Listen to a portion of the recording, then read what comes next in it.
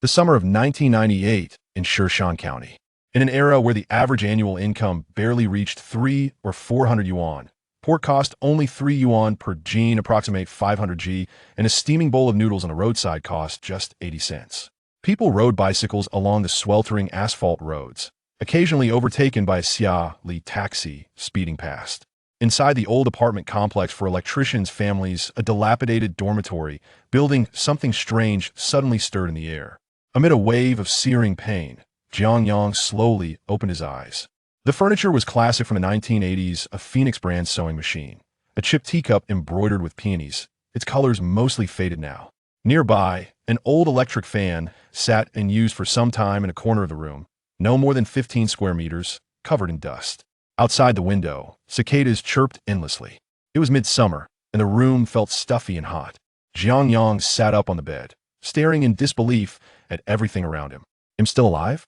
He got up and walked to the mirror beside the table, shocked at the sight of himself. He looked under 20, ordinary-looking, medium build, wearing a simple, light blue checkered shirt. "Is this really me?" Jiang Yang frowned slightly, trying desperately to recall anything about this new identity. Once the executive director of 6 listed companies, he had controlled key resources of the WTT International Trade Council, a man who made it onto the Forbes list before 40. How did he end up like this? He clearly remembered being lured out to sea by a longtime friend over secret oil-related matters, stabbed badly, and thrown into the ocean. As sharks caught the scent of blood and lunged toward him, the unbearable pain and betrayal left him drowning in despair the moment he closed his eyes. But now, looking down at his hands, gently touching his face, everything felt real. Could it be that I've time traveled? Just then, footsteps echoed outside the door. Possibly due to the building's age, the floor even trembled slightly. Jiang Qing, Chen Weidong, is a workshop manager at Huafeng Food Factory. Sure, he's a bit older, but he earns 500 or 600 yuan a month. Plenty of people are lining up to set him up. Xiaoxue, my brother, doesn't even have a job yet, and my sister is still in junior high. I can't possibly think about getting married right now. Let's not talk about this anymore. You're already 26. In Shirshan County, tell me how many girls your age are still unmarried? Besides, would getting married stop you from taking care of them? You're just too stubborn. Well, I just don't feel right about it. Once I marry, who will take care of them? Their voices grew closer, and Jiang Yang snapped to attention, quietly moving toward the door and leaning against the wall behind it. Through the crack in the door, he saw 2 women deftly unlock the front door and walk inside. One of them was tall, wearing blue jeans and a blue t-shirt, her clean face makeup free. She placed a basket of vegetables on the wooden table in the living room and said with a smile, "Besides, when will you start thinking about yourself? Are you really going to stay single forever, just for my brother?" The woman named Xiaoxue wore a pale yellow floral dress, her black hair flowing like a waterfall. From the crack in the door, Jiang Yang could only see her slim silhouette. "You and your nonsense. If you're still single when you're old and ugly, don't blame me for not warning you," she teased. Jiang Qing sorted through the vegetables in the basket and replied, "That won't be necessary. It's already 6 o'clock. I'll go check if my brother's awake." Hearing that, Qin Shui sighed helplessly and turned toward Jiang Yang's room. Jiang Yang, peeking through the crack, looked utterly baffled. "Me? Wife? Brother?" Suddenly, a sharp pain shot through his forehead, followed by a dizzying swirl of sensations. A flood of fragmented memories surged into his mind. Like slides flashing before his eyes, they began to play out. Jiang Yang, male, 24 years old. Weak since childhood, timid and soft-spoken. Only 2 siblings remained: his older sister Jiang Qing and his younger sister Jiang Tian, currently in junior high. The 3 of them had been supporting each other ever since their parents passed away. 6 years ago, their father Jiang Weigua was diagnosed with late-stage stomach cancer. Their mother borrowed money from every relative and neighbor to pay for his treatment. But soon after, he passed away. From that day forward, their mother fell into deep depression. 2 years later, she died in an accident as well. After their parents' deaths, the then 20-year-old Jiang Qing took full responsibility for the family, providing for both her unemployed brother Jiang Yang and her student sister Jiang Tian. Add to that the constant visits from debt collectors, and the pressure was unimaginable. From doing odd jobs at restaurants to backbreaking labor on construction sites, any work that could earn money, no matter how hard or tiring, she did without complaint. Jiang Qing not only earned money, but also cooked meals and cared for her siblings' daily lives. This went on for 6 long years. As a result, she wasted away her youth and missed out on marriage opportunities. The house, a 2-bedroom, 1 living room unit in an old dormitory building, was all their parents left behind, barely 80 square meters in total. Debtors who once lent money to their mother started eyeing the property, often coming to threaten, insult, or tempt Jiang Qing into selling it. Without old Jiang from across the hall standing up for them, the siblings might have lost even this tiny shelter. The entire memory download lasted mere seconds. By now, Qin Shui had stopped in front of the door. Qin Shui lived in the same community their parents used to work at the machinery factory together. She and Jiang Qing were childhood friends, often visiting the house, even sleeping over when they were little. In Jiang Yang's memory, aside from Jiang Qing and Jiang Tian, Qin Shui was the person most vividly etched in his mind. "Little backpack, are you up?" Qin Shui knocked lightly on the door, pressing her face against it. Jiang Yang stood behind the door, face darkening. "Little backpack? Who the hell came up with that name? Like Liu Ban number 7 in honor of kings." Qin Shui laughed. "Little backpack, I know you're up. Snow Sister came to visit you, and I even brought you some ribs. Aren't you going to open the door?"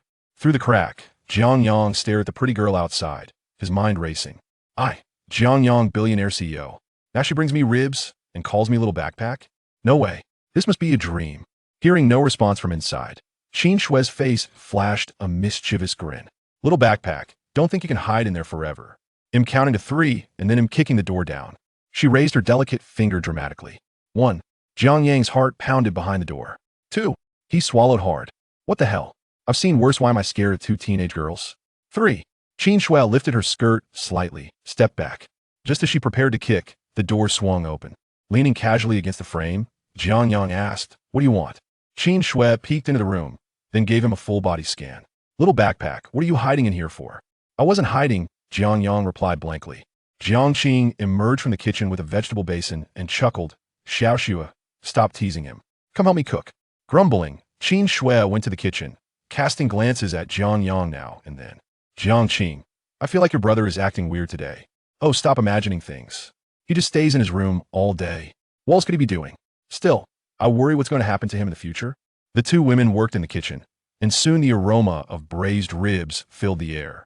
Jiang Yang sat on a plastic stool in the living room, facing a young girl in a ponytail and school uniform, his younger sister, Jiang Tian. Big eyes, high nose bridge, undeniably cute. She was chewing her pen, staring intently at her homework. Jiang Yang rubbed his chin and glanced at her notebook, solving systems of equations completely forgotten. His gaze shifted to the calendar on the table. His pupils constricted. 1998. So he really had come to 1998, an era ripe with golden opportunities. The dim room was lit by a yellow bulb hanging overhead. Due to unstable voltage, the lights flickered slightly. A breeze blew in, rattling the windows. Jiang Yang sat silently, absorbing the reality of his rebirth. Fate had given him a second chance. This time, he would make the most of it. Drip, drip, drip. Unnoticed, rain had begun to fall softly outside the window. Chapter 2. Jiang Qing's notebook. In the evening, at the electrical workers' residential complex in Shan County, a light drizzle began to fall outside the dilapidated tube building. While dim lights flickered intermittently, Jiang Qing first handed a pair of chopsticks to Jiang Yang, followed by another pair for Qin Shui and Jiang Tian. At the center of the round table lay a pot of stewed ribs with green beans, the lid lifted to release a tantalizing aroma that permeated the small living room. The ribs were few, and the green beans and potatoes had become tender and soft. This was their sole opportunity to savor meat this month, with ribs priced at 3.5 yuan per pound. Ordinarily, Jiang Qing would hesitate to purchase such an indulgence. To her, it was far more economical to buy fatty pork instead. Jiang Qing worked 2 jobs during the day and spent her evenings sewing school uniforms to earn a little extra, yet her total income barely reached 400 yuan. This was considered a decent salary in Shan County. Jiang Tian was in junior high, and the annual fees for her education constituted a significant expense. Jiang Yang's monthly traditional medicine costs also exceeded 100 yuan, and despite her relentless efforts to economize, she still aimed to repay the debts borrowed from their mother. In this household, Jiang Qing's greatest concern remained her younger brother. Ever since their parents passed away, Jiang Yang had become increasingly reclusive, scarcely uttering more than 3 words throughout the day. Now in his 20s, his future prospects for companionship seemed bleak. Contemplating this, Jiang Qing placed a piece of rib into Jiang Yang's bowl. "Thank you," he instinctively murmured. Jiang Qing momentarily paused in surprise. Qin Shui teased, "I told you." "Little backpack has changed," he is actually being polite. Jiang Yang took a bite of the rib, savoring its rich, delectable flavor, whether it was mere suggestion or reality. This rib was the most sumptuous meat he had tasted in over 20 years. While watching her brother and sister eat, Jiang Qing picked up a piece of leftover steamed bun from yesterday, tearing off a few morsels to chew lightly. You're not a child anymore. What are your plans for the future? After much hesitation, Jiang Qing finally voiced the thoughts she had long concealed. Jiang Yang, engrossed in his meal, responded with a simple, Jiang Qing sighed. Isolating yourself in your room all day is not a solution. You must consider your future. The atmosphere grew tense. And even Qin Shui set down her chopsticks. Only Jiang Tian continued to gnaw on the bones, indifferent to such matters. Jiang Yang lowered his utensils, pondering before he spoke. I think I'll go out tomorrow, explore the market. Unbeknownst to him, his elder sister's inquiry had deeper implications. He instinctively associated the future with business.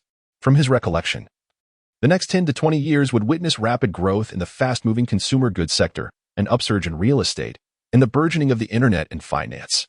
Jiang Yang felt confident that within 2 years, he would create a significant impact in this world. Go out. Upon hearing this, both Jiang Qing and Qin Shui exchanged glances, recognizing the growing peculiarity in their brother's demeanor through their astonished expressions. Qin Shui parted her lips, yet no sound escaped. As a longtime confidant, Jiang Qing could instantly discern that Qin Shui was silently conveying, the medication must not cease. Jiang Qing felt a pang of regret. She shouldn't have uttered those words.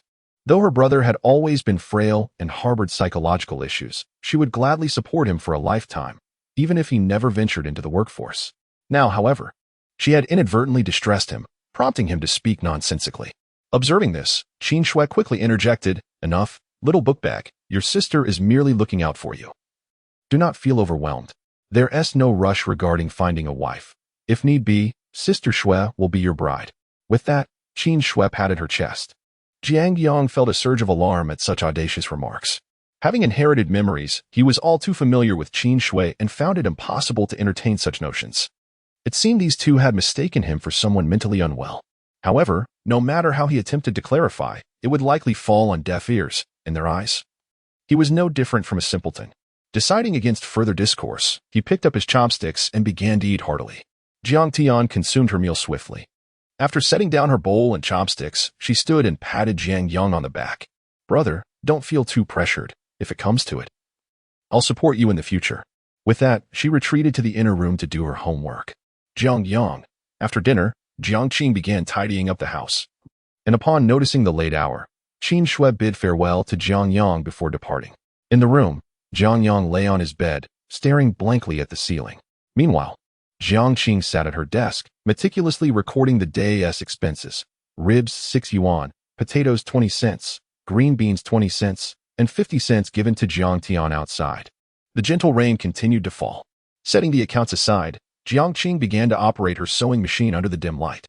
This was a private job she had taken on, crafting uniforms for the second middle school of Shirshan County. For each uniform processed, she earned an extra 2 yuan. As Jiang Yang observed Jiang Qing's graceful silhouette, a wave of fatigue washed over him, and he unknowingly drifted into slumber. The following day, as dawn broke, Jiang Yang awoke to find an orange-red blanket draped over him. On the table lay a 50 yuan note accompanied by a note. It was left by Jiang Qing. Her elegant handwriting neat and orderly. Sister may not fully grasp the meaning behind your words yesterday, but I sincerely hope you can step outside and explore. I meant no harm with my comments yesterday. I merely wish for your well-being, so do not overthink or feel pressured. Even if you choose to do nothing in the future, fear not. Your sister will support you. Jiang Yang tucked away the note. Noting that the 50 yuan bill was quite worn yet had been laid out meticulously by Jiang Qing, his gaze fell upon a blue notebook. He reached for it and began to peruse its contents. It recorded various household expenses. On the reverse of the ledger, there were entries resembling a diary, detailing the minutiae of daily life and insights into Jiang Qing's emotions. Before he knew it, Jiang Yang had read through it in one breath. The hardships they endured were truly overwhelming. The bitterness within Jiang Yang's heart was overwhelming. In an effort to conserve electricity, the bulbs in the room were dim, forcing Jiang Qing to hunch over her sewing machine each night to discern the fabric and thread. Previously, in an attempt to afford her father's medical treatment, she had borrowed money, and now the creditors frequently visited to demand repayment. To spare them the burden of worry, Jiang Qing often faced them alone. The words spoken by these individuals were exceedingly harsh.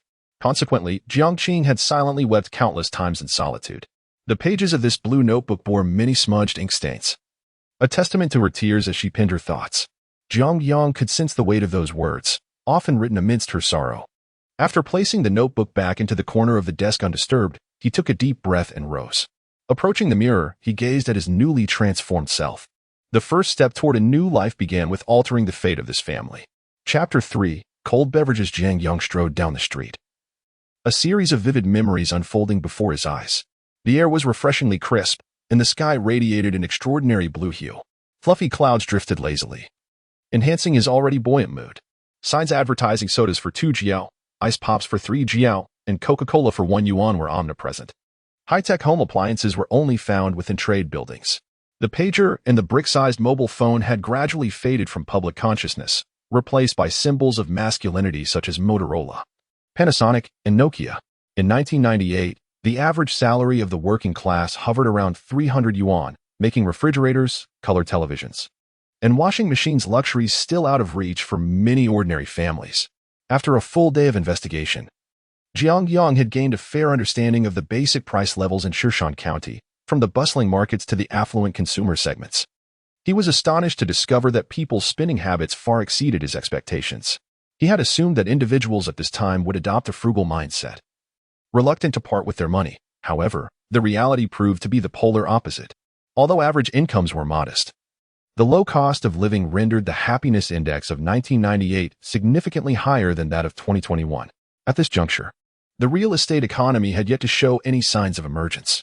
Most people's savings were still nestled within banks, and with few investment avenues available. Their lifestyle demands were considerably relaxed, primarily revolving around basic necessities. From Jiang Yang's recollection, it was not until the year 2000 that the real estate economy began to subtly entice individuals to convert their savings into property. What once resided in banks transformed into a tangle of steel and concrete, misleadingly labeled as investment. Eventually, the realization dawned that when these properties could no longer be converted back into cash, the bubble of the real estate economy would inevitably burst. As this thought crystallized in Jiang Yang's mind, his perspective sharpened. People possessed wealth, yet it remained locked away in banks. The one who could persuade them to willingly withdraw their savings would undoubtedly reign supreme in this era. The prerequisite for achieving this lay in his ability to first amass wealth himself. Beneath the blazing sun, after a morning of relentless activity, Jiang Yang found himself both thirsty and hungry. He spotted a young, chubby lad lounging in the shade of a nearby tree beside a cart. A wooden sign hung crookedly above the cart, inscribed with the words cold beverages, 2 jiao. It appeared the young boy was illiterate, oblivious to his misspelling. Approaching the cart, Jiang Yang extracted a 50 yuan bill from his pocket and requested, "A cup of soda, please." The boy, around 17 or 18 years of age, had single eyelids and a fair complexion, dressed in a light blue naval checkered t-shirt and army green shorts. On the cart sat a glass jar, bubbling vigorously, serving as a cooling mechanism. The orange soda within the jar churned continuously. Upon glancing up, the boy murmured, "You can't use such a large bill for a soda. I can't make change." Taken aback, Jiang Yang reluctantly pocketed the bill. The young lad produced a wooden box. Shaking it in front of Jiang Yang, "I've been selling here for half the day and have barely made 2 yuan, all in coins. I truly cannot provide change." Jiang Yang gazed at the effervescent beverage bubbling within the glass jar, his parched lips parting slightly, but remaining silent. In his former temperament, spending 100 or even 1,000 times the cost to procure an item he desired was commonplace. Yet, for him now, that 50 yuan represented his entirety. The chubby vendor retrieved a thermos from beneath his cart, pouring cool boiled water into a porcelain cup and extending it towards Jiang Yang. "Drink up. The cool water is free of charge." With a murmured thanks, Jiang Yang accepted the cup and gulped it down. In the midst of extreme heat and thirst, the cool water felt remarkably refreshing and sweet. The chubby vendor scrutinized this young man, who appeared to be of similar age, and a sense of curiosity stirred within him. He had been observing Jiang Yang for quite some time. From the moment he arrived at Trade Street, he had incessantly inquired about the prices of various items, diligently jotting down notes in a small notebook. Though his appearance and attire were rather unremarkable, the subtle air of distinction he exuded suggested he was no ordinary individual. Having spent considerable time in the city center, the vendor had encountered many people, and individuals like Jiang Yang, who carried themselves with such nonchalance, were either high-ranking business magnates or the privileged scions of wealthy families. Spending 50 yuan on a cold drink clearly indicated he was a discreetly affluent individual. With this realization, the vendor grinned and remarked, "No need for formality, my friend. Are you still thirsty? Shall I pour you another cup?" Jiang Yang waved his hand dismissively, replying, "No, thank you." His attention then turned to the cold drink apparatus on the cart, a glass jar inverted and connected to a boiling machine, with a plastic tube leading to a cotton-covered block of ice. The cold beverages appeared ready-made, a faint orange hue. The chubby vendor, perceptive to Jiang Yang's interest in the drink machine, cheerfully said, "I crafted this machine myself. Its cooling effect is remarkable. Are you considering delving into the cold beverage business?" Jiang Yang did not respond directly but instead remarked, "The bubbles are generated through the tube, lacking carbon dioxide, at best qualifying as a pseudo-soda." The vendor chuckled. "A connoisseur. The drinks here are my own concoction, a small-scale venture. If I were to source supplies from the Snowman Beverage Factory, the cost would be unbearable." With that, the vendor readily poured a cup from the machine and handed it to Jiang Yang. "Try this. My drink is not inferior to those produced by the soda factories." Jiang Yang accepted the cup without hesitation, taking a couple of sips before slightly furrowing his brow. No wonder he had sold so few cups that morning. The concoction consisted of orange juice powder, saccharin, and boiled water. Perhaps a hint of malic acid had been added, rendering the drink somewhat astringent at this lukewarm temperature. While the people of this era might consider it merely less palatable than other beverages, Jiang Yang believed it hardly deserved the title of a drink. The saccharin was overly abundant, and the water-to-sugar ratio was poorly managed. If you were to chill this in a refrigerator, it might taste decent. But in this sweltering 30-degree weather, the drink produced by your machine is simply unpalatable. Jiang Yang returned the cup. The stout boy's eyes widened in astonishment as he gazed at Jiang Yang. Merely by taking a sip, he was able to articulate the general composition of his cold drink and identify the crucial factors influencing its taste. This individual was undoubtedly extraordinary. The stout boy hastily retrieved a pack of cigarettes from his pocket, opened it, and offered one. "My friend, may I ask your name? If you don't mind, shall we become friends? I am Zhou Hao, hailing from the southern district of the city." Jiang Yang, unfazed, accepted the cigarette with a gracious gesture. Zhou Hao produced a lighter and ignited it. Jiang Yang took a drag of the old grape brand, unfiltered cigarette, which at that time sold for 50 cents a pack. In his memory, this type of cigarette had ceased production back in 2000. Zhou Hao then brought out a stool from behind, inviting Jiang Yang to sit, and proceeded to express his thoughts. "Brother Jiang, my cold drink business has remained lukewarm at best, barely allowing me to make ends meet. Seeing that you possess considerable insight, could you possibly offer some guidance to a younger brother like me?" Chapter 4. Riding the wind. Jiang Yang took a couple of puffs from the old grape brand cigarette before extinguishing it. Without a filter, it left a harshness in his throat. Zhou Hao looked at Jiang Yang with eager anticipation. Although he couldn't articulate it, he felt that Jiang Yang's approach would surely falter. Zhou Hao, taken aback by the comment, quickly pressed for clarification. Jiang Yang found a shaded spot beneath a large tree and remarked, "In this world, there are countless businesses, yet all share a fundamental element, core competitiveness." Zhou Hao, puzzled, inquired, "Core competitiveness? That term sounds novel. It's the first time I've heard it." Jiang Yang nodded and explained, "It's what you possess that others lack, or what everyone has but you excel in. That is core competitiveness." Zhou Hao pondered for a while, stroking his chin, before sighing and shaking his head. "It seems I don't possess any of that." Jiang Yang chuckled. "If that's the case, you will never have the initiative in this line of work, and will merely drift along, relying on fate." Although Zhou Hao felt somewhat lost by the conversation, he could discern that the man before him was undoubtedly an expert. Jiang Yang glanced at his watch, stood up, and said, "Think it over carefully. It's getting late. I'll take my leave now. Thank you for the cool water." Zhou Hao felt a surge of urgency. He had set his sights on this individual. If he let him go so easily, it might be a long time before they crossed paths again. "Brother, could you possibly take me along?" Jiang Yang halted, turning to look at Zhou Hao, and gestured towards the cart. "Are you asking me to take you to sell cold drinks?"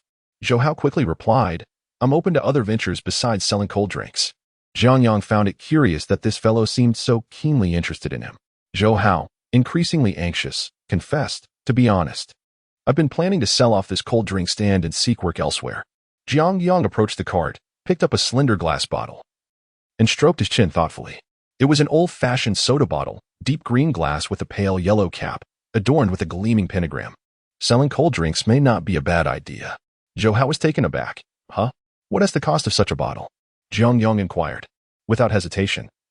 Zhou Hao replied, 3 cents. If ordered in bulk, it could be cheaper. Such a low price? Jiang Yang expressed disbelief. Zhou Hao nodded. This region, known for its glass production, has seen prices plummet since the mineral reforms post-1995, especially in Beijing, where many manufacturers have gone bankrupt. Jiang Yang nodded in understanding and continued. If you were to fill this bottle with your cold drink, what would be your lowest price?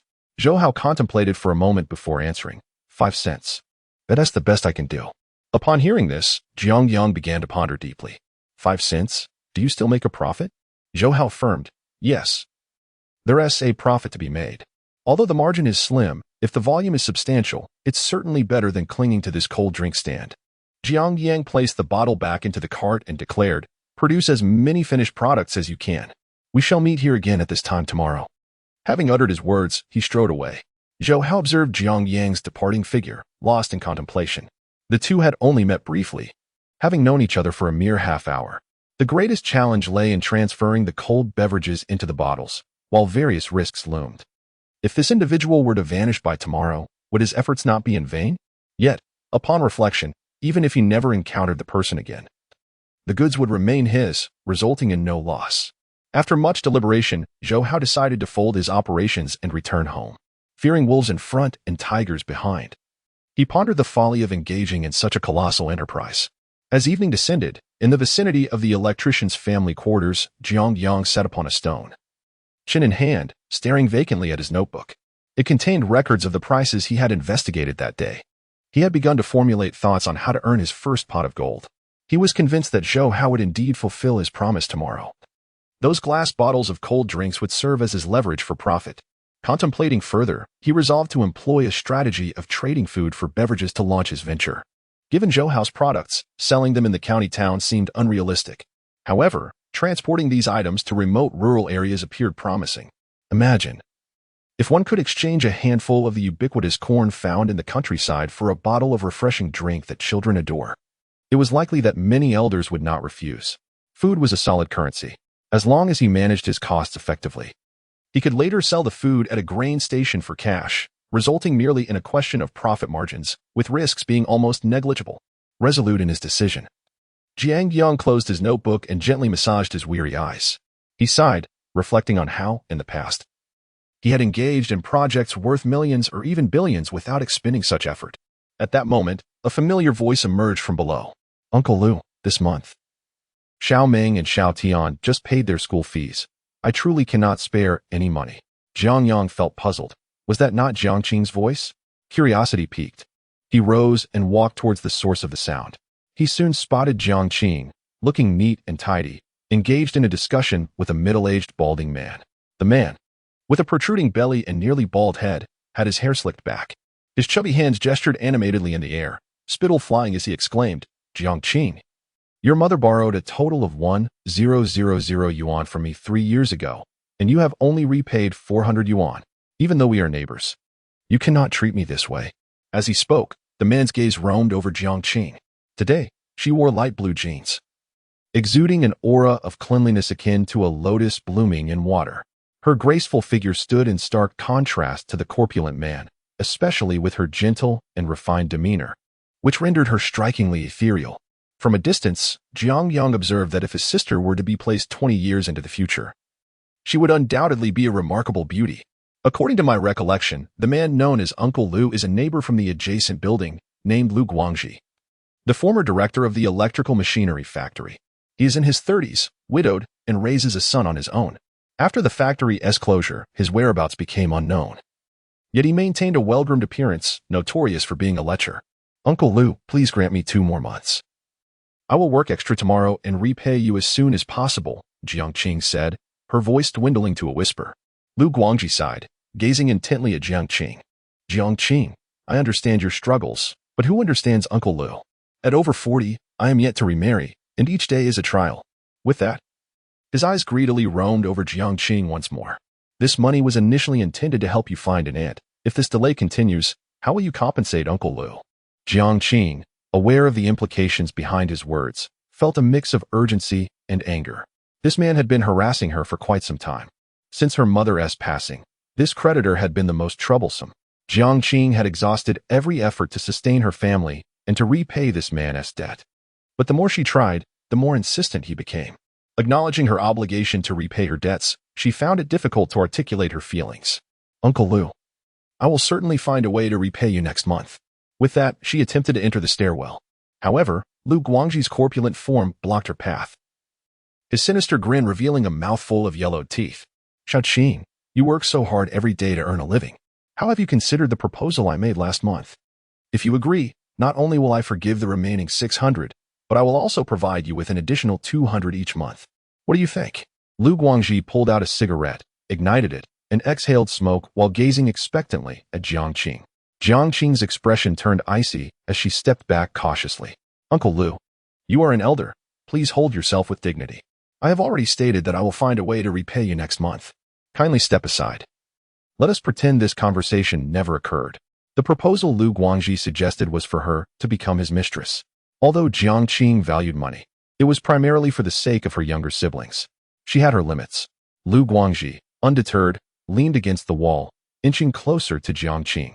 "Why make it difficult for yourself? If you agree to Uncle Lu, wouldn't life be much easier from now on?" Jiang Qing attempted to evade him multiple times but was continually thwarted by his presence. Being a young woman in such a predicament filled her with anxiety and indignation. At that moment, a figure stepped in front of Jiang Qing. Jiang Yang glared coldly at Lu Guangji. "Old Lu, if you cannot withstand the loneliness, perhaps you should procure some pork to satisfy your cravings." Lu Guangji found himself momentarily speechless. Though the women might not comprehend the insinuation, Lu Guangji understood all too well. Here he was, a man over 40, humiliated by a mere youth. Lu Guangji's expression turned cold as he sneered, "Are you Jiang Yang, the worthless parasite living off women?" His words dripped with disdain, showing no mercy. Jiang Yang replied, his face impassive, "If I recall correctly, your son attends the second high school, doesn't he? Would you like me to promote your illustrious deeds? It might bring some honor to your son." This remark struck at Lu Guangji's vulnerable spot. Should these disgraceful matters circulate in the school, his son would be utterly humiliated. "I will give you 3 days to repay the money without delay. Otherwise, do not blame me for my lack of courtesy." With that, he shot Jiang Yang a fierce glare, picked up his bag, and departed. As Lu Guangji left, Jiang Yang turned to his sister, Jiang Qing, who stood frozen in place, and said, "Let's go home." Jiang Qing was filled with confusion. Her usually timid brother had suddenly exhibited such bravery, daring to confront Lu Guangji. However, in that moment when he shielded her, Jiang Qing felt that all her efforts for her brother were worthwhile. Just before entering the corridor, Jiang Yang noticed that Jiang Qing's eyes were slightly red. The suppressed grievances seemed to have become commonplace for her, as she quickly composed herself. Watching Jiang Qing busily at work in the kitchen, Jiang Yang's thoughts drifted back to Lu Guangji's contemptuous face, intensifying his desire to earn money. Chapter 5: A Subtle Strategy. As night fell, the incessant chirping of crickets permeated the air. Jiang Qing continued to operate the sewing machine, the rhythmic sound of thud thud thud filling the room. Jiang Yang lay on the cool bamboo mat, staring blankly at the ceiling. "Stay indoors for the next couple of days." Jiang Qing's voice suddenly broke the silence, pulling Jiang Yang back from his reverie. "Why?" he inquired. Jiang Qing turned from the sewing machine, her face etched with concern, her long lashes quivering slightly. "That Lu Guangji is notoriously troublesome. I fear he may seek to cause you trouble." Jiang Yang responded with a calm smile. "He wouldn't dare to do anything to me." With a sigh, Jiang Qing remarked, "I must find a way to settle the debt with him quickly. One can never predict what he might do." She resumed her work at the sewing machine. Observing Jiang Qing's industrious figure, Jiang Yang softly declared, "From this moment on, I shall take care of everything."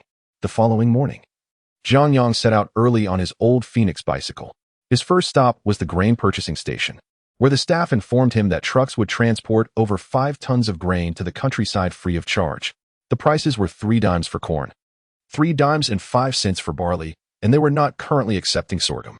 He then visited the county's passenger transport station to gather information about the surrounding townships of Shirshan County. He also purchased a map from a newsstand to study his locale thoroughly.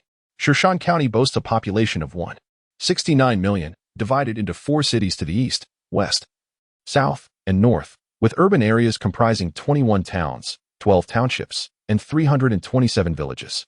Among the townships, Lianhua Township, Qishui Township, and Hongying Town were noted for their accessibility. Jiang Yang learned that a bus ticket from Shan County to these three townships would cost approximately 2 yuan, covering a distance of about 20 kilometers. These three townships represent the largest in Shan County, overseeing nearly 80 villages within their jurisdiction. He purchased a bottle of soda to take along and then acquired a ticket to Lianhua Township.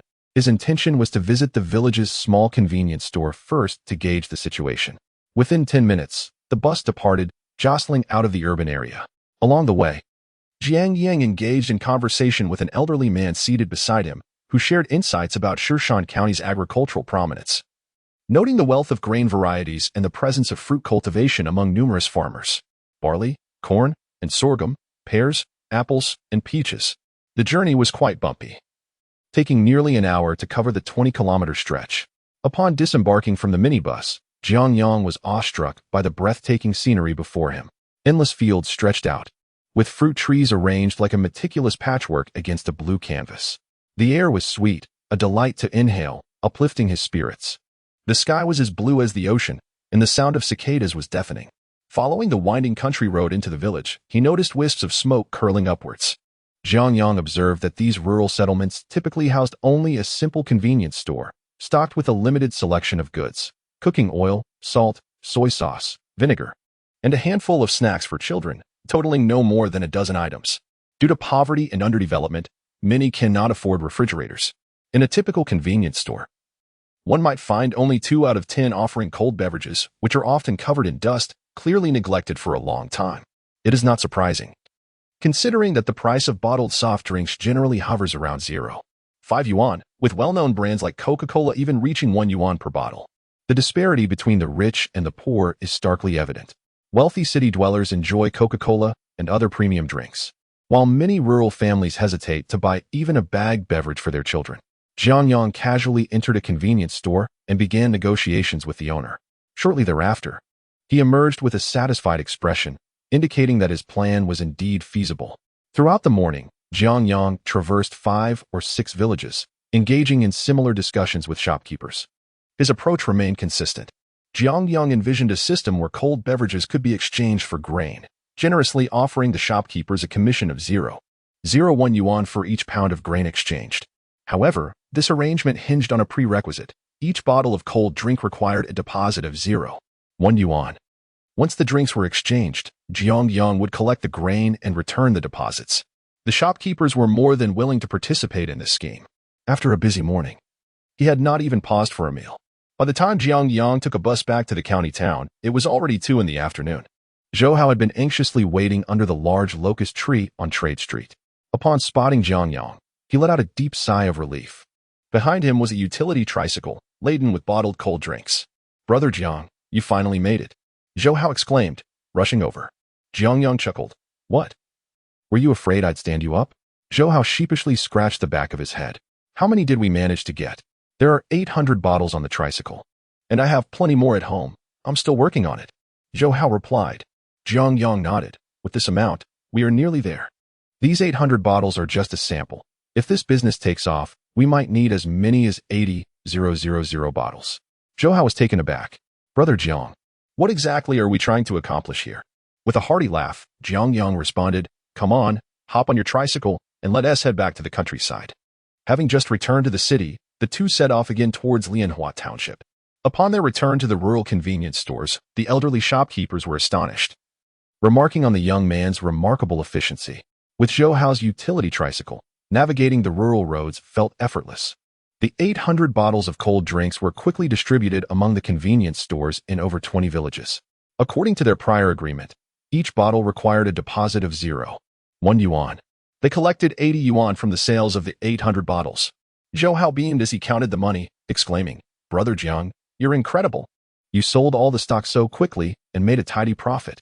In Zhou Hao's eyes, transforming an item that cost 0.05 yuan into a sale of 0.1 yuan was already impressive. He was unaware that this was merely the inception of Jiang Yang's strategic maneuvers. The sum of 80 yuan was merely the deposit collected. Throughout the process, Jiang Yang left behind his home landline number at every small shop. The exchange rate for grains such as barley, corn, and sorghum with cold beverages was set at 1-to-1.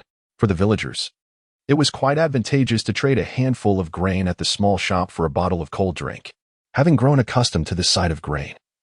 When they produced a handful of corn, it felt psychologically different from extracting money from their pockets. A careful calculation revealed that 1 jean of corn cost only 3 mao, whereas other soft drinks at the shop were priced at a minimum of 5 mao per bottle, making the grain exchange significantly more economical. Jiang Yang also mentally calculated his profits.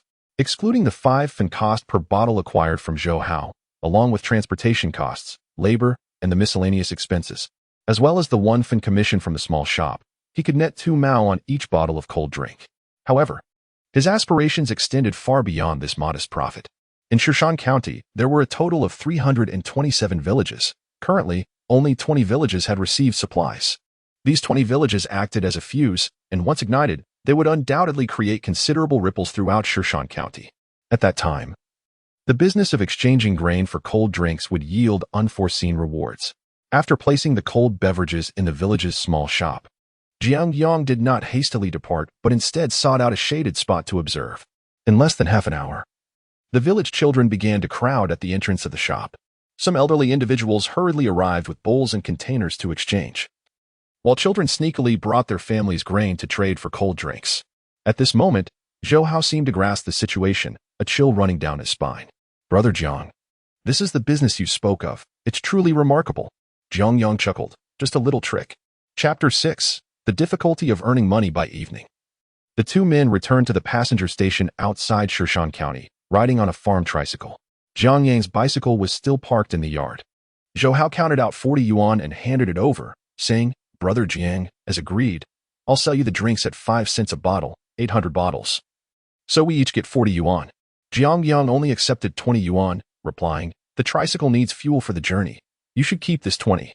Zhou Hao, unfazed, chuckled and said, "Thank you, Brother Jiang. How about I treat you to a meal?" Jiang Yang jumped off the tricycle and replied, "No need, it's too late today." Zhou Hao nodded and eagerly inquired, "Will there be more work tomorrow?" Jiang Yang pondered for a moment and said, "Leave me your contact information or your home address. I'll confirm tomorrow, and then we can discuss further." Zhou Hao then pulled out a pen and paper from his pocket, jotting down a landline number, and said, "This is my home phone." Jiang Yang took it and replied, "All right, let's leave it at that for today. It was a pleasure collaborating." With that, he turned and walked towards the station without looking back. Zhou Hao waved with a silly grin. "Pleasure collaborating, hee." When Jiang Yang finally returned home, it was already past 8 o'clock. Jiang Tian had gone to bed, while Jiang Qing anxiously awaited in the living room. On the round table lay a plastic container with a meal prepared for Jiang Yang. Upon seeing him return, she was nearly in tears, exclaiming, "Where have you been coming home so late?" Jiang Yang was taken aback. Glancing at the time, he wondered why Jiang Qing was so upset over just past 8. "I went to the countryside for business," he replied nonchalantly while washing his hands. However, Jiang Qing, sitting on the stool, unexpectedly started to sob softly, her tears falling onto the table. It seemed as if she had faced a great injustice. Her delicate skin flushed slightly, and her trembling eyelashes only added to her heart-wrenching appearance. Jiang Yang leaned closer. "Sister, what's wrong? Who bullied you?" Jiang Qing's eyes were red from crying, and she merely clutched the hem of her clothes, refusing to speak. Jiang Yang was utterly bewildered. He looked down at her and then sat on the stool, saying, "I truly went to the countryside." Jiang Qing's sobs intensified, and through her tears, she managed to say, "So now you've learned to lie to me? Do you know how worried I was when that incident with Lu Guangji happened? Didn't I tell you not to wander off?" Jiang Yang, feeling helpless, replied, "I'm not lying, Jiang Qing continued to sob. "Well, you all have grown up now, haven't you? Can't be managed anymore, right? Look at you now, learning to lie, boo-hoo." At this point, Jiang Qing cried as if she were a little girl, heartbroken. Jiang Yang felt utterly at a loss, standing there like a statue. He could not bear to see a woman cry, especially a beautiful one. Confused, he stepped away from the chair, squatting beside Jiang Qing softly saying, "I didn't lie. I really went to the countryside." Jiang Qing stared with tear-streaked eyes and exclaimed, "What business can you possibly manage by locking yourself in the house every day? Are you merely trying to deceive me?" Jiang Yang sighed deeply and retrieved a stack of money from his pocket, placing it on the table. Among this, over 40 yuan was exchanged from the bill Jiang Qing had given him, while the other 2 10 yuan notes were deposits from a small shop. Jiang Yang meticulously separated the 2 piles of money and said earnestly, Sister, look here. The money on the left is the startup capital you provided. Today, I spent 2 yuan on tickets, 1.5 yuan on a meal, and 1 yuan on soda. The right side is the 20 yuan I earned from my business today. Jiang Qing looked at the money on the table with confusion, struggling to comprehend. Suddenly, Jiang Yang remembered something and pulled out a crumpled brown paper ticket from his pocket. Look, this is the ticket from Shirshan County to Lianhua Township. Surely, this will convince you. Jiang Qing picked up the ticket and examined it, finally ceasing her tears. She wiped her eyes and then picked up the money, her expression turning serious. Where did this money come from? Jiang Yang squatted down, feeling a surge of anxiety. Sister, you can't possibly suspect that even this small amount of money is ill-gotten, can you? Jiang Qing waved the 2 bills, questioning, you don't even have a job. How could you earn so much in a single day? Jiang Yang looked at her and swore by the light bulb, I assure you. This money has been earned through my hard work. If I were to do anything against my conscience, may I be struck by lightning or be run over by a car, never to be reborn. This declaration made Jiang Qing chuckle. Come on, people swear to deities. And you swear to a light bulb. What's the use of that? However, seeing Jiang Yang's earnest demeanor led her to believe he wasn't lying, and her mood lightened considerably. Her primary concern was not where Jiang Yang had been, but rather her apprehension regarding Lu Guangji's potential retaliation against him. As long as she saw her brother return home safely, a significant weight lifted from her heart. Seeing Jiang Qing transition from tears to laughter, Jiang Yang breathed a sigh of relief, saying, look at our family. We're so poor we don't even have a picture of a deity. We'll have to make do with a light bulb for now. Jiang Qing shot him a reproachful glance, and then took the food from the table to heat it in the kitchen. Stop your banter. A son doesn't shun a mother for her looks, nor does a dog scorn a poor home. Now that you're complaining about your sister's poverty, I can see it clearly. You might just abandon me one day. Others forget their mothers after marrying. I fear you'll forget your elder sister entirely. From the kitchen, Jiang Qing's voice echoed, accompanied by the pleasant clatter of pots and pans. After a long day of toil, Jiang Yang inadvertently fell asleep on the table. When Jiang Qing returned from the kitchen with the food, she noticed that Jiang Yang's pant legs and shoes were covered in dust. As she knelt to remove his shoes, she discovered several large blisters on his feet. In his dazed state, Jiang Yang felt someone washing his feet. The delicate hands were soft and gentle, causing a tickling sensation on his soles. Upon opening his eyes, he was surprised to find Jiang Qing squatting beside him, washing his feet while tears dripped into the basin. Jiang Yang softly inquired, why are you crying again? Jiang Qing hurriedly wiped away her tears with her arm and declared, I do not care what work you have been doing in the countryside today.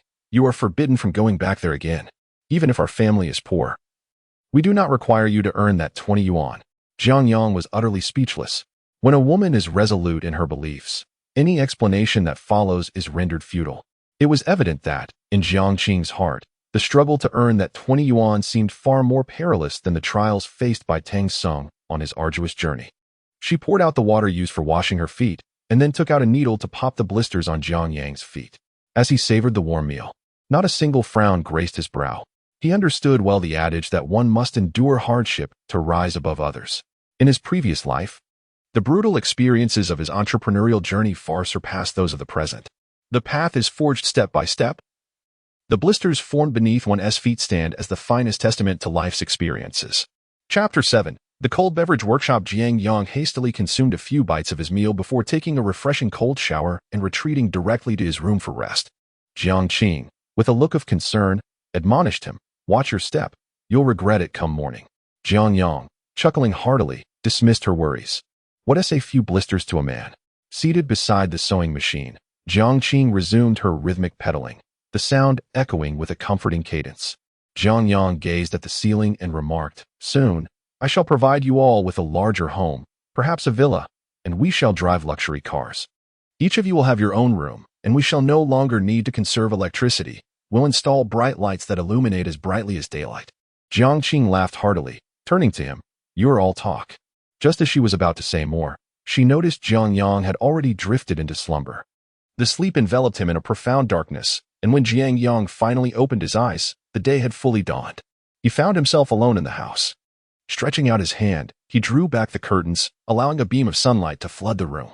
Suddenly, the phone in the corner of the living room rang. Just as Jiang Yang slipped on his slippers to answer, a sharp pain shot through his foot, causing him to grimace. The blisters from yesterday had begun to throb intensely. He hopped into the living room to seize the phone. Hello? Is this Mr. Jiang? Yes. Who am I speaking with? Allow me to introduce myself. I am Jiang Yang from the Lianhua Township Supply and Marketing Cooperative. It seemed the spark he had ignited in Lianhua Township the previous day was now bearing fruit. Hello. What can I do for you? I've heard that you can exchange cold beverages for grain. May we collaborate? Jiang Yang replied with a smile. Of course. The voice on the other end was rich and resonant, laced with a local dialect from Shirshan. Mr. Jiang, our cooperative is renowned throughout the region. Hundreds of small shops source their goods from us. Here is my proposal. Let us handle the grain exchanges for Lianhua Township. It would simplify management. You know, dealing with numerous individual customers in the city can be quite cumbersome. Jiang Yang discerned the underlying implication and responded readily. No problem. The exchange rate remains 1-to-1, and I'll offer you a 2-cent commission per kilogram of grain. However, I must stipulate that the deposit for each bottle of cold beverage cannot be less than 10 cents. The laughter from the other end was hearty. Mr. Jiang, we understand the rules. I can assure you, with this business in our hands, we can exchange 10 to 8 tons of grain for you daily without a hitch. Remaining composed, Jiang Yang replied, I believe you. I have heard of the reputation of your cooperative. Let us sign a contract this afternoon, but I am currently unaware of your demand for cold beverages. After a brief pause, the voice on the line suggested, let us start with 3,000 bottles. Jiang Yang chuckled, Mr. Jia, you just claimed that exchanging 10 to 8 tons of grain daily would be no trouble. Surely. 3,000 bottles won't suffice for a day's demand? Since you mention it, I won't be stingy either, for our first collaboration. Let us begin with 5,000 bottles. I'll manage the logistics and see how it goes. If business truly takes off, we shall proceed with bulk orders. What do you think? So it is settled. By mid-morning, the phone rang incessantly. In addition to calls from Lianhua Township, there were also inquiries from the neighboring Hongying Town and Chishui Township. There were wholesale departments as well as small, self-operated shops run by farmers. They had all heard the news. With just a small deposit, one could engage in trade without any cost. This opportunity was sought after by many. It wasn't limited to small shops. Even elderly villagers could participate. They could exchange cold drinks for grains. For every pound exchanged, they would earn a clean profit of 1 cent. This endeavor was highly coveted. Jiang Yang answered calls while diligently recording the information and demands of these individuals. Following his logic, each township only needed to find a reliable representative. By allowing for a larger profit margin, he could save himself considerable effort.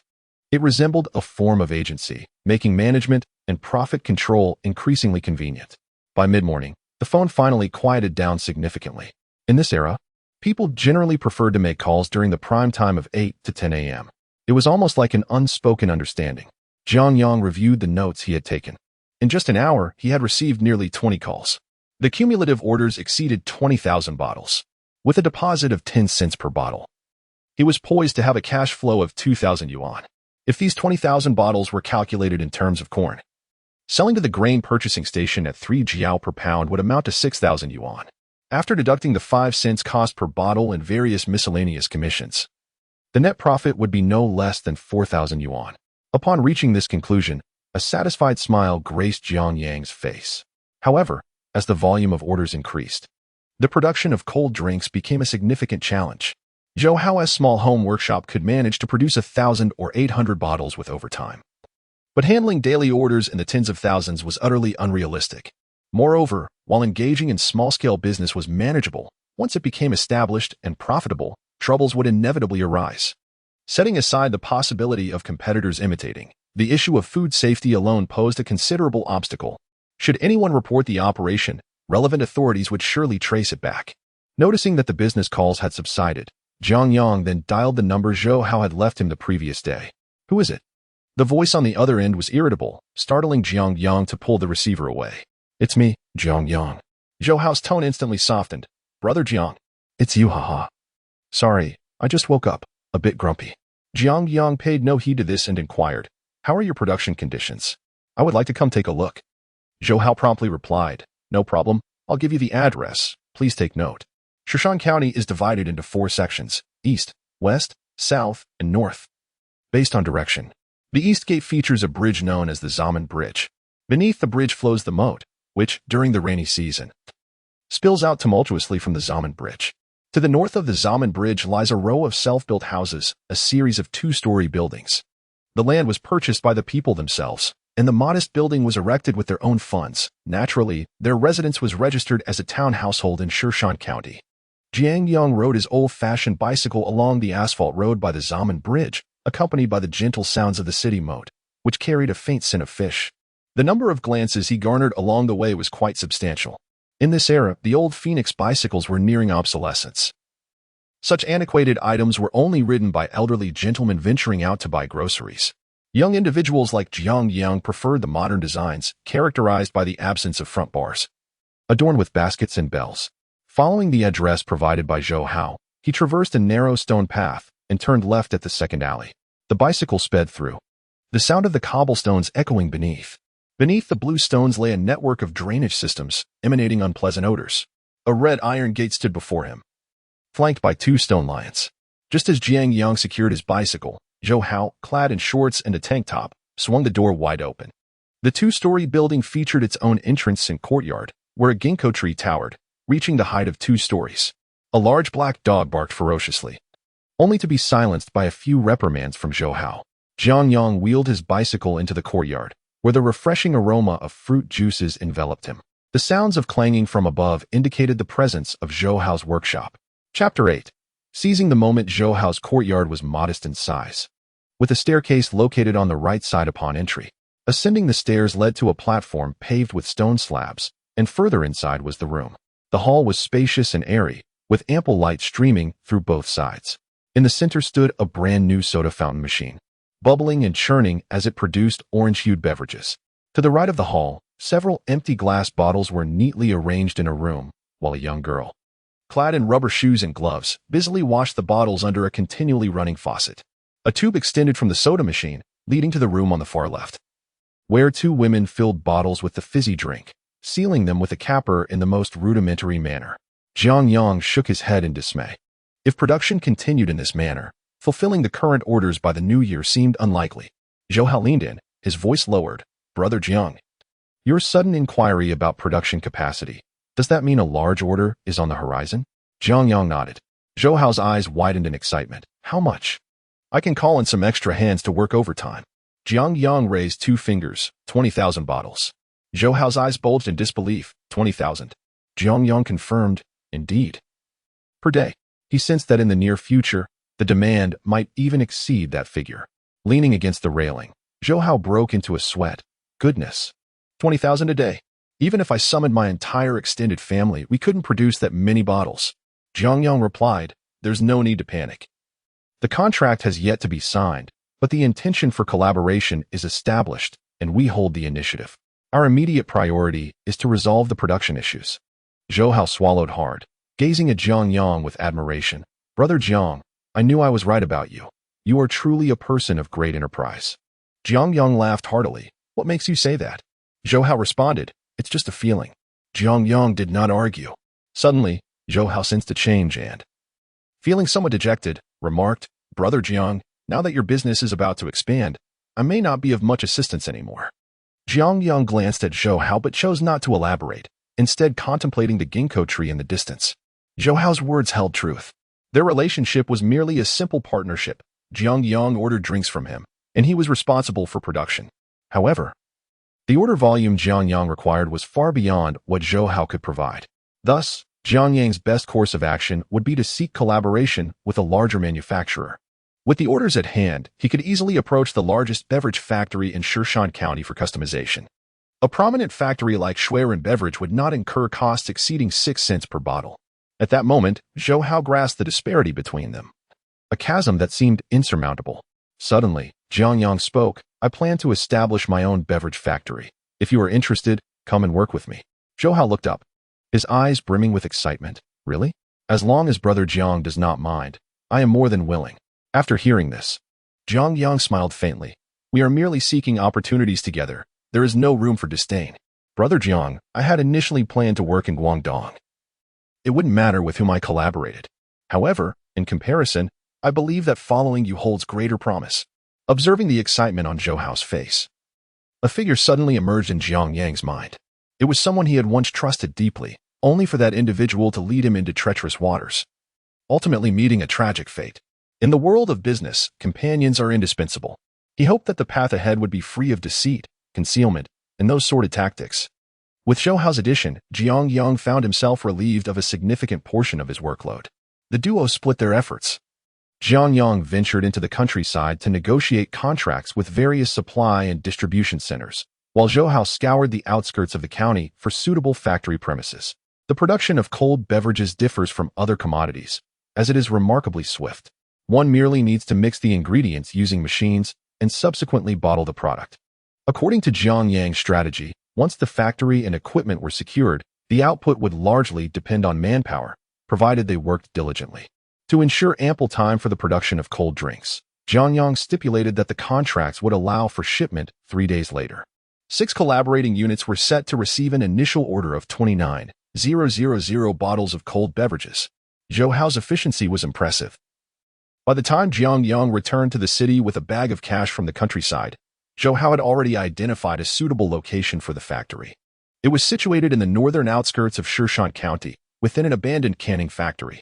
Originally a state-owned enterprise, the factory had been dissolved following the economic reforms of 1991. The area was populated mostly by former employees of the canning factory. The structure featured cement walls and a red brick roof, with Shan Canning Factory painted in red at the entrance. Spanning over 20 acres, the yard was overgrown with weeds, and the office building bore the marks of time.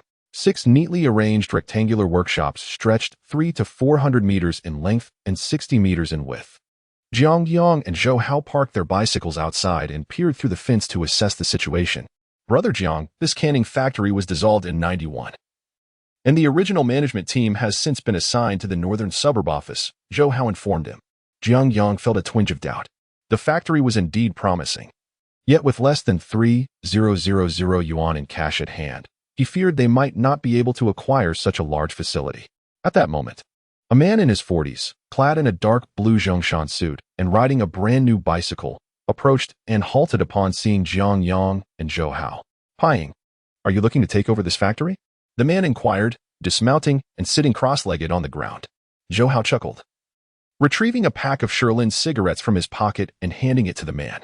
"Director Chen, it's not my venture. It belongs to my elder brother. Allow me to introduce you.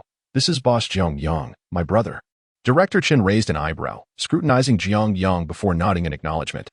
"This canning factory is now under the jurisdiction of the Baiguan Street office. If you wish to take it over, it will likely require a substantial sum." As he spoke, Director Chen tucked the pack of Sherlin cigarettes into his pocket and lit a cigarette from another pack.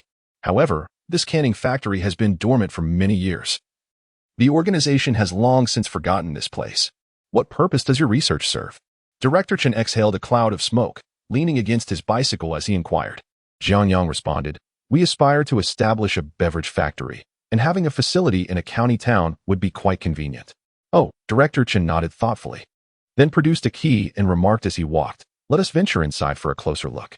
With a firm push, he swung open the grand door and led Jiang Yang and Zhou Hao into the factory. This establishment has been idle for countless years, with grass growing taller than a person. Yet, within those 6 workshop buildings, everything remains impeccably clean. Our former employees may have lacked in skill, but they were diligent in maintaining hygiene. If you tidy up a bit, it could indeed serve your needs adequately. Director Chen continued to lead the way, his words flowing incessantly. Chapter 9. In full bloom, Director Chen pushed open the doors to all 6 workshops, and Jiang Yang stepped inside. He discovered that the cement infusion workbench was remarkably tidy. Aside from a thin layer of dust, there were no signs of disorder in the entire workshop. With a simple cleaning, this space would be perfectly suitable for a cold beverage bottling operation. "Director Chen, how much would it cost to acquire this factory?" Jiang Yang inquired directly. Director Chen took a couple of puffs from his cigarette, pondering for a moment. "I can't say for certain. You'd need to consult the Baiguan Street office, as the director responsible for this area has been reassigned there." Jiang Yang discreetly counted out 100 yuan from his bag and slipped it into Director Chen's hand. Director Chen, taken aback, exclaimed, "Oh, young comrade, that is not appropriate." Jiang Yang chuckled, "It's quite a distance for you, Director Chen, so please don't be modest. Take it to buy some cigarettes." Startled by this sudden turn, Director Chen hesitated, but the power of money proved overwhelming, and he quickly tucked the cash into his pocket. This canning factory has long been abandoned, and the county has been eager to offload it. However, consider this: the northern suburbs are quite distant from the city.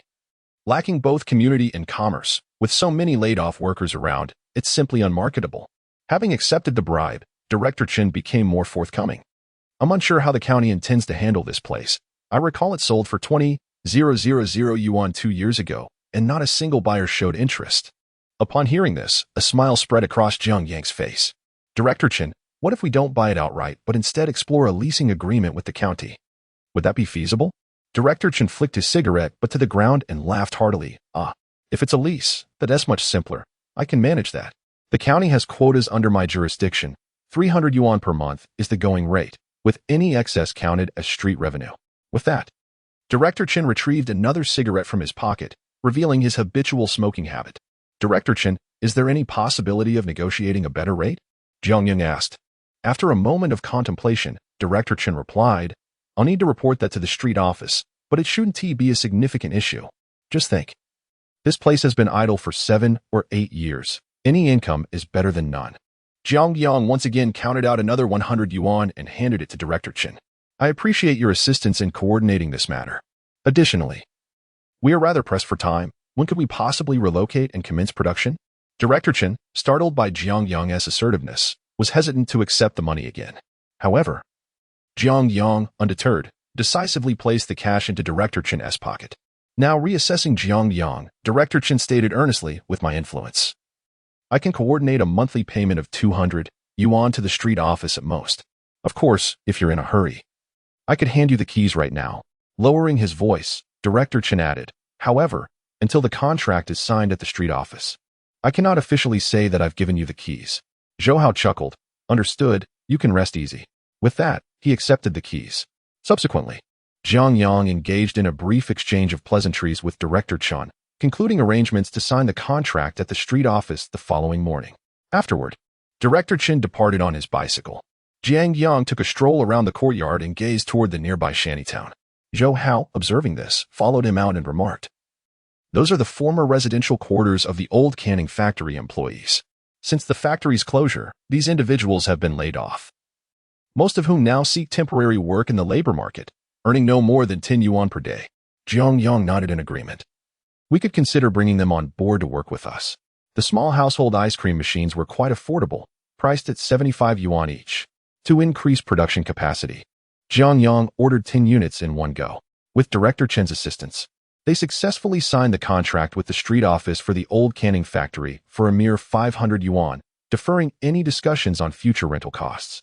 Furthermore, Director Qin expedited the necessary paperwork for the ice cream factory, completing it in just half a day. The adage that money can move mountains remains timeless. The name changed from Shirshan Canning Factory to Shirshan Ice Cream Factory. Zhou Hao visited the glass factory and ordered bottles worth 1,000 yuan. Due to the large order, the manufacturer reduced the price to 2.5 cents per bottle and guaranteed a shipment of 40,000 units the following day. After deducting the 200 yuan given to Director Qin, Jiang Yang was left with less than 500 yuan. The workers outside the canning factory were readily available, and upon the factory's reopening, many laid-off employees eagerly sought employment. The wage standard was set at 350 yuan, to be settled at the end of the month. Within a mere half-morning, the factory's workforce swelled to 40 to 50 employees. Jiang Yang revised the ice cream recipe, and after confirming the taste, invested 300 yuan in new ingredients. With 10 ice cream machines operating simultaneously, 10 production lines and dozens of workers commenced their intensive bottling operations. By the third day after signing the contract, the exterior of the ice cream factory was bustling with trucks, all arriving from the countryside to pick up supplies. The laid-off workers, having finally secured stable employment, were filled with enthusiasm. After exiting the workshop, they busily loaded goods onto the trucks, perspiring profusely, all eager to leave a favorable impression on their new employer. The grain procurement station was remarkably efficient, yielding over 30,000 jin of grain on the first trip, including 27,000 jin of corn and 3,000 jin of sorghum. According to the prearranged agreement, the corn was purchased at 3 mao per jin, resulting in Jiang Yang receiving 8,100 yuan in cash. The entirety of the 3,000 jin of sorghum was transported back to the factory. After refunding the previous 2,900 yuan deposit to the various cooperative partners, Jiang Yang achieved a net profit of 5,000 yuan within just 3 days, effectively obtaining the ice cream factory for free. The business from the rural partners was exceptionally prosperous, with the initial shipment selling out swiftly, prompting requests for increased order volumes. Jiang Yang, equally accommodating, welcomed all incoming orders. To ensure production capacity, he recruited additional workers from the vicinity. The ice cream factory remained brightly lit day and night, with shifts operating around the clock. Many entrepreneurs, hearing of the success, were drawn to collaborate with the ice cream factory. Jiang Yang was busily engaged, signing contract after contract, while Zhou Hao followed closely behind, collecting money with great enthusiasm. Currently, there are 13 partners surrounding Shushan County, with Lianhua Township alone able to exchange over 10,000 pounds of grain daily. Combined, these 13 partners can easily exchange 60 to 70,000 pounds of grain each day. This implies that from this day forth, Jiang Yang can expect a daily income exceeding 10,000 yuan. Despite this, Jiang Yang harbors his own concerns. Although this business model appears lucrative, it is unlikely to endure in the long run. The duration of its viability will depend on the reaction speed of competitors. Should other cold drink manufacturers adopt this method of bartering grain, his advantage would vanish entirely. Jiang Yang is acutely aware that this is merely a clever ruse. If major brands begin to emulate this strategy, his modest cold drink factory would stand no chance against them. Inside the cold drink factory's office, the dilapidated furniture remnants from the old canning factory bore witness to years of neglect, with the paint flaking off. Jiang Yang opened a drawer, filled to the brim with cash, totaling no less than 20 to 30,000 yuan. He counted out 2,000 yuan to give to Zhou Hao, instructing him to revamp the factory's image the following day. Both the exterior and the furniture were unsatisfactory to Jiang Yang, particularly the overgrown weeds in the yard that desperately needed attention. As for himself, all he wished for was to return home and enjoy a good night's sleep. It was also time to address the persistent debts that had been troubling his family. After 3 consecutive days of intense labor, he felt both hungry and fatigued. The factory workers were still on overtime, and with Zhou Hao monitoring the situation, Jiang Yang felt at ease. He neatly packed the cash into his leather bag and, taking advantage of the remaining daylight, pedaled his bicycle toward the city. Chapter 10. The so-called neighbors. As Jiang Yang pedaled swiftly towards home, he spotted the figures of Jiang Qing and his younger sister, Jiang Tian, outside a shop adorned with the letters VCD. Jiang Tian, still clad in her Zhang Air School uniform, was entranced by a television set displaying the newly released My Fair Princess. The vivacious character played by Zhao Wei, Xiao Yanzi, was exuberantly calling out to Zy, while Erkong shouted her name with fervor. Jiang Tian was utterly absorbed, despite Jiang Qing's persistent urging to return home and complete her homework. Come on, it's time to go home and do your assignments. Stop watching, Jiang Qing admonished. Please, sister, just a little longer. Just a moment, Jiang Tian pleaded, her large eyes sparkling with innocence. The shopkeeper, a man in his 30s dressed in shorts and a tank top, was leisurely fanning himself while munching on sunflower seeds. If she wishes to watch, let her be. It doesn't interfere with business, he remarked. Jiang Qing sighed in exasperation. I can't fathom what is so captivating about that Xiao Yanzi to enchant these children so. The shopkeeper chuckled heartily. Xiao Yanzi and Zy are both quite beautiful. Those big eyes are like tinkling bells. He then cautiously glanced at Jiang Qing and added, honestly, Zy is not as lovely as you. Jiang Yang halted his bicycle and interjected, of course, if my sister were to dress up a bit, she could certainly outshine those celebrities. Jiang Tian turned in surprise. Brother? In her recollection, her brother rarely ventured outside. Encountering him in the open was a rarity more precious than a festival. Jiang Qing laughed and scolded. Stop spouting nonsense. In her memory, the shopkeeper's name was Li Duong, a resident of the electrician's housing complex, and thus a kind of neighbor. He had once repaired radios and televisions. But as his financial circumstances improved, he began selling electronic products. The entirety of his shop's inventory consisted of 2 color televisions, 3 black and white sets, and 5 or 6 VCD players, along with a few rented discs. His life was relatively comfortable. Seeing his sister so engrossed, Jiang Yang chuckled. Is My Fair Princess really that good? Jiang Tian nodded vigorously, her head bobbing like a sewing machine. It's fantastic. Jiang Qing remarked, there's no reasoning with her. Every day after school, she insists on watching for a while, then stays up late to finish her homework. Jiang Yang stroked his chin thoughtfully. What if we just brought the television home? It wouldn't hinder meal preparations, and she could enjoy watching Xiao Yanzi. Jiang Tian looked up at her brother with excitement. Really? Li Duong quickly interjected. Hey, I must clarify. You can borrow the discs, but I cannot rent out the color television. Jiang Yang crouched down to inspect the television. It was a 22-inch Samsung, manufactured in 1996. with the protective film still intact, looking as good as new. He then stood up and asked, "All right, how much?" Li Duong, momentarily forgetting his sunflower seeds, widened his eyes and exclaimed, 3,002. Since we're neighbors, if you truly intend to buy it, I can let it go for 3,000. And I'll throw in a portable Walkman for you. Jiang Qing hurriedly tugged at Jiang Yang's arm. What are you doing? Where on earth would we get the money for a color television? Jiang Yang turned back and retrieved a black leather bag from the basket of the car, counting out 30 crisp 100 yuan bills and placing them firmly on the table. The sight left not only Jiang Qing but also Li Duong and Jiang Tian utterly astounded. In this day and age, it is indeed rare to witness someone produce 3,000 yuan in cash all at once. Li Duong picked up the money, scrutinizing each note under the light, examining them meticulously. Jiang Yang chuckled, "Rest assured, we are neighbors. Would I dare present you with counterfeit currency?" Li Duong responded with a chuckle, swiftly pocketing the money, his eyes narrowing into slits of delight. "All right. Today, I truly see you in a new light. You all go ahead. I'll bring the television over to install at your house shortly." "Sure, but do hurry, or it will be dark soon. And it will be difficult to set up the antenna," Jiang Yang replied. Grasping the bewildered Jiang Qing with one hand and tugging the still reluctant Jiang Tian with the other. "Let us hurry home to cook. I've been hungry for ages." The shop was just outside the electrician's residential area, and it wasn't too long before they entered the community.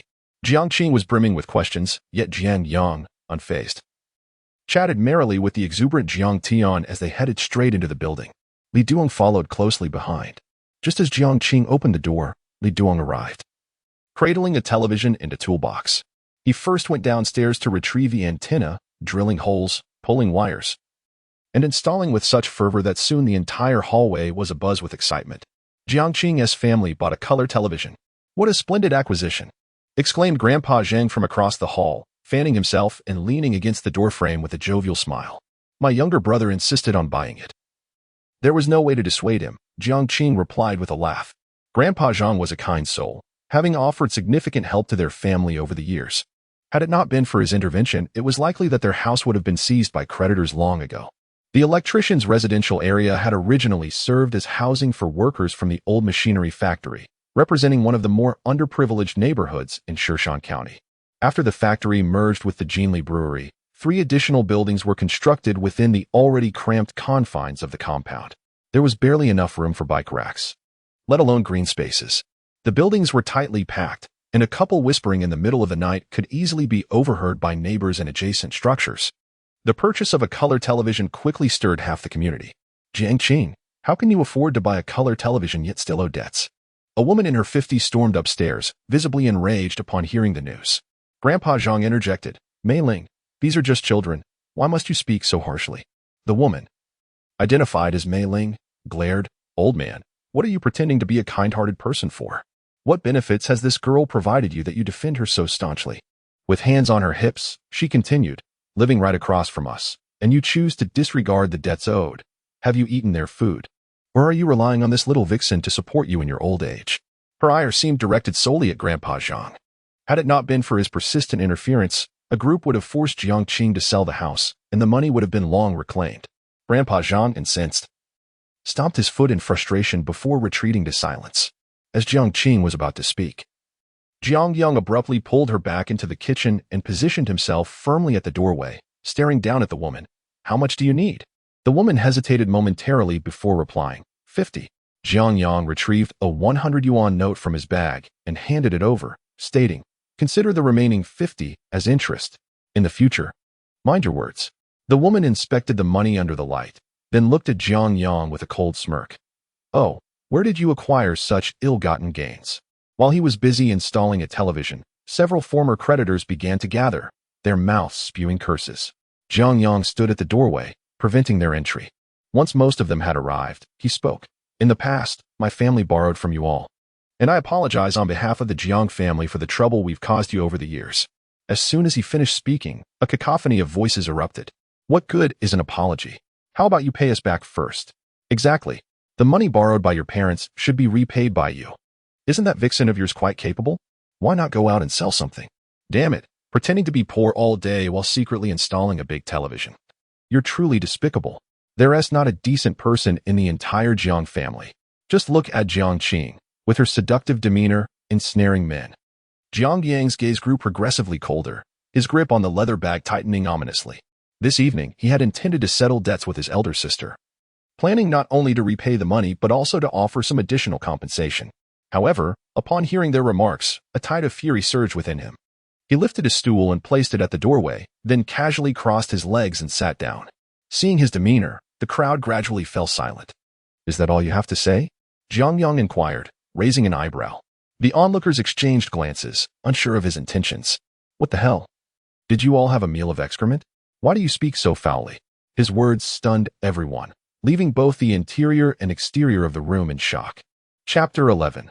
The debt crisis. The woman named Miling, shaking her ample figure in indignation, retorted, "Jiang Yang, who do you think you are speaking to? These are all your elders." Jiang Yang sneered, "Elders? My foot. What sort of elder are you?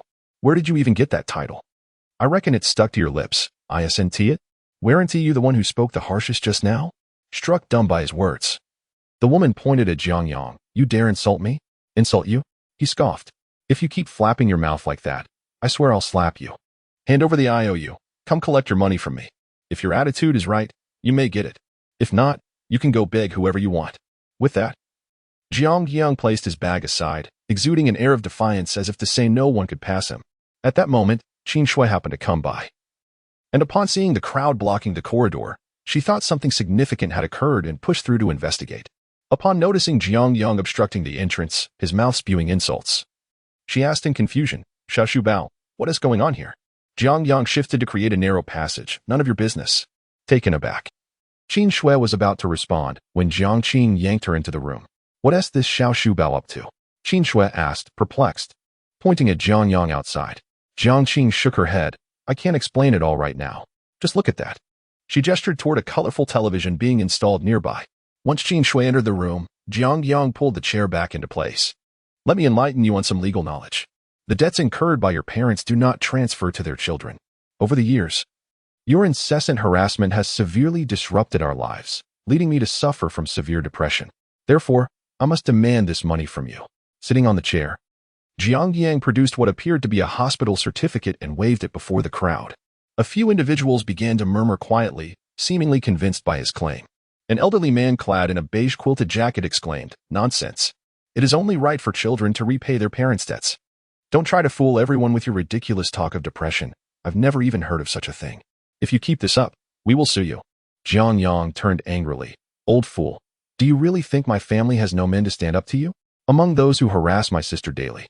Aren't you one of them? Were you just threatening to sue me? If you don't go, then you're under my care. And let me tell you, once we're in court, if I don't wipe out every cent of your benefits for the rest of your life, I want to carry the Jiang surname." The old man fell silent, realizing that Jiang Yang's demeanor was not merely a fade meant to intimidate. Seeing the crowd retreat, Jiang Yang finally settled back into his chair, muttering with irritation, "If I can't deal with you lot, I might as well quit being a veterinarian. Although you lot are quite bothersome, you've helped my parents in the past, so I'll overlook your transgressions. The money is right here. Just bring me the IOU, and we'll settle the matter." The old man opened his mouth to respond. "The IOU is at home. Who carries it around daily? How am I to know whether your claims are true or false?" The old man, agitated, exclaimed, "Am I to engage in idle banter with you over such matters?" Jiang Yang retorted with a smile, "Then perhaps I should mention that your grandfather borrowed 30,000 from me to pay up." The group exchanged glances, and a few turned to head home in search of the loan agreement. In these times, those who owe money are the masters, while we, the creditors, are but mere subordinates. Jiang Yang, with a cold smirk, responded, "You have chosen to be subservient. Stop prattling on with me. If you truly wish to settle accounts, let us head to court and determine who owes whom." With that, he shook the medical documents in his hand, silencing any further objections. Elder Zhang, nearby, gave a thumbs up, his face a mask of admiration. "Young man, that display was quite reminiscent of your father. You have that flair." Jiang Yang chuckled, but then recalled something. "Elder Zhang, didn't my mother borrow 80 yuan from you previously?"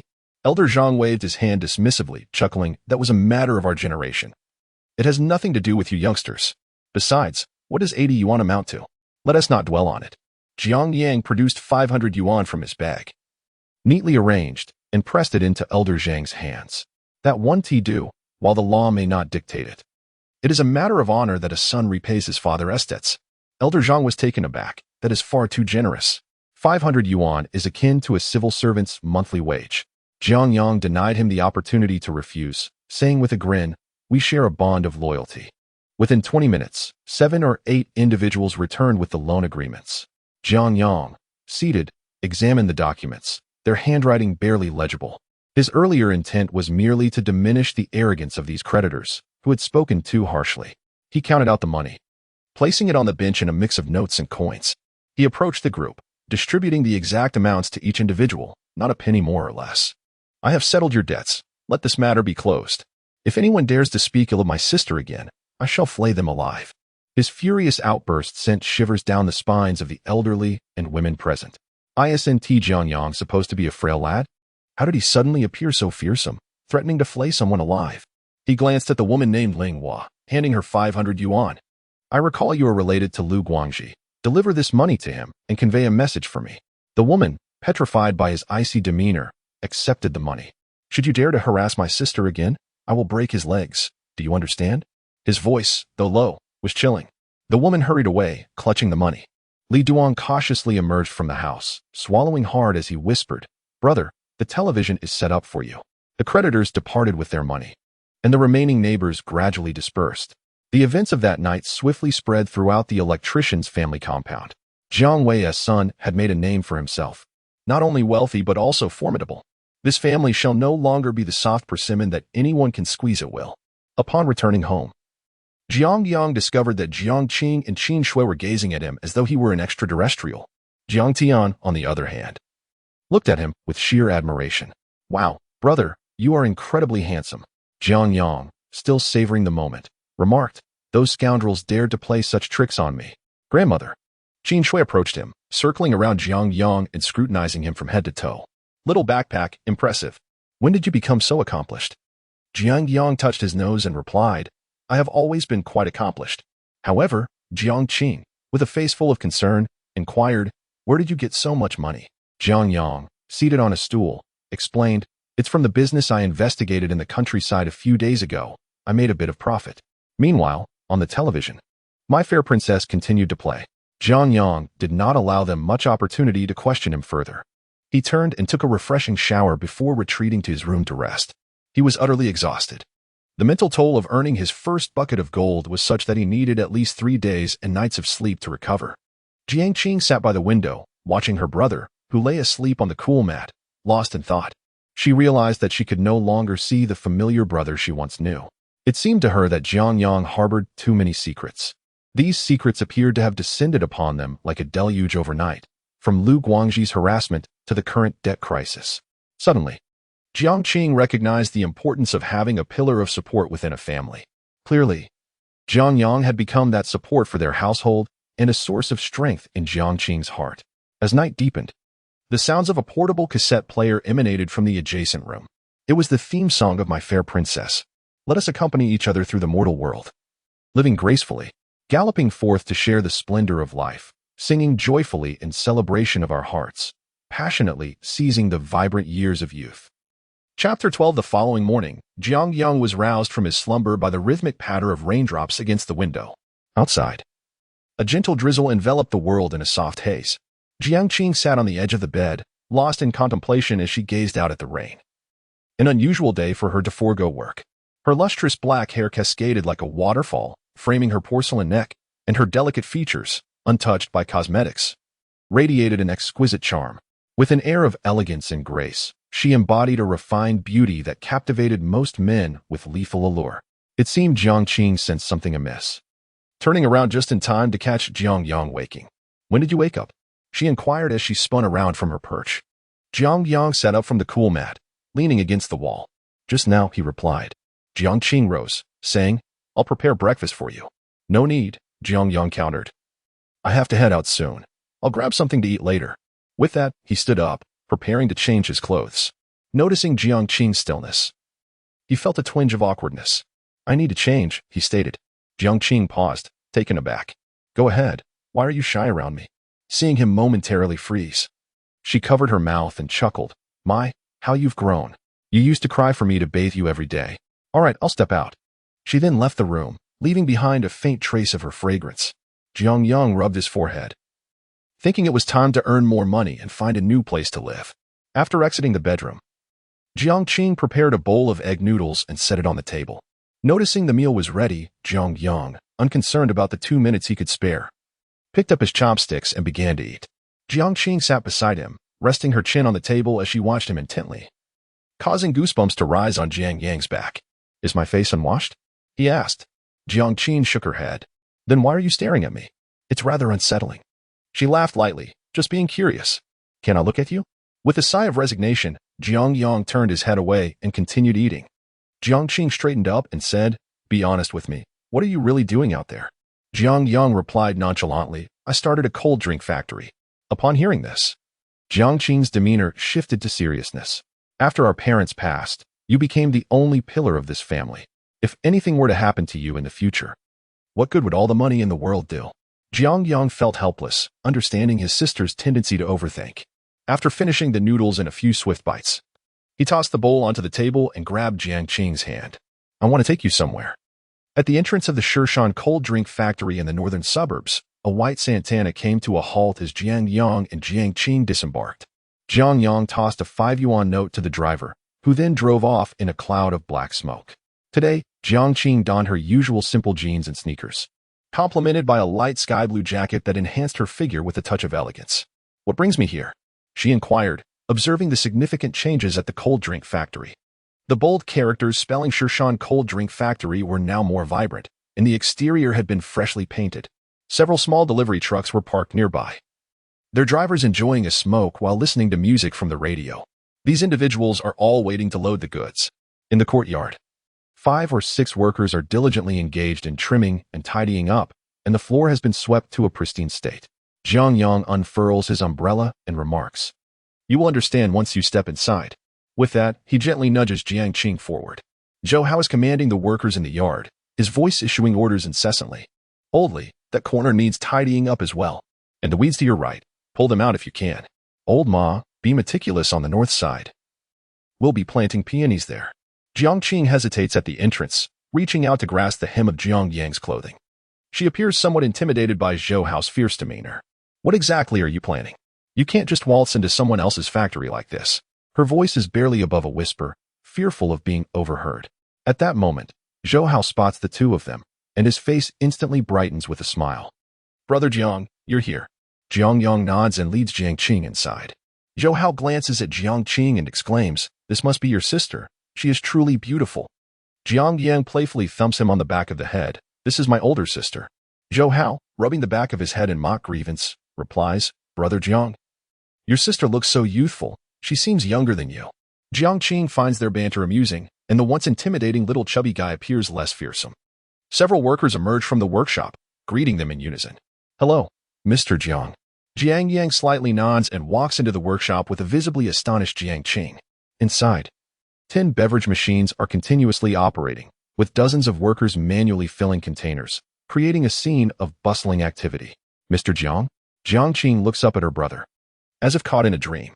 Jiang Yang stands with his hands clasped behind his back, proudly declaring, "Indeed, I am Mr. Jiang. I am Mr. Jiang." Before he finishes speaking, Zhou Hao rushes over with a stack of invoices. "Brother Jiang, these are the orders from 4 townships. Please have a look. If everything is in order, just sign, and I can arrange for the shipment."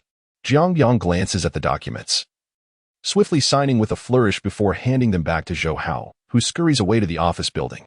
"This beverage factory truly belongs to you?" Jiang Qing cautiously confirms once more.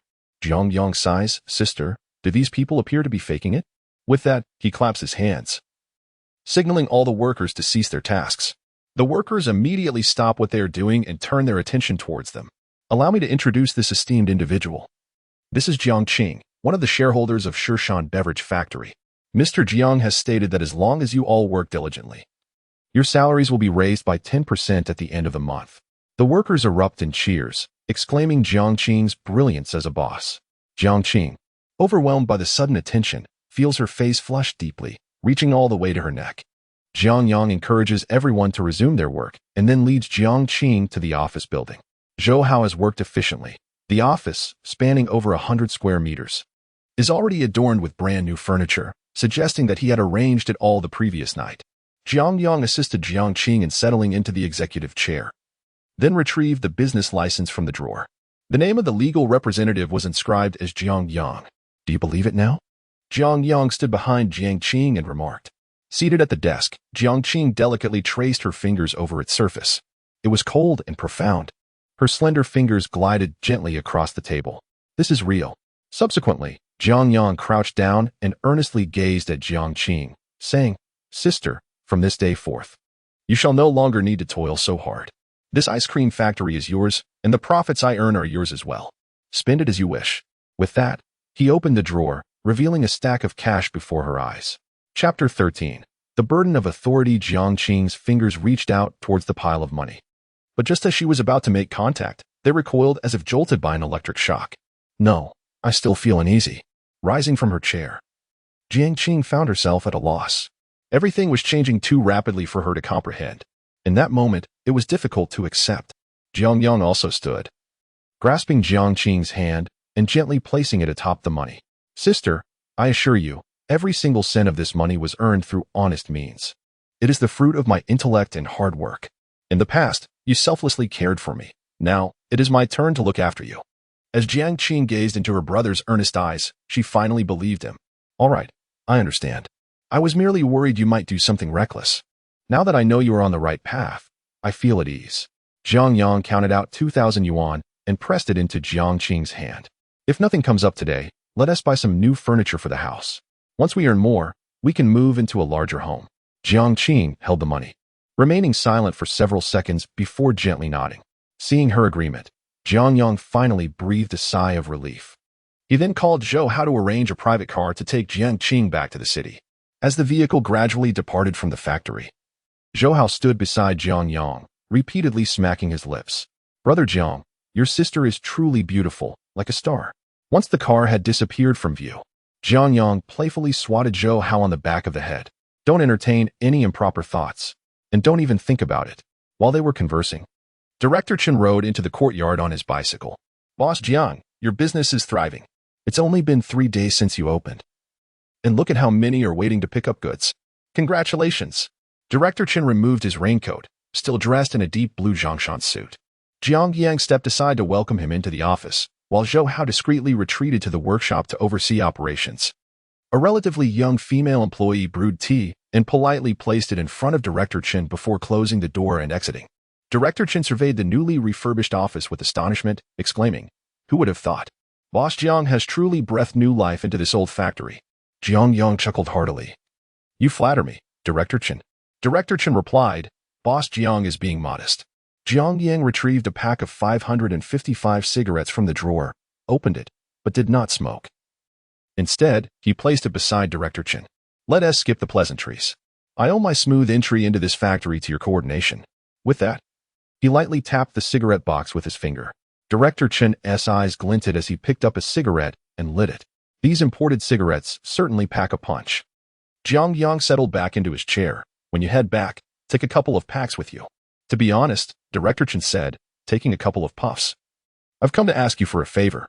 Jiang Yang maintained his cheerful demeanor. "Go ahead, I'm listening." Director Chen opened his mouth as if to speak, but hesitated, seemingly burdened by unspoken troubles. Jiang Yang rose to shut the window, contemplated for a moment, then drew the curtains and locked the office door from the inside. The entire office transformed into an enclosed space.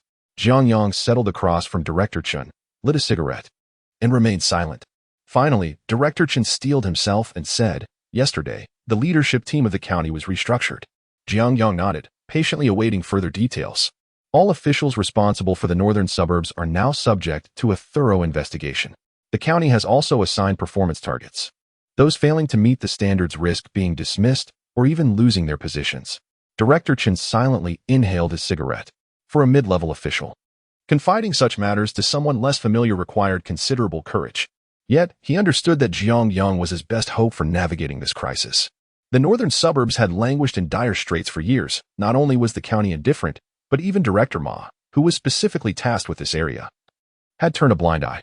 As for those of us overseeing the street districts, we felt utterly powerless. With a sigh, Director Chen continued, "If you hadn't swiftly acquired that old canned food factory and credited me with some achievements, I might have been dismissed yesterday." Jiang Yang expressed his surprise. "Is that truly considered an achievement?" Director Chen replied, "Of course. The funds you contributed went to the street office, which counts as revenue and ultimately benefits the county. This matter was managed under my purview, so it naturally counts as my accomplishment." Jiang Yang nodded in comprehension. Director Chen then turned to his bag, retrieving several documents, which he gently pushed toward Jiang Yang. "Here are 20 laid-off workers, all facing severe hardship. If possible, could you arrange for them to work with you?" After speaking, he nervously rubbed his hands and took a sip of tea while seated on the sofa. Jiang Yang glanced over the documents and assured him, "Certainly. That won't be a problem." Director Chen's eyes lit up with joy.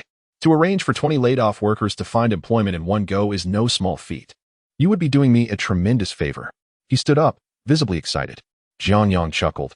"I thought something serious was afoot, given how tense you seemed." Even drawing the curtains, Director Chen's face flushed. "After all, I am asking for a favor, which feels somewhat uncomfortable." Jiang Yang pondered for a moment and remarked, "Having heard you speak extensively, I now have a better understanding of the county's situation. If I were to acquire this canned food factory, would it assist you in your work?" Director Chen was taken aback, exclaiming, "Absolutely. This old factory is on the brink of being decommissioned and has long been a headache for the county. Its remote location makes production impractical, and the costs of relocation are significant, leading to its neglect over time. If I could resolve this issue, it would greatly enhance my prospects for promotion. It's not out of the realm of possibility for me to succeed Director Ma in the future." At this thought, the hand holding his teacup trembled slightly. Jiang Yang then rose to draw back the curtains and remarked, "Very well. Tomorrow morning I shall have show how bring the funds to your location for the contract signing. As for the 20 laid-off workers, you may determine their specific start times. I am available at any moment." Director Chen set down his teacup and stood up, responding, "Excellent." Outside, the rain began to pour more heavily, creating ripples as it struck the ground. Zhou Hao observed Director Chen vanish from sight, clad in a raincoat, and approached Jiang Yang, softly inquiring, "Brother Jiang, what prompted Director Chen's unexpected visit?" Jiang Yang leaned against the railing and replied, "He is addressing the employment issues of the laid-off workers." Zhou Hao paused in surprise, but he is merely the deputy director overseeing the North Suburban Asset Office. Why would he concern himself with the plight of laid-off workers? Jiang Yang chuckled. In this day and age, being an official is no easy task. Chapter 14. Jia Quanong. In a bid to further solidify the development of the ice cream factory, Jiang Yang resolved to reside within the premises. A room was arranged adjacent to the office, furnished with a sizable bed and a ceiling fan, thus providing him with a modest bedroom. The business of the Shirshan ice cream factory surpassed Jiang Yang's expectations. In the regions of Lianhua Township, Qishui Township, and Hongying Town, daily orders exceeded 120,000 bottles and continued to surge. The product had become immensely popular in the rural markets of Shirshan County, with locals beginning to spend their money on this beverage. It is curious how people's tastes can be so peculiar. When something becomes a trend, its ordinary nature transforms into something extraordinary. This phenomenon led to an exponential increase in the factory's revenue, soaring to remarkable heights. Including other regions in the influx of new clients, daily profits reached an impressive 60,000 to 70,000 yuan, indicating a burgeoning demand. Jiang Yang's financial resources officially surpassed 500,000 yuan. With such a robust cash flow, he decided to replace all the small ice cream machines with a new batch of professional equipment, investing nearly 30,000 yuan. The recipes and flavors were revitalized under his discerning palate, resulting in a refreshing transformation. Originally, 5 of the 6 workshops in the factory were operational, with nearly 200 workers producing simultaneously. After spending 27,000 yuan to acquire the factory's ownership, Jiang Yang established Shirshan Tangren Trading Company, Limited, and Shirshan Tangren Beverage Company, Limited, one company focusing on sales and the other on production. He applied for a complete set of Tangren series trademarks, and the Shirshan Ice Cream Factory was officially renamed the Xia Tangren Ice Cream Factory, directly controlled by Shirshan Tangren Beverage Company, Limited, with all products uniformly bearing the Tangren Special Drink trademark. With a profound understanding of the future significance of intellectual property, Jiang Yang decided to transfer 5 of the original shares of Xia Tangren Ice Cream Factory to Zhou Hao and appointed him as the general manager of Tangren Trading Company, Limited. This was a reward for his contributions in expanding the business during this period. Not only would he receive dividends from the ice cream factory at the end of the year, but he would also earn a monthly salary of 2,000 yuan, a dream come true for many young individuals. Zhou Hao was overwhelmed with joy, unable to articulate his excitement, and declared his unwavering loyalty to Tangren Company. In the following week, Jia Quanong, the representative from Lianhua Township, frequented the factory with great diligence. A savvy businessman, he arrived early each day in a Santana. Waiting at the gate. To secure more products from the factory, he employed every strategy at his disposal. Although the factory's commission of 2 cents per bottle was fixed, Jia Quanong had his own operational methods, earning additional rebates from various small retailers. In total, this yielded nearly 5 cents of profit per bottle. During this period, he consistently took home nearly 2,000 yuan daily, with a prosperous future seemingly within reach. For Jia Quanong, every additional batch of 10,000 bottles provided by Jiang Yang translates to an effortless gain of 500 yuan. Akin to picking up money off the ground, an exhilarating prospect indeed. Jiang Yang maintains an exceptionally amicable demeanor towards these partners, promptly declaring that the batch processed last night would be prioritized for delivery to Lianhua Township. With the support of new equipment, the production speed has now adequately aligned with current demands. Jia Quanong, beaming with delight, expressed his desire for even more products. After some consideration, Jiang Yang added an extra 20,000 bottles to the order, clarifying that no further increments could be accommodated as today as shipments were nearly fully arranged. Upon hearing this, Jia Quanong hastily extended an invitation to dine with Jiang Yang that evening. Jiang Yang merely waved his hand, responding, "Not today. I have prior commitments with my family." Jia Quanong nodded with a smile, understanding, "Of course, Mr. Jiang, I shall arrange another day." With that, he entered his white Santana 2000 and sped away. Perceiving Jiang Yang as his very own benefactor, just as Jiang Yang had yet to indulge in breakfast, Zhou Hao rushed out from the office. "Brother Jiang, Director Qin called to inform me that an old distillery in Dongguan has closed down, leaving over 30 laid-off workers without a place to go. Can we find a way to assist them?" Jiang Yang pondered briefly and nodded. "No problem." Zhou Hao expressed his concerns. "Brother Jiang, lately, Director Qin has been sending laid-off workers to our factory. I worry." According to Zhou Hao's perspective, the current cold beverage factory primarily schedules workers based on order volumes. The existing fixed employees were nearly sufficient. When demand surged, they could simply recruit temporary workers from the surrounding area, thus avoiding the issue of idleness among staff. To Zhou Hao's surprise, Jiang Yang waved his hand dismissively, stating, "As long as Director Qin arranges it, let them come. The salary remains 400 a month, and ensure they are provided with insurance." Zhou Hao, puzzled, replied, "Brother Jiang, while Director Qin has indeed assisted us once, you are already quite generous in both remuneration and help. Why indulge him further? He seems to be endlessly sending workers our way." Jiang Yang gazed into the distance and remarked, "If we were to quantify human relationships by the number of favors exchanged, it would render them utterly mundane. Although Director Qin may not be a prominent leader, every time he speaks, it is to address the genuine issues faced by the populace. As a local enterprise, it is our duty to lend a hand when we can." Zhou Hao murmured, "But we cannot allow our place to be perceived as a charitable institution. If we continue to accommodate every laid-off worker, it will inevitably become a welfare house. Look at that Shui Rin cold beverage factory. They are far larger than us, yet they do not send people there." Jiang Yang laughed playfully. "Where do you conjure such nonsense? If old Qin could arrange for them elsewhere, he would have done so already. Now, go and reply to them promptly." He pretended to kick Zhou Hao, who, being a nimble and rotund fellow, swiftly dodged and scurried back to the office, exclaiming, "The boss is attacking." Jiang Yang was amused by Zhou Hao's demeanor and subsequently retrieved a cigarette from his pocket. Just as he took a couple of puffs, a graceful figure appeared in the courtyard below. It was his sister, Jiang Qing, adorned in a light blue tracksuit, her jet black hair cascading down to her waist like a waterfall. Her delicate features and elegant demeanor drew the attention of the workers, who couldn't help but glance back at her repeatedly. She parked her bicycle outside, holding a square iron lunchbox in her hand. One of the workers recognized her and promptly called out, "President Jiang is upstairs." A hint of bashfulness crossed Jiang Qing's face as she nodded in acknowledgement. She still felt somewhat taken aback by her brother's position as the boss. Chapter 15. Pillar of the family Jiang Yang descended from the upper floor to greet her. "Sister, what brings you here?" Jiang Qing smiled faintly. "I worried you might not eat well at the factory, so I specially prepared dumplings filled with lamb for you." With that, she opened the lunchbox, and a wave of lamb aroma wafted toward him. Upon inhaling it, Jiang Yang felt his stomach churn, his throat began to spasm, and his complexion turned slightly pale. Jiang Qing was taken aback. What's wrong? I remember you loved lamb the most. Is there something off about the taste? Saying this, she gently brought the lunchbox to her nose for a sniff. She had risen at 4 in the morning to prepare these dumplings, kneading the dough, seasoning the filling, wrapping each dumpling by hand, boiling them, and finally placing them carefully into the lunchbox. Throughout her journey, she was anxious about the dumplings cooling down, pedaling her bicycle swiftly and nearly colliding with pedestrians.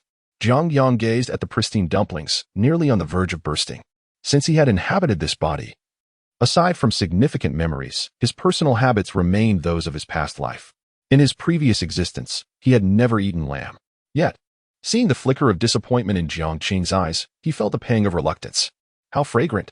Jiang Yang exclaimed, his eyes sparkling like an Oscar-winning actor, his face brimming with delight.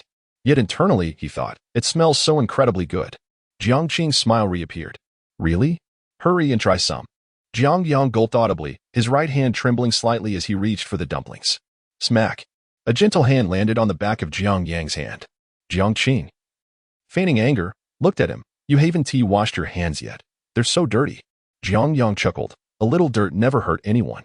In the office building, Zhou Hao was leaning against the window, oblivious to the drool pooling at the corner of his mouth. Several employees gathered around, whispering animatedly. The boss is really lucky. Receiving dumplings early in the morning. Who was that woman? She's stunning. I just had breakfast, and now I'm feeling hungry again. Zhou Hao sensed something amiss and turned to scold them. Hey, stop slacking off during work hours, or you'll find your wages docked. After dispersing the employees, he wiped his mouth and returned to peering out the window. At that moment, Jiang Yang's eyes trembled slightly. The dumplings were like a ticking time bomb, gradually approaching his mouth. Gulp. At the moment the dumpling entered his mouth, he swallowed it whole without chewing. Jiang Qing was shocked. Have you lost your mind? You swallowed it without chewing. Jiang Yang laughed heartily. I just eat quickly. You didn't notice. With that, he tugged Jiang Qing upstairs. His office colleagues had worked tirelessly through the night and still hadn't had a bite of warm food. As their boss, he couldn't indulge alone. He decided to share the dumplings with them. Jiang Qing, allowing herself to be led forward, sincerely remarked, Oh, if I had known, I would have made more. I feel so bad. Jiang Yang pushed open the door and remarked, It's nothing serious, just one for each of us to savor. With that, he placed the lunchbox in front of Zhou Hao, giving him a knowing glance. Zhou Hao looked from Jiang Yang to the lunchbox and nodded vigorously, saying, Don't worry. Sister, I'll only have one dumpling.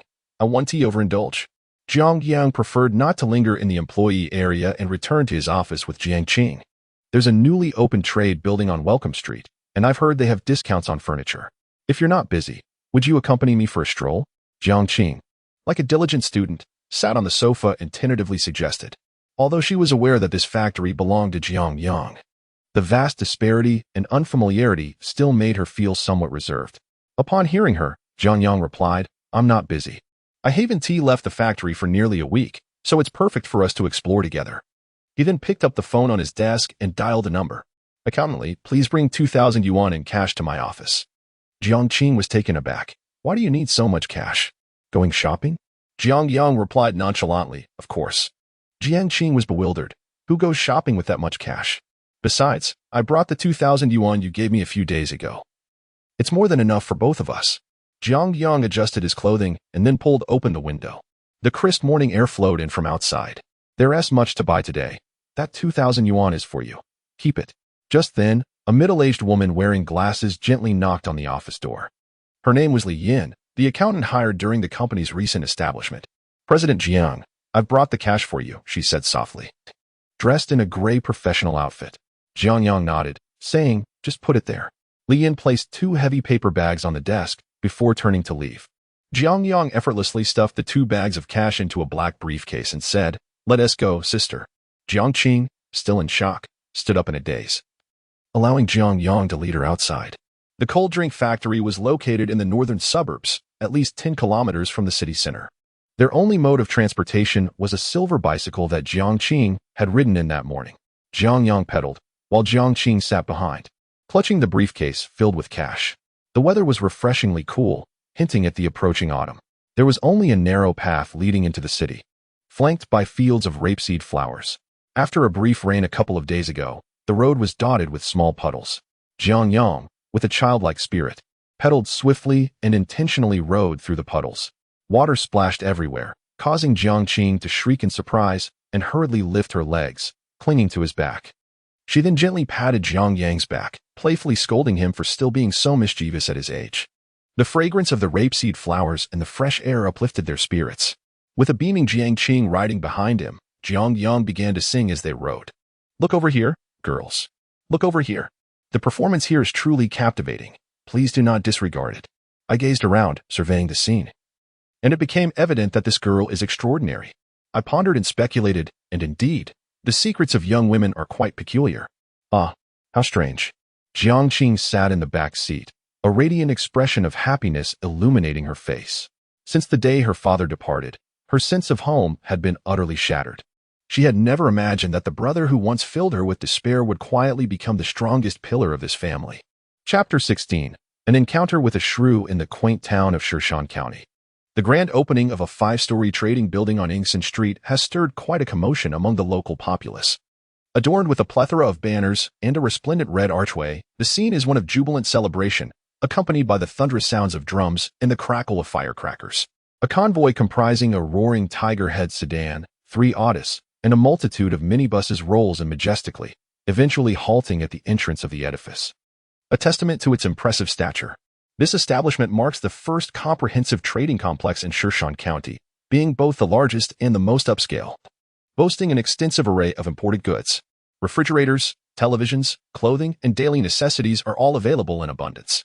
Rumor has it that the products here are primarily high-end international brands. Far beyond the reach of the average citizen, Jiang Yang securely parked his bicycle in the designated area, where an elderly lady presented him with a wooden sign. No larger than a finger.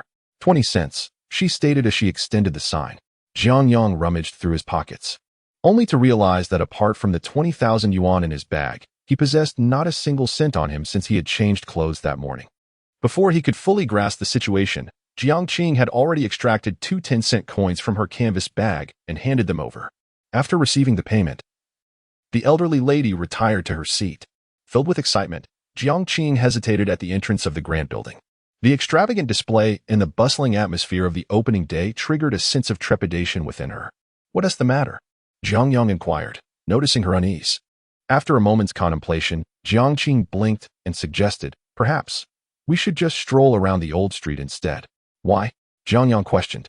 She glanced back at the trading building and remarked, "Look at how ostentatious it is. The prices must be exorbitant. Items like furniture are essentially the same everywhere."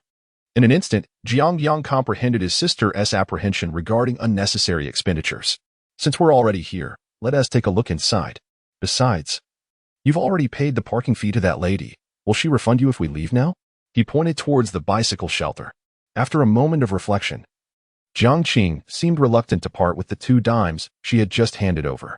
Finally, she conceded, "That makes sense. But let us agree. We must not splurge once we're inside."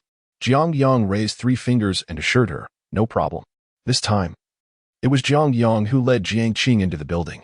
The entrance was teeming with people, and they were almost swept inside by the crowd.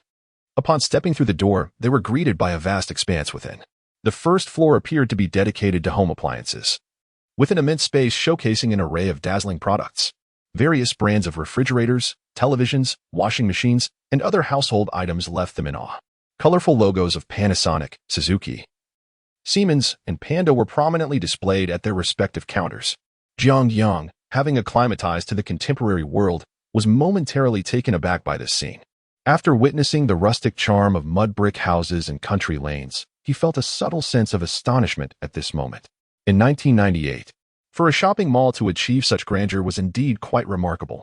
Jiang Qing clutched her briefcase tightly, her large, sparkling eyes curiously scanning her surroundings. Reminiscent of a sheltered young girl encountering the world for the first time. The more she exhibited this innocence, the more Jiang Yang felt a pang of sorrow in his heart. Her sportswear, somewhat faded, and the absence of the plastic tips on her shoelaces, contrasted sharply with her lustrous, dark hair, which was simply adorned with a butterfly hairpin that swayed gently as she turned her head. Jiang Qing was truly beautiful. Her smile had the power to captivate nations and a lure that could make one forget the tribulations of life. She resembled a lotus flower after rain, untouched by the slightest speck of dust. While not striking in an overt sense, she possessed a charm that compelled one to gaze upon her more than once. Her presence evoked a myriad of words, tranquility, gentleness, purity, tenderness, and grace. Standing in the mall, every movement she made was marked by a delicate caution. This unfortunate sister, were it not for her and Jiang Tian, might have long ago wed into a good family and enjoyed a life of comfort. Lost in thought, Jiang Qing arrived at the entrance of an appliance store that sold washing machines. She tiptoed to peer inside, and a fleeting desire flickered in her eyes beneath her long lashes. Perhaps it was a whimsical thought, for she gently extended her slender finger. Hey, hey, hey. Don't touch that. It's quite expensive, came a cold voice from a stout middle-aged woman. Jiang Yang was taken aback. Just as he was about to react, Jiang Qing grasped his arm, saying, "Let us just look, we're not buying anything. Hurry, let us go upstairs to see the furniture." Jiang Qing seemed unfazed by the woman's remark, urging Jiang Yang to ascend. Although irritated, Jiang Yang felt helpless. As they departed, the middle-aged woman scoffed, "Humph. What a pitiful sight. This is Siemens. Can you even afford to damage it?" The duo ascended the staircase directly to the second floor of the trade building, which was filled with daily necessities, akin to a supermarket. After a brief exploration, they continued upward. The third floor was primarily dedicated to clothing. Bustling with elegantly dressed young women, the air infused with various fragrances. Noticing the decent selection of garments, Jiang Yang intended to suggest that Jiang Qing try on a few outfits when a sudden, sharp pain gripped his abdomen.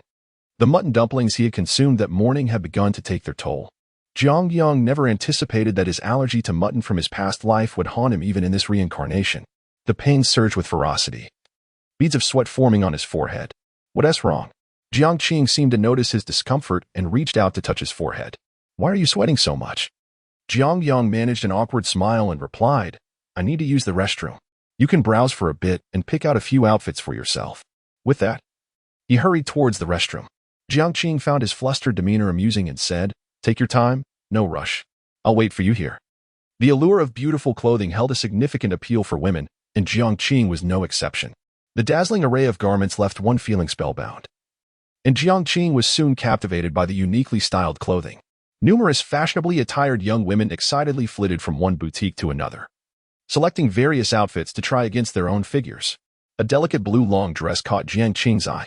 However, upon glancing at the price tag of 390 yuan on the collar, she was taken aback and hastily returned the garment to its place. 390 yuan surpassed the monthly salary of an ordinary worker. In that fleeting moment as she turned, she unexpectedly collided with someone. Startled, Jiang Qing looked up to find a heavily made-up woman with short, wavy hair glaring at her menacingly as she bent down to remove a striking red high heel. Are you blind? Can't you see where you're going? Do you have any idea how much these shoes cost? Chapter 17. Unyielding authority, I sincerely apologize. I did not intend to cause any offense. I was unaware of your presence behind me. Jiang Qing hastily expressed her remorse, her heart heavy with regret. It seems that the more one fears a misstep, the more likely it is to occur. Despite her utmost caution, she had still found herself in a predicament. The woman, having removed her shoe, discovered that the strap of her high heel had indeed snapped, and her words became increasingly scathing. Is an apology of any worth? I am utterly exasperated by people like you. Why not stroll through the discount streets instead of coming here and bringing this ill fortune upon me? My mood was already foul today. What do you propose we do about it? The woman's disdainful gaze roamed over Jiang Qing, particularly intensifying upon noticing her attire and footwear. The strap has merely broken. Allow me to take it for repairs, if you would be so kind, Jiang Qing suggested, stepping forward to inspect the damaged shoe. The woman's eyes bulged with indignation. How dare you? This is a designer piece. I just spent 380 on it. What good is it if repaired? Then allow me to compensate you with a new pair. Jiang Qing offered, her demeanor apologetic. The woman, sensing her vulnerability, grew emboldened. Placing her hands on her hips as she lashed out, compensate? You think merely paying will suffice? You stepped on my foot without consequence, did you? By now, a crowd had gathered outside, murmuring and pointing at the woman. Jiang Qing, wishing to de-escalate the situation, sought a peaceful resolution. What do you suggest we do? With a derisive laugh, the woman replied, Come here, let me step on your foot, and then you can give me 1,000 yuan. Then we shall consider this matter resolved. At this proclamation, even the onlookers could no longer remain silent. This is excessive. The girl clearly did not intend harm. Buying her a new pair should suffice. Why must you be so aggressive? Indeed, the woman, hands on her hips and holding her shoe, pointed accusingly at the speaker. What business is it of yours? Seeking trouble, are you? Do you wish to find out what happens when my man arrives? Before she could finish her sentence, she felt a sudden chill in her right hand. Her high heel was forcefully tossed into a nearby trash bin, revealing a man with an icy demeanor standing before her. How dare you throw my shoe? Do you even know who my man is? She spat, directing her ire at Jiang Yang. Jiang Yang responded with a cold smirk. I couldn't care less who your man is. Keep talking back, and I might just toss you into the trash as well. Seeing the crowd grow larger, Jiang Qing felt a surge of fear and gently tugged at Jiang Yang's sleeve. Let it go. Let it go. I will simply buy her a new pair. Unrelenting, the woman raised her voice further. Let me tell you, this matter is far from settled. With that, she began to make a scene. Lao Jia. Lao Jia. You useless fool, I am being bullied. Aren't you going to do something about it?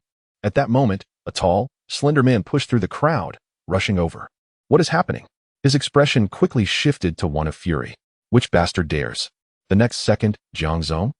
The man the woman referred to was none other than Jia Quanong, who had recently come into a bit of fortune. Jiang Yang's expression hardened, as if the very air around them had solidified. Jiang Qing was also taken aback by his demeanor, standing silently by the side.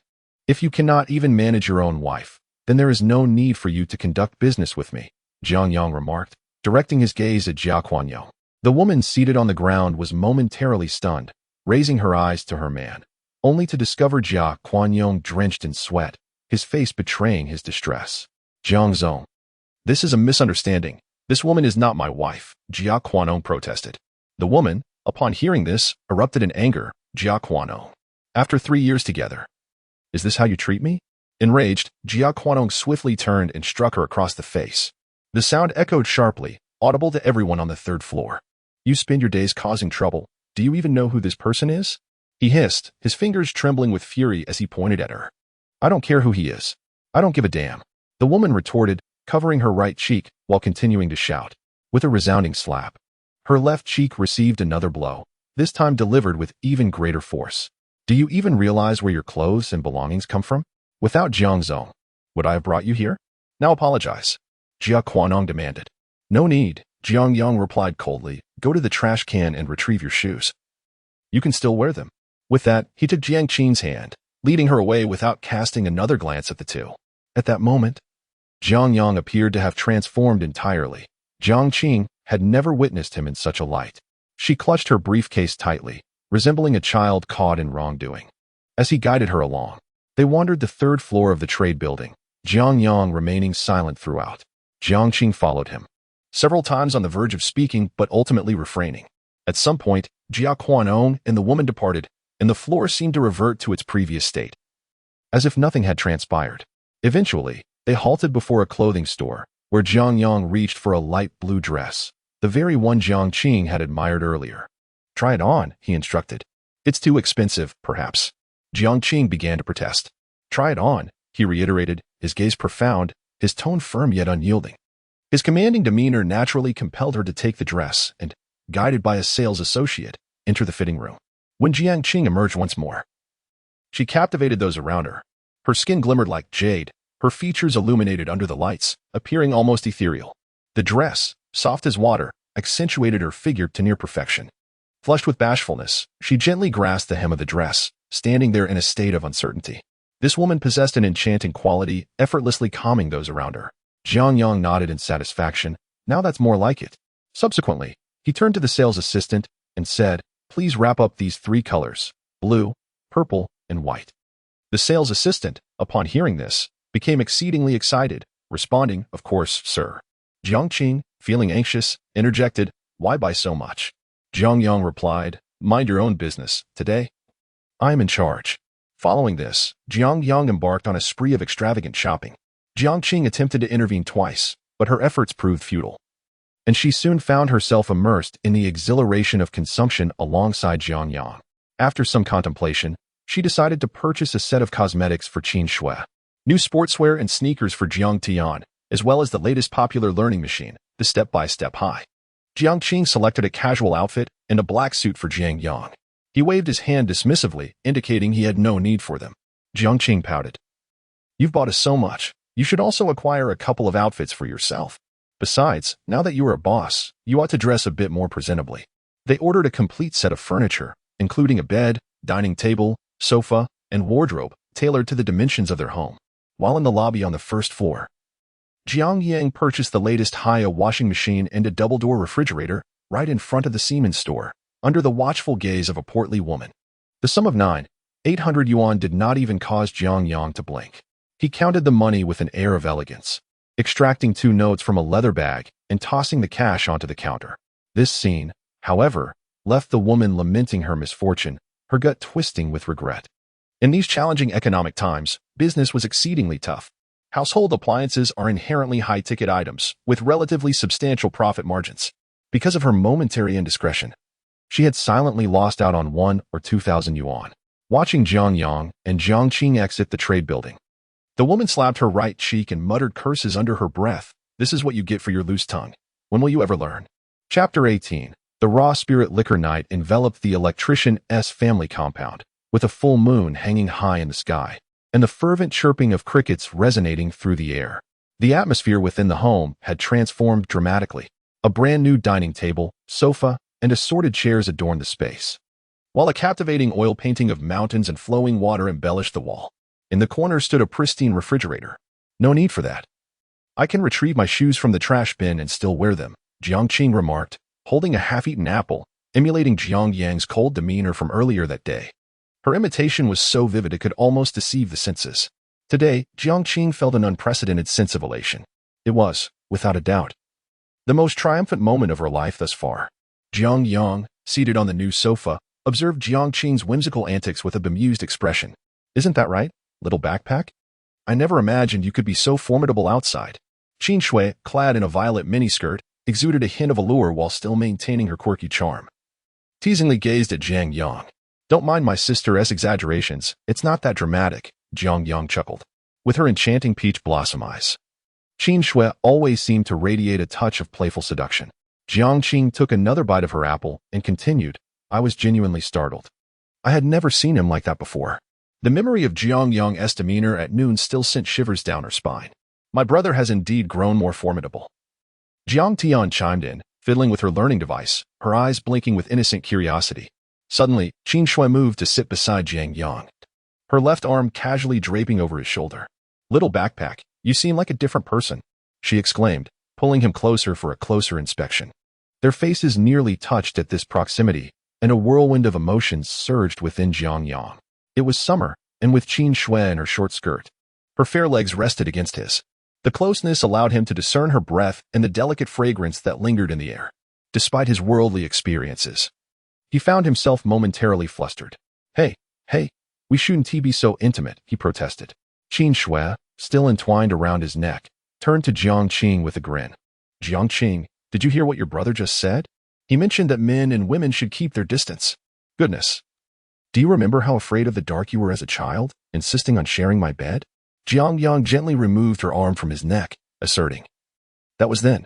This is now. Qin Shui shrugged. Well, it seems you've become quite the recluse, and the good fortune will now flow to outsiders. Her words elicited peals of laughter from Jiang Qing and Jiang Tian. Many years prior, Qin Shui had jokingly told Jiang Qing that when Jiang Yang grew up, he would belong to her, a phrase she often repeated. Jiang Yang frowned at the memory. Who has become estranged? And who exactly is the outsider here? Upon hearing this, Jiang Qing laughed so heartily that she could hardly stand upright, clutching her stomach as she leaned over the table, pointing at Qin Shui and exclaiming, Your sister Qin Shui made a pact with me when you were merely 8 years old, promising to indulge herself once you grew up. Jiang Yang was taken aback. Indulge? Is this even coherent? Yet, witnessing their unrestrained joy, Jiang Yang resigned himself to being the butt of the joke. Ever since the passing of their parents, they had not experienced such happiness in a long time. Jiang Yang initially believed that Jiang Qing and Qin Shui would soon tire of their antics and spare him. He quickly realized how gravely mistaken he was. When this woman became whimsical, no man stood a chance. Out of nowhere, Jiang Qing began to spill the beans on Jiang Yang's various embarrassing moments in front of Qin Shui. From his childhood bedwetting to being bullied by girls during school, an unending stream of anecdotes about him flowed forth. Qin Shui listened with rapt attention, laughing heartily at times and casting meaningful glances at Jiang Yang at others. When Jiang Qing mentioned that her brother was still wetting the bed at 5, Jiang Yang sighed deeply and retreated to his room, feeling rather dejected. He was perplexed. Wasn't it quite normal for a child to wet the bed at that age? Was it really considered abnormal? The following morning, the chirping of birds filled the air. Jiang Yang rose and drew back the curtains, revealing a clear blue sky. He opened the window, inhaling the exceptionally refreshing air. Dressed in the new clothes he had purchased the day before, he stood before the mirror, nodding in satisfaction. Life was indeed simple. In that moment, Jiang Yang felt an overwhelming sense of ease, even more so than in his previous life. If only this tranquility could persist. As he opened the door, he noticed Mr. Jiang from across the hall laboring to transport something into the corridor. Clad in only his shorts and a sleeveless shirt, he wore an old shirt over it. In the stairwell stood a large jar, over half a meter high, its lid tightly sealed with wax. Observing this, Jiang Yang hurried over to assist Mr. Jiang in lifting it into the hallway. The jar was quite heavy, filled with liquid that emitted a faint aroma of alcohol. After considerable effort, they finally managed to carry the jar into Mr. Jiang's home. Jiang Yang dusted off his hands and washed them in the basin. Mr. Jiang chuckled, offering him a cigarette. "Here, my boy, take a break and have a smoke." Jiang Yang accepted and first lit one for Mr. Jiang before igniting his own. "Mr. Jiang, how did you come by so much alcohol?" Jiang Yang inquired, glancing at the jar. Mr. Jiang, still smiling, replied, "This isn't something I bought. It was bartered from the Jiangli distillery." "The Jiangli distillery? Is that the one that merged with our machinery factory?" Jiang Yang asked. "Indeed. It's the only distillery in Shan County. It closed down recently. I worked there for many years as a laborer, and when they couldn't pay me, they offered me this jar of liquor instead." Jiang Yang's understanding dawned. It seemed that the call from Director Chen a few days prior was related to this very distillery. This alcohol must be quite aged. It should taste rather good. Jiang Yang squatted down, shaking the jar in his embrace. Old Master Jiang grasped the lid and swiftly tore open the wax string, releasing a wave of aromas. Fermented grains mingled with the sharp scent of high-proof liquor. "Raw grain Lao Bango liquor," Jiang Yang remarked, gently fanning the air with his hand to savor the scent. Surprised, Old Master Jiang cast a glance at Jiang Yang, acknowledging his discernment. He then turned and retrieved a small ceramic jar from the table, dipping it into the liquor vat to fill it. The liquid was viscous, tinged with a slight yellow hue. Old Master Jiang extended the jar toward Jiang Yang, offering, "Care to taste?" Jiang Yang, unreserved, accepted the jar. He first brought it to his nose for a whiff, then took a delicate sip, allowing the liquor to swirl on his palate for a moment before swallowing. A searing heat ignited in his chest, almost overwhelming his throat. He returned the jar, saying, "This aged liquor is too potent. The raw spirit's alcohol content is excessive." A glimmer of surprise flickered in Old Master Jiang's eyes as he took a sip himself and remarked, "This batch of corn liquor reaches nearly 70 degrees. Most people cannot handle it. I didn't expect someone so young to have an understanding of such spirits."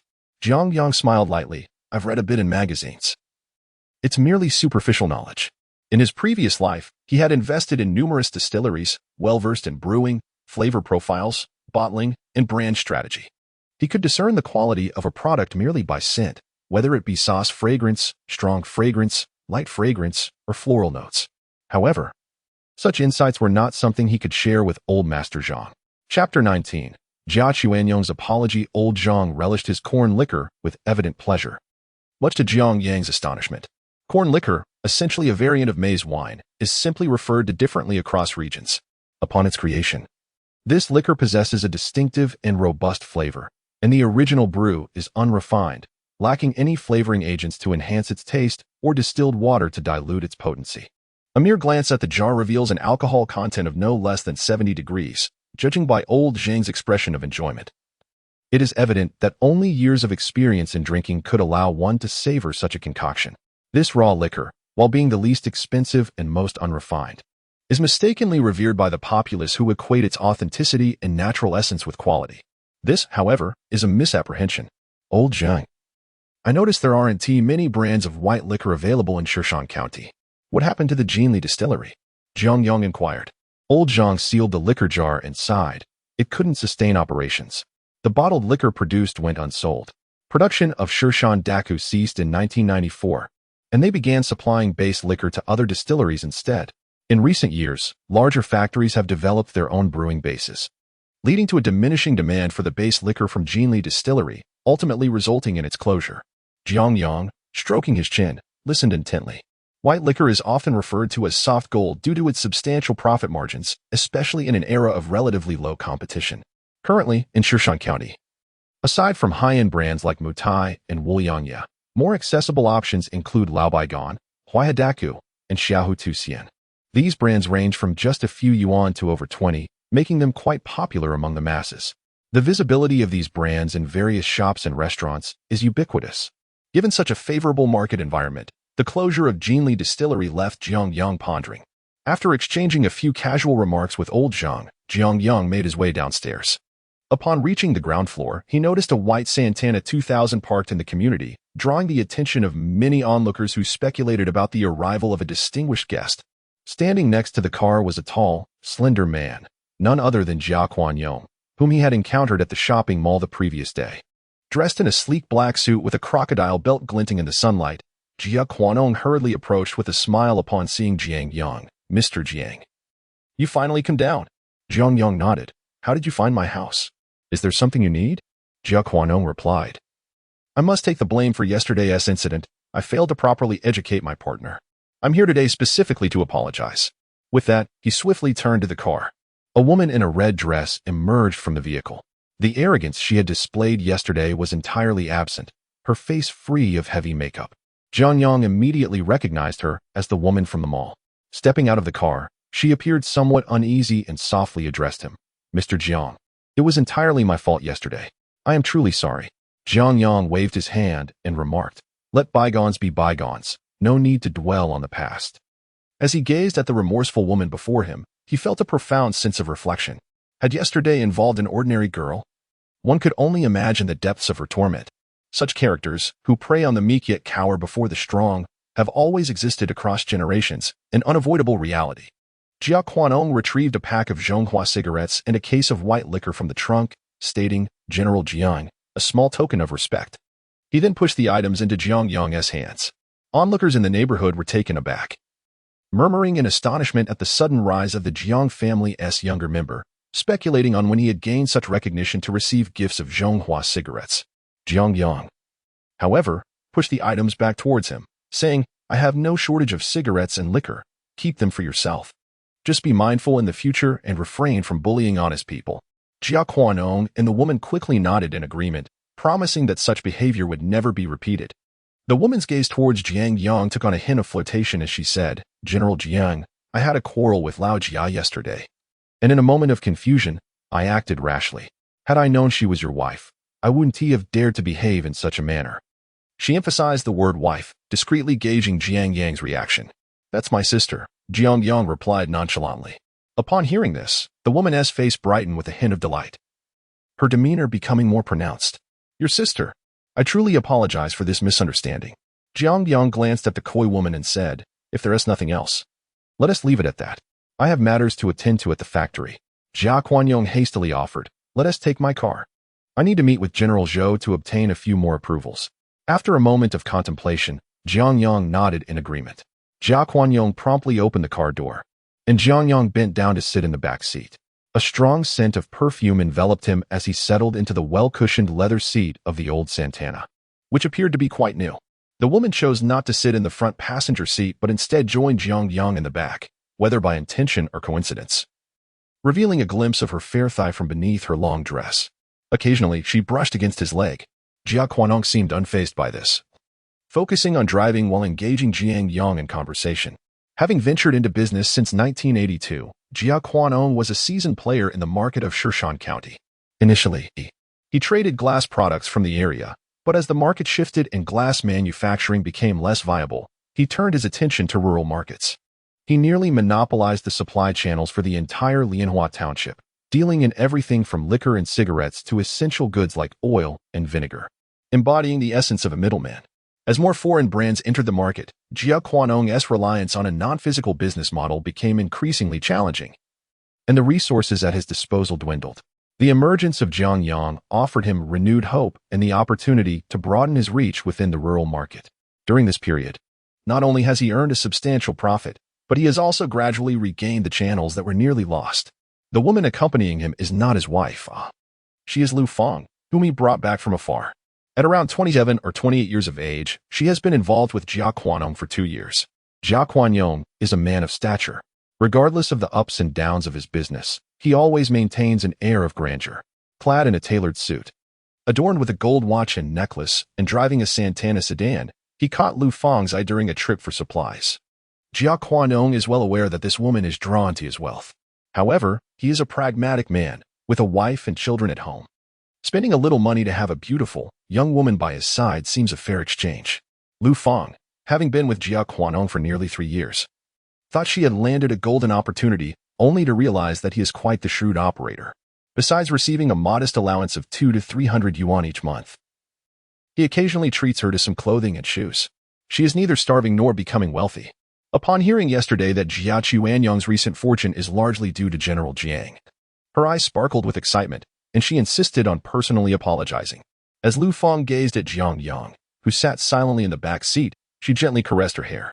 Having been in Jiang County for over 2 years, she pondered how much longer she would remain tethered to a man nearing 50. Now in her 20s, she cannot afford to be ensnared by him. With this thought in mind, Lu Fang turned to Jiang Yang and, in the gentlest tone possible, remarked, "General Jiang, you are so young and already have your own factory. Your wife and children must be incredibly happy, aren't they?" Chapter 20. Luring the snake out of its hole, Jiang Yang withdrew his gaze from the window and remarked, "I am not yet married." Lu Fang's eyes flickered with a hint of surprise upon hearing this, and she cast a sidelong glance at the driver, Jiang Qing, saying, "How peculiar these days are. Outstanding young men remain unmarried, while those of a more mature age are far from faithful, with their domestic flags standing tall while colorful banners flutter outside." Her words carried a double meaning. Jiang Qing chuckled awkwardly, swiftly diverting the conversation. "Mr. Jiang, I noticed that the factory has recently acquired a new batch of equipment, and production is ramping up. Could you possibly allocate me a larger quantity of goods? My current supply of 70,000 bottles a day is simply insufficient." Lu Fang, understanding the shift in conversation towards serious matters, sat quietly, refraining from interrupting, her glances towards Jiang Yang igniting a fire within her eyes, as if she could consume him whole. Feeling somewhat uneasy under Lu Fang's intense gaze, Jiang Yang rolled down the car window. "I will be heading to the factory shortly to assess the order situation. If conditions permit, I can arrange for a larger allocation." Jiang Yang's heart soared at this news. Presently, Tangren's special beverage was thriving in the rural market. As they spoke, the Santana gently glided into the cold drink factory, which had transformed from its former dilapidated state as an old canning plant. The walls were freshly painted, a flagpole stood at the entrance, and the Tangren special beverage logo fluttered in the breeze. The office building had been retiled, and the courtyard now boasted a marble floor. The 5 workshops buzzed with activity. Workers were industriously engaged in production and loading, presenting a vibrant scene. Such a flourishing sight was rare not just in Jiang County, but throughout the entire Huazhou city. At that moment, vehicles lined up outside the gate like a dragon, and Jiang Qing found his car halted by the entrance. "What brings you here?" The security guard, a young man in his 20s with a dark complexion and modest stature, named Juzi, was the child of a former employee of the canning factory. Jiang Qing rolled down his window with a friendly smile. "Brother Juzi, it's me.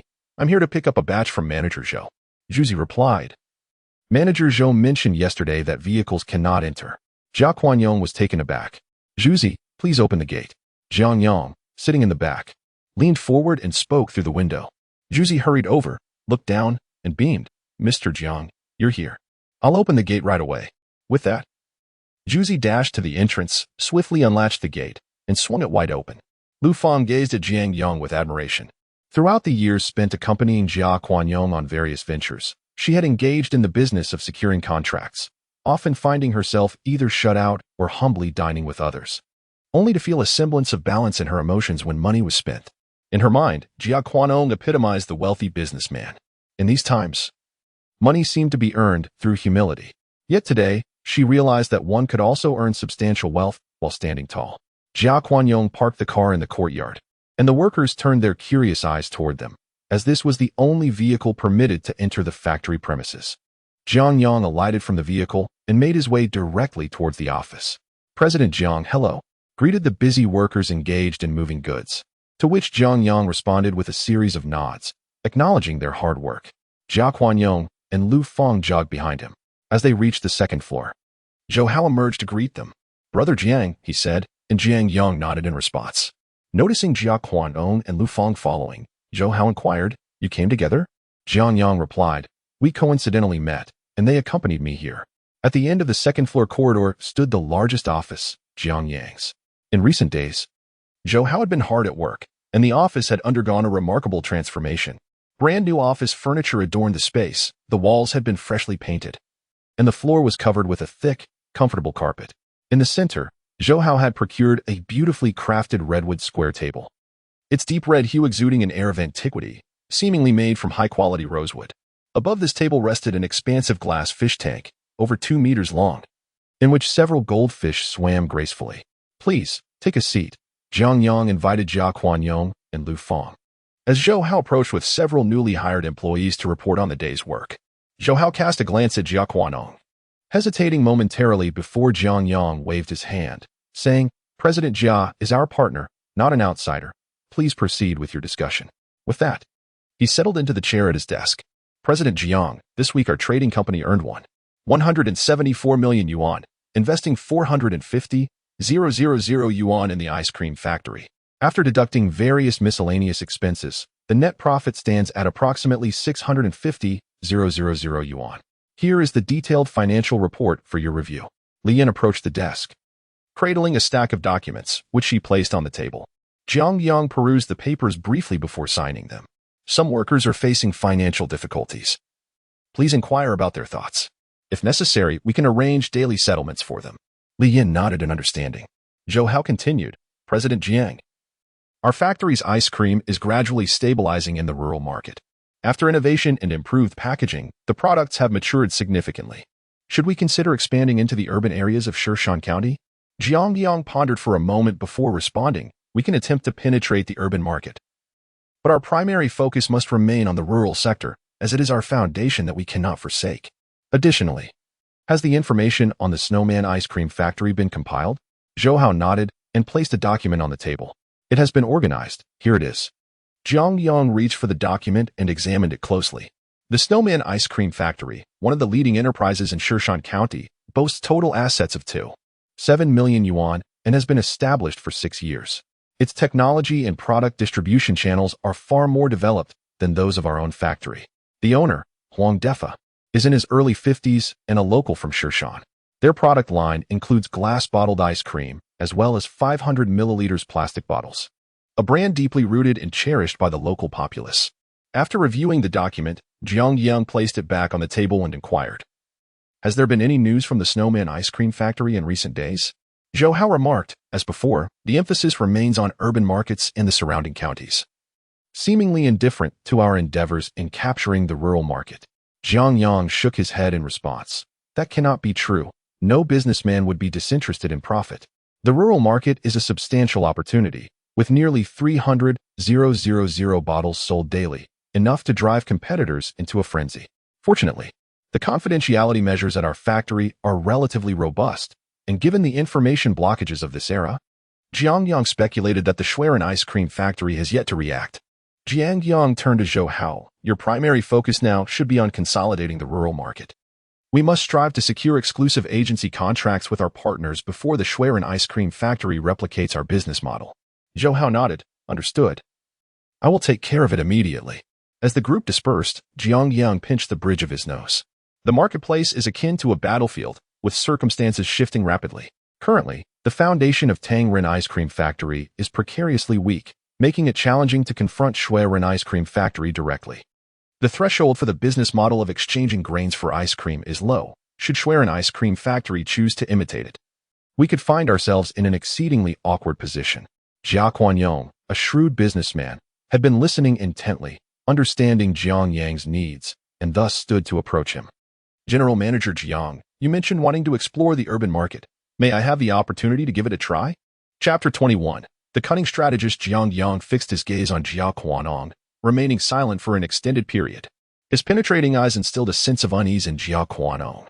"How are your sales channels in the urban area of Shan County, President Jia?" After a long pause, Jiang Yang suddenly inquired. Jia Quanyong replied, "Of course. There are no issues.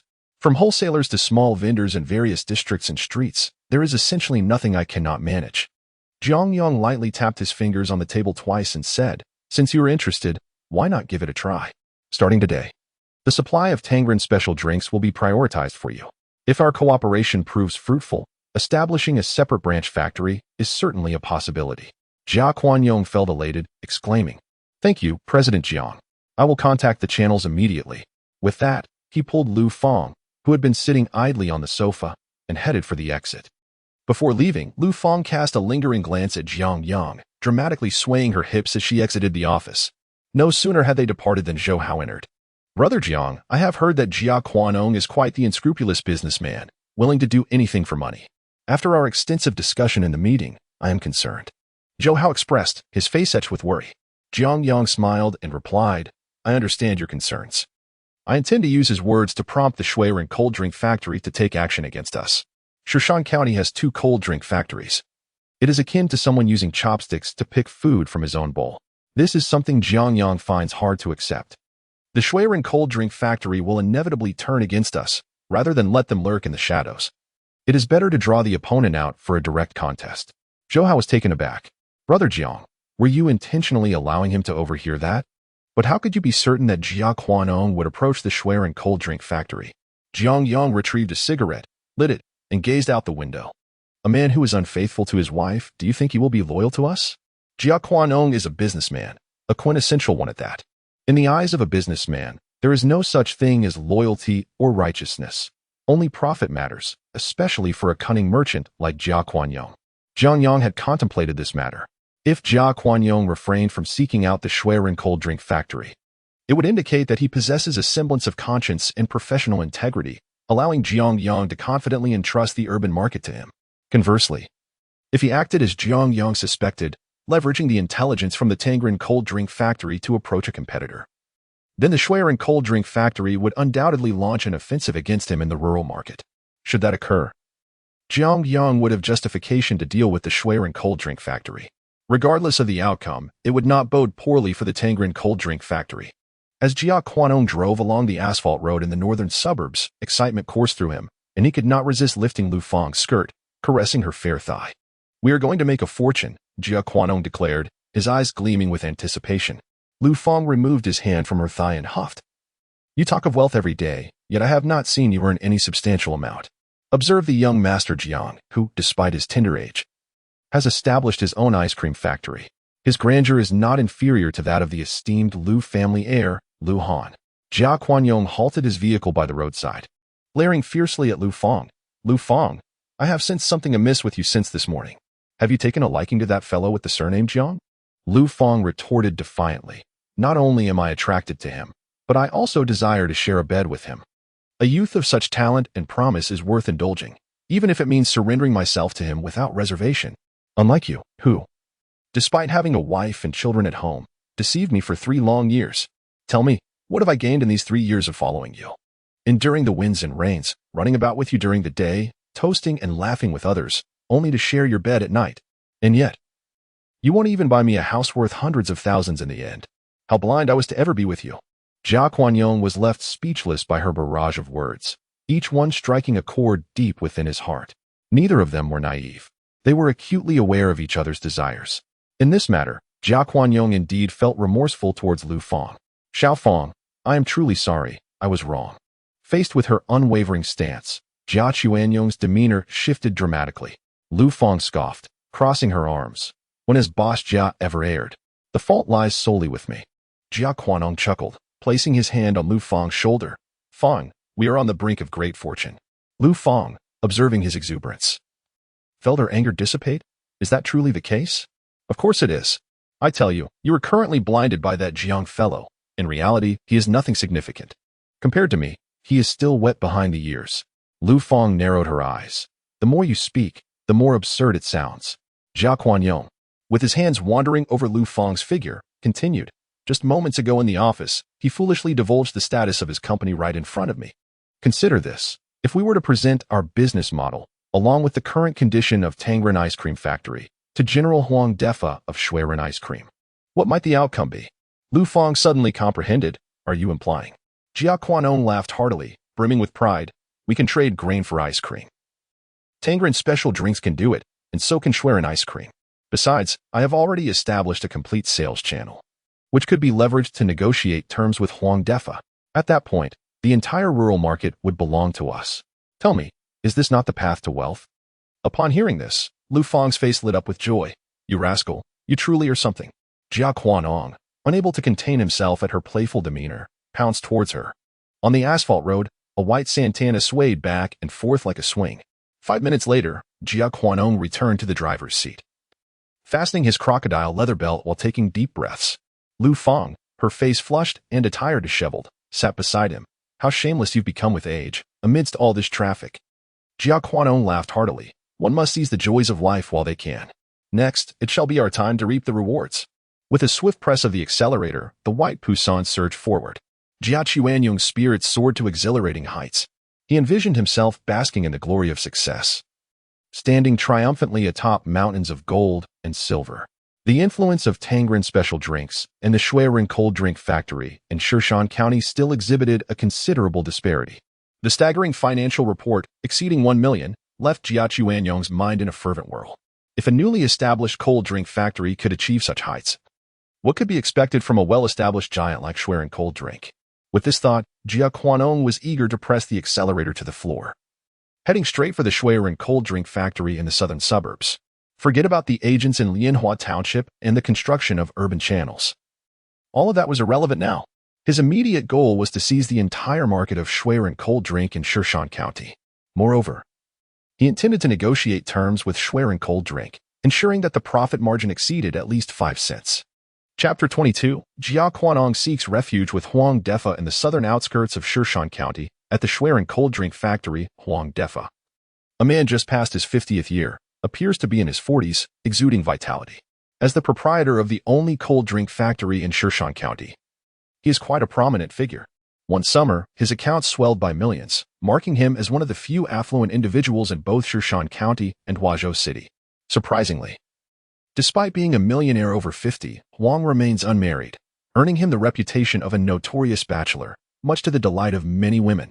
Huang's greatest passion lies in travel, particularly accompanied by beautiful women. Recently, he returned from a trip to Zishuangbana just today. At this moment, he is in his office, sternly reprimanding 2 senior executives from his factory. How many times must I reiterate? Our cold drinks are not expensive, fast-moving consumer goods. They cost only a few dimes. Why do you persist in focusing solely on urban markets? You ought to pay more attention to the rural market. I have been away for over a month, and upon my return, things remain unchanged. Can't you spare me a little worry? Standing at just under 7 meters, clad in a deep blue checkered shirt, Huang threw a report to the ground, his voice booming. The 2 executives, visibly intimidated, dared not utter a word, not even lifting their heads. Huang pointed at the scattered report, exclaiming, "Look for yourselves. Summer is nearly over. How many bottles of our cold drinks have we sold in the countryside? Even Coca-Cola and Jianlibo, despite their high prices, sell well. Why can't we do the same?" One executive, dressed in a suit, hesitated to speak. His name was Qin Qing, a market manager recently promoted at Shuiren Cold Drink Factory, in his early 30s.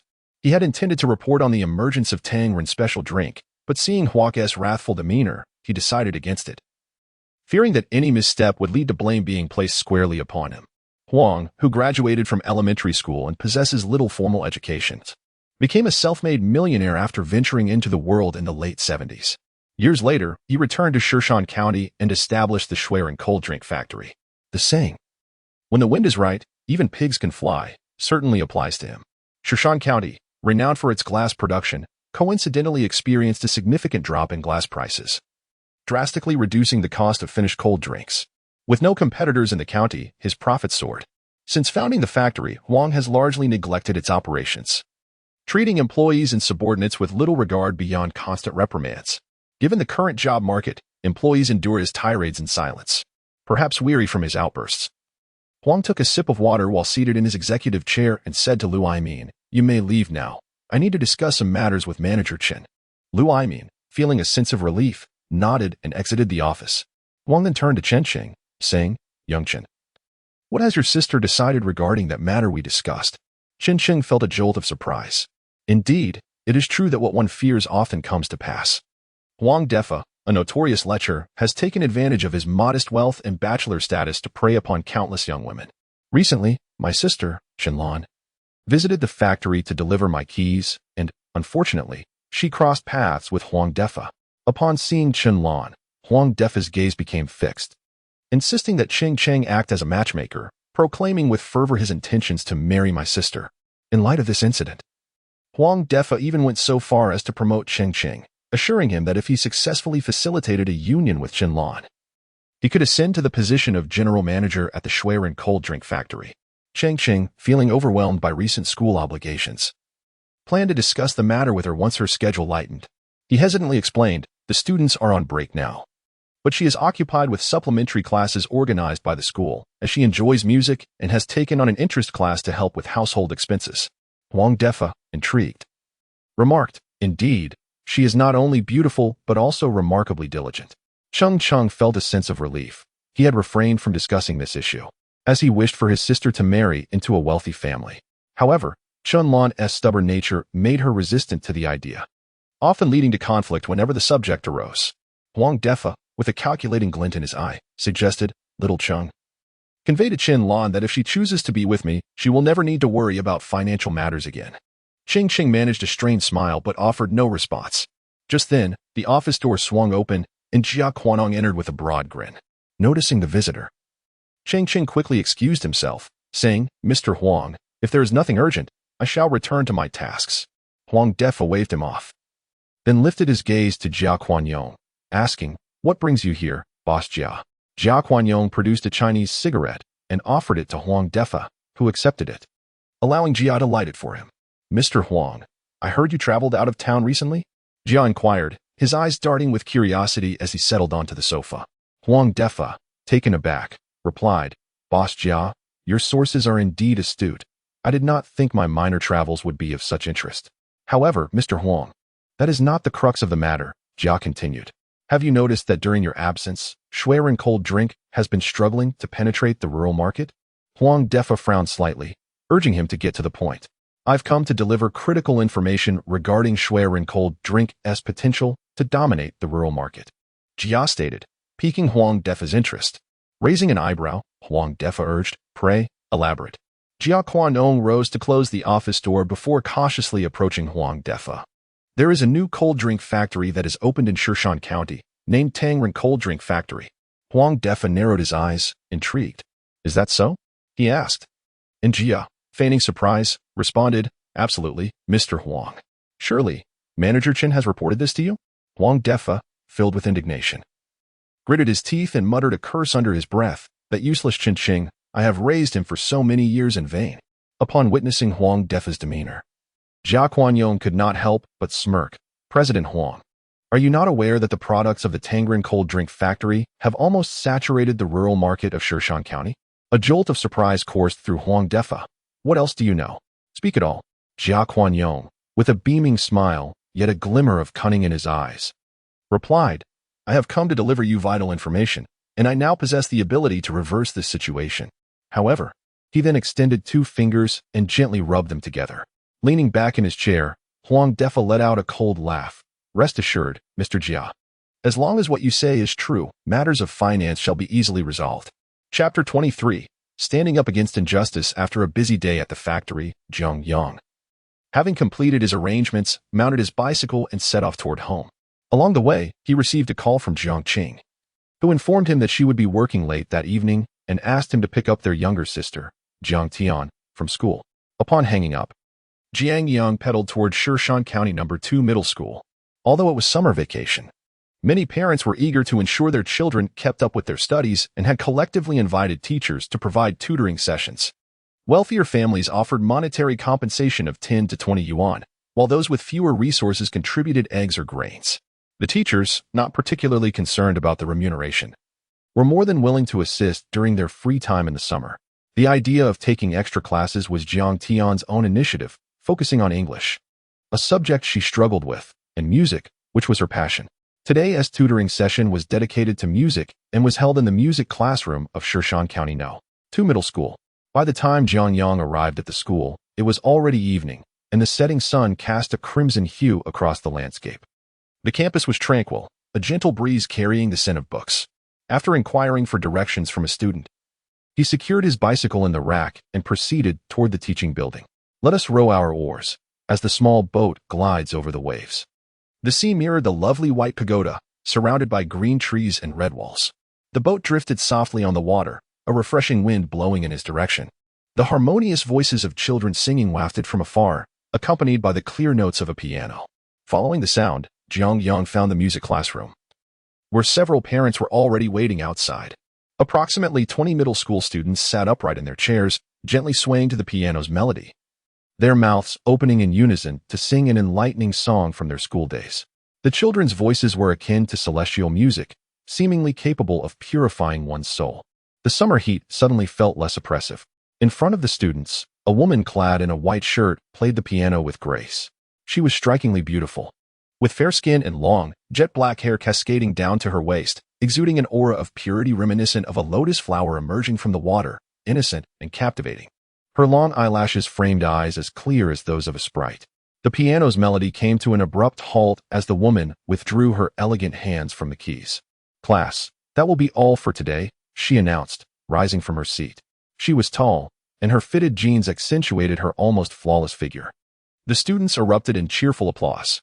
Jiang Tian spotted her brother at once and rushed out. "Brother, what brings you here?" Jiang Yang smiled and replied, "Sister is working late, so I came to pick you up."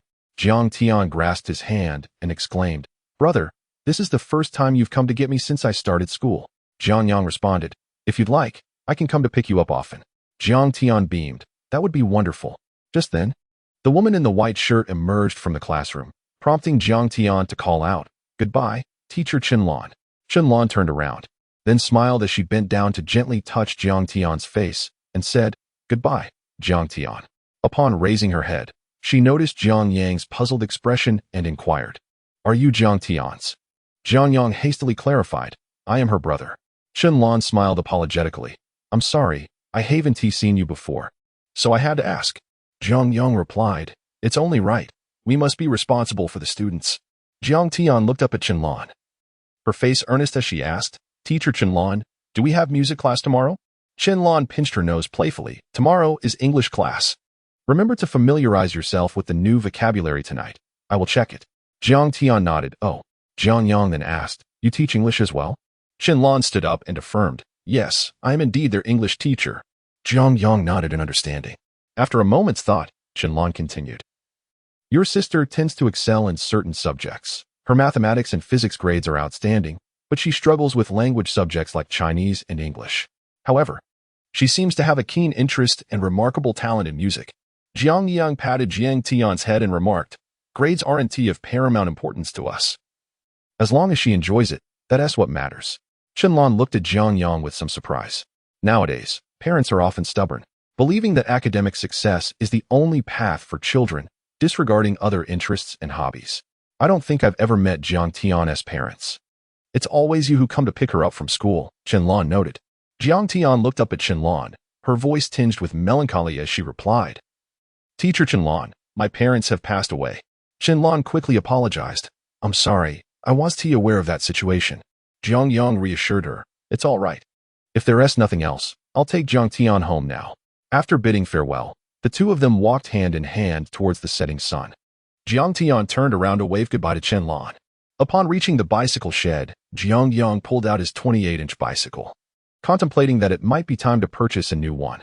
After all, he had once driven a luxurious car in his previous life, and he couldn't afford to regress in this new life. Jiang Tian, however, was quite happy as she climbed onto the bike. Jiang Yang pushed the bicycle towards the school gate and happened to spot a Pajero parked out front, with a license plate from Huazhou City. The driver was a man in his 50s, with a face full of blemishes and a mouthful of yellowed teeth. The back door of the car opened, and a man in his 30s stepped out, dressed in a black suit and tie, with fair skin, appearing quite refined. For a moment, Jiang Yang felt as if he had seen this person before. At that moment, Jiang Tian, sitting on the bicycle, spoke up, "Brother, that man is a bad person. He often bothers Teacher Qianlan." Jiang Yang glanced at the imposing SUV and noticed that the man behind the wheel was also sizing him up. "You can't afford it. Just focus on your work," he thought. Huang Defa, seated in the driver's seat, cast a disdainful glance at Jiang Yang before rolling up the window. His Pajero is indeed a rarity in Shan County. The joint venture engine, with its robust 3.0 power, is more than sufficient to outpace any vehicle on the road. Coupled with commendable off-road capabilities, it naturally attracts a fair share of young enthusiasts. However, the lad boasting about his meager possessions is rather presumptuous. For someone like him, it is likely that a lifetime of labor would not suffice to acquire such a vehicle. At that moment, a gesture from the young man sent a surge of adrenaline through Huang Defa. With his right hand resting on the bicycle, his left hand slowly rose from below.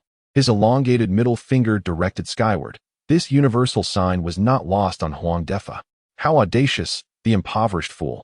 Huang Defa had no intention of engaging further with Jiang Yang. He was here today to pick up Qianlan. Ever since their encounter at the factory, a significant part of Huang Defa's soul had been lost, and mere longing could hardly encapsulate the depth of his desire. Brother, what brings you here? Just then, Qianlan emerged from the campus, cradling 2 textbooks. Huang Defa sat up, captivated.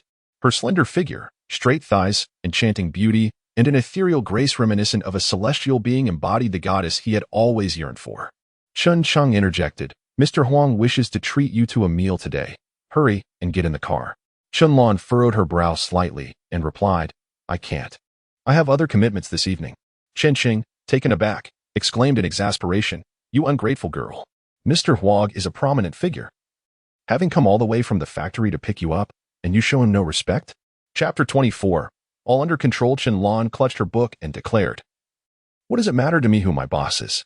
Why should I show him any respect? I refuse to go. Upon hearing this, Chen Qing gritted his teeth in frustration and retorted, Qianlan, how can you be so ungrateful? Mr. Huang is a millionaire from Shirshan County, and he is more than worthy of your consideration. Moreover, he lowered his voice and continued, if you can maintain a good relationship with him.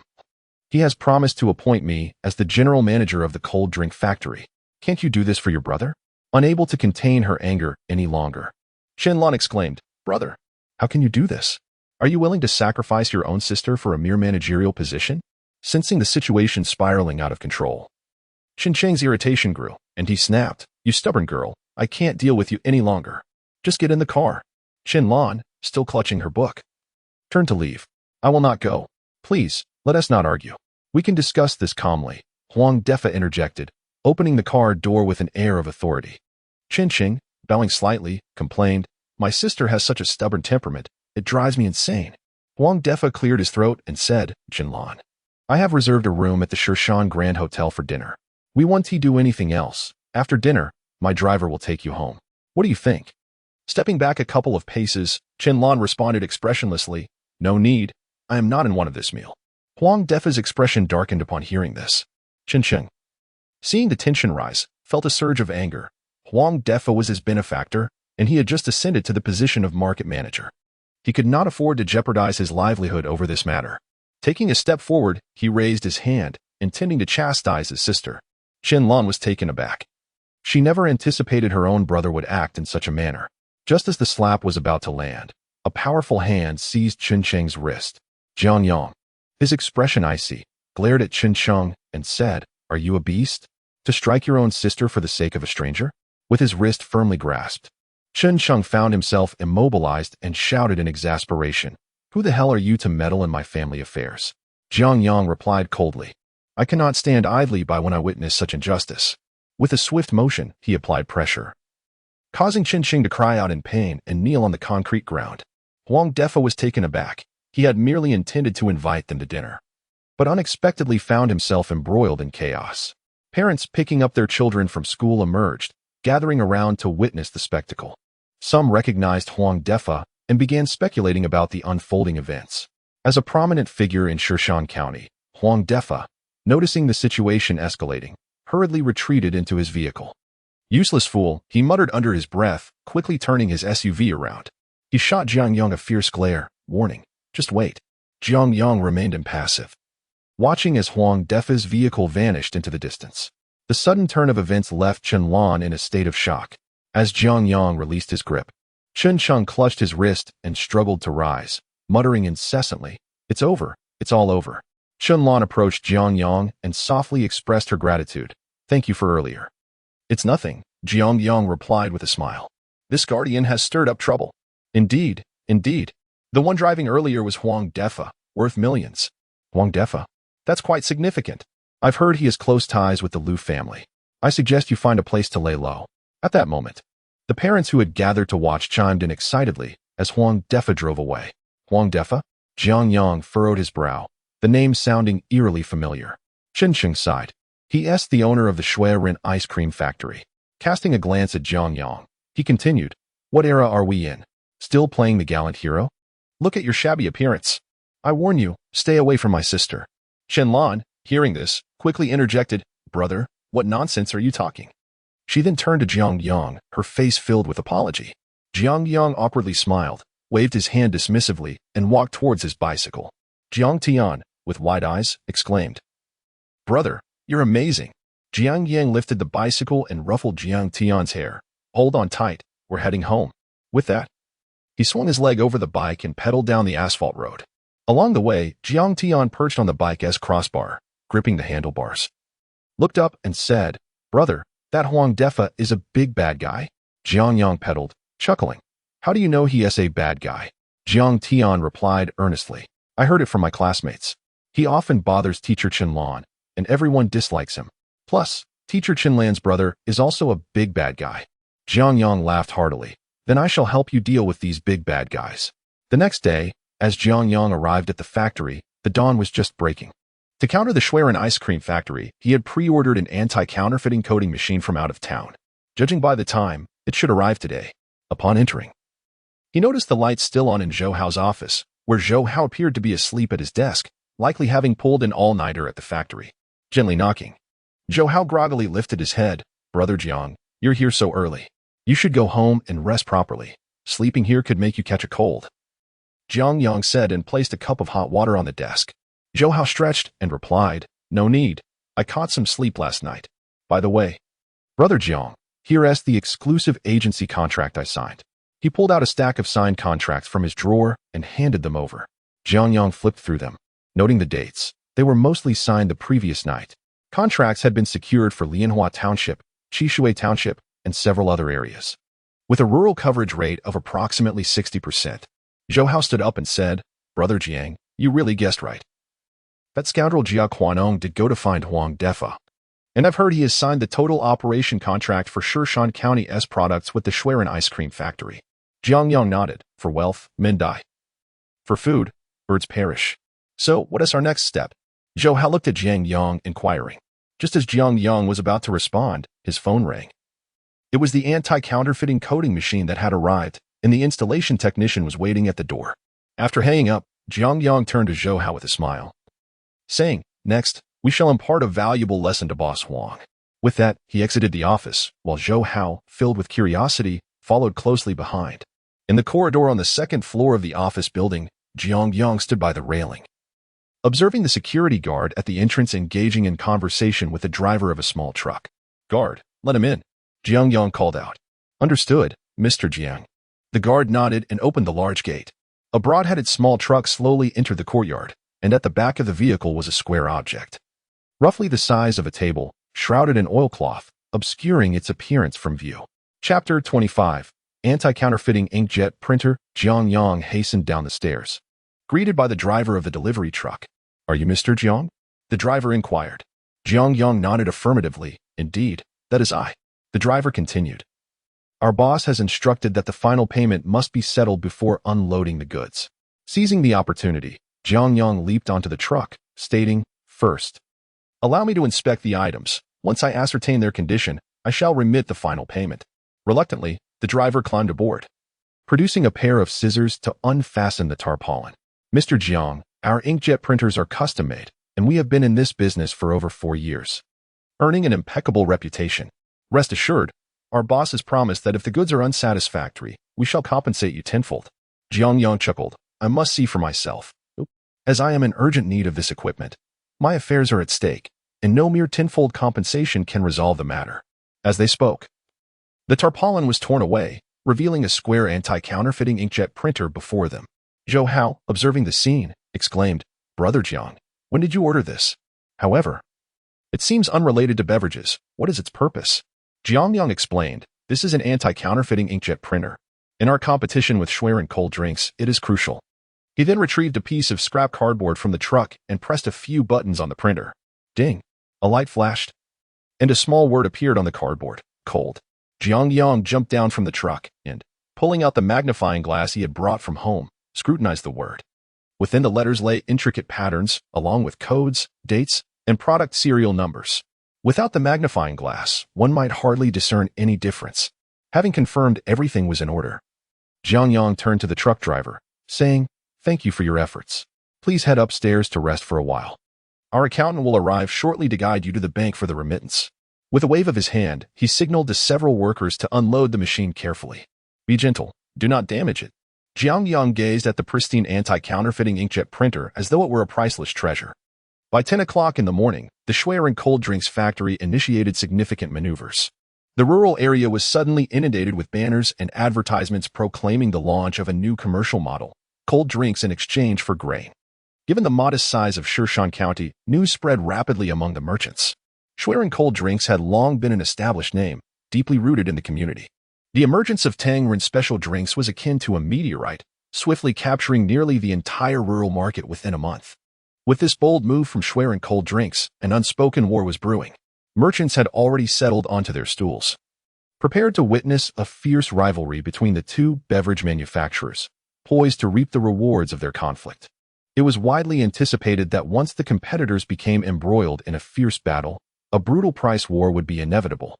Some prognosticators declared that the new brand, Tangren Special Drinks, was destined for defeat due to the vast disparity in brand recognition and financial strength between the two companies, leaving no room for doubt. Conversely, others held a contrary view, asserting that the rapid establishment and expansion of Tangren Special Drinks in such a short span indicated that its owner was no ordinary individual. These individuals held steadfast to their respective opinions, rendering it challenging to discern a clear victor. Some even resorted to wagering on the matter, betting on cigarettes, beverages, and even cash. In summary, within the span of a single morning, nearly the entire Shan County was captivated by this event. What was particularly perplexing was that, despite the fervent rumors circulating outside about the Schwerin cold drink factory making a formidable entrance into the rural market, the Tangren cold drink factory remained utterly silent. Inside the office, Jiang Yang meticulously drafted a new product sales plan. The plan involved a word collection lottery. As of this morning, all cold drinks in the factory sported new bottle caps, each inscribed with different phrases: Tang, Rin, Te, Yin, another bottle, and thank you for your patronage. The word collection was divided into 3 prize categories. First prize, collect all 4 characters of Tang Rin Te Yin to win a television. Second prize, collect either Tang Rin or Te Yin to receive a fan. Third prize, a single character could be exchanged for 1 yuan. After organizing the details, he retrieved a calculator and began to strike keys rapidly. These prizes represented tangible monetary value, and he needed to calculate the probabilities to ensure profitability while simultaneously enhancing the customer's chances of winning. The success of the fast-moving consumer goods sector hinges on customer loyalty, and the key to product adhesion lay within those inscribed bottle caps. Zhou Hao, drenched in sweat, rushed to the second floor and knocked on the office door. Jiang Yang, without lifting his head, instructed him to sit and have some water, waiting a mere 2 minutes. Observing Jiang Yang's nonchalant demeanor, Zhou Hao felt compelled to voice his thoughts but refrained. Once Jiang Yang calculated the final figure, a satisfied smile graced his face as he finally looked up at Zhou Hao, inquiring about his urgency. Zhou Hao stood, exclaiming, "Brother Zhou, the Schwerin cold drink has already distributed goods throughout Lianhua Village and Qishui Village, and they have secured new agents. Their model mirrors ours precisely, allowing 2 kilograms of corn to be exchanged for 3 bottles of cold drink." Jiang Yang nodded, suddenly asking, "Zhou Hao, do you have relatives in the countryside?" Zhou Hao paused, surprised. "Relatives in the countryside?" "Yes, brother Jiang. We were just discussing Schwerin cold drink. Why bring up rural relatives?" Jiang Yang chuckled. "In a moment. Go to accountantly and retrieve 10,000 yuan, then head to the city to purchase 2 color televisions. Use the remaining funds to buy fans and then..." He pondered for a moment and beckoned Zhou Hao closer. Leaning in, Jiang Yang whispered, "You should." In Lianhua Village, at the entrance of Xiaomai store, a banner proclaimed, "Schwerin cold drink exchanges grain." The scene outside was a sea of people, predominantly elderly and children, clutching either a porcelain bowl or a cloth bag filled with aged grains. Parked outside was a white Santana. Within, Jia Kuanyong reclined in the driver's seat. His chair laid back, one foot resting on the steering wheel, a cigarette dangling from his left hand. As he hummed a segment from the Peking opera The Taking of Tiger Mountain, bravely shedding hot blood, riding spring, autumn, oh, oh, oh, oh. At this moment, his spirits were soaring. After meeting with Huang Defa yesterday, the gains were indeed substantial. Not only did I acquire the operational rights for Schwerin cold drinks in the rural market of Shan County, but the products are also supplied without limit. Huang Defa further promised that if I could successfully oust Tangren special drinks from the rural market, he would relinquish 5 of Schwerin cold drinks shares to me. What does this signify? It signifies that I will no longer merely serve as a middleman for PI tickets. I am on the path to becoming a proprietor. This is a moment of soaring ambition for me, Jia Quanong. Naturally, my spirits are buoyant. Lu Feng, seated in the passenger seat, stifled yawns from fatigue. Old Jia. All this hustle just to deal with these rural folks? They are destitute. When will they ever prosper? Jia Quanyong smiled confidently. But you fail to comprehend. While the common people may lack wealth, they can still afford a bottle of cold drink. City dwellers may possess riches, yet they have a plethora of choices. Just look at this tiny Shaojia village, teeming with people. This is a treasure trove, my dear. At that moment, a dark-skinned child dashed to the entrance of the convenience store, shouting exuberantly, I won a prize. I drank the cold drink and won a fan. Chapter 26. Creating momentum and spreading rumors. Everyone turned their gaze toward the child. Urga, what are you shouting about? What have you won? An elderly man, cradling half a bowl of corn, inquired curiously at the entrance of the small shop. Urgu brandished 2 bottle caps, proclaiming, it's a character collecting event by Tangren special drink. 1 character earns you 1 yuan, and 2 characters spell electric fan. If you collect all 4 characters of Tangren special drink, you win the grand prize. What could the grand prize be if the second prize is an electric fan? The old man's interest was piqued. Urga stepped closer and declared loudly. The grand prize is a color television. A Samsung Color TV. The crowd gasped in astonishment. Good heavens, you can win a television just by enjoying a cold drink. Someone skeptically remarked, Urga, you must be joking. That cold drink costs only a few dimes. We just exchanged a handful of grain for it. Do you think the owner of Tangren Beverage Company is a fool, allowing us to win a color TV? Urgu, irritated by the skepticism, retorted, it's true. This afternoon, Zhou Tini from the neighboring village just redeemed a large color TV. He first exchanged grain for 3 bottles, revealing 3 characters, and then spent 50 cents on another bottle to get the 4th character. Now he is probably at home watching My Fair Princess. It does seem plausible. I know Zhou Tinio. I called him earlier to play arcade games, but he must have been busy winning that TV, exclaimed another villager. What luck, turning a few dimes into a color TV. Since we're all exchanging grain for cold drinks, let's try our luck with Tangren special drink. Perhaps we can win a color TV too. Let us go. As discussions ensued, some villagers began to head toward another small shop in the village. Observing this, the boy named Urga fanned the flames, saying, yes, we're all just exchanging for cold drinks. Let us test our luck. Tangren special drink not only has the character collecting event, but there's also a chance to win another bottle. I just spent the price of 1 bottle to drink 5. My stomach is still bloated. The villagers, now more eager than ever, quickly vacated the small shop. Jia Quanong, unable to remain seated any longer, jumped off his vehicle and rushed toward Urgu. You little brat. Who told you to spread rumors? Seeing him approach, Urgu turned and fled, shouting back, you're the brat. Your whole family are brats. Under the old locust tree at the western edge of the village, Jiang Yang lay on his motorcycle, a large straw hat covering his face. While Zhou Hao squatted nearby on the phone, Urgu arrived, panting heavily. Brother, everyone has been lured away by me. Now the whole village is off to exchange for Tangren special drink. Jiang Yang lifted his hat and sat up on the motorcycle. Well done. He then pulled out a crisp 10 yuan note from his pocket and handed it to Urgu. Without hesitation, Urgu stuffed the money into his pocket. Brother, can I still go to the neighboring village and spread rumors? Jiang Yang was taken aback. Spread rumors? Urgu was confused. Isn't that what it is? My cousin said it's a business tactic, spreading rumors. Zhou Hao finished his call and looked at Jiang Yang. Yes, brother Jiang. You mentioned it when you assigned this task today. Jiang Yang frowned. I said create momentum, create momentum. Zhou Hao and Ergo simultaneously shrugged, proclaiming, it's about the same. Jiang Yang, disinterested in providing a detailed explanation, pondered for a moment before inquiring of Ergo, do you have many friends in your village? Ergo confidently replied, brother. I, Jiang Ergo, have plenty of brothers in Lianhua Township. As long as you're willing to spend, I guarantee they'll be here in no time. Zhou Hao playfully smacked the back of his head, saying, what a joke. Who taught you to act so worldly? Jiang Ergo rubbed the back of his head and chuckled. I'm merely speaking the truth.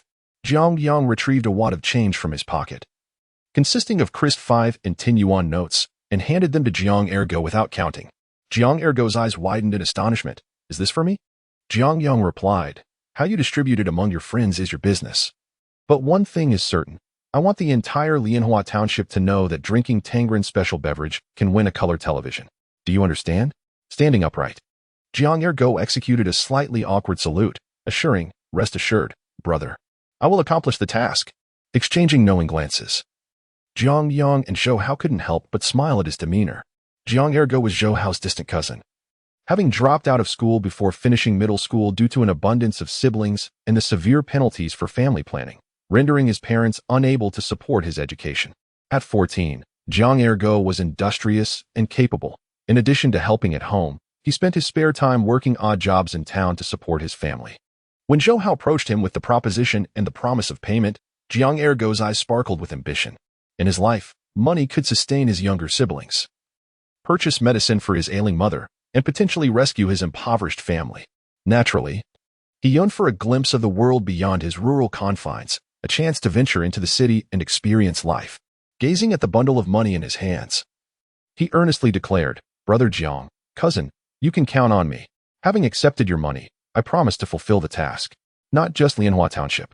I will traverse every village in the entirety of Shishan County. Jiang Yang chuckled, patting Jiang Ergo on the shoulder. Work diligently, and if you deliver as you claim, you shall become my minister of propaganda.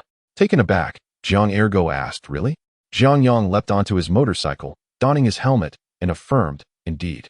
With that, he revved the throttle and sped away, leaving a cloud of dust in his wake. Zhou Hao mounted another motorcycle and added, Ergo, Brother Jiang is a capable man. His words are trustworthy. Put in your best effort. With that, he departed as well. Standing beneath the large locust tree, Jiang Ergo watched the billowing dust stirred up by the motorcycles and softly murmured, I will certainly give it my all. The news of winning a color television through the collection of characters from Tangren's special beverage gradually spread throughout the countryside. From time to time, reports of someone winning a grand prize would emerge from various villages, inciting envy among the villagers. In a region where entertainment options were severely limited, a wave of character collections suddenly surged. Different methods began to emerge, with many exchanging characters or even purchasing them. As word spread from 10 to 100, Tangren's special beverage swiftly gained popularity across the rural market. Attentive villagers have observed that within the phrase, the character appears with the highest frequency, followed closely by, on average, each village encounters the character merely once a day, while the most elusive character is. This phenomenon bears resemblance to the thrill of lottery. Once one experiences a taste of victory, it becomes quite addictive. Not only do the children engage in this pastime with unbridled enthusiasm, but some elderly individuals and even young adults have joined in as well. After a day of laboring in the fields, during moments of leisure over tea and meals, parents often inquire of their children, would you like a cold drink? The children, shaking their heads, respond, I've had enough. Thus, the parents suggest, let us purchase 3 bottles. Pour some into a bowl and enjoy it tomorrow. Chapter 27. Strategic planning in the bustling Shishan County. Amidst the imposing Shishan department store, Jiang Yang parked his motorcycle at the entrance, casually hanging his helmet on the handlebar. The journey from Lianhua Township to the county seat had been arduous, with dust enveloping him entirely. After reluctantly shedding his jacket and brushing off the grime several times, he felt somewhat refreshed. At that moment, his gaze was fixed upon the blank advertising space atop the department store. The brief encounters with the Schwerin beverage factory over the past few days had only solidified Jiang Yang's resolve to absorb them into his enterprise.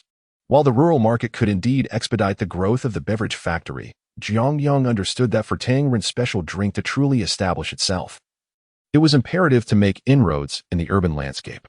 Thanks to the current character collecting campaign, coupled with the raucous antics of Jiang Ergu and his group of young mischief makers, significant pressure had already been exerted on the Schwerin beverage factory in a short span. However, Huang Defa had cultivated extensive connections in Shishan County over the years, and the deep penetration of the Schwerin brand in the region could not be underestimated. Jiang Yang felt an unwavering urgency. It was crucial to make the city's populace aware of Tangren's special drink's emergence from Shishan County. Positioned at the heart of the county, the Shishan department store stood at a crossroads leading to the 4 corners of the city, serving as an essential thoroughfare for those venturing into other districts. With 6 stories rising high, the view from the rooftop offered a panoramic perspective of the entire county. The prospect of displaying his product on this building was undeniably appealing for its promotional potential. With a swift adjustment of his attire, Jiang Yang ascended into the department store. Recently inaugurated, the foot traffic was astonishing, rendering the place a prime destination for shoppers, despite the higher prices compared to other outlets. The sheer reputation of being the largest department store in Shan County was sufficient to attract a throng of visitors. Without lingering in the commercial area below, Jiang Yang made his way directly to the top floor. As expected, upon reaching the 6th floor, he noticed a wooden sign at the staircase corner indicating the office area, with a clear message of restricted access for outsiders. The 6th floor felt rather vacant. The hallway floors were yet to be tiled, and large sections of bare concrete adorned the walls, a testament to the hurried preparations for opening. Mr. Bai, we've decided on the Nanshan-patterned marble for your office floor. We'll bring in the furniture once the walls and floors are completed. Does that work for you? Inquired a man who appeared to be a contractor. That sounds fine. Just expedite the process. It's been a week since we opened, and I still lack an office. It would be quite embarrassing if word got out, came a resonant voice in reply. Jiang Yang turned to see Mr. Bai, a man in his 40s, impeccably dressed in a suit, his sleek black hair neatly combed back, exuding an air of sophistication that starkly contrasted with the scruffy contractor. All right, I'll arrange for the workers to put in extra hours tonight, the contractor said hurriedly before departing with his briefcase. At that moment, Mr. Bai noticed Jiang Yang standing at the corridor entrance and remarked, "This area is designated for offices. The shopping center is below." Jiang Yang shook his head and said, "I'm not here to shop." Mr. Bai, puzzled, inquired, "What business do you have in a department store if not shopping?" Jiang Yang approached and asked, "Do you rent out the advertising boards on the walls of your department store?" Mr. Bai scrutinized Jiang Yang from head to toe, responding, "The external boards are owned by our department store and will be used to showcase new products. They are not available for rental." "Is there truly no price at which you would rent them?" Jiang Yang questioned, gazing into Mr. Bai's eyes. "Oh, you are quite an interesting character. With so many idle advertising boards in Shan County, why would you choose to rent from us?" Bai Qingyan smiled slightly, taking a keen interest in this young man in his 20s. Despite his youth, there was an inexplicable air of shrewdness in his demeanor.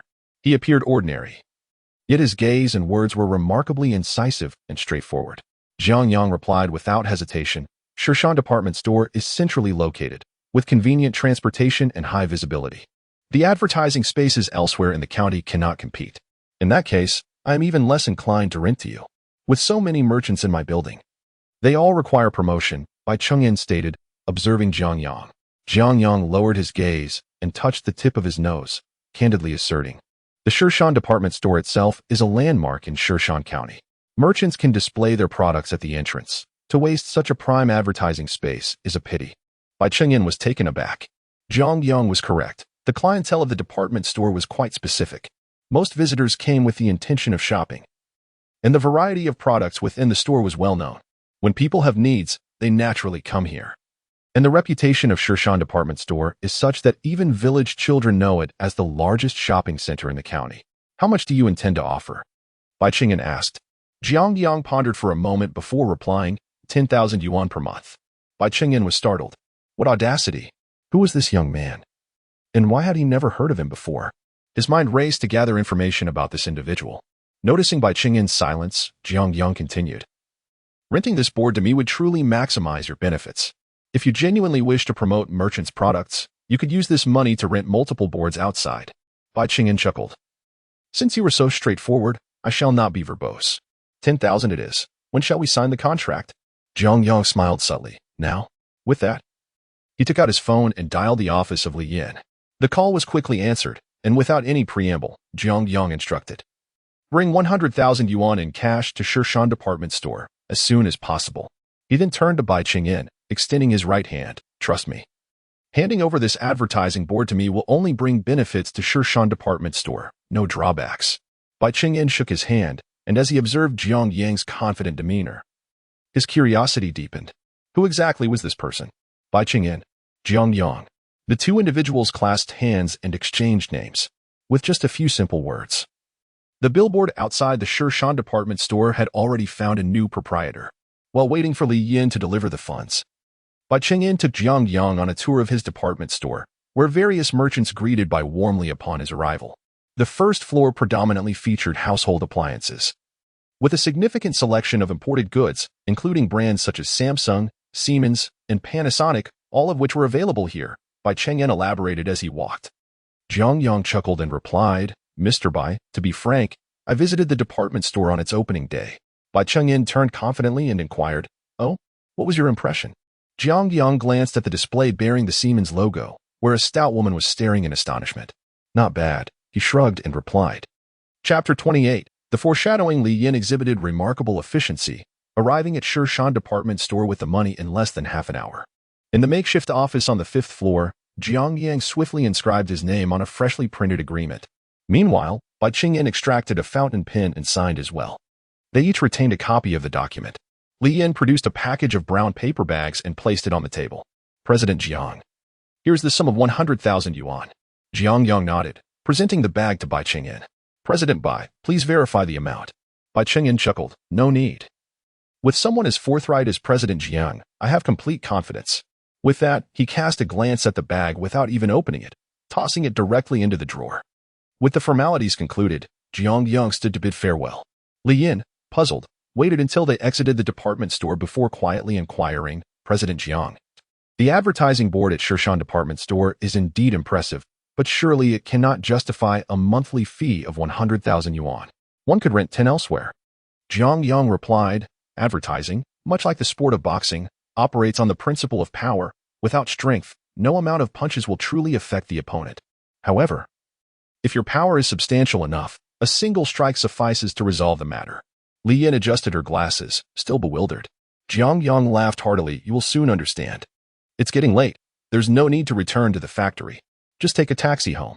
With that, he mounted his motorcycle, ignited the engine, and roared off.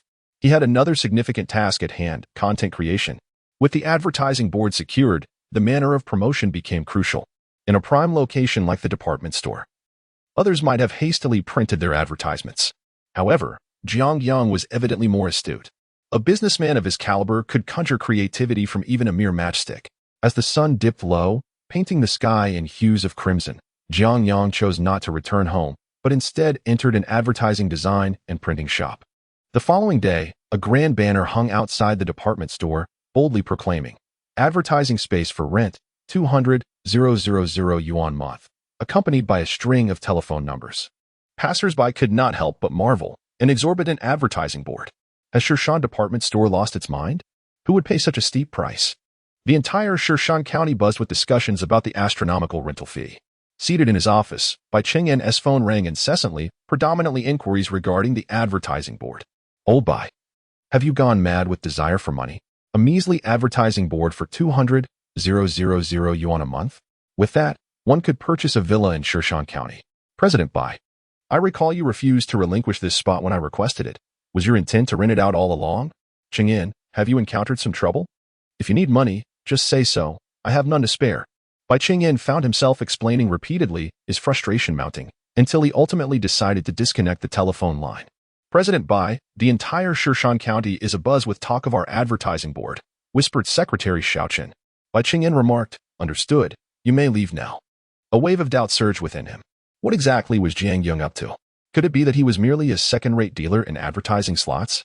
After years in business, Bai had encountered those who traded in mutton and beef, even those who dealt in televisions. Yet this was his first experience with someone dealing in billboards. How enlightening this was. But was this person genuinely foolish or merely pretending? Renting a billboard for 10,000 yuan was already exorbitant. How could one possibly rent it out for 200,000? If every second-rate dealer operated like him, they would surely meet a fate worse than that of Zhao Xi's father. Contemplating this, he retrieved his phone and dialed Jiang Yang. The call connected swiftly. Is this Mr. Jiang? At that moment, Jiang Yang was seated in the office of the cold drink factory, sipping tea, completely unfazed by Bai Chengyan's call. Hello, Mr. Bai. What can I do for you? Jiang Yang responded with extraordinary enthusiasm. Mr. Jiang, what on earth are you planning? How could you possibly rent a billboard for 200,000? Jiang Yang chuckled, Mr. Bai, the billboard has already been leased to me. So you need not worry any further. The crux of the matter is that this situation has become widely known. As you know, Shishan County is a rather small place. Even the slightest stir quickly becomes news, and those eager for excitement will say anything, which is quite detrimental for me. On the other end, Bai Chengyan's voice sounded somewhat hoarse. suggesting he had been preoccupied with concerns for Jiang Yang throughout the day. Jiang Yang reassured him, "Let them talk. It's merely a form of publicity for your department store. As for the unfounded rumors against you, they will soon unravel on their own. Please trust me. This situation will not adversely affect you once it concludes." "Mr. Jiang, what exactly are you up to? Could you provide me with some clarity?" Jiang Yang laughed heartily. "The secrets of heaven must not be divulged. If you have no further matters, I will hang up, as I am quite busy." Bai Qingyan stared at his phone. Hearing the busy signal on the other end, he harbored an inkling that this matter was far more complex than he initially perceived. This young man named Jiang Yang was certainly no ordinary individual. He was, without a doubt, not just a second-rate dealer in billboards. The emergence of the word-collecting game had ignited a frenzy for Tangren's special drink in the rural areas surrounding Shan County. Every day, vehicles lined up from the factory entrance all the way to the shantytown, waiting to load goods. The shantytown was filled with laid-off workers and those without jobs, including elderly individuals and women, set up small stalls to engage in various trades, primarily catering to the truck drivers. They sold noodles, tea eggs, stir-fried dishes, and snacks. Jiang Yang stood on the second floor, observing the bustling scene in the shantytown, feeling a deep sense of satisfaction. The long-lost vibrancy of life brought him immense comfort. Zhou Hao rushed out from the workshop and headed straight for the second floor, exclaiming, "Brother Jiang. Ergo just called to say he has completed his rounds in Lianhua Township and Qishui Township." "So soon?" Jiang Yang replied, visibly surprised. It is noteworthy that beneath the jurisdiction of Lianhua Township, there exist over a dozen villages. Since the matter was entrusted to Jiang Ergu, nearly a little over a day has elapsed. Just traversing these villages, without engaging in any other tasks, would consume at least half a day. "Please present today's orders to me," Jiang Yang remarked, turning his gaze. Zhou Hao complied and proceeded to the office, shortly returning with a stack of documents. Upon receiving them, Jiang Yang perused the contents and indeed discovered that the order volumes from Lianhua Township and Qishui Township exceeded those from other townships by more than half. This was a clear indication of the influence exerted by Jiang Ergu and his companions. "Zhou Hao, when Ergu calls again, inform him to exercise caution while attending to his duties. I am concerned that individuals from the Schwerin cold drink factory may cause him trouble," Jiang Yang suddenly interjected. "Understood, Brother Jiang," Zhou Hao nodded in acknowledgement. "How about this? You should visit the villages yourself. Provide Ergu with a mobile phone for easier communication regarding any matters that may arise.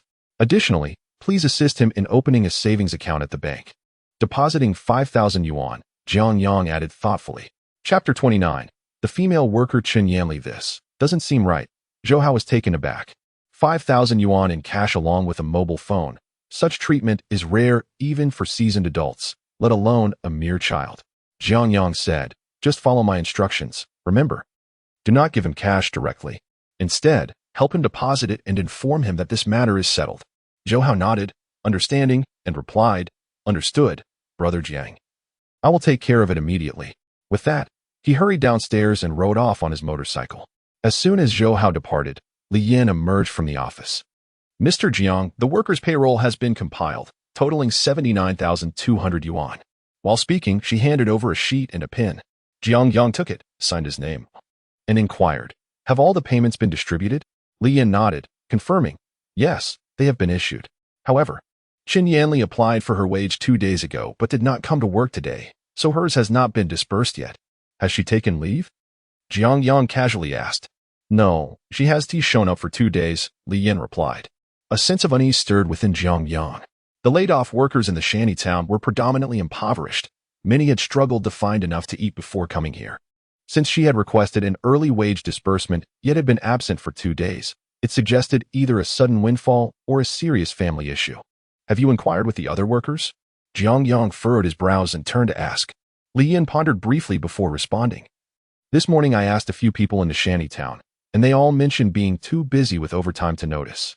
However, there has been a persistent scent of traditional Chinese medicine emanating from Chen Yanli's home. I inquired about it before, and she mentioned it was due to her daughter's poor health." Jiang Yang nodded, acknowledging her words. Li Yin then produced a passbook from beneath the documents and said, "Mr. Jiang, I opened a separate account for you at the construction bank today, depositing 100,000 yuan. You can manage your expenses from this account. And the password is the last 6 digits of your phone number." "Good." Jiang Yang accepted it and tucked it into his pocket. "Now, please hand me Chen Yanli's salary." "Certainly." Li Yin meticulously organized her files, recording each worker's attendance, leave, and overtime with great detail. She quickly located Chun Yanli's section and extracted a thin stack of cash, 200 yuan notes, 3 10 yuan notes, and 1 5 yuan note. Considering she has only been at the factory for less than half a month and her difficult circumstances, I have included her overtime pay and bonus. Totaling 235 yuan, Li Yin stated as Jiang Yang took the money. Understood, you may return to your tasks. Jiang Yang tucked the cash into his breast pocket. All right, Mr. Jiang, call me if you need anything. With that, Li Yin turned and returned to her office. The shanty town in the northern suburbs is less than 2 kilometers from the ice cream factory. Jiang Yang walked along the narrow path, where numerous grasshoppers leaped unexpectedly from the tall grass, startled by his presence. Following the winding path, there lay a foul-smelling ditch, approximately a meter wide. The murky water, of unknown origin, flowed languidly, emanating an unbearable stench that provoked nausea. A few minutes later, Jiang Yang swiftly arrived at the entrance of the shantytown. Rather than a mere shantytown, it would be more fitting to describe it as a gathering place for makeshift shelters. 2 wooden poles served as the beams of the dwellings, crisscrossed and bound with hemp rope, while a piece of oilcloth atop constituted the roof. Mr. Jiang, what brings you here? Upon entering the shantytown, Jiang Yang heard someone call out to him. Turning around, he recognized the security guard, Zhuzi. Zhuzi's skin was dark, glistening under the sun's rays, with a broad smile. His white teeth contrasted starkly with his complexion. He was on the night shift today, hence returned home early for a rest. Zhuzi's family all worked at the cold drink factory. His father was a mover, his mother handled bottling, and he was responsible for guarding the entrance, bringing their monthly income to around 1,000 yuan. A promising future awaited them. Jiang Yang was viewed as a benefactor by Zhuzi, who believed that a prominent figure like him would never venture into such a destitute and chaotic place. Zhuzi, do you know where Chun Yanli's home is? Jiang Yang inquired. Sister Chen? Her place is inside. Go to the end and turn right. It's the red-top tent with a garbage pile out front, Zhuzi replied. Jiang Yang nodded, saying, thank you. Zhuzi called out from behind. Mr. Jiang, let me take you there. Jiang Yang waved his hand. No need. I must tend to the food on the stove. Only then did Zhuzi notice the burnt smell wafting through the air, lifting the pot lid. He found that the half-kilogram of pork he had just bought was nearly charred to cinders. Following Zhuzi's directions, Jiang Yang soon located the designated place. It was similarly constructed of 2 wooden posts, topped with a red oilcloth, tightly bound with wire and hemp rope, and supported by steel pipes below. A garbage pile lay at the entrance, buzzing with flies. Outside the tent stood a coal stove, flames flickering as if melting the very air, visible to the naked eye. At that moment, a girl of about 17 or 18 emerged, expertly adjusting the coal in the stove. She was quite delicate in appearance, dressed in loose-fitting trousers and a t-shirt that seemed too large for her, likely belonging to her mother. After replacing the coal, she placed a clay pot on the stove and noticed Jiang Yang standing nearby, casting a wary glance in his direction. Is Chun Yanli at home? Jiang Yang, cautious not to startle the girl, softened his voice. The girl hesitated, clutching her pant leg, and gently nodded, then quickly shook her head. My mother is ill, and we have no money right now, Jiang Yang reassured her. I am not here to ask for money. I have come to deliver your mother's wages. The girl remained skeptical, scrutinizing Jiang Yang up and down, and then cautiously asked, Are you from the cold drink factory? Jiang Yang nodded affirmatively. Only then did the girl relax, running towards the tent. Mom, the factory has sent your wages. Jiang Yang followed her inside, discovering that although the interior was dilapidated and simple, it had been meticulously cleaned. The entire space measures merely a few dozen square meters, with a layer of oilcloth laid over the earthen floor to prevent moisture from seeping through. At the center, a small square table is accompanied by 2 round stools, while in each corner there are 2 beds, effectively dividing the area into 2 distinct rooms. Upon raising one's gaze, one can observe that the oilcloth covering the ceiling has deteriorated in several places, allowing glimpses of the azure sky and fluffy clouds beyond. Should inclement weather occur, it is certain that while torrents pour outside, a gentle rain would descend within these walls. The assortment of jars and bottles scattered across the floor indicates that the roof has been leaking for quite some time. A series of harsh coughs emanates from the corner, prompting Jiang Yang to notice a woman lying on the bed to his left. A girl seated beside the bed softly remarks, Mother, the people from the cold drink factory have come to see you. Chapter 30. What is a tiger? Whoever arrives must not inform the boss that I am unwell. Upon hearing this, the woman exerted herself to sit up from the bed, but her frail body could only manage to prop itself against the bed frame. The room was shrouded in dim light, rendering Jiang Yang unable to discern the woman's appearance. Yet, from her voice, he recognized her as Chen Yanli. Jiang Yang held a vivid impression of her. She was a diligent worker from the third workshop, always the first to volunteer for overtime whenever the factory required assistance. Chen Yanli's complexion was pale, her lips chapped. When she finally recognized her visitor, she was taken aback. Jiang. Mr. Jiang, what brings you here? Jiang Yang stepped forward and asked, why haven't you informed Mr. Zhou about your serious illness? Chen Yanli appeared flustered, stammering and struggling to articulate a response.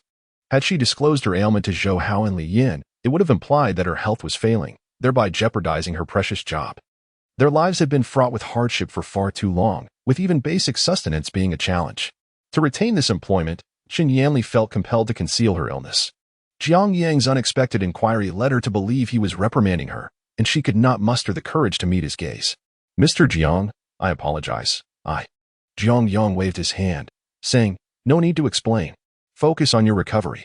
I will inform Zhou Hao that your salary will continue as usual during your recuperation, and you may return to work once you are well. With that, he produced her salary from his pocket and handed it to her. This is yours. Accountant Li has been distributing wages these past few days, and upon noticing your absence, she asked me to deliver it to you. In that moment, Chen Yanli was rendered speechless by astonishment. Was this truly not a dream?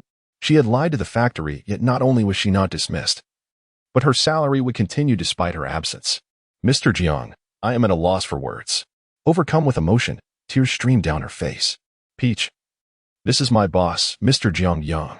Hurry and express your gratitude, Chen Yanli urged her daughter. The girl obediently stood, her slight frame bowing towards Jiang Yang. Thank you, Brother Jiang Yang. This is my daughter, Huda, a second-year high school student who has been helping at home throughout the summer. If she weren't still a year shy of 18, I would have wished for her to assist at our factory. As Chen Yanli spoke, she attempted to rise. But suddenly darkness enveloped her, and she collapsed back onto the bed. Mom. Huda rushed to support her mother's head, panic gripping the girl as she felt utterly helpless. Jiang Yang, alarmed, quickly approached the bedside, placing his hand on Chen Yanli's forehead. It was burning hot, resembling boiling water. Without a moment to spare, Jiang Yang lifted Chen Yanli into his arms. To the hospital, Huda, tears streaming down her cheeks, followed closely behind him. In the shantytown, onlookers gazed in astonishment at the scene unfolding by the roadside. A man was sprinting with an unconscious woman in his arms, trailed by a weeping girl. Mr. Jiang, what is happening? Juzi, setting down his spatula, inquired urgently. Columns, where is the nearest hospital? Jiang Yang halted his steps, turning back to inquire. The columns gestured southward, stating, upon entering the city, take a right. The Red Cross hospital awaits. I'll call an ambulance. Jiang Yang exclaimed, but time was of the essence. Without another word, he sprinted toward the factory. Fortunately, a multitude of small trucks were lined up outside the cold drink factory, waiting to load their cargo. One truck driver, upon seeing Jiang Yang carrying a woman, lowered his window, astonished. Is it truly this insane? In broad daylight, a woman is being abducted. Before he could fully process the situation, Jiang Yang reached the truck and flung the door open. Brother, I need to borrow your vehicle. The driver, taken aback, replied. I'm waiting to load my goods. Jiang Yang yanked him out, causing the slender man to plop down onto the ground. What is happening? Are you stealing both a person and a vehicle? Jiang Yang placed Chen Yanli inside the truck and urged Hu Tao to join her, then turned back, declaring, I've purchased your truck. Head to the factory and retrieve the payment from Accountant Li, telling him Jiang Yang sent you. With that, he slammed the door shut, and the small truck roared to life, speeding away. The driver, rising from the ground, was left bewildered. Since when does wealth grant such audacity? The journey was tumultuous. Hu Tao clutched Chen Yanli's hand, her face streaked with tears. Jiang Yang's brow furrowed as his left hand gripped the steering wheel while his right expertly shifted gears. The more anxious he became, the more complications arose. As the truck entered the city, they encountered traffic police conducting inspections, particularly targeting trucks, almost all of which were being scrutinized. Jiang Yang abruptly shifted gears and pressed the accelerator, attempting to slip past unnoticed. Unfortunately, they were spotted and halted. Driver's license. Vehicle registration. And what are you transporting? A uniformed officer inquired. I have a patient in the back. Can we please get her to the hospital first? And then you can conduct your inspection? Jiang Yang replied as he lowered the window. while he could operate the vehicle in this world. Where would he procure a driver's license? I've seen your kind before. Step out of the vehicle. The officer was evidently unimpressed. Brother, my mother seems to be getting hotter. Hu Tao looked up at Jiang Yang, her eyes brimming with tears. Jiang Yang gritted his teeth. Support your mother. With that, he pressed the clutch, shifted into first gear, and floored the accelerator. The small truck roared to life, surging forward with a force akin to a battle cry.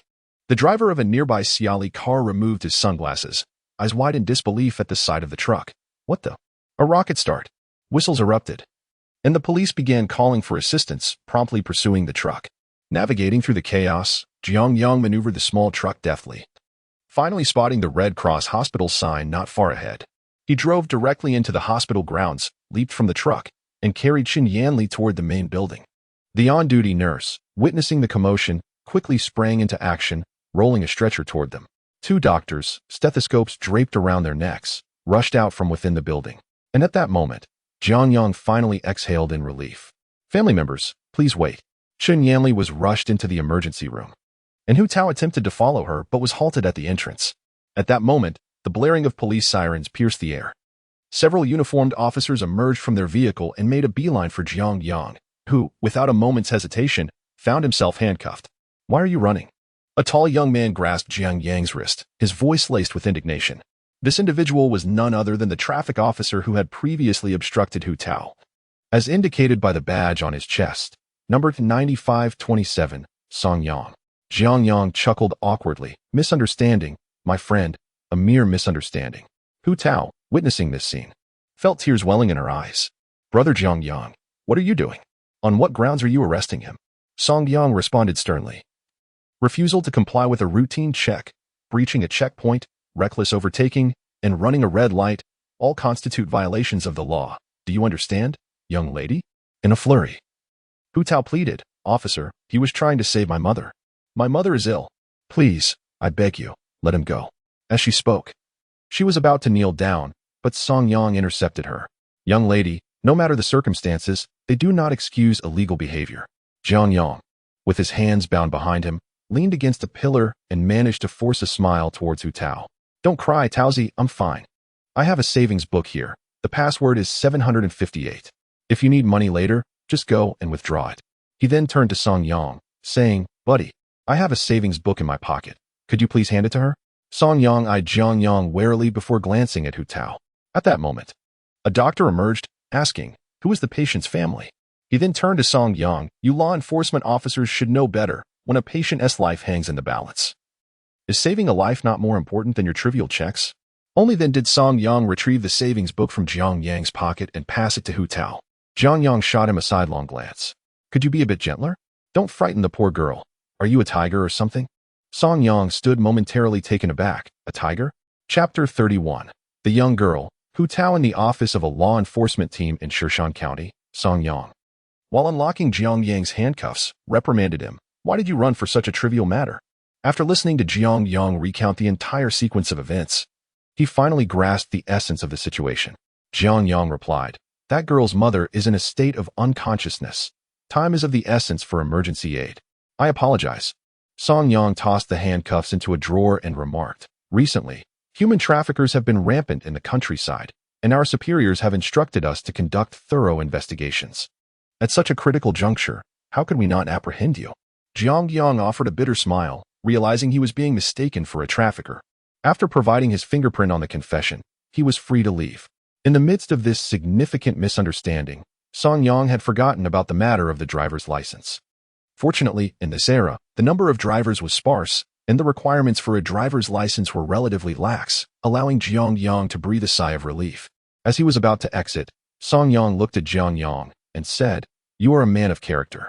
Jiang Yang turned back and laughed heartily. Thank you. You are as well. Just as Jiang Yang was preparing to depart, he noticed a young man covered in blood being brought in.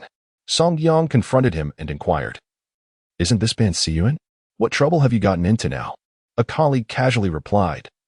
He couldn't afford his mother's hospital fees and got into a scuffle with the security guards at the Red Cross hospital. Truly a reckless youth. The colleague then proceeded to escort the young man further inside. They started it. Ban Siyuan protested defiantly, just as he brushed past Jiang Yang. Jiang Yang glanced at him and noticed that Ban Siyuan was also sizing him up. Standing tall at nearly 6 feet, with long hair obscuring his face. Clad in jeans and a floral shirt, he exuded a robust presence that suggested he was no stranger to physical confrontation. "What are you looking at? Keep staring, and I'll gouge your eyes out," Ban Siyuan shouted at Jiang Yang. Jiang Yang pointed at Song Yang and his colleagues, grinning as he replied, "If you really have the skill, go ahead and gouge their eyes out." With that, he slipped into a taxi parked by the roadside. Ban Siyuan, in a fit of frustration, yelled after him, "If you have the guts, don't walk away. Let us settle this one-on-one." Song Yang smacked the back of Ban Siyuan's head, admonishing, "You do well to stir up less trouble. Do you think the police station is your home? You can't go a day without causing a ruckus." The Red Cross hospital was in close proximity. Upon arriving at the hospital entrance, Jiang Yang noticed Hu Tao crouched on the ground, sobbing. "Hu Tao, why are you still here?" He approached her and asked. Hu Tao looked up, startled, and upon seeing Jiang Yang, her expression transformed as if she had spotted a beacon of hope. "Brother Jiang Yang, you're back." Her eyes were slightly swollen, clearly having cried profusely moments before. Jiang Yang inquired, "How is your mother?" Hu Tao, in a state of urgency, replied, "The doctor said my mother has a high fever caused by a tumor and needs immediate surgery. However, I am under 18, and they said my signature is not valid." Jiang Yang asked, "Is there no one else in your family?" Hu Tao wiped away her tears and said, "I still have my father, but he hasn't returned home for over half a month." Jiang Yang pulled Hu Tao up and led her towards the hospital, colliding with the doctor who had just emerged to call for family members. "The patient's condition cannot wait any longer. Can you reach your father?" the doctor inquired, gazing at Hu Tao. She shook her head, her hands gripping the hem of her clothing tightly. Jiang Yang snatched a pen and hastily signed his name. "Hurry with the surgery. If anything goes awry, you can hold me accountable." The doctor, taken aback, asked, "Who are you?" Jiang Yang replied, looking at Hu Tao, "I am her brother." "Very well, please proceed to the next room to settle the fees." With that, the doctor swiftly entered the operating room, clutching the documents. Jiang Yang instructed Hu Tao to sit in the waiting area for a moment while he crossed the street to withdraw several thousand yuan in cash. While paying the fees, he overheard 2 individuals in white coats exchanging remarks. "That punk with the buzz cut is notorious for being a troublemaker. All he does is fight. Now look. His mother is hospitalized, and he can't even afford the bills. He deserves this hardship." "Exactly. Does he really think he owns the hospital? If he can't pay, he should stay home instead of acting tough here. The earlier security guards had been quite rough. I saw that Buzzcut's head was bloodied. Serves him right." The 2 women continued their conversation until they noticed Jiang Yang at the window, at which point they ceased talking. To settle the bill, Jiang Yang bent down and handed over Qin Yanli's medical record. One of the women took the document, scribbled something on it, and then stamped it, 3,005. Jiang Yang opened his wallet, retrieved 10,000 yuan, and stated, "Here is 10,000. You may keep it as a deposit. Future expenses can be deducted from this amount." The woman's demeanor shifted immediately, transforming into one of utmost politeness. "Certainly, sir. In this day and age, one should never provoke the affluent. May I inquire where that Buzzcut's mother is located?" Jiang Yang asked. "On the 2nd floor of the inpatient department at the end of the corridor. However, she cannot afford the hospitalization fees and is about to be discharged," the woman replied, her curiosity piqued. "Who are you to her?" She scrutinized Jiang Yang, noting his tidy appearance and refined demeanor, which seemed incongruous with the Buzzcut's family. Jiang Yang did not respond directly but instead asked, "How are the hospitalization fees calculated?" The woman explained, "A standard ward costs 30 yuan per day for a 3-person room." Jiang Yang nodded and said, "Please combine her bill with Qin Yanli's. Deduct from this amount, and I will cover any shortfall."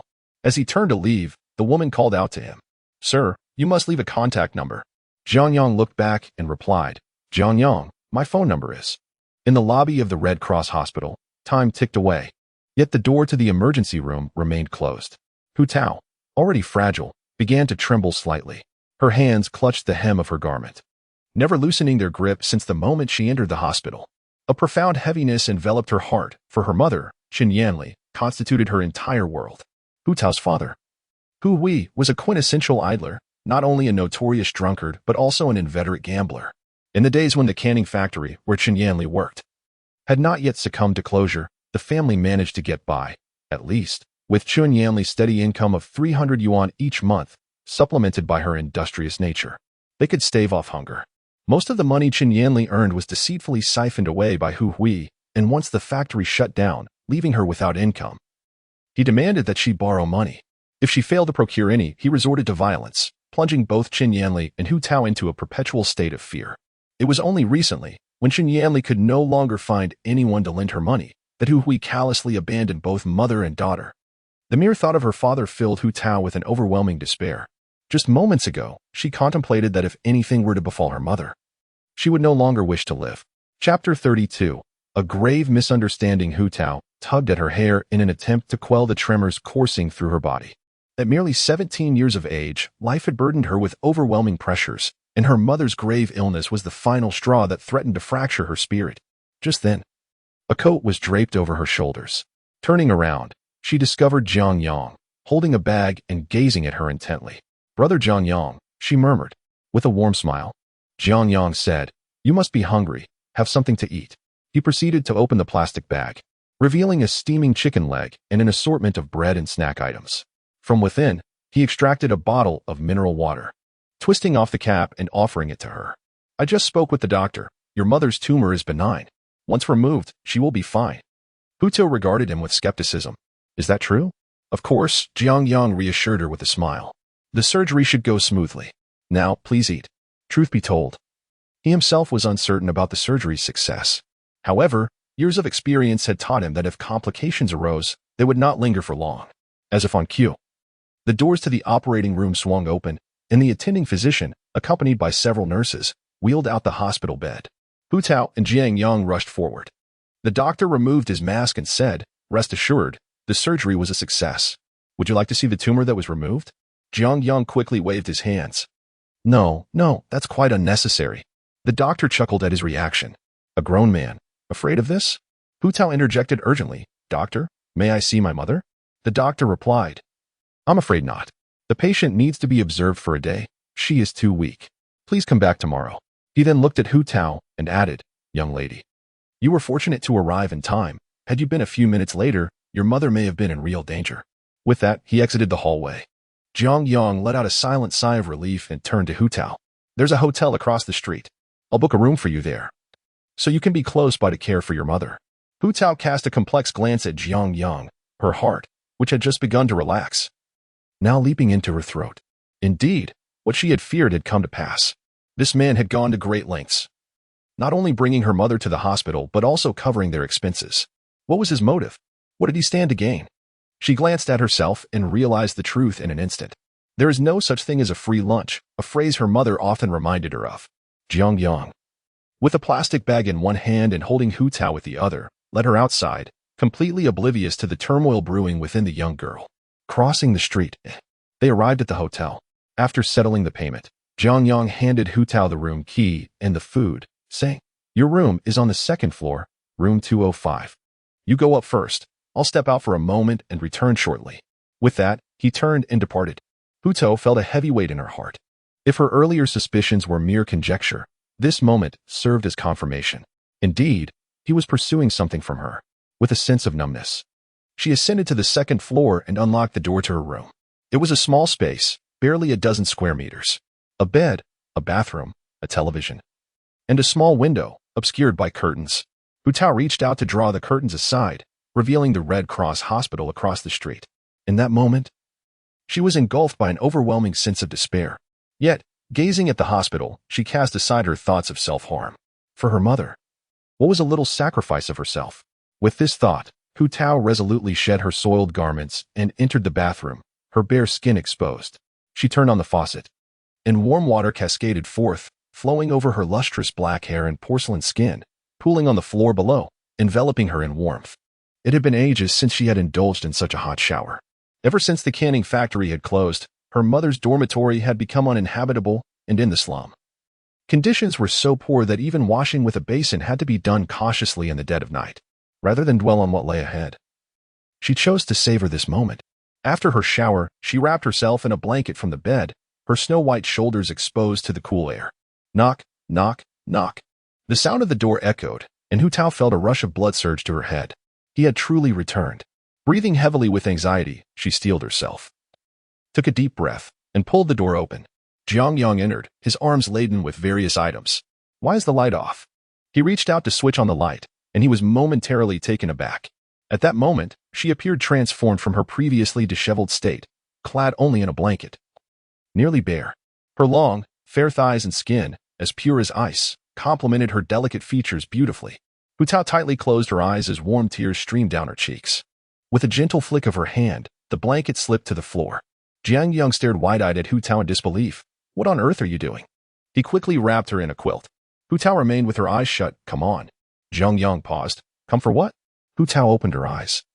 Casting a scornful glance at him, you saved my mother, and I have nothing to repay you with but this body. Jiang Yang was taken aback. Who said I wanted your body?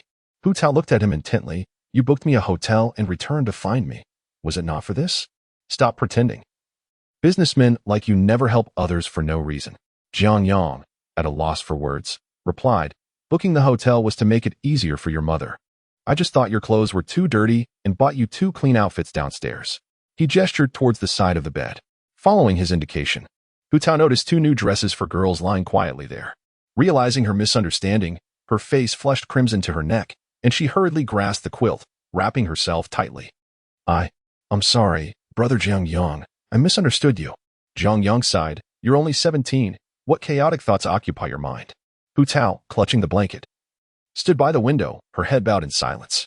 Seeing her in such a state, Jiang Yang could not bring himself to say much more.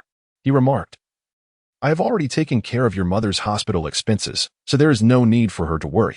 Once she awakens, please assure her to focus on her recovery. Her salary will be issued as usual. Furthermore, all hospital costs will be reimbursed by the ice cream factory, so you will not need to pay anything. After saying this, Jiang Yang withdrew 2,000 yuan from his bag and placed it on the table. This amount is a personal loan to you when you grow older. Remember to repay me. Just as Hu Tao was about to decline, Jiang Yang had already closed the door and departed. Through the window, Hu Tao watched Jiang Yang's figure grow increasingly distant. That silhouette exuded an indescribable sense of solitude and melancholy, and for a moment, Hu Tao felt a pang of sympathy. Chapter 33. The villain. The following day, as dawn broke, Jiang Yang arrived at the factory. To his astonishment, the efforts of Jiang Ergo had yielded remarkable results. This young man not only traversed every township and village in Shishan County, but also organized a guerrilla team. Whenever they spotted someone exchanging grain for swear and cold drinks, they would stir the pot, proclaiming that so-and-so had won a prize from Tang Rin special drinks. Led by Jiang Ergo, his guerrilla team not only covered the villages of Shishan County, but even extended their promotional efforts into the rural areas of the neighboring county. In border towns like Hongying, many traveled several miles just to trade for soda, and it had even come to pass that some vendors were wholesaling to the neighboring county. Upon learning of this news, Jiang Yang felt an immense sense of satisfaction. The outcome surpassed his expectations. Zhou Hao had once again spent a sleepless night. Ever since Jiang Yang granted him a 5 stake, he had become increasingly dedicated to the cold drink factory, wishing to remain there around the clock. Observing Zhou Hao's fatigue, Jiang Yang insisted on sending him home. The number of delivery trucks had increased significantly, at least doubling from before, with a net profit of 100,000 yuan just from yesterday alone. At this rate, it was believed that the fame of Tang Rin special drinks would soon be known throughout Shishan County. Seated in his office, Jiang Yang reviewed the financial report and customer orders submitted by Li Yan. 2 minutes later, he placed the stack of documents on the table.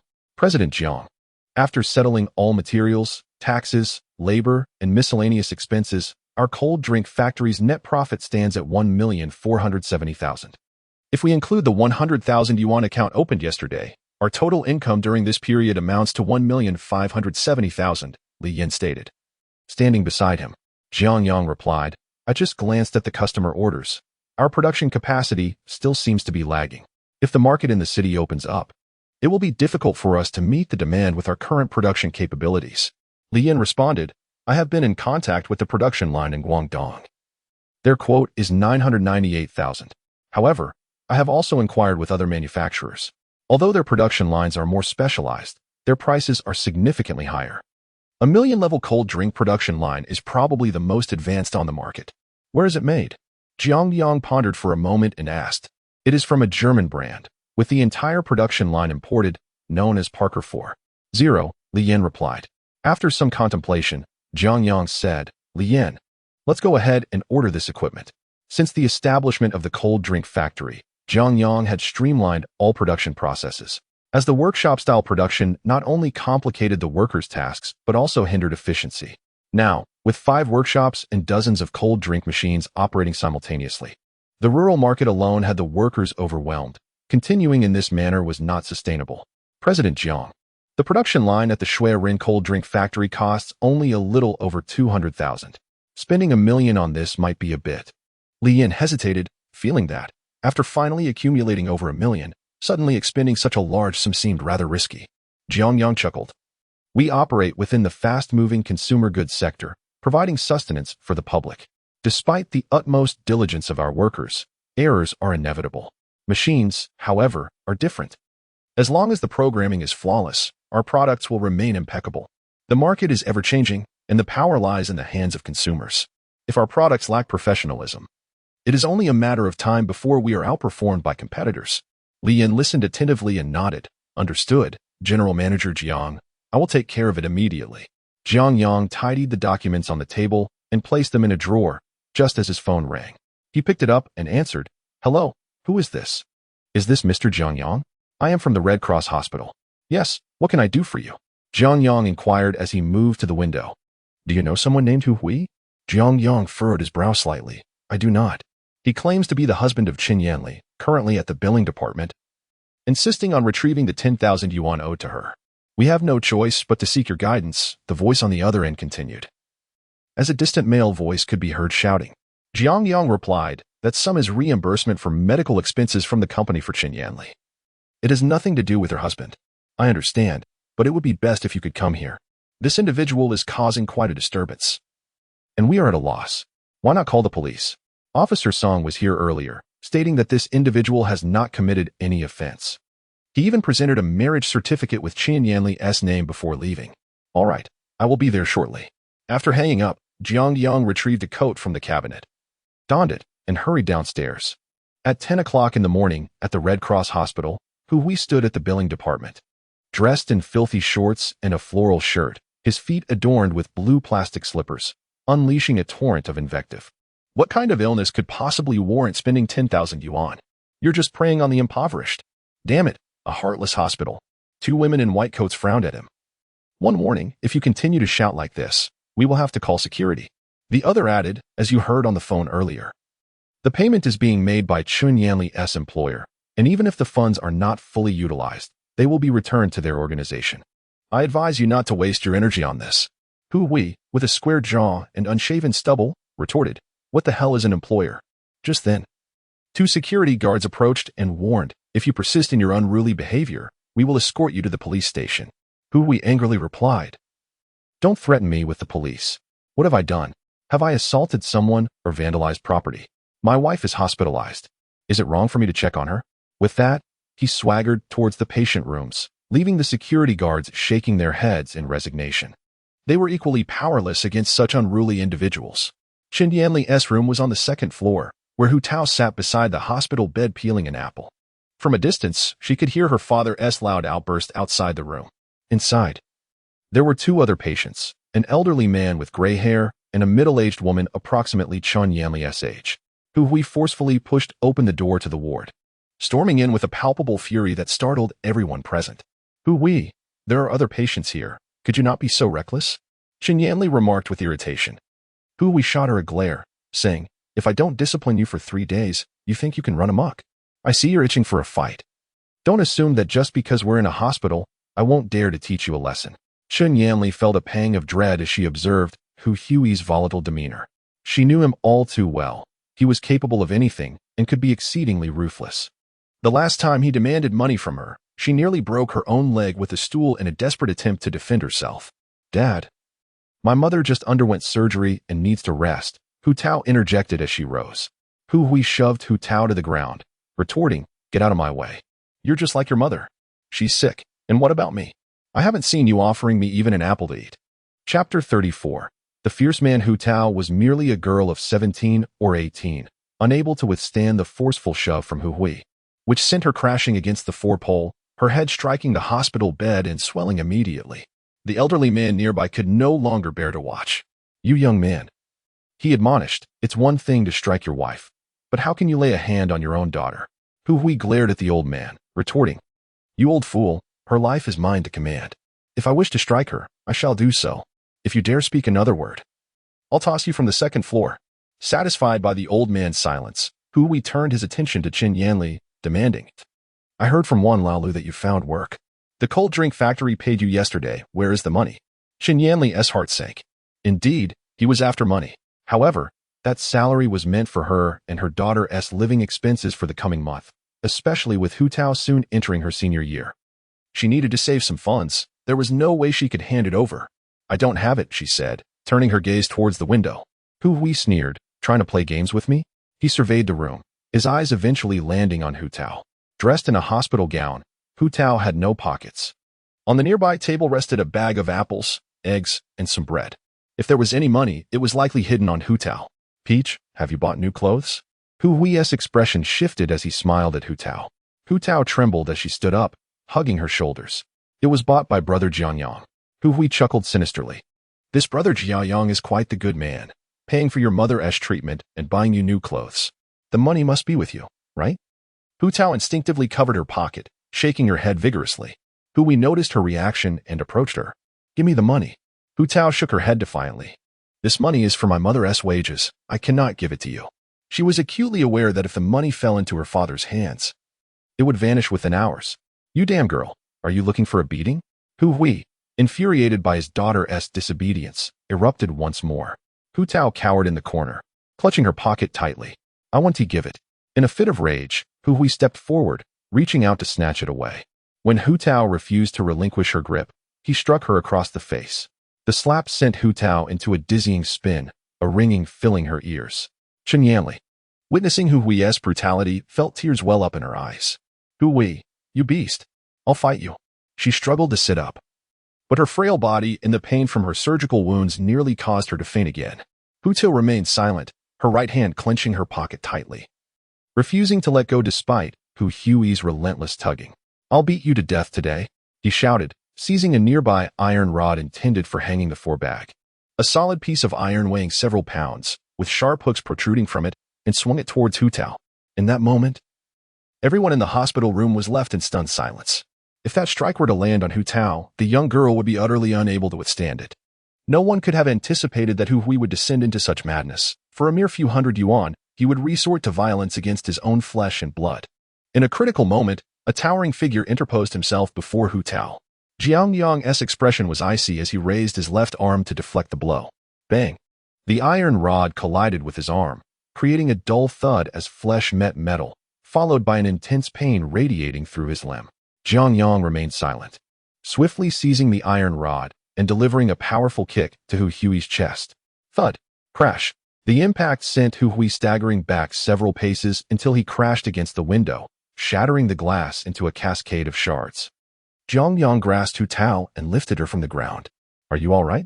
Hu Tao, still in shock, burst into tears upon seeing Jiang Yang, yet found herself unable to utter a single word. For a girl, her father should be the most steadfast pillar of support throughout her life. Yet, in her existence, this notion seemed but a cruel joke. "How dare you strike me?" Hu Hui scrambled to his feet, his face marred by cuts from the glass. Jiang Yang approached Hu Hui with a stormy demeanor, lifting the iron rod to bring it down upon him with force. Ouch! The heavy rod struck Hu Hui, producing a resounding thud. Writhing in agony, Hu Hui attempted to shield himself with his arms and legs against Jiang Yang's onslaught. "Murder! Murder!" Hu Hui shrieked as he struggled to rise and flee. Jiang Yang would not allow him to escape so easily. Grasping his hair, he yanked him back with great force. Thud! Hu Hui found himself half kneeling on the ground. "I'm taking care of my own wife and children. Who are you to strike me?" Hu Hui retorted. Jiang Yang released his grip, tossing the iron rod aside. "Beast, are you attempting to reason with me?" Only then did Hu Hui stand, surveying Jiang Yang with disdain. "So, you are the infamous Jiang Yang?" He then pointed at Qin Yanli, mocking, "No wonder you're so attentive. You're bloody young. Now tell me, are you having an affair with my wife or my daughter? Speak up for all to hear." The commotion attracted a crowd in the corridor, and Hu Hui seized the opportunity to incite further drama. "Everyone, come and see. This man is my wife's boss. His name is Jiang Yang. My wife requires surgery, and he hands over 10,000 yuan without a second thought. You all judge, is he not coveting both of them?" As the crowd began to murmur and gossip, Hu Tao found herself thrust into the spotlight, dressed in a casual light blue tracksuit. She exuded the essence of youthful exuberance, a delicate oval face and a slender frame, yet possessing an enviable maturity in all the right places. It was said that wealthy bosses had a penchant for such vibrant young maidens. In these times, earning a mere 10,000 yuan was no simple feat. A family remains idle, yet they have enough provisions to sustain themselves for 3 years. Which organization offers such benefits that cover surgical expenses while continuing to pay salaries even in illness? It is utterly unrealistic. Upon hearing this, Jiang Yang chuckled. Seizing a discarded 4 bottle and advancing towards Hu Hui, you may find momentary satisfaction in your words, but I am determined to ensure your pain today. Hu Hui, taken aback, never anticipated that Jiang Yang would dare to engage in such brutality in front of so many witnesses. Help! This man has not only destroyed my wife and daughter, but now he seeks to harm me. Jiang Yang scoffed. Indeed, I am targeting you. With that, he brought the glucose bottle crashing down upon the back of Hu Hui's head. The sound of shattering glass echoed as Hu Hui let out a low groan. Collapsing to the ground, his hand instinctively reaching for his bleeding scalp. My God, help me! He cried, scrambling to flee. Jiang Yang swiftly grabbed another bottle and pursued him. A comical scene unfolded once more, with Hu Hui clutching his head, shouting and cursing Jiang Yang. Jiang Yang, with long strides, relentlessly chased after him, embodying the spirit of inflicting 1,000 wounds upon the enemy while suffering 800 in return. You may insult me, berate me, or even spread falsehoods about me. However, this glass bottle is something you will surely contend with today. Chapter 35, The Iron Man's Tenderness at the Entrance of the Red Cross Hospital. Song Yang hurriedly drove over after receiving a call from the hospital. Upon witnessing the scene before him, he was momentarily taken aback. Hu Hui, clutching his head, rushed to Song Yang's side, exclaiming, "Help! Officer, please save me."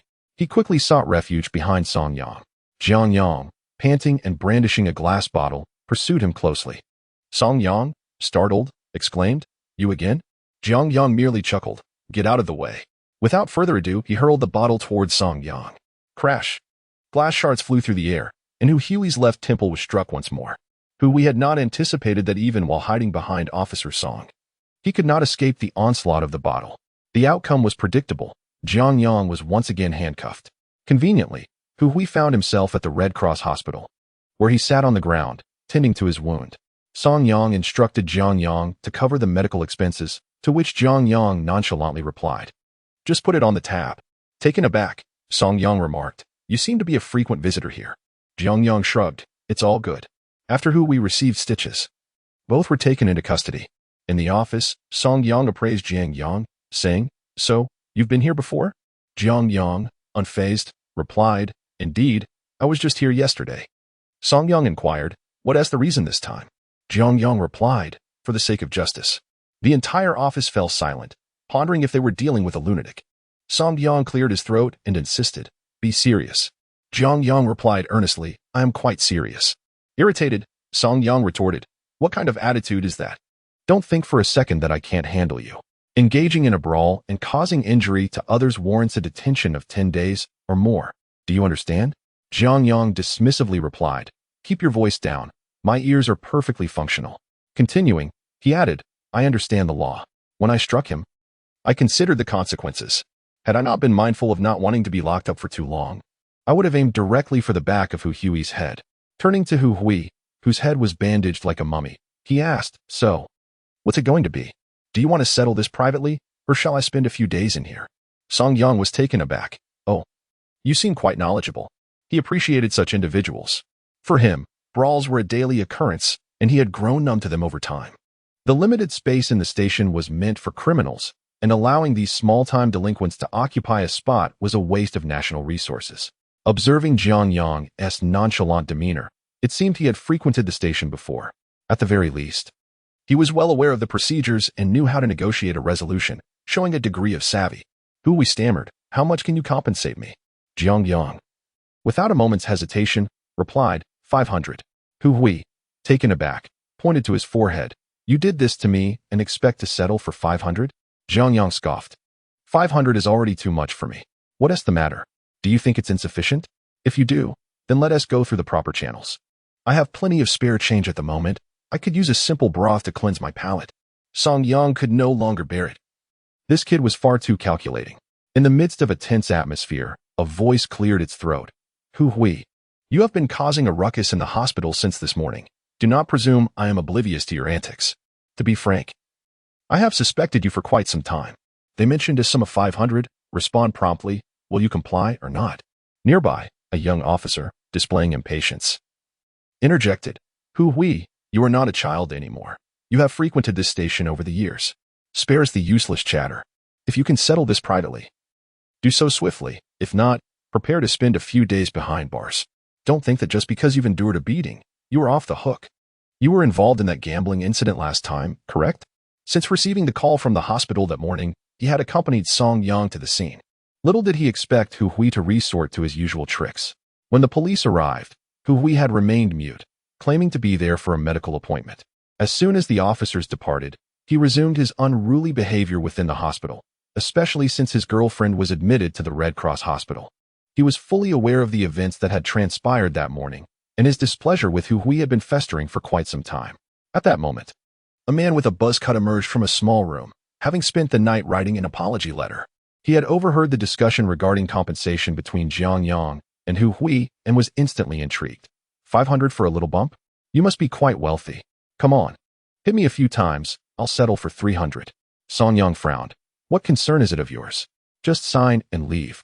The buzz-cut man, sensing the situation, replied cheerfully. All right then. He glanced at Jiang Yang. What a coincidence. It's you again. Don't forget, we have a score to settle outside. Jiang Yang shot him a disdainful look. Let us discuss that later. Hu Hui's emotions were conflicted. Accepting the 500 would mean the matter could be laid to rest, but Jiang Yang was affluent. Letting it go felt unsatisfactory.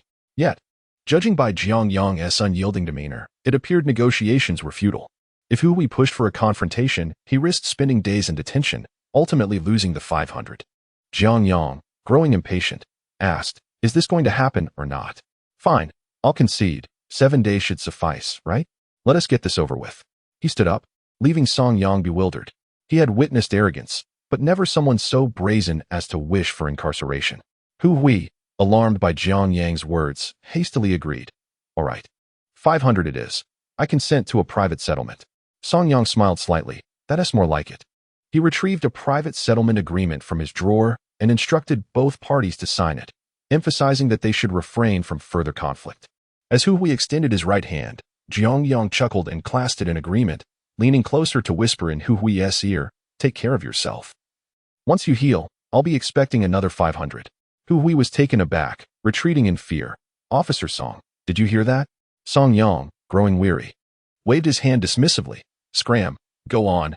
I find your presence irritating. He then filed the settlement agreement away, considering the matter resolved. Upon exiting the station, Jiang Yang produced a cigarette and lit it. At that moment, Hu Hui regarded Jiang Yang much like a mouse perceives a cat. This young man was undeniably formidable, and no one could obstruct his intentions. Fortunately, this trip had not been in vain. Despite a painful gash on his forehead, he had managed to earn 500 yuan. Standing at the roadside, Jiang Yang inhaled the smoke, feeling a persistent ache in his left arm, muttering under his breath, I should have forgotten this. That scoundrel got off easy.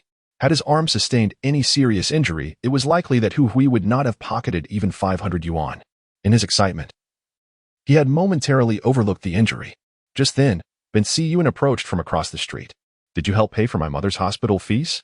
Ben Siyun inquired. Gazing at Jiang Yang took a drag from his cigarette and gently massaged his arm, replying, I couldn't just stand by and watch her be turned away from the hospital, could I? Ben Siyun fell silent for a moment before looking up and asking, Why did you help me? Jiang Yang pondered for a moment, momentarily at a loss for words. He looked at the disheveled, towering figure before him and said, There's no reason. It was just a simple act. With that, he turned and strode towards the hospital. A person willing to stir up trouble for the sake of ensuring his mother's hospital stay, no matter how flawed, could not be entirely devoid of virtue. The 30 yuan daily hospital fee might seem trivial to Jiang Yang, yet for Ban Siyun, it could signify a descent into despair. Ban Siyun watched the man's retreating figure, lost in thought. Ever since his family had fallen apart, his life had been filled with scorn and derision. All he had were his fists to rely on. This act of kindness from a stranger ignited a flicker of warmth within him, and at that moment, the figure seemed shrouded in mystery. Surely, he must have endured a great deal. Chapter 36. Bringing Walnut home in the ward of the Red Cross Hospital. Walnut crouched on the floor, diligently picking up shards of glass. As a nurse entered, she frowned at the disarray that filled the room. It was utterly outrageous that individuals would dare to engage in brawls within the confines of a hospital. They ought to be confined for at least a week. Just as the nurse uttered these words, Jiang Yang appeared at the door. "You," the nurse stammered in surprise. Logically, Jiang Yang had just wreaked havoc in the ward, and it was reasonable to assume he would be confined for a minimum of 7 days. Yet, he returned in the blink of an eye. Jiang Yang helped Walnut to her feet. "Go fetch a broom and mop. Do not injure your hands," he instructed. He then turned to the nurse. "I will compensate for all the damaged items at their original price. I apologize for the inconvenience." The nurse stared at Jiang Yang, momentarily speechless, before eventually nodding and exiting. Yan sat half upright on the edge of the bed, her face etched with guilt. "Mr. Jiang, I truly apologize for the trouble caused." Jiang Yang waved his hand dismissively. "It is no bother."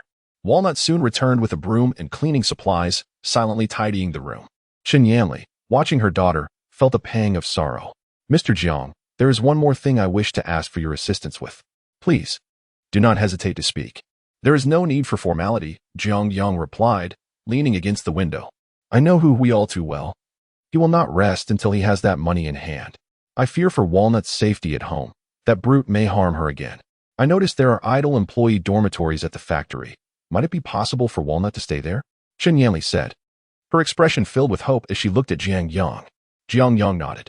"Very well, I shall take care of Walnut's accommodation." This mother and daughter truly deserved better. By all accounts, Yan was hardworking and capable. Even in her 40s, she retained an undeniable charm, having been a beauty in her youth. How, one might wonder. Did she end up married to a scoundrel like Hu Hui? Walnut swiftly organized the ward and proceeded to mop the floor with precision, her movements clean and efficient, indicative of someone accustomed to household chores.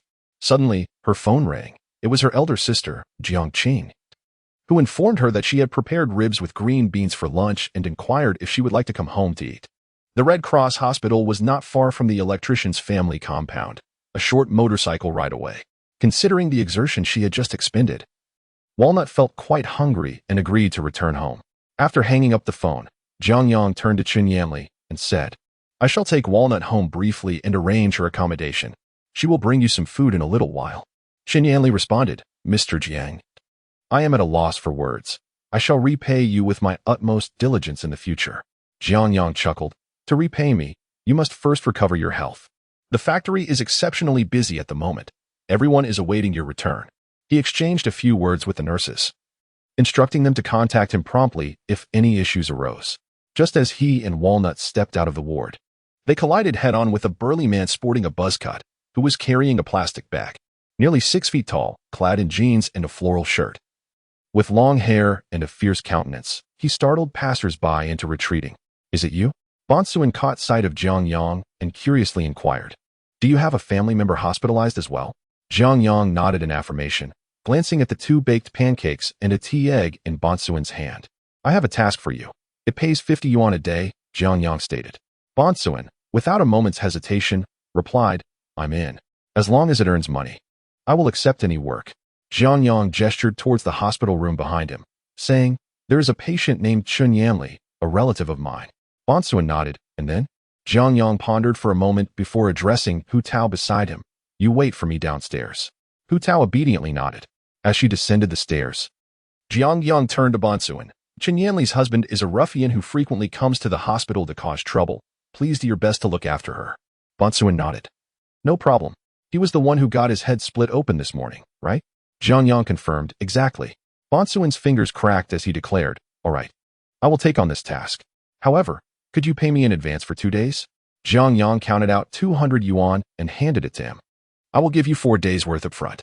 Bonsuin accepted the money, then pulled out 100 yuan and returned it, saying, "This is for my mother's hospitalization. I'll return it to you." Jiang Yang was taken aback, then smiled as he accepted the money. "All right, we're even now." Bonsuin insisted seriously, "Not quite. I owe you a personal favor." Noticing Bonsuin's earnest demeanor, Jiang Yang chose not to pursue the matter further, stating, "You must be careful with your subordinates. Do not let anyone get hurt." Bonsuin patted his chest, assuring him, "Don't worry, if someone gets hurt, I would have to pay for it." I'm not that foolish. Jiang Yang nodded and then proceeded downstairs. Upon exiting the lobby, Hu Tao was already waiting beside the motorcycle. She was so slender that it seemed a gust of wind could whisk her away. Jiang Yang mounted the motorcycle and handed her a helmet. As Hu Tao sat behind him, she appeared unsure of where to place her hands. Jiang Yang, igniting the engine, remarked, "If you feel awkward, you can hold on to my clothes."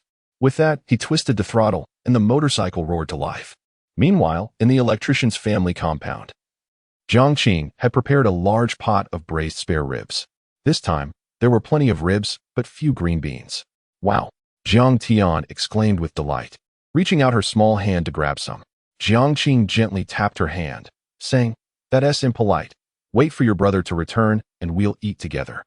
Jiang Tian nodded, her eyes lingering longingly on the pot of ribs. A knock at the door instantly revived her excitement as she bounced over to open it, exclaiming, "Brother is back." Upon opening the door, she noticed another person with him. "Sister, brother has brought a very beautiful young lady," Jiang Tian announced as she dashed back to the room. Curious, Jiang Qing stepped out of the kitchen, asking, "Who is it?" "It's Hu Tao, my colleague's daughter." "I'm hungry. Let us eat first." Jiang Qing nodded, quickly returning to the kitchen to fetch another set of bowls and chopsticks. Jiang Yang looked at the somewhat bewildered Hu Tao and said, "This is my sister Jiang Qing, and this is my younger sister Jiang Tian. From now on, consider this your own home, and do not be too reserved." Jiang Qing glanced at Jiang Yang and then at Hu Tao, refraining from saying much, but diligently serving dishes into Hu Tao's bowl. Jiang Tian leaned closer to Hu Tao and softly remarked, "Sister, you are truly beautiful." Upon hearing this, Hu Tao's face flushed crimson, reaching all the way to her neck, and she lowered her head even further. Jiang Yang recounted the events leading up to this moment to Jiang Qing, who, upon hearing it, gritted her teeth and exclaimed, "That Hu Hui is utterly despicable. How could he behave in such a manner?" Realizing her words might have been inappropriate, she hurriedly apologized to Hu Tao, saying, "I'm sorry, Taozi. In my anger, I forgot he is your father. It's all right. In my heart, he has long ceased to be my father." The atmosphere grew slightly awkward. Jiang Yang turned to Jiang Qing and said, "Sister, please tidy up Jiang Tian's room later and add another bed. For now, let Hu Tao stay here." Jiang Qing nodded. "I will clean it up this afternoon." Jiang Yang finished his meal swiftly, then took out 10,000 yuan from his bag and placed it on the table, saying, "If you have time this afternoon, take them out for a stroll and buy some daily necessities. Hu Tao's mother is still in the hospital. Remember to bring some food over later." Jiang Qing replied, "I have some money here. There's no need to provide more. Take it, just in case something comes up." Jiang Yang insisted. He then stood up, stating, "I must return to the factory. I may not be back for dinner tonight. If you need anything, just call me." "Ride slowly on the way," she reminded him. "Understood." By the time they finished speaking, Jiang Yang had already descended the stairs. Chapter 37, A War Without Smoke in Shishan County. At the Schwerin cold drink factory, Huang Defa forcefully slammed his teacup onto the floor, causing Jia Quanyong and Chen Sheng to fall silent in fear. "Is this what you meant by driving Tangren's special drink out of the rural market?" The office desk was cluttered with market feedback from rural partners. The price of Schwerin cold drink had plummeted repeatedly, with profits reduced to a mere 7 cents. Yet, the standing of Tangren's special drink in the rural market remained as formidable as an unyielding mountain. Jia Quanyong interjected, "Manager Huang, initially our cold drinks were selling remarkably well. It was merely an unexpected turn of events when Jiang Yang launched that word collection lottery activity." Huang Defa scoffed coldly, "Unexpected?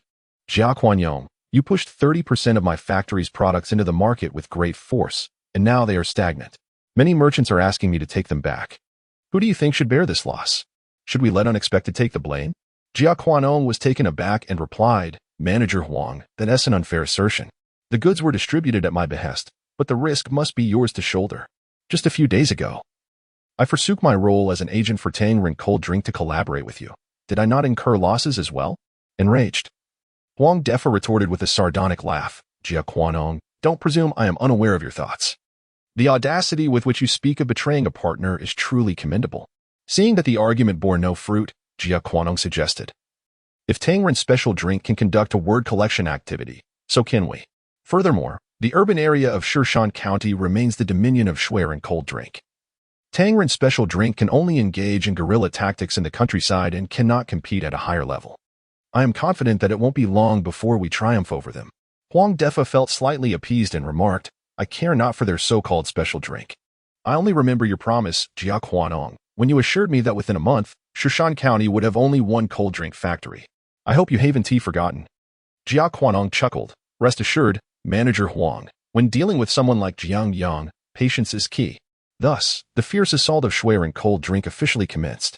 A pound of corn was exchanged for 2 bottles of cold drink, and a word collection activity was similarly launched, featuring even more prizes, refrigerators, color televisions, washing machines, and various small appliances, all splendidly diverse.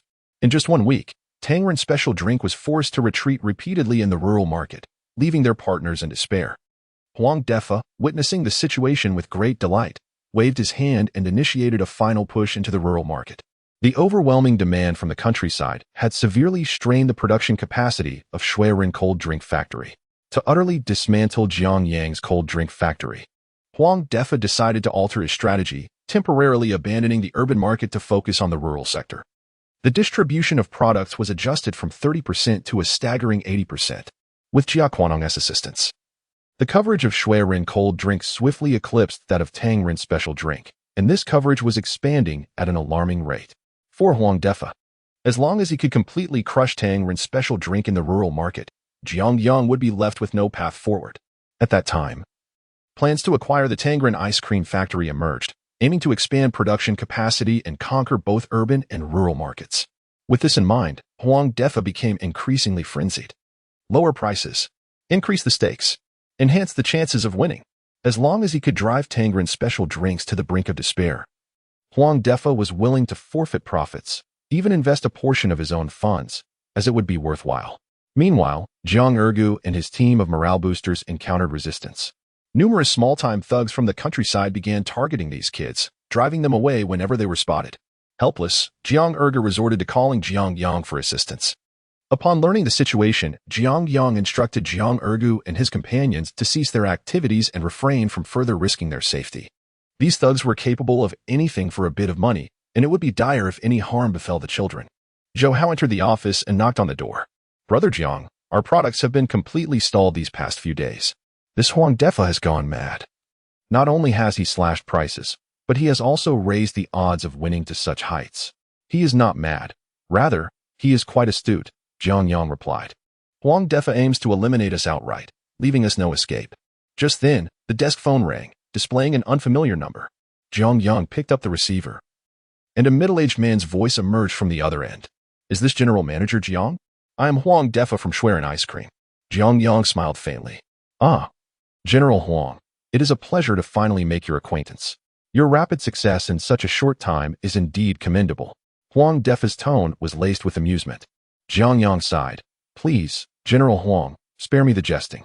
After our recent encounters, I have come to realize the vast gulf between us, and I am genuinely embarrassed. Had I known it would turn out this way, I would never have ventured into the ice cream business. Huang Defa, sensing Jiang Yang's humility, felt a surge of pride and snorted dismissively. It is good that you recognize it. Jiang Yang forced a smile. General Huang, your sudden call cannot merely be for the sake of jest, can it? Huang Defa replied. Jiang Yang, since we have broached the subject, I shall be straightforward. We both understand the current predicament. If this continues, you will not withstand it. How about this? Name your price, and I shall acquire the Tangren ice cream factory. What do you say? Jiang Yang quickly responded. That would indeed be splendid. Huang Defa, feeling quite pleased, cleared his throat and inquired, Go on. What do you propose as a selling price? Feigning deep contemplation, Jiang Yang replied, General Huang, I have invested quite a bit into this ice cream factory. I fear the price may be beyond your acceptance. Huang Defa's voice was filled with confidence. Do share your thoughts. As long as the price is reasonable, I shall not make things difficult for you. Furthermore, should you agree to sell me your ice cream factory, the management of both factories will remain in your hands, with you as the general manager. How does that sound? For an ordinary person, such an offer would indeed be tempting. And Huang Defa was certain that Jiang Yang would not refuse. With the Tangren ice cream factory in a perilous state, having already lost its rural market to him, closure was merely a matter of time. Jiang Yang replied, General Huang, let us do this. Allow me some time to consider, and I will have the accountant calculate the cost price. I shall come to you then, if that is agreeable. Splendid. I shall await your news. After hanging up the phone, Huang Defa felt elated. Opposing me was a rather naive endeavor.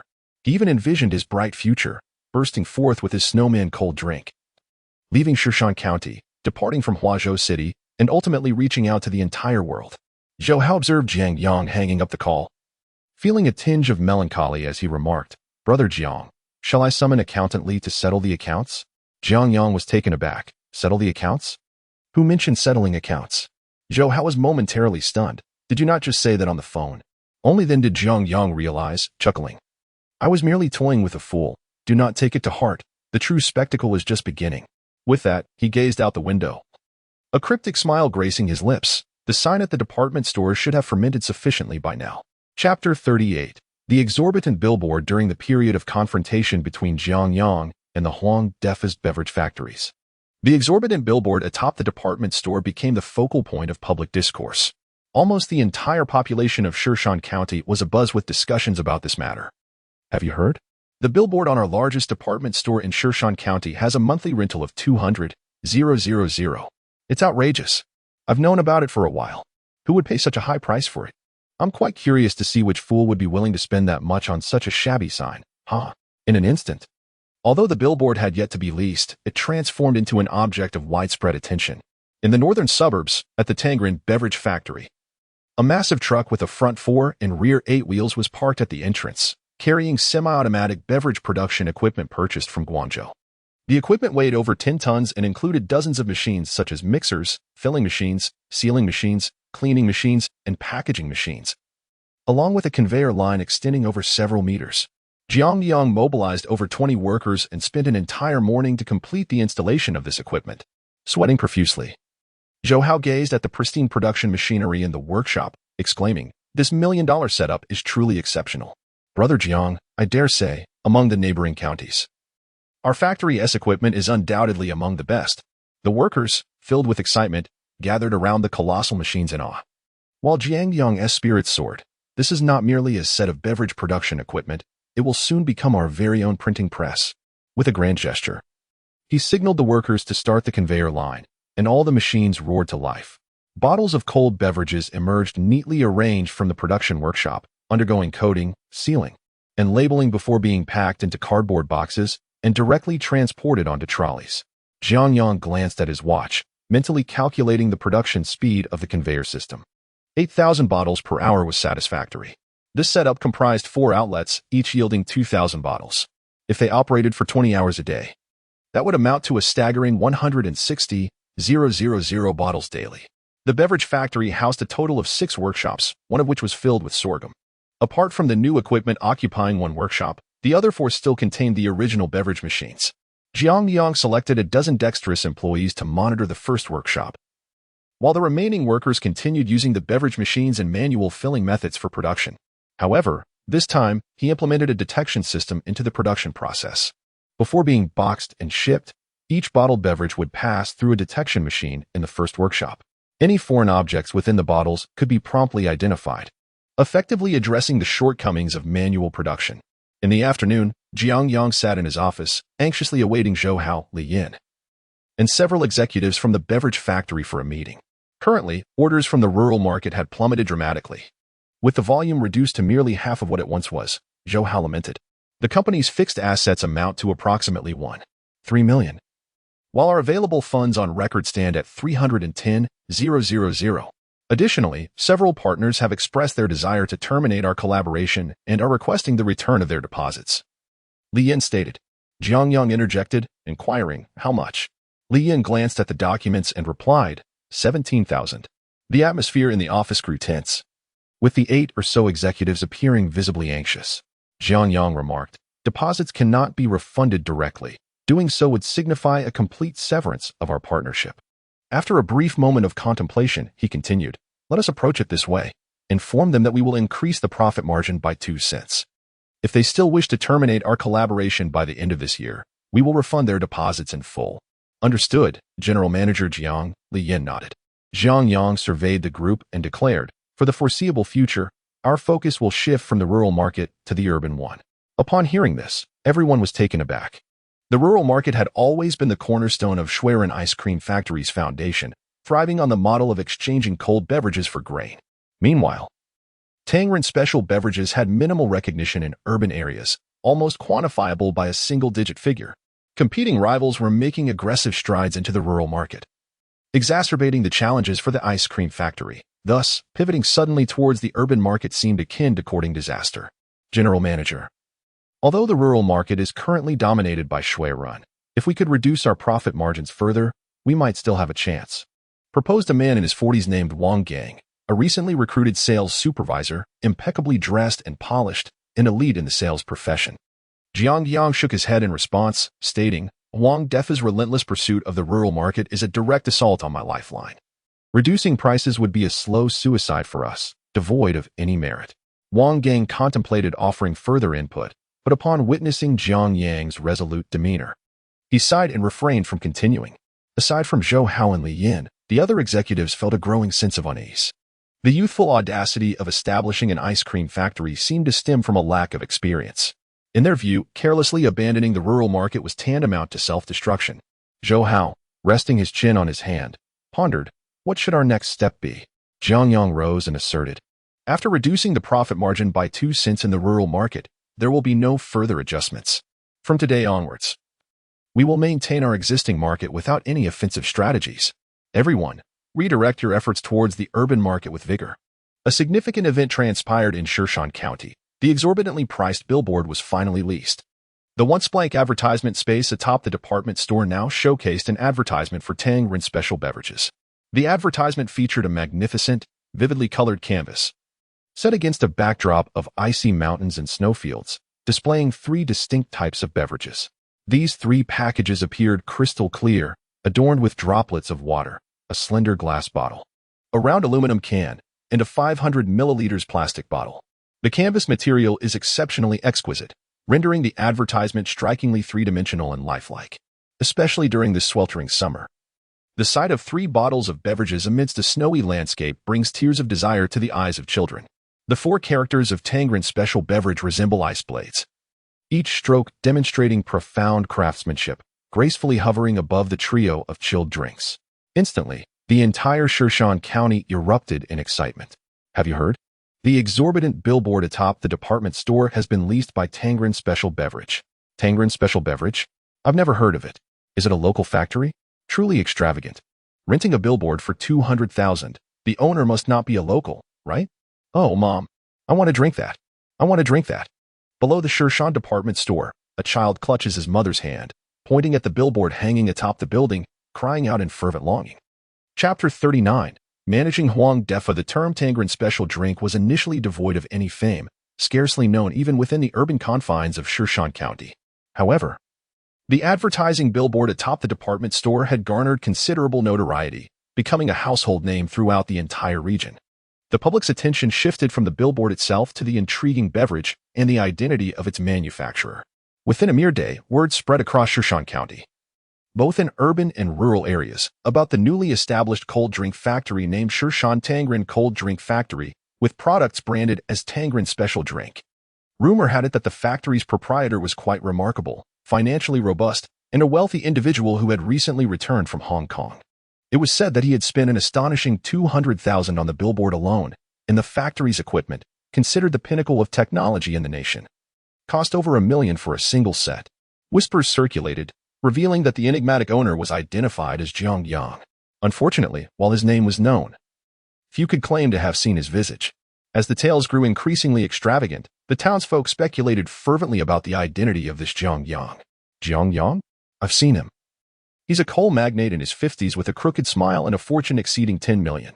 No, Jiang Yang has just returned from Hong Kong. He's a gangster, known for his violent tendencies, and supposedly leads his own organization in the underworld. Nonsense. You're all mistaken. Jiang Yang is my cousin, a returnee from the United States, who has amassed considerable wealth.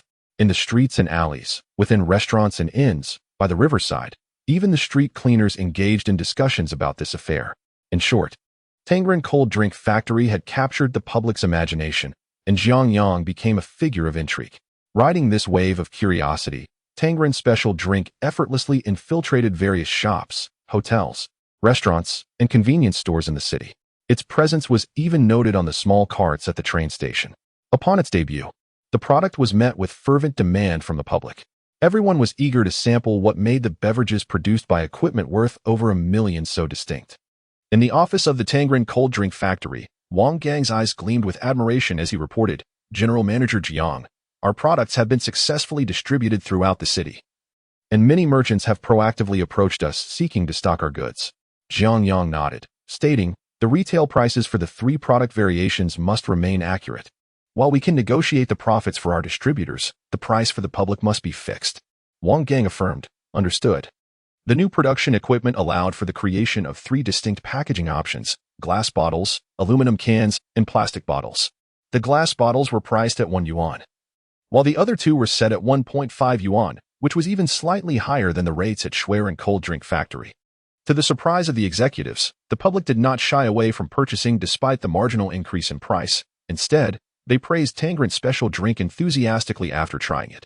The market has responded favorably, with many expressing that the product is indeed worth its price, surpassing the offerings of the Schwer & Cold drink. In just 2 words, high-end. In no time, Tangren specialty drinks became synonymous with premium beverages. This development left the employees, who had previously harbored doubts about Jiang Yang, feeling quite remorseful. It was from this moment that Jiang Yang's status began to solidify in their minds. The news swiftly reached the Schwer & Cold Drink Factory. Huang Defa hastened to the department store, his eyes fixated on the advertisement for Tangren specialty drinks, rubbing them in disbelief and astonishment. Just days prior, Jiang Yang had confidently claimed he would sell the Tangren Cold Drink Factory to him. What prompted this sudden advertisement? Fuming, Huang Defa returned to his factory and dialed Jiang Yang's number. "Jiang Yang, what do you mean by this?" he bellowed as soon as the call connected. Jiang Yang raised an eyebrow, slightly distancing the phone from his ear, and responded with a warm smile, "General Manager Huang, what are you talking about? Such a furious temper is unbecoming. Jiang, do not play coy with me. What is going on with the advertisement at the department store?" Jiang Yang replied with a chuckle. "It's simply an advertisement, General Manager Huang. Surely you can discern that much?" Huang Defa sat in his office, utterly bewildered, a wave of foreboding washing over him. This was bad. He had fallen for the trap. His expression grew increasingly cold. "Jiang Yang, are you deceiving me? Did we not agree that you would sell the Tangren Cold Drink Factory to me?" Jiang Yang's voice remained calm and unhurried. "Indeed, General Manager Huang. I have already instructed the finance department to send you the asset list. It should have arrived at your factory by now. Take a look at the price. If it meets your approval, I shall sell you the cold drink factory." After hanging up, Huang Defa's demeanor darkened considerably. A knock interrupted his thoughts. It was a petite woman in her early 30s, dressed in formal attire. "Are you General Manager Huang?" Lian adjusted her glasses and inquired from the doorway. Huang Defa composed himself and asked, "Yes. Are you from the finance department at the Tangren Cold Drink Factory?" Lian nodded, "Yes, General Manager Huang. Here is our asset list along with the final quotation. Please review it, and if everything is in order, kindly sign the acquisition document." With that, Lian placed a stack of documents, thick as a hand, on Huang Defa's desk. Irritated, Huang Defa shot her a glance before hastily flipping to the last page. Upon seeing the final quoted figure, he rubbed his eyes in disbelief. 20 million. Huang Defa stared incredulously at the list, counting the digits multiple times with his finger. Units. Tens, hundreds, thousands, 10,000, 20 million. Lian softly remarked, "General Manager, you are not mistaken. It is indeed 20 million. Enraged, Huang Defa hurled the documents to the floor, rising to his feet as he roared. "What utter nonsense! A mere cold drink factory demands 20 million. Is Jiang Yang intentionally toying with me?" Lian maintained an expression of serene composure as she calmly stated, "Mr. Huang, our General Jiang has indicated that considering the potential of Tangren Cold Drink Factory, 20 million is merely a bargain price." "Bargain? Have you ever seen cabbage worth 20 million? Huang Defa nearly succumbed to despair. Lian bent down to retrieve the documents scattered on the floor and then remarked, "General Jiang has instructed me to afford you only 10 minutes for consideration, after which the opportunity shall expire. Mr. Huang, 5 minutes have already elapsed. How is your deliberation progressing?" Huang Defa slumped in his chair, fully comprehending the situation. It was evident that others had never intended to sell the factory to him. While he was lost in a daydream, Jiang Yang had already aimed his sights at the urban market. This maneuver had effectively equalized the competition between 2 manufacturers that had previously been vastly imbalanced. Chapter 40. After the smoke of battle in the office of the Tangren Cold Drink Factory, Zhou Hao returned from the department store with a computer. Jiang Yang meticulously assembled it, and upon powering it on, the familiar Windows 98 screen appeared. Li Yin stood before the desk, recounting Huang Defa's reaction. Jiang Yang tapped the keyboard twice and remarked, "This boss Huang is overly concerned. The price I quoted is indeed a bargain. If he cannot afford it, he cannot blame us." Zhou Hao and Li Yin exchanged a glance, an unspoken understanding passing between them. At that moment, Jiang Yang seemed even more inscrutable in their eyes. Thus, the conflict between the Shuiren and Tangren cold drink factories abruptly subsided. It was as if a thunderous storm had erupted, only to yield a gentle drizzle. The merchants, who had gathered to witness the spectacle, were left disappointed, having expected a dramatic clash of bloodshed and desperation. They had assumed that the market battle between the two companies would be a fierce struggle to the death, with some capitalists eagerly waiting to swoop in once the dust settled, only to be taken aback by Jiang Yang's ability to achieve such an outcome with a mere advertising sign. At the Shirshan department store, the office on the top floor had been lavishly decorated. Bai Qingyin sat before an enormous tea table made of golden silk nanmu, brewing tea, while 5 or 6 middle-aged men occupied one side. These men, exuding an air of distinction, were prominent figures in the business realm of Shirshan County. Who would have thought that within just a month, Jiang Yang could carve out half of Shirshan County's market alongside Huang Defa's Shuiren cold drinks? "This Jiang Yang is no ordinary individual," remarked an elderly man with graying temples. Bai Qingyin nodded, to be precise. Jiang Yang's Tangren special drinks have already surpassed Huang Defa's Shuiren in terms of reputation. A hush fell over the group upon hearing this. To rent a sign for 200,000 at my department store may seem absurd, but it has undeniably captured the attention of all Shirshan County. Bai Qingyin refilled the teapot and continued. This seemed to ignite a lively discussion among the men. When the focus shifted to that sign, which was suddenly replaced by his Tangren special drinks, it not only garnered immense publicity but also created a topic for the public to discuss and disseminate, truly remarkable. While Huang Defa recklessly rushed to penetrate the rural market, Jiang Yang had deftly redirected his efforts to conquer the urban area. Now, the populace of Shirshan County regarded his Tangren special drinks as a premium beverage, outshining Shuiren. What a brilliant strategy! The crux of the matter lay in the million-dollar equipment and the timing of his strategic moves. Upon reflection, it became evident that Jiang Yang was indeed extraordinary. Someone casually mentioned the timeline, prompting Bai Qingyin and the others to realize the significance of the timing. From the planning of the character collecting event, Jiang Yang had already begun preparing to seize the urban market. The character collecting event was merely a feint, enticing Huang Defa to expend all resources on the rural market, while Jiang Yang had, at that very moment, initiated his strategy for the urban market. As this realization dawned upon them, a chill ran down the spines of the businessmen in the room. This individual was truly formidable. Bai Qingyin suddenly spoke up, declaring that these matters were not the most crucial. The crowd turned to him, puzzled by his words. Bai Qingyin continued earnestly, stating that after the two ice cream factories entered into conflict, numerous opportunists were poised to reap the benefits. Yet, what would ultimately transpire? The business tycoons present, all prominent figures in their respective circles, swiftly grasped the implication of Bai Qingyin's statement. "What do you mean?" they inquired. Bai Qingyin nodded and elucidated, "Indeed. If Huang Defa were to be decisively defeated, others would undoubtedly seize the opportunity to acquire it, and Jiang Yang would still face other competitors. The current situation is precisely what he desires." The audience murmured in contemplation. When an individual possesses the ability to control the outcome of a business venture, their level of strategic thinking transcends that of their peers. Hold by. If what you say is true, why wouldn't Jiang Yang simply acquire Huang Defa as factory himself, thereby monopolizing the entire Shirshan County? Wouldn't that be more advantageous?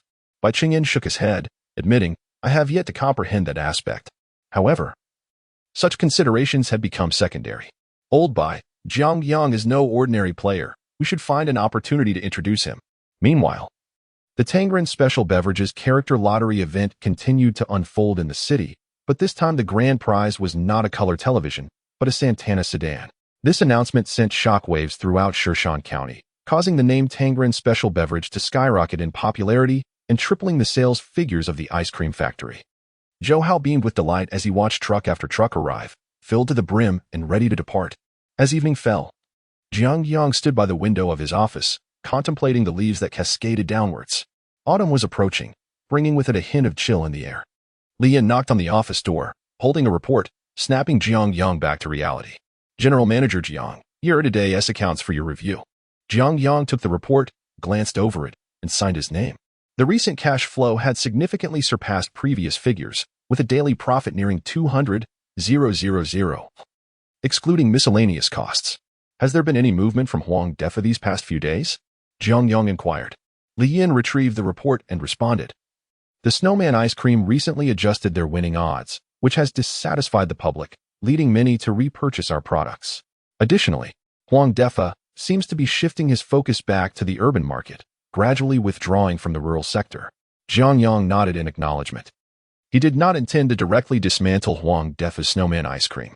To him, in any given region, a business should never dominate alone. At least not with his current capabilities. The fast-moving consumer goods sector is a highly lucrative industry, and countless eyes are fixated on this lucrative pie. Just like this ice cream factory, it languished in obscurity when unprofitable. Once others discerned the potential for substantial profits, they would not concern themselves with the ethics of competition. They would seize their share without hesitation. With Huang Defa's snowman ice cream in the mix, Jiang Yang could, to some extent, alleviate the pressure he faced during this period. What Jiang Yang required most was to expedite his own development. Whether in terms of finances or connections, he finds himself in urgent need of both. As Li Yin observed Jiang Yang's silence, she bid him farewell and departed.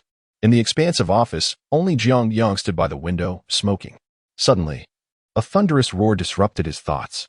Outside, a fierce wind howled, and dark clouds rolled ominously toward him. After a flash of lightning and a clap of thunder, torrential rain began to pour. Jiang Yang instinctively closed the window, shivering slightly. He retrieved a coat from the wardrobe and, after a moment's contemplation, took the key to the small truck. This vehicle had been purchased when he transported Chen Yanli and her daughter to the hospital, with Li Yin later compensating the driver with 20,000 yuan. As he descended the stairs, the sound of the rain was deafening. The rainwater cascaded onto the ground, leaving a faint earthy scent in the air. Zhou Hao directed the workers to move various carts and tools into the factory. The rain had arrived so unexpectedly that no one had time to react, leaving them drenched to the skin. Chapter 41. An unexpected encounter with Chan Lan. Have the kitchen prepare some ginger soup for the workers. Let them drink it while it's hot, Jiang Yang instructed Zhou Hao.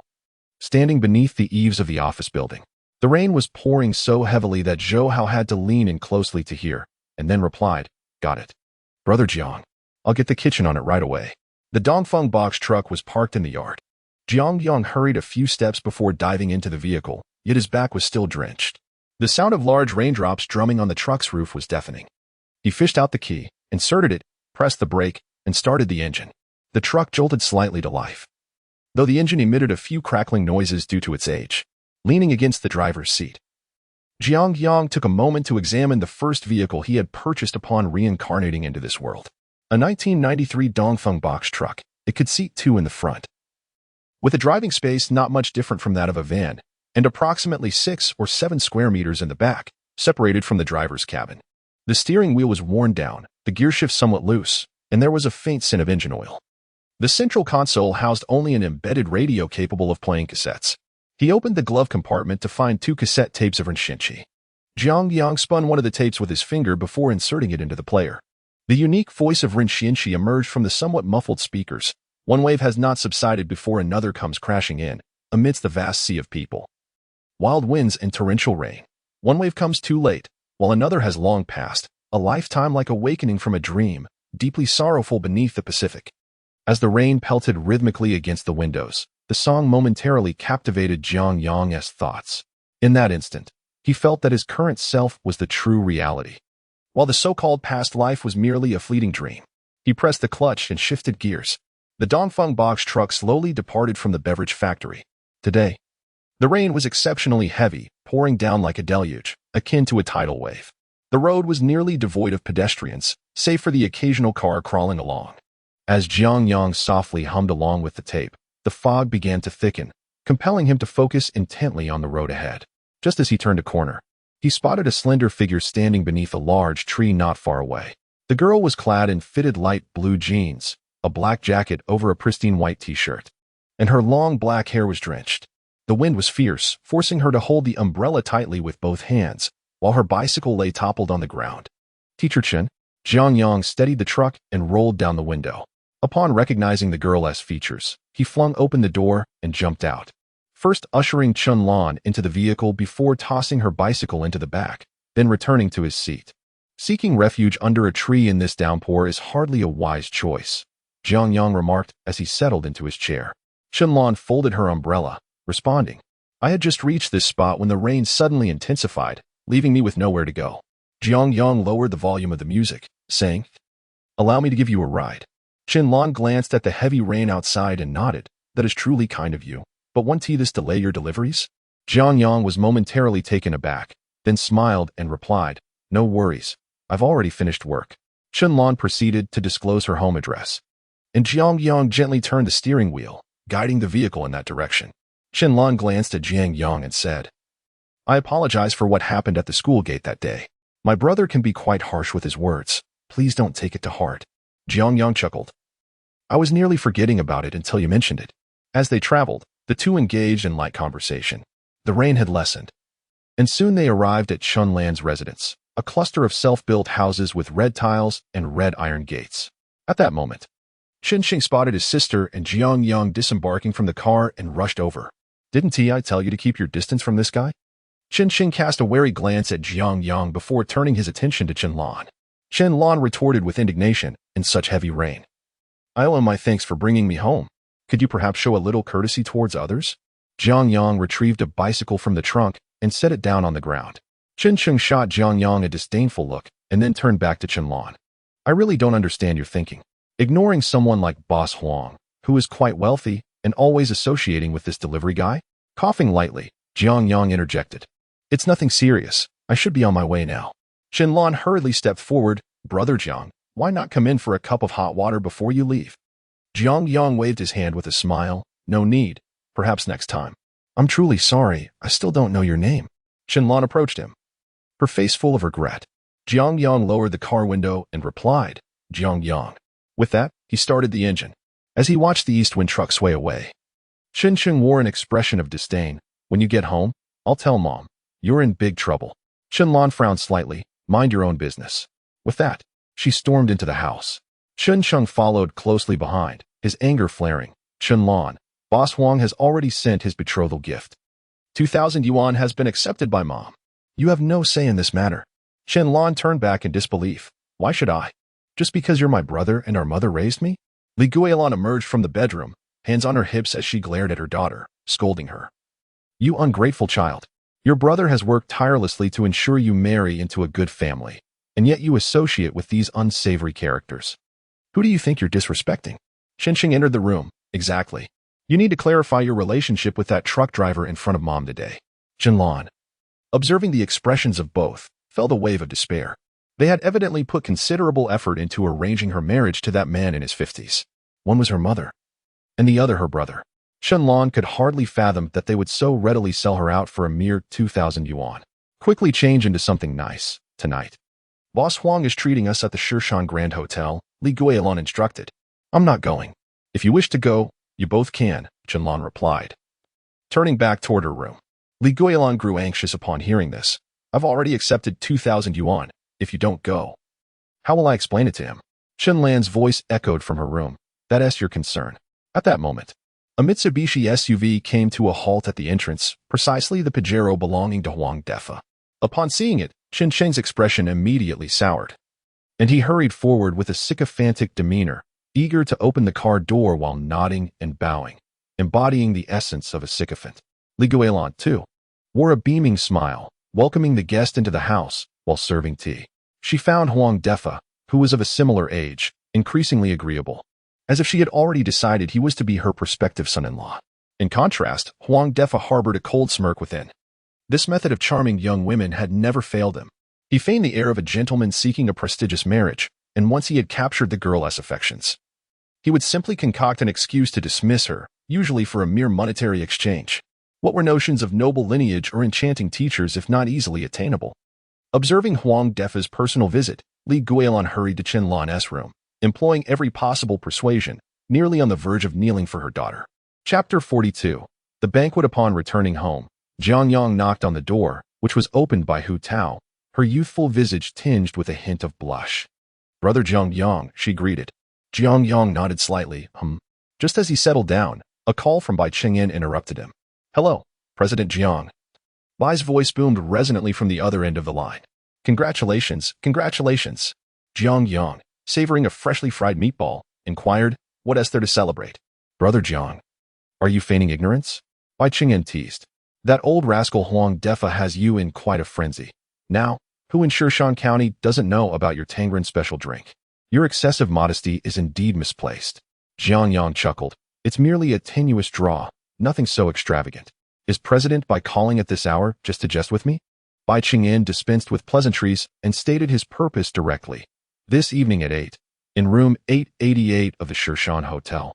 I wonder if you might grace us with your presence? Before Jiang Yang could respond, Bai continued, you see.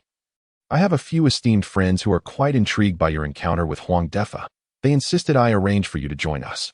This banquet serves not only as a celebration in your honor, but also as an opportunity for us to strengthen our camaraderie and forge new connections. Recognizing the significance of Bai's invitation, Jiang Yang felt compelled to acquiesce. Very well, President Bai. I shall see you tonight. After hanging up, he glanced at the clock, which read 7 in the evening. Had it been in his previous temperament, he would have declined such an impromptu gathering. However, his circumstances had shifted, and he needed to temper some of his more obstinate traits. Individuals like Bai Qingyan held considerable influence in Shan County, and the company he kept would undoubtedly be noteworthy. With only a modest beverage factory to his name, Jiang Yang understood that to ascend rapidly, he required a solid social foundation and connections. This banquet was indeed essential. He donned his coat, exchanged brief greetings with Jiang Qing and Jiang Tian, and hurried downstairs. The rain had lessened considerably outside, leaving pools of water across the uneven ground of the community. After a moment's deliberation, he chose to enter the Dongfeng van. In such weather, it was undeniably superior to a motorcycle.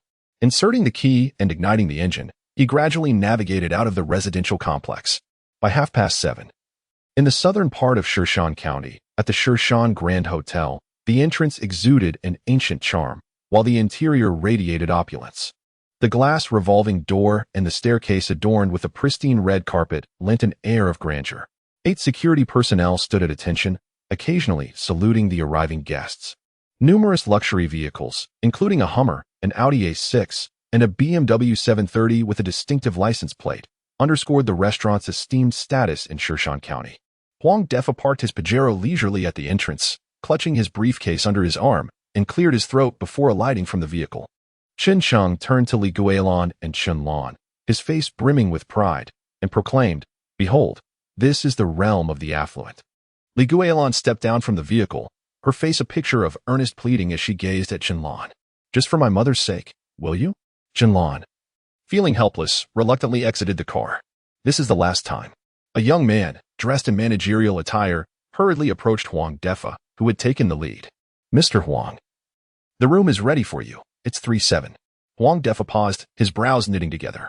Did I not ask you to book 3-8? The manager explained apologetically. I'm sorry, Mr. Huang, but 3-8 has already been reserved. It's not feasible.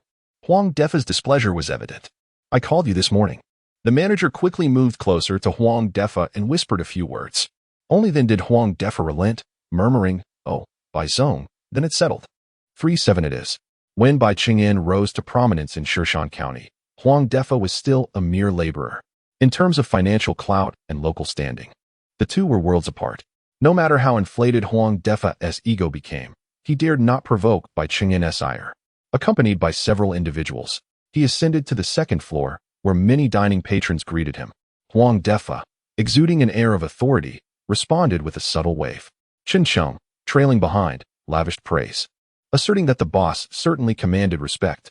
Upon reaching the door of the room, Huang Defa cast a glance across the way and felt a jolt of surprise. Today, Bai Qingyan was hosting some notable figures. There was Mr. Chen from Longqing Steel, Mr. Zhao from Huafeng Foods, and 2 others whom he did not recognize, though their ostentatious attire suggested they were equally distinguished. You all go ahead and sit down. I have a few friends across the way to greet. Huang Defa instructed Chen Sheng. Chen Sheng nodded eagerly. No problem, Mr. Huang, take your time. Very well. Without a second glance at the 3, Huang Defa proceeded to the room designated 3-8.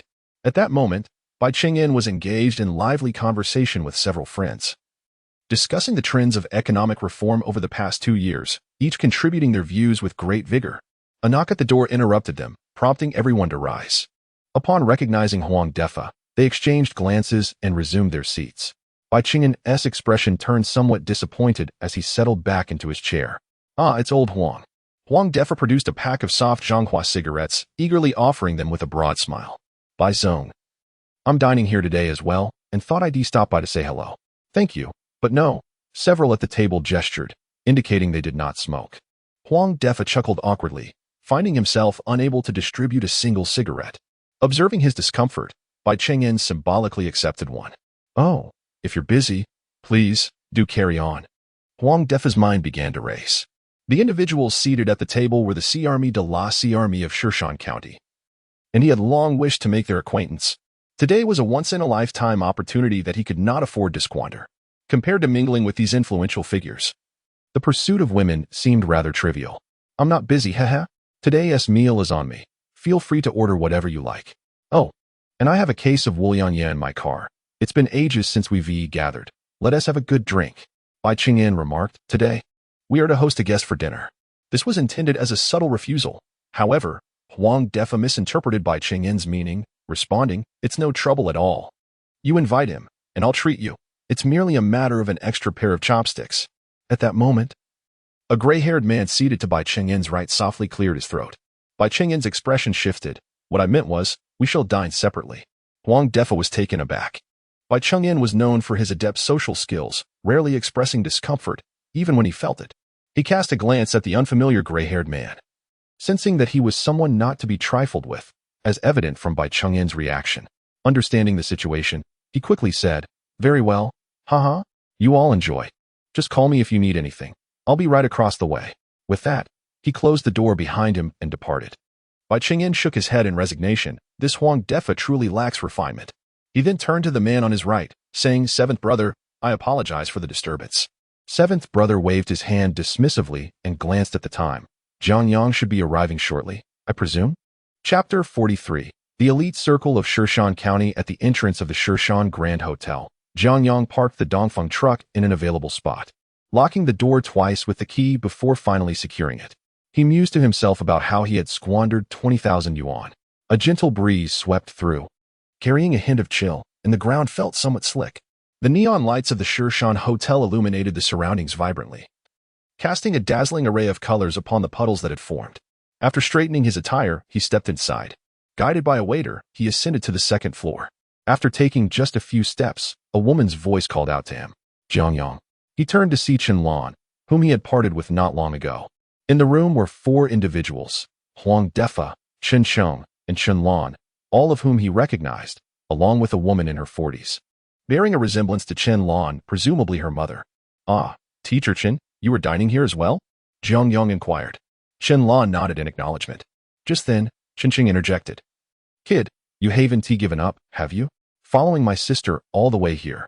He then turned to Huang Defa, saying, Mr. Huang, this is the one who has been persistently pursuing my sister.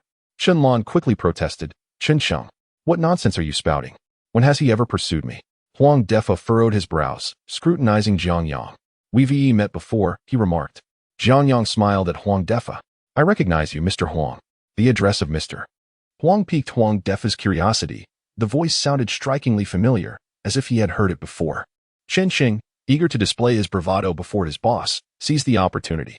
He stood up and warned, Kid, I suggest you consider your worth and refrain from harboring any thoughts about my sister, or else I'll make you regret it.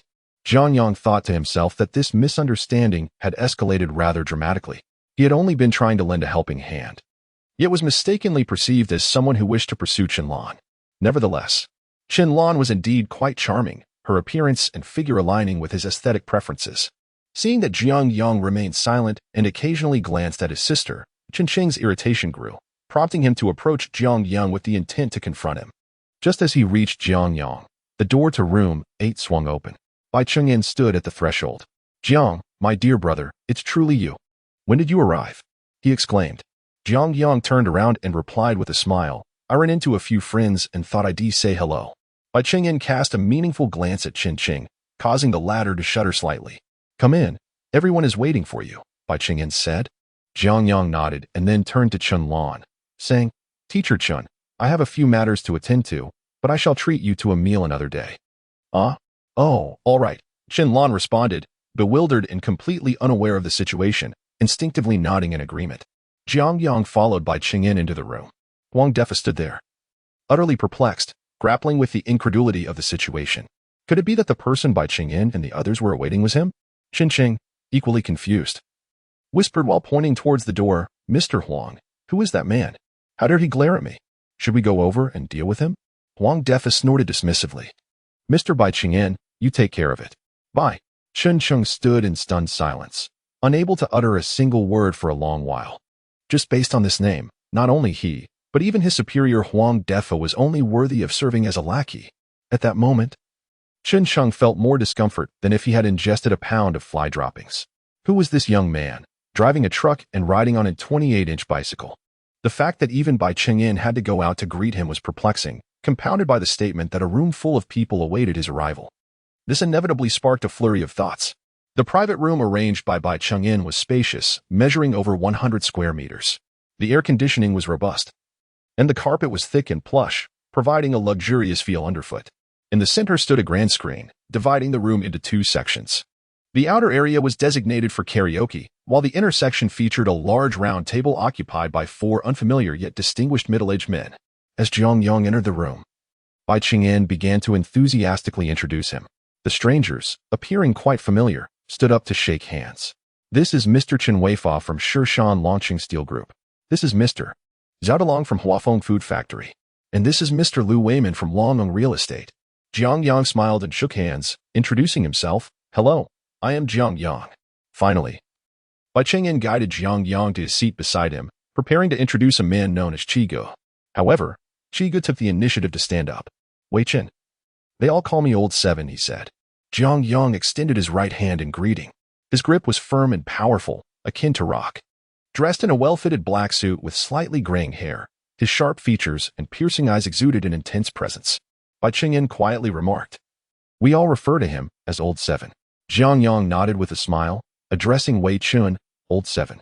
Wei Chen's face brightened as he waved his large hand. "Take a seat, brother." Jiang Yang made himself comfortable, sitting to the left of Bai Qingyin, and took a moment to observe the other men. Mr. Chen from the Steel Group appeared to be in his early 50s, with slick-back hair and an impeccably tailored suit, exuding authority. Mr. Liu from Longyong Real Estate also seemed to be around 50, flaunting a floral shirt and baggy trousers, with a flashy gold watch that caught the eye, reminiscent of a nouveau riche. Among them, Mr. Zhao from Huafeng Food was the youngest, barely in his 30s, fit and dressed in jeans and a white shirt. Serving tea to the people at the table, Bai Qingyin nodded towards Zhao Delong, who immediately understood and turned to the doorway to instruct the waiter to bring out the dishes. Several young women clad in kipayos entered, some pouring wine while others arranged the tableware. One of the women, holding a teapot, was interrupted by Zhao Delong. "No need for that. Just prepare the dishes and step outside," he instructed, taking the teapot from her hands. Jiang Yang observed these details closely. It was evident that Zhao Delong had been working alongside Bai Qingyin for quite some time, as indicated by the ease with which he managed even the simplest tasks. All these signs pointed to one conclusion: an important individual was present tonight, and many conversations were likely to be guarded against eavesdroppers. The individuals at this table had been introduced, all of them businessmen, and there was little concern about being overheard.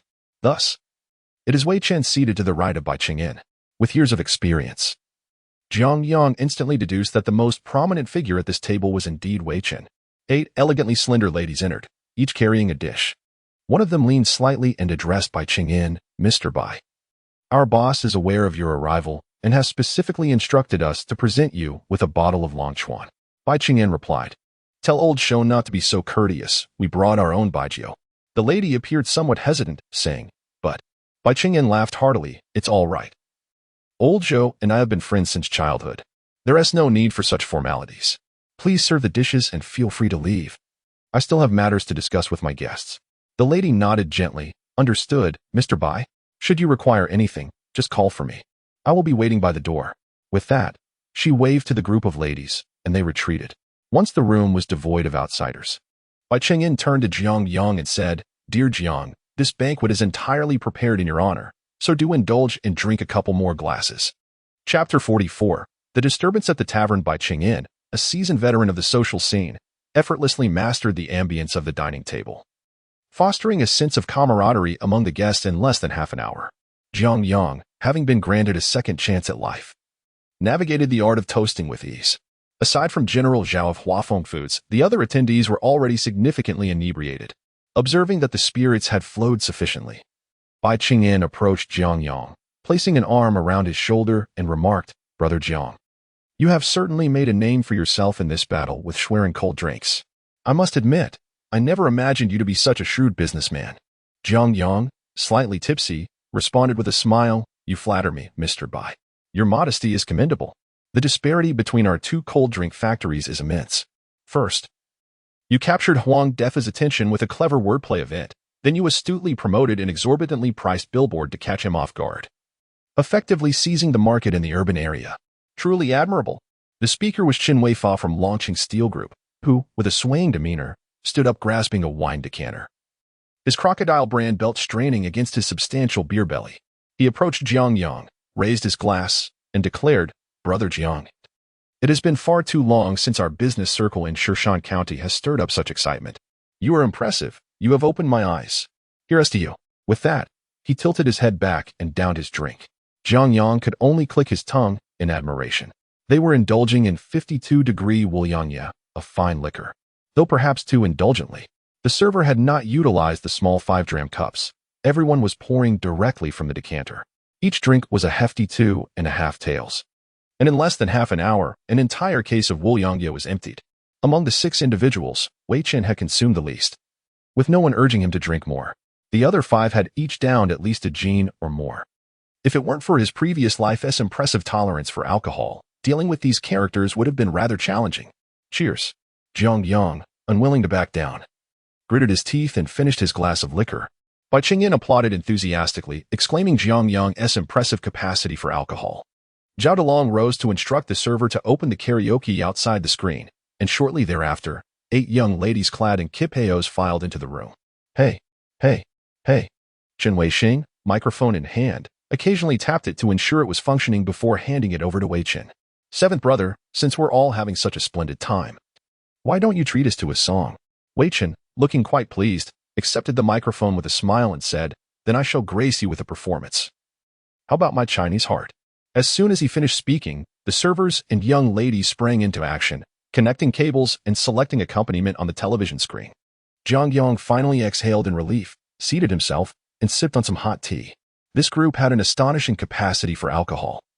Over a jean had already been consumed as if merely a warm-up. Bai Qingyan produced a cigarette and offered it to him, saying, "Brother Jiang, 7th brother is indeed our county's great vocalist." Jiang Yang nodded and accepted the cigarette. The cheap pack-lad woman beside him promptly produced a lighter, bending to ignite it before pushing the ashtray closer to Jiang Yang. Wei Chen's voice resonated powerfully, his singing soaring with remarkable pitch and precision. The audience, captivated, erupted in applause and cheers. Zhao Delong executed his service duties impeccably, instructing the waitstaff to remove the white liquor. As a cascade of chilled beer began to flow onto the tables, by the time Wei Chun concluded his song, the table was already laden with green bottles of beer. "Bravo! Brother Seven's singing has truly improved. Let's raise a toast," Chen Weisheng declared, one hand grasping a beer bottle and the other a glass. With a beaming smile, Wei Chen raised his beer and downed it in one gulp. Jiang Yang, lifting his cup in preparation to drink, was interrupted by a commotion at the entrance. Huang Defa entered, holding a bottle of Wuliangye, a broad grin on his face. "Mr. Bai, are you singing?" The atmosphere fell silent, and all eyes turned toward the door. Bai Qingyan furrowed his brow, realizing Huang Defa's lack of awareness was quite astounding.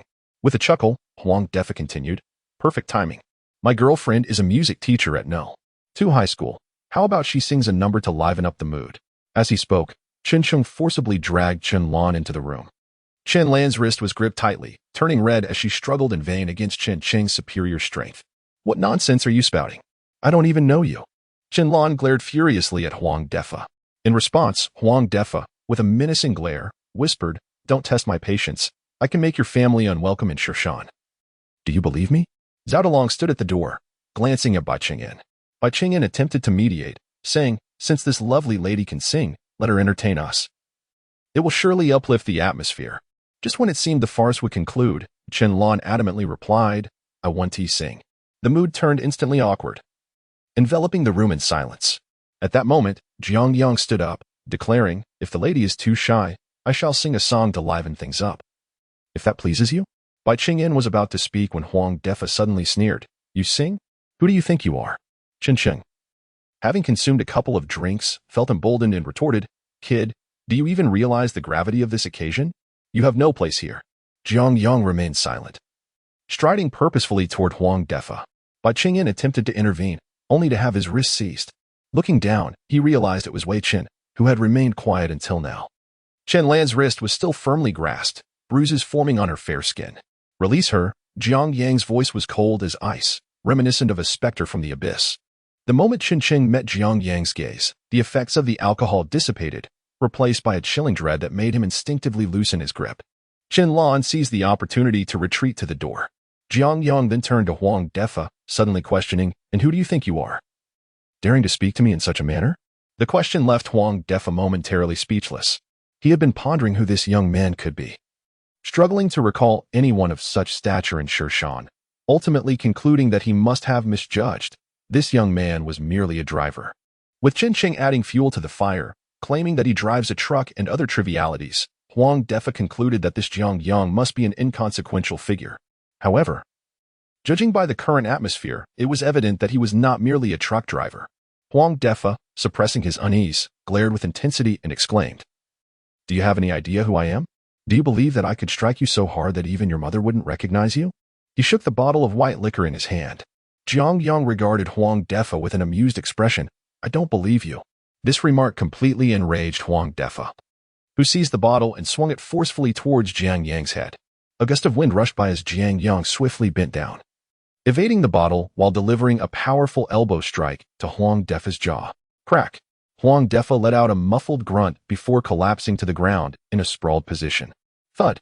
Chen Sheng hurriedly pulled his boss up from the ground, his face contorted with fury as he pointed at Jiang Yang.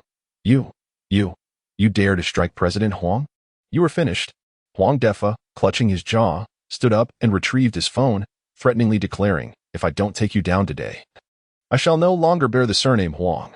At that moment, Wei Qin, who had remained silent until now, spoke up. "What a bold claim. I am eager to see if you hold any weight in Shirshan County." Huang Defa, now seething with rage, had long harbored disdain for this gray-haired individual. "Who the hell are you? Stop pretending and find out who I fear in Shirshan County." Wei Qin responded with a cold snort. "My name is Wei Qin. Have Lu Zhenghua come deal with me. I will be waiting right here." Upon hearing this, Huang Defa's face was one of utter shock. Chapter 45, Influence Wei Laoqi? Huang Defa clasped his chin, his eyes wide with astonishment. Wei Qin extracted a cigarette from the table, igniting it with a cold gaze directed at Huang Defa. At that moment, the effects of alcohol had completely dissipated for Huang Defa, who hurriedly exclaimed, "Seventh brother, I did not recognize you. I lack the foresight of a sage. My earlier remarks were not aimed at you, but rather at this scoundrel who struck me." He pointed at Jiang Yang. Wei Qin snorted disdainfully, "Mr. Jiang is a dear friend of mine and a guest today. If you have displeased him, do not think that merely receiving a beating is all you deserve. Should he so wish, even the plucking of your eyes for his drink would be a trivial matter you cannot contest." Huang Defa felt cold sweat soaking his back. It was all Chen Qing's fault for inciting him to come to this room. Now, he had encountered an iron wall. Bai Qingyan, with a playful glint in his eye, regarded Huang Defa and remarked, "Old Huang, you truly have blinded your judgment. You deserve every misfortune in your business. You cannot even recognize your competitor standing right before you." With this revelation, Huang Defa turned to Jiang Yang, his pupils constricting sharply. No wonder that voice sounded so familiar. It is he, the owner of Tangren cold drinks. Jiang Yang. With Wei Qin and Bai Qingyan backing him, it appeared that his beating today was utterly in vain. Bai Qingyan, a master of navigating tense situations, interjected, "Enough of this. Let us consider this a misunderstanding. If that is the case, there is nothing more to discuss. This matter is resolved. After all, they were all notable figures in Shirshan County, and today's gathering was orchestrated by Bai Qingyan. If things escalated too far, it would reflect poorly on everyone involved. Moreover, Huang Defa had little to fear, considering the influential Lu family behind him. One must always respect the powerful." Huang Defa, though reluctant, managed to force a smile, a misunderstanding. "Indeed, haha." Bai Qingyan finally allowed a smile to grace his face and turned to Jiang Yang. "Brother, did you not mention you would sing a song?" The hostility emanating from Jiang Yang dissipated as he slightly nodded. Bai Chengyan then addressed Huang Defa at the door. If you have no further business, do not linger there. Huang Defa's face shifted through shades of yellow and white, resembling a ghastly liver. He had truly lost face today. He had initially brought his family out to flaunt, only to end up humiliated to the point where even his own mother would be dismayed. Accompanied by Jiang Qing, he exited in disgrace. Li Guilan peered through the crack of the door, witnessing the entire scene unfold. Wasn't Huang Defa supposed to be formidable in Shirshan County? I see little to commend him. She murmured disdainfully. Jiang Qing whispered back, he has encountered a tough opponent today. My sister's boyfriend seems to be quite a significant figure. As Qianlan stepped out, she discreetly glanced at Jiang Yang within the room, noticing he had returned to the table, merrily toasting with others, hardly sparing her a glance. Huang Defa, gritting his teeth against the sharp pangs of pain radiating from his jaw, emerged from the room to find Jiang Qing and his mother engaged in hushed conversation. With such a distressing incident weighing heavily upon him, he found little inclination to pursue romantic endeavors. Instead, he shot a menacing glance at Chen Cheng and declared, "You need not come to work tomorrow.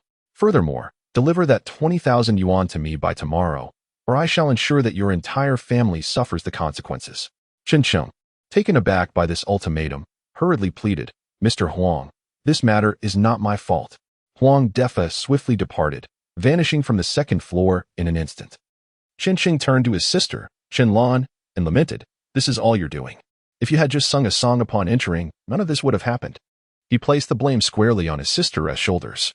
Qianlan remained silent, gently rubbing her arm as she gazed contemplatively around the room. Li Guilan and her son, intrigued, peered across the corridor. At that moment, Li Guilan found the young man increasingly appealing. He had looked undeniably striking while confronting Huang Defa. Judging by Huang Defa's hasty retreat, this young man seemed to be the true heavyweight. If her daughter could marry him, it would elevate their status tremendously. "Let us depart," Qianlan instructed her mother. Li Guilan, still focused on the view across the hall, glanced back at Qianlan and retorted, "Why the rush? I am merely observing my prospective son-in-law." Chen Qing chimed in, grinning at Qianlan, "Sister, do confess, when did you start seeing this Mr. Jiang?"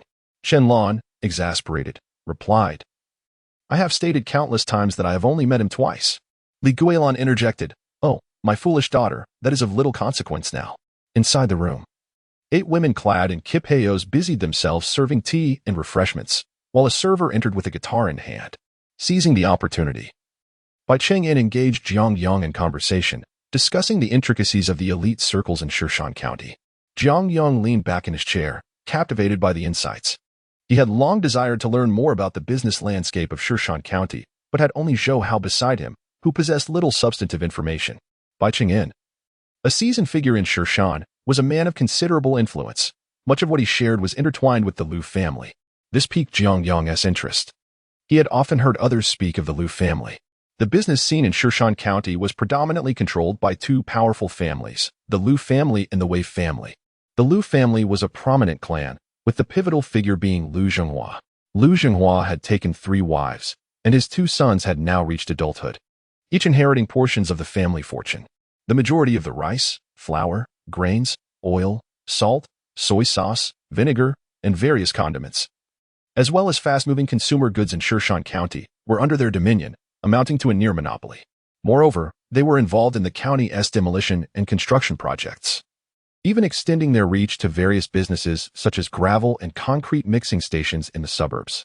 Their extensive connections and economic prowess rendered them a formidable force, effectively controlling half of Shirshan County, with the only rival being the Wei family. The Wei family's enterprises were distinct from the Liu families, primarily relying on land and retail establishments for their wealth. Within the entirety of Shirshan County, the extent of land held by the Wei family remains uncertain.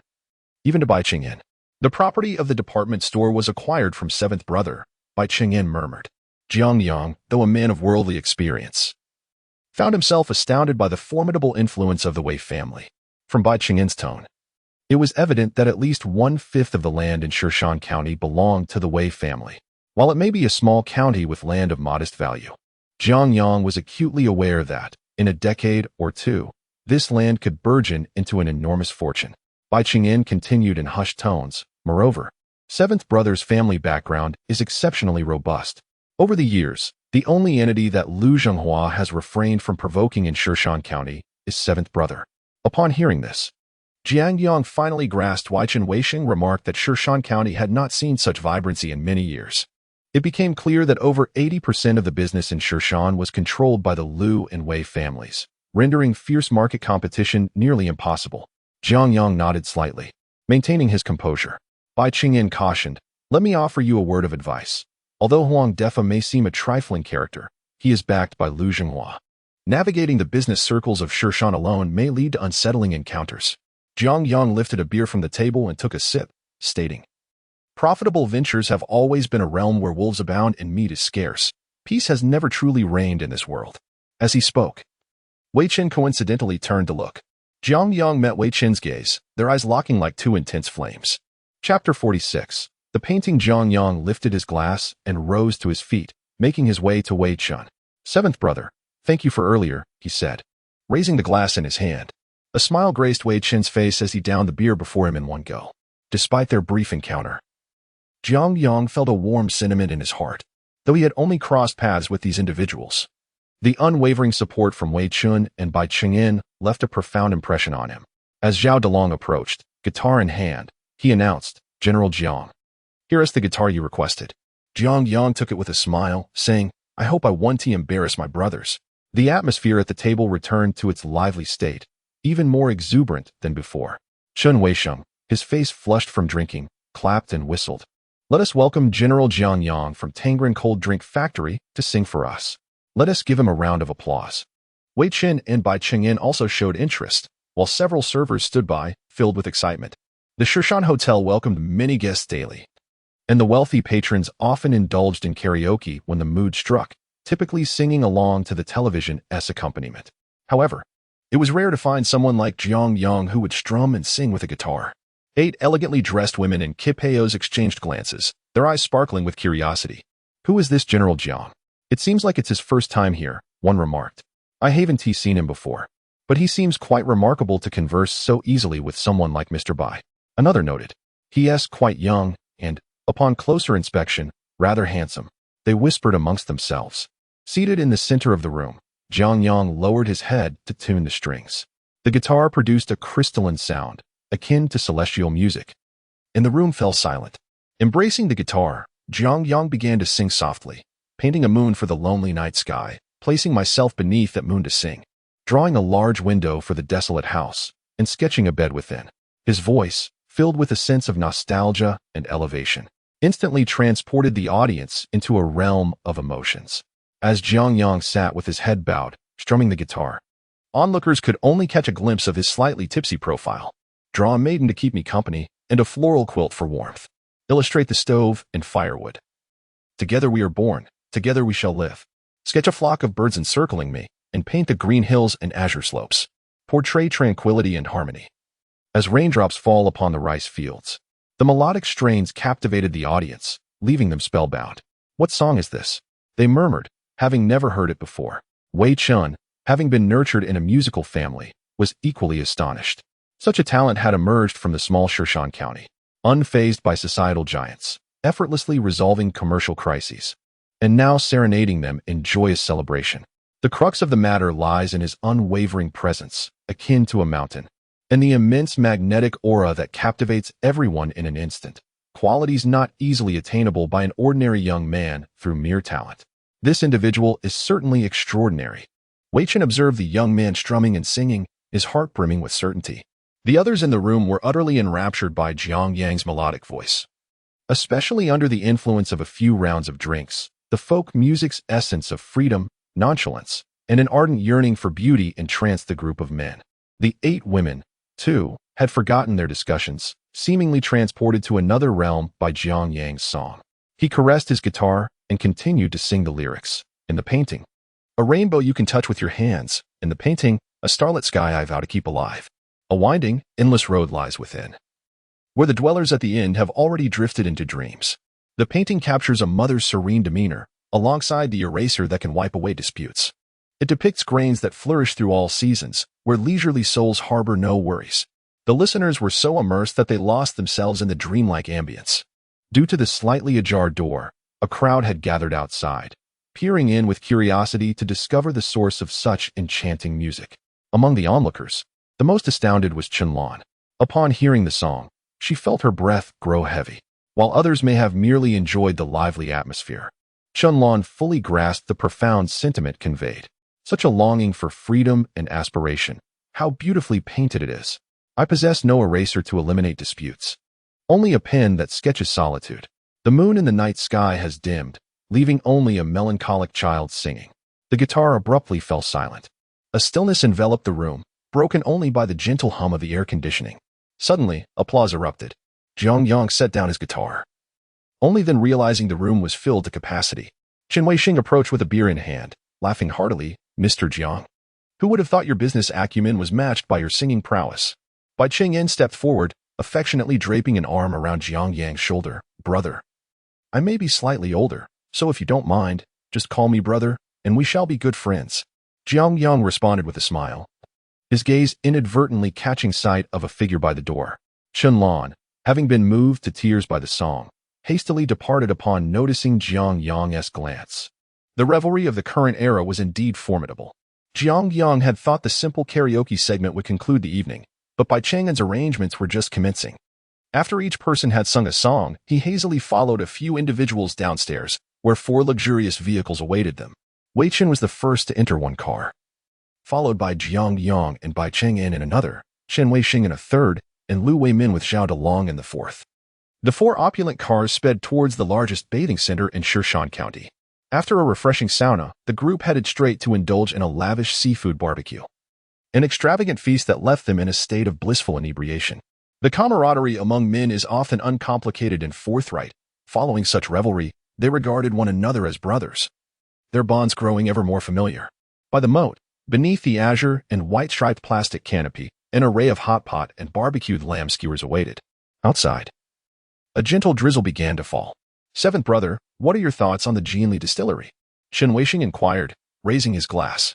Jiang Yang, already 7 parts inebriated, perked up at the mention of Jianli distillery, yet maintained a tipsy demeanor. The revelry had only just reached its substantive discourse. Only those with clarity of mind were deemed worthy to engage. Wei Chen raised an eyebrow and remarked, what? Is launching steel not satisfied and now seeks to venture into distilling? Chen Weixing offered an awkward smile, and the group exchanged glances. Wei Chen's tone turned serious as he cautioned, the Jianli distillery is not as simple as you think. I advise against harboring ambitions toward it. Jiang Yang, appearing somewhat dazed, responded, Jianli distillery? Hasn't it gone bankrupt? Chapter 47. The night rode ever since learning about the closure of the Jianli distillery from Uncle Zhang. Jiang Yang had kept it at the forefront of his thoughts. The profit margins from liquor far exceed those of beverages by countless degrees. Thus, upon overhearing the discussion among several business magnates, he could not let this opportunity slip away. Bai Qingyan gently tapped Jiang Yang's right hand beneath the table. Yet Jiang Yang seemed oblivious, as if intoxicated. It has indeed closed down, Wei Chen replied in affirmation. Jiang Yang was about to press for further details when Bai Qingyan interrupted. All right. Since seventh brother says we should steer clear, we must heed that. I think we've had enough to drink today. Perhaps we should call it a night and reconvene another time. With that, he instructed the drivers to begin escorting the guest home. Before departing, Wei Chen took the initiative to exchange contact information with Jiang Yang, mentioning that he resided in the Longhu Manor in the southern city, and that Jiang Yang could reach out to him should he need anything in Shirshan County. Jiang Yang saved the phone number, expressing his gratitude. Soon, only Bai Qingyan and Jiang Yang remained at the late-night food stall. Bai Qingyan regarded Jiang Yang and asked, Brother, are you truly drunk, or are you merely feigning it? Jiang Yang laughed heartily. What are you saying, Brother Bai? After consuming so much liquor, how could one possibly remain sober? Bai Qingyan, feeling resigned, recognized that this response was akin to saying nothing at all, and thus refrained from further inquiry. Suddenly, Jiang Yang posed a question to Bai Qingyan. Seventh brother must be affiliated with the Wei family, correct? Bai Qingyan nodded and replied with significance, indeed. Despite Shirshan County's modest size, without a genuine powerhouse backing you, conducting business is nearly impossible. He then leaned in closer to Jiang Yang, emphasizing each word. Brother, heed my warning. Be wary of Lu Zhenghua. Huang Defa is backed by the Lu family. You have encroached upon his business and left him in a precarious position. With Lu Zhenghua's ruthlessness, he will not let this matter rest easily. Jiang Yang nodded in acknowledgement. If one truly intends to target another, mere caution is insufficient. The best defense is a good offense, a lesson Jiang Yang had gleaned from years of experience in business. After exchanging a few pleasantries, the two prepared to part ways. Bai Qingyan offered the driver for Jiang Yang, but he declined. Seeing Jiang Yang's insistence, Bai Qingyan retrieved a black umbrella from the car and handed it to him. After expressing his thanks, Jiang Yang walked along the moat, gradually disappearing into the night. The night in Shushan County was serene, with only the sound of raindrops falling upon the river's surface. Casting a glance at his watch, Jiang Yang noted that it was already 2 in the morning. The wind was cool, sending shivers across his arms. The effects of the alcohol had mostly dissipated, leaving his mind unusually clear. His thoughts were now entirely consumed by the Jiangli distillery that had been mentioned earlier. The prospect of profit ignited a fervent desire within him. Engaging in the liquor business, if executed well, not only promised substantial earnings but potentially immense wealth. The Jiangli distillery, once a state-owned enterprise with deep roots and commendable product quality, had suddenly collapsed. There must be some hidden intricacies behind this abrupt downfall. According to the memories of his past life, the nation was undergoing a phase of asset transition in 1998. In an effort to alleviate the burden of assets and support the people's autonomy in private enterprise, numerous assets were frequently auctioned and transferred. The dilapidated cold drink factory was a result of this phenomenon. Jiang Yang was acutely aware that the Jiangli distillery was not comparable to a mere canning factory. The disparity was entirely on a different level. If the canning factory had been forced to close due to mismanagement, then it was highly likely that the Jiangli distillery had been forcibly bankrupted amidst a flourishing market. There had to be some clandestine maneuvering behind this. Who possessed such immense power and audacity? According to Bai Qingyan, the only families in Shushan capable of such influence were the Liu and Wei families. However, from Wei Qin's words earlier, it was evident that the Wei family was not orchestrating this matter. Thus, only one possibility remained: Liu Zhenghua. As the rain intensified, Jiang Yang strolled along the roadside, his thoughts sharp and meticulous. Before he knew it, he had arrived at his community. He put away his umbrella and ascended the stairs, only to realize he had forgotten his keys in the delivery truck. He knocked softly on the door, but there was no response. Glancing at the time, he noted it was already 3:30 in the morning. His sisters must be fast asleep, he thought. Perhaps he should return to the factory. Just as he contemplated this, he heard footsteps from within, and the door was pulled open. Hu Tao stood at the threshold in a loose pink nightgown, her dark hair cascading over half her back. Jiang Yang turned in surprise. Hu Tao? Why are you still awake? A faint blush appeared on her cheeks as she gently nodded and then turned to retreat inside. Puzzled, Jiang Yang wondered why she had suddenly become so bashful. Upon entering the house, he noticed Hu Tao had already poured him a cup of hot water infused with ginger and orange peel. This tea helps with alcohol, she whispered. Jiang Yang took the cup from her, saying, "Thank you." Hu Tao nodded softly, then, "I will return to sleep." With that, she hurried off to Jiang Tian's small room. The following morning, Jiang Yang awoke to find it was already 9 o'clock. It was the first day of school. Both Hu Tao and Jiang Tian had gone, and Jiang Qing was not at home either.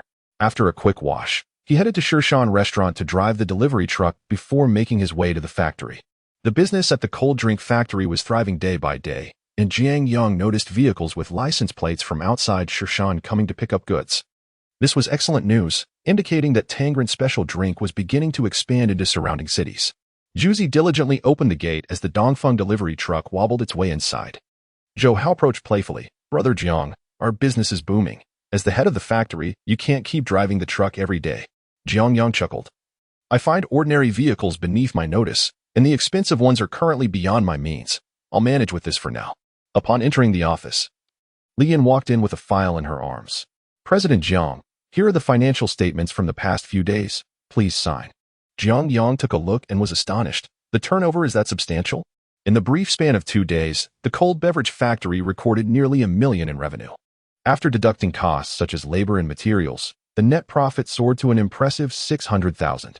Li Yan nodded and remarked, "Indeed, General Jiang. Many suppliers from the neighboring Dongling County are eager to procure goods from us. However, our production capacity is limited. Otherwise, profits could increase by approximately 40%. Jiang Yang, satisfied, nodded in agreement and signed his name on the document. Li Yan produced a slip of paper, stating, "General Jiang, I have just transferred an additional 200,000 to your savings account. Here is the receipt." Jiang Yang glanced at it and acknowledged, understood. Yet, his mind was contemplating the opportune moment to acquire Huang Defa Shuiren cold beverage factory. The demand for Tangerine special beverages was insatiable, with immense sales. Yet production capabilities lagged behind, an issue that was becoming increasingly urgent. With limited factory space, the only viable path to enhance production capacity was through expansion. However, relocating and establishing a new factory seemed overly cumbersome. Yet, pursuing Huang Defa now presented two significant drawbacks. Firstly, he had the support of the Liu family, and it was possible that Liu Zhenghua held shares in the Shui and cold beverage factory. Secondly, should he monopolize the cold beverage market, Jiang Yang would undoubtedly become a target, with lurking businessmen revealing their predatory instincts. With that in mind, he mused, let the storm come with greater ferocity. Jiang Yang turned to the window, murmuring to himself. Chapter 48. The Art of Employing People. Jiang Yang sat at his desk, idly moving the mouse as he played CS1. 5. A knock at the door interrupted his game, and Shou Hao entered. Brother Jiang, Jia Quanong has arrived at the factory and wishes to see you. Jiang Yang closed the game interface, nodded, and replied, let him come in.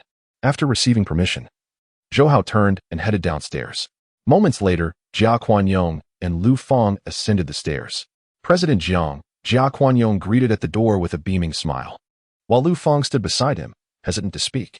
Jiang Yang displayed a professional smile, retrieved a pack of Zhonghua cigarettes from his drawer, tore open the packaging, and tossed it to Jia Quanong, who caught it with a grin. How's the market in the urban area faring, Jia? Jiang Yang inquired nonchalantly, feigning ignorance of Jia's recent defection to Huang Defa. A flicker of doubt crossed Jia Quanyong's mind. Could it be that Jiang was unaware of this development? It's going quite well indeed, he replied with a chuckle, stepping closer to light Jiang Yang's cigarette. Jiang Yang did not shield the flame with his hand. Instead, he leaned in to light it himself, then remarked, your movements are too slow. My people have already stocked the urban market. Jia Quanyong forced an awkward smile. I am aware of that, President Jiang. Ah, Jiang Yang nodded, taking a seat and lapsing into silence. Jia Quanyong's eyes darted around as he continued, President Jiang, I actually wish to focus on the rural market. Would it be possible for you to? Jiang Yang glanced up at Jia Quanyong and stated, I only sign exclusive agency agreements here. The words sent a chill down Jia Quanyong's spine, as it became evident that Jiang was aware of his collaboration with Shui and cold drinks, yet chose not to expose him outright. Sweat beaded on Jia Quanyong's forehead as he hastily explained, President Jiang, my dealings with Huang Defa are not as you might think. I have not secured the agency for Shui and cold drinks. Jiang Yang replied with a chuckle, there is no need for explanations. The choice of business is yours. I merely wish to convey my rules. Why be so tense? A few simple remarks seemed far more painful than a scathing reprimand. The more Jiang Yang behaved this way, the more perplexed Jia Quanong became. Anxiety, uncertainty, and dread filled his heart. His relationship with Huang Defa had completely soured, yielding no benefits and nearly costing him a significant sum. His decision to align with Shui and cold drinks had proven to be a costly misstep. Moreover, he found himself with no escape route. Previously, he controlled the supply channels for several towns, including Lianhua and Qishui. But in less than half a month of siding with Huang Defa, other distributors had supplanted his position. Now, Jia Quanong did not even aspire to expand his scale. He simply yearned to return to his previous state. However, Jiang Yang's demeanor suggested a duality of ignorance and omniscience regarding his situation, deepening Jia Quanyong's unease. To him, Jiang Yang's smile now appeared more sinister than that of a demon. Lu Feng, observing Jia Quanyong's stammering silence, inwardly cursed him and his entire lineage for being so inept. Lu Feng muttered under her breath, then straightened her posture and approached Jiang Yang. Mr. Jiang, let me speak candidly. After we left the factory last time, we did not venture into the market, but sought refuge with Huang Defa. This bold admission piqued Jiang Yang's interest in the woman before him. Few men possess such audacity.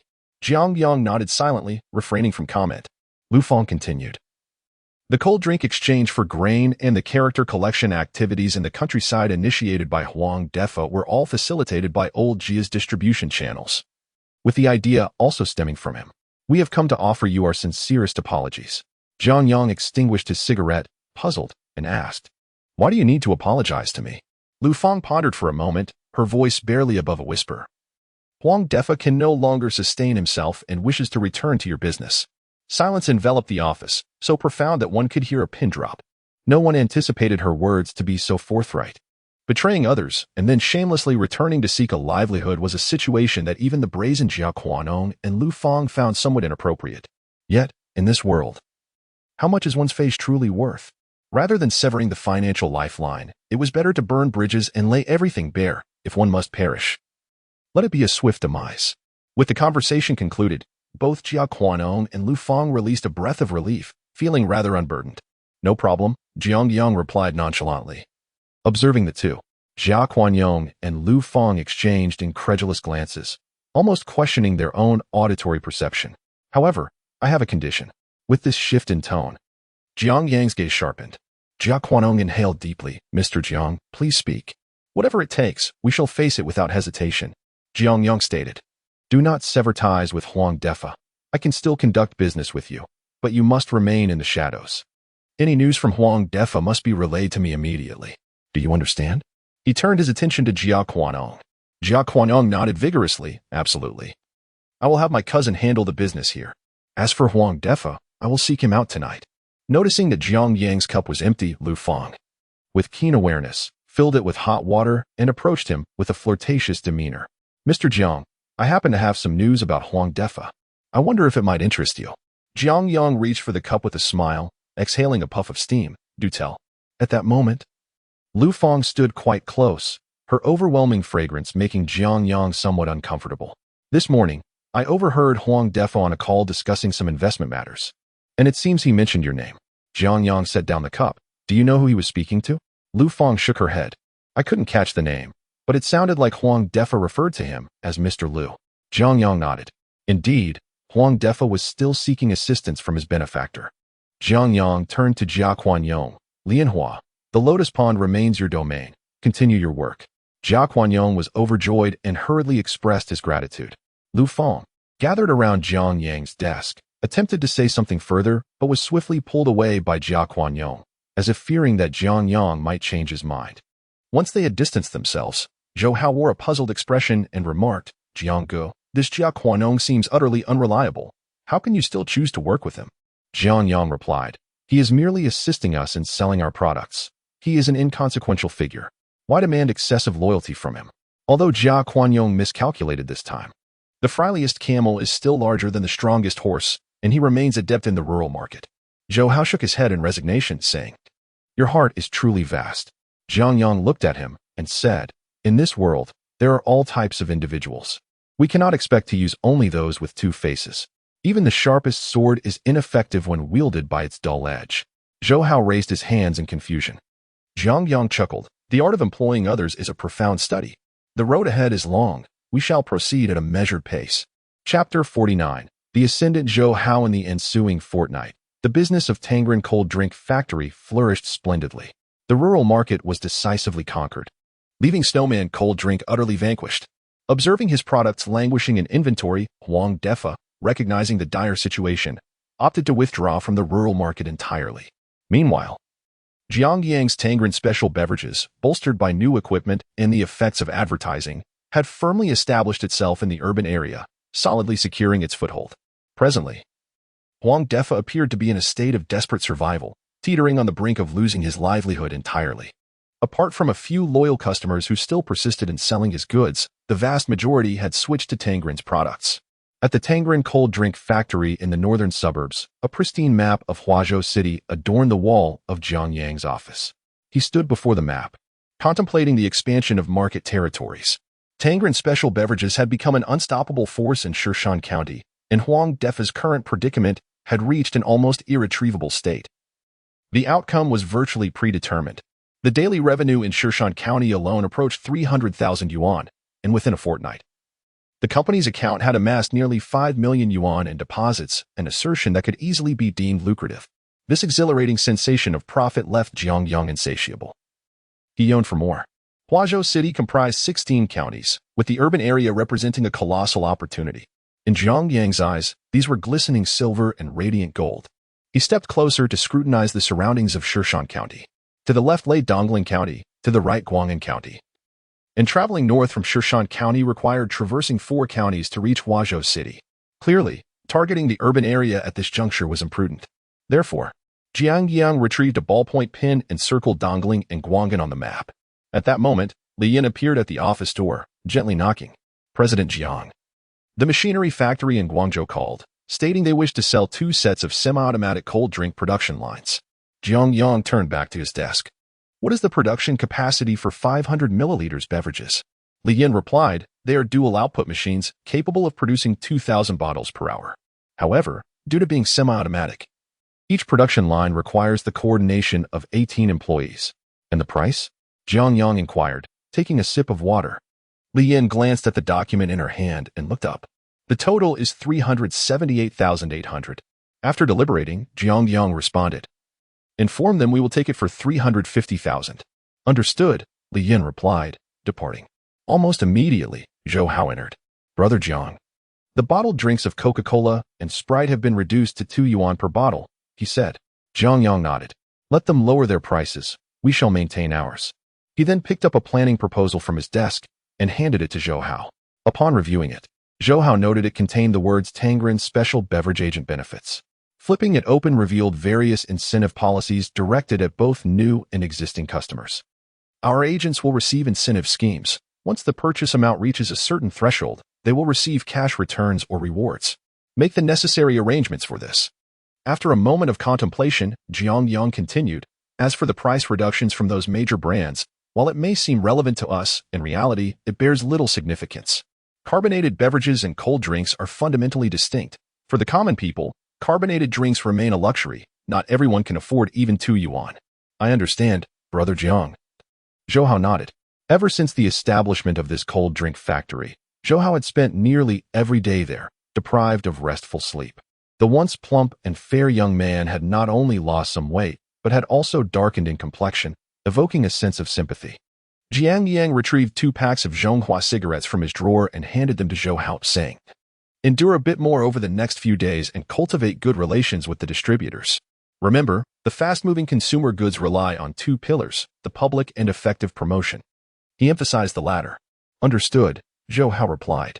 Jiang Yang patted his shoulder, stating, you don't need to oversee production every single day as the general manager. You must maintain a broader perspective. The production of cold drinks involves no complex components and poses no safety hazards. Those distributors are our lifeline.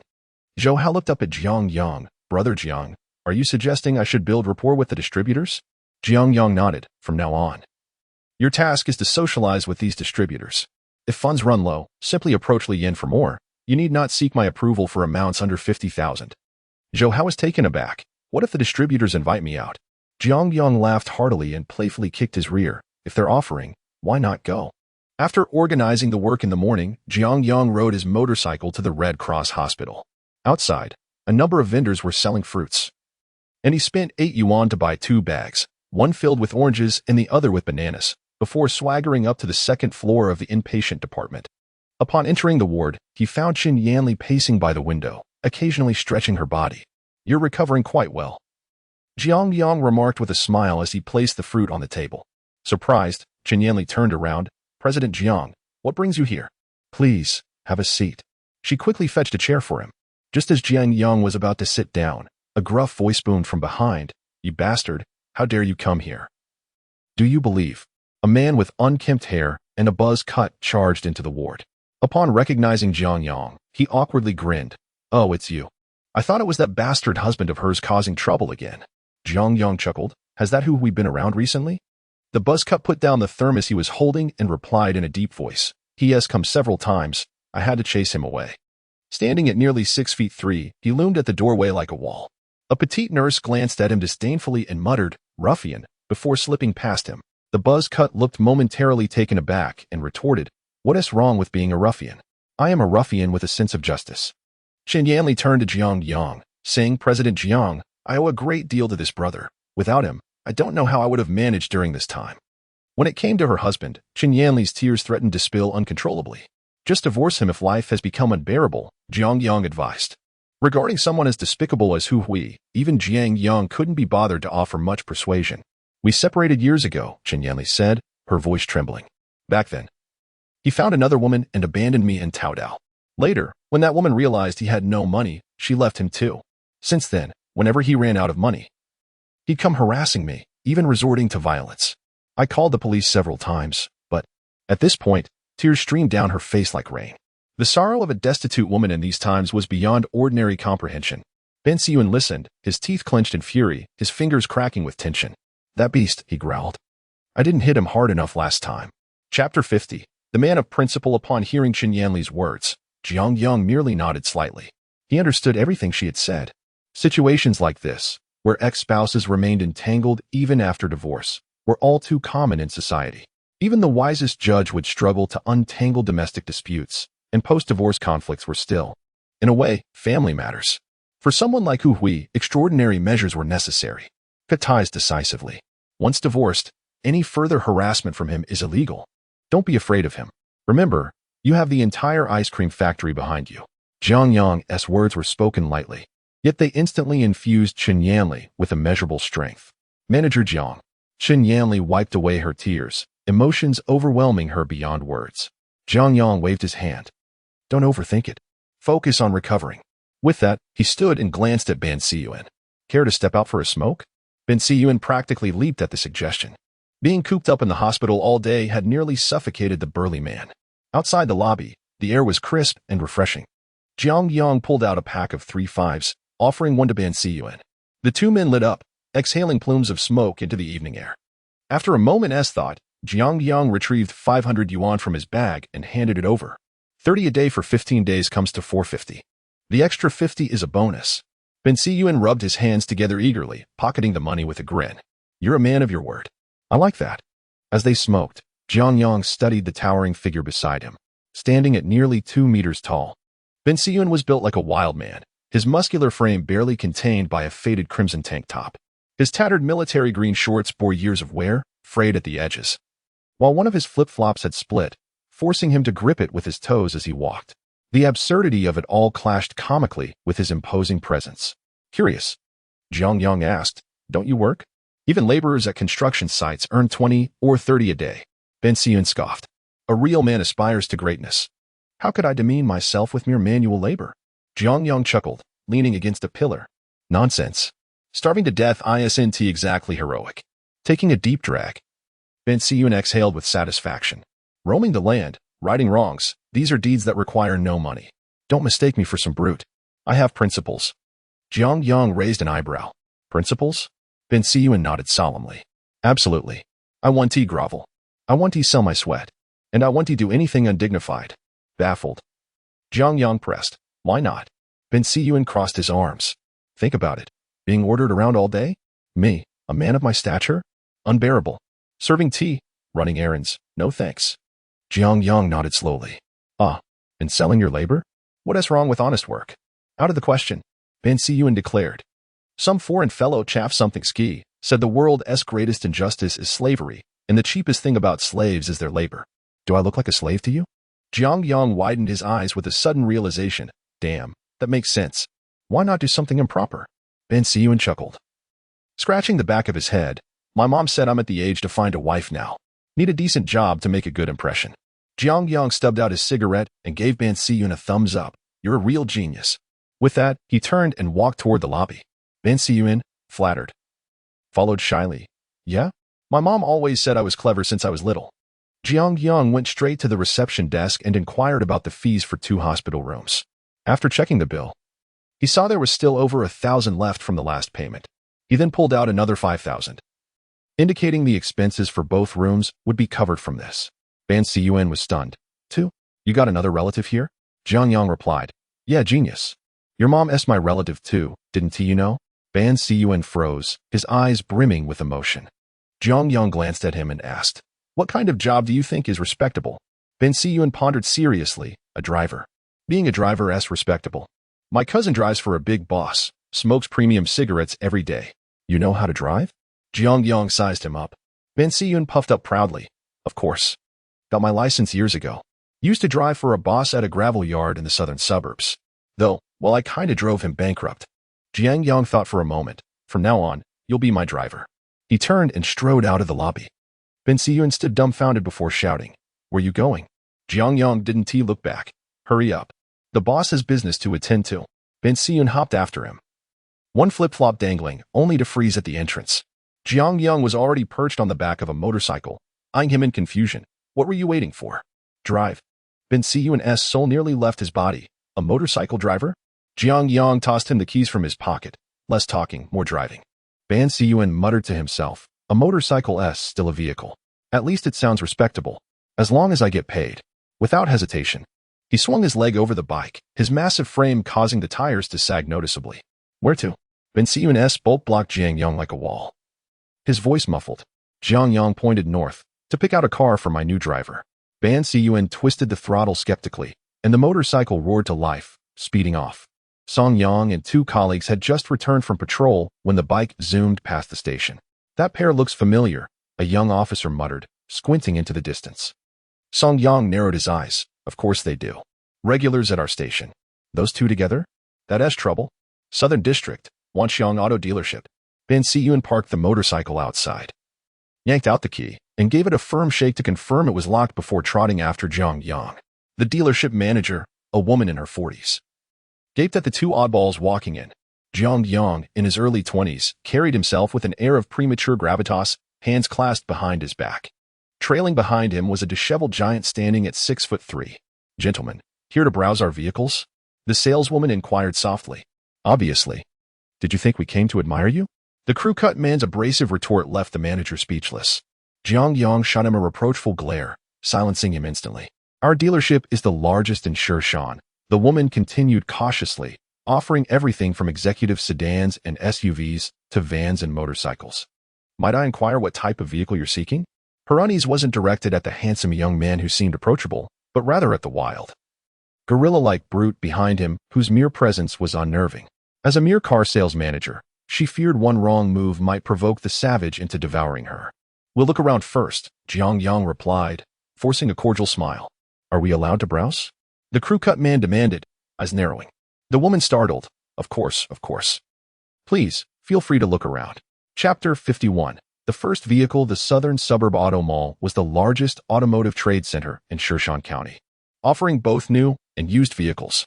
The most bustling area was undoubtedly the section for agricultural tricycles, already packed with crowds. At 3 in the afternoon, the sunlight was just right. Jiang Yang, accompanied by his burly, close-cropped companion, wandered through the auto mall, indecisive amidst the array of vehicles, both old and new. The choices in this era were painfully limited. In a small county like Shan, the only million-tier cars available were the Mercedes-Benz S320, popularly known as the Tiger Head Benz, followed by luxury models like the BMW 730 and the Lexus 570. However, such cars were ostentatious and somewhat tacky. In Jiang Yang's mind, only the nouveau riche of this era would opt for such flashy rides. Moreover, this dealership was merely an agent, with the higher-end models displayed in the exhibition area. Jiang Yang couldn't be bothered to make the extra effort. His companion, however, was electrified by the sight of gleaming new cars, touching and admiring each one. New Shelly. Amazing, my cousin's boss drives one of these. Jiang Yang chuckled. We're not buying this. Let us keep looking.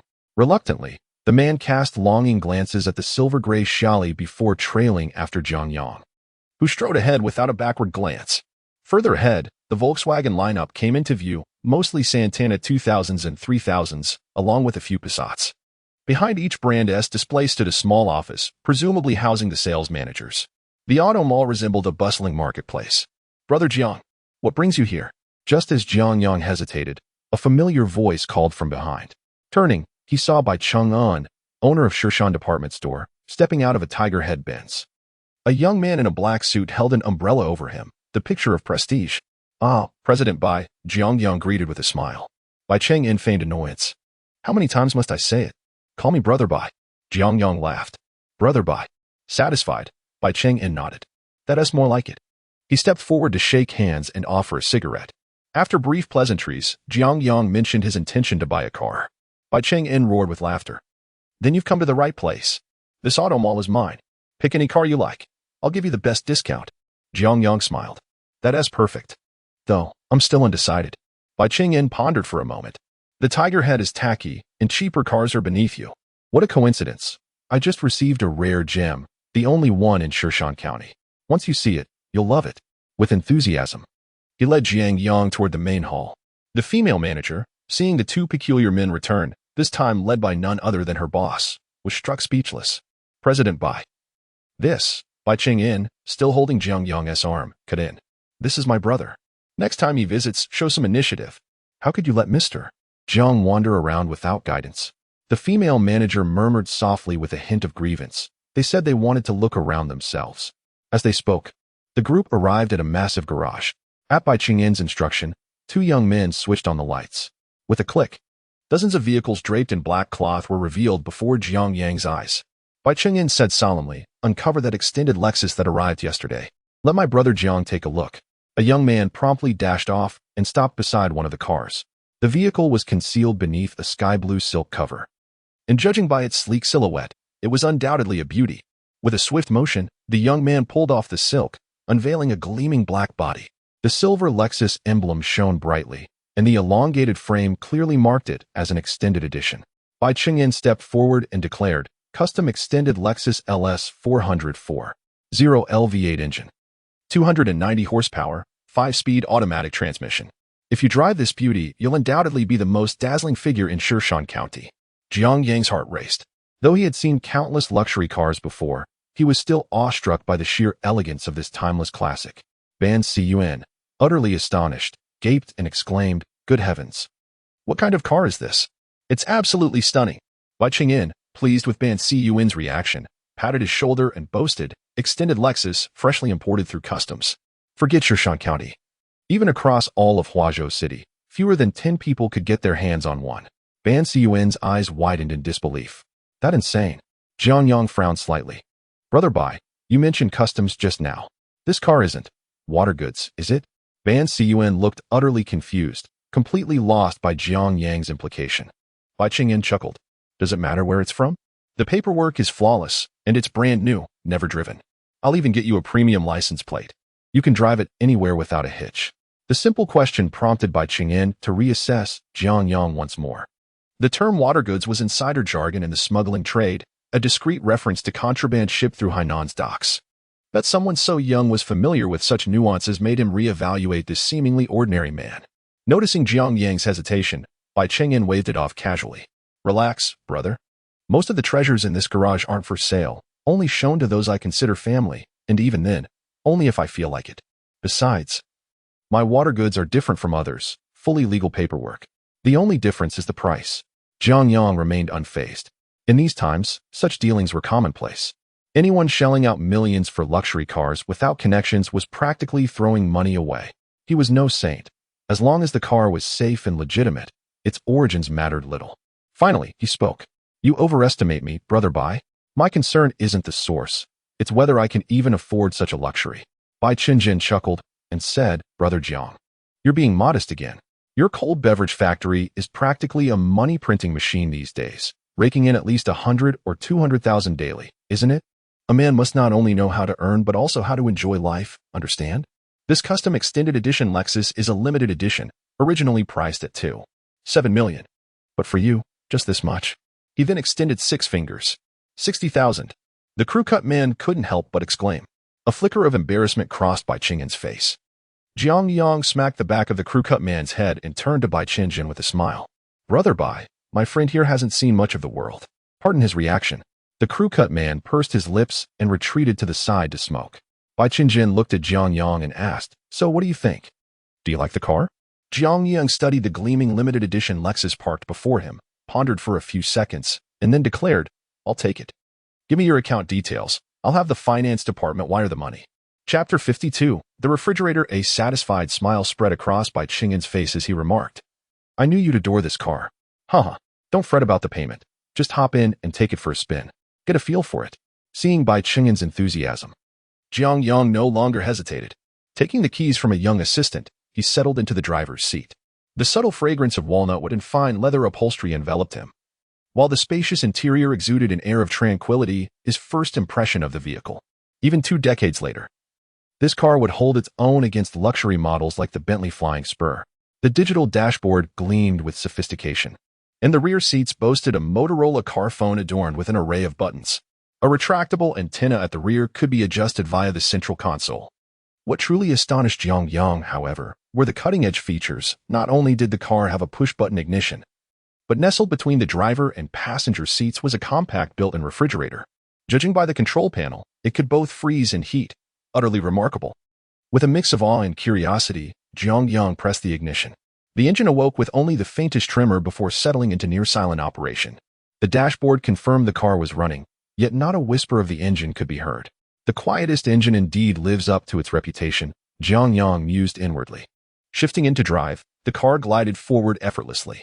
The two young assistants exchanged glances with Bai Qingjin, who waved them aside with a casual gesture. And just like that, Jiang Yang steered the gleaming new Lexus out of the vast garage with effortless confidence. Ben Siyun trailed behind, utterly bewildered. He just drove off? He muttered before scrambling after the departing vehicle. By now, the auto market was teeming with spectators, as the elongated Lexus, noticeably longer than standard sedans, rolled into view. Heads turned in admiration. What kind of car is that? It's stunning. A Lexus? Since when did they make a model like this? It's unbelievably sleek. Where can you even buy one? Dream on. Look at that thing. It's way out of our league. Must cost a fortune. Jiang Yang paid no heed to the murmurs, accelerating past the market and onto a broad asphalt road, an old highway flanked by towering poplars, its lanes nearly deserted. With no onlookers in sight, he lowered the windows, allowing crisp air to mingle with the refined scents of walnut and leather. Pressing the accelerator, the Lexus LS 400 roared to life like an unleashed beast, surging forward with explosive power. Trees blurred past in a rhythmic rush as Jiang Yang's face lit up with pure exhilaration. 10 minutes later, he guided the car back to the auto market. Inside the air-conditioned office, Bai Qingjin sipped tea leisurely while Ben Siyun fidgeted on the sofa, his expression a mix of confusion and anxiety. What in the world just happened? Ben Siyun thought, utterly lost. I finally land a decent job, and my boss straight up steals a car and bolts? And worst of all, he didn't even take me with him. What kind of absurd situation is this? Leaving myself as collateral here. This is utterly unreliable. Bai Qingjin, on the other hand, was completely at ease, even pulling out a pack of Zhonghua cigarettes from his drawer and tossing it to Ben Siyun. Ben Siyun, unfazed, accepted the situation as it came when offered. He took. Leaning back on the sofa, he puffed away, occasionally glancing at the two young men in the office, already plotting his escape route. If the boss really didn't return, he'd knock out these two youngsters and make a run for it. Just as Ben Siyun was lost in his reverie, Jiang Yang walked into the office, tossing car keys in his hand. Bai Qingjin smiled and asked, "So, how's the car? Powerful enough?" Jiang Yang nodded approvingly. A fine car, truly impressive. Then, noticing Ben Siyun smoking on the sofa, he chuckled, "Ah, I almost forgot about you. Go test the car, see how it handles. I need a word with Mr. Bai." With that, he tossed the keys to Ben Siyun. Ben Siyun froze in place, pointing at himself. "Me?" Jiang Yang laughed and scolded, obviously. "Hurry up and fill up the tank while you're at it. Don't forget to come back and pick me up later."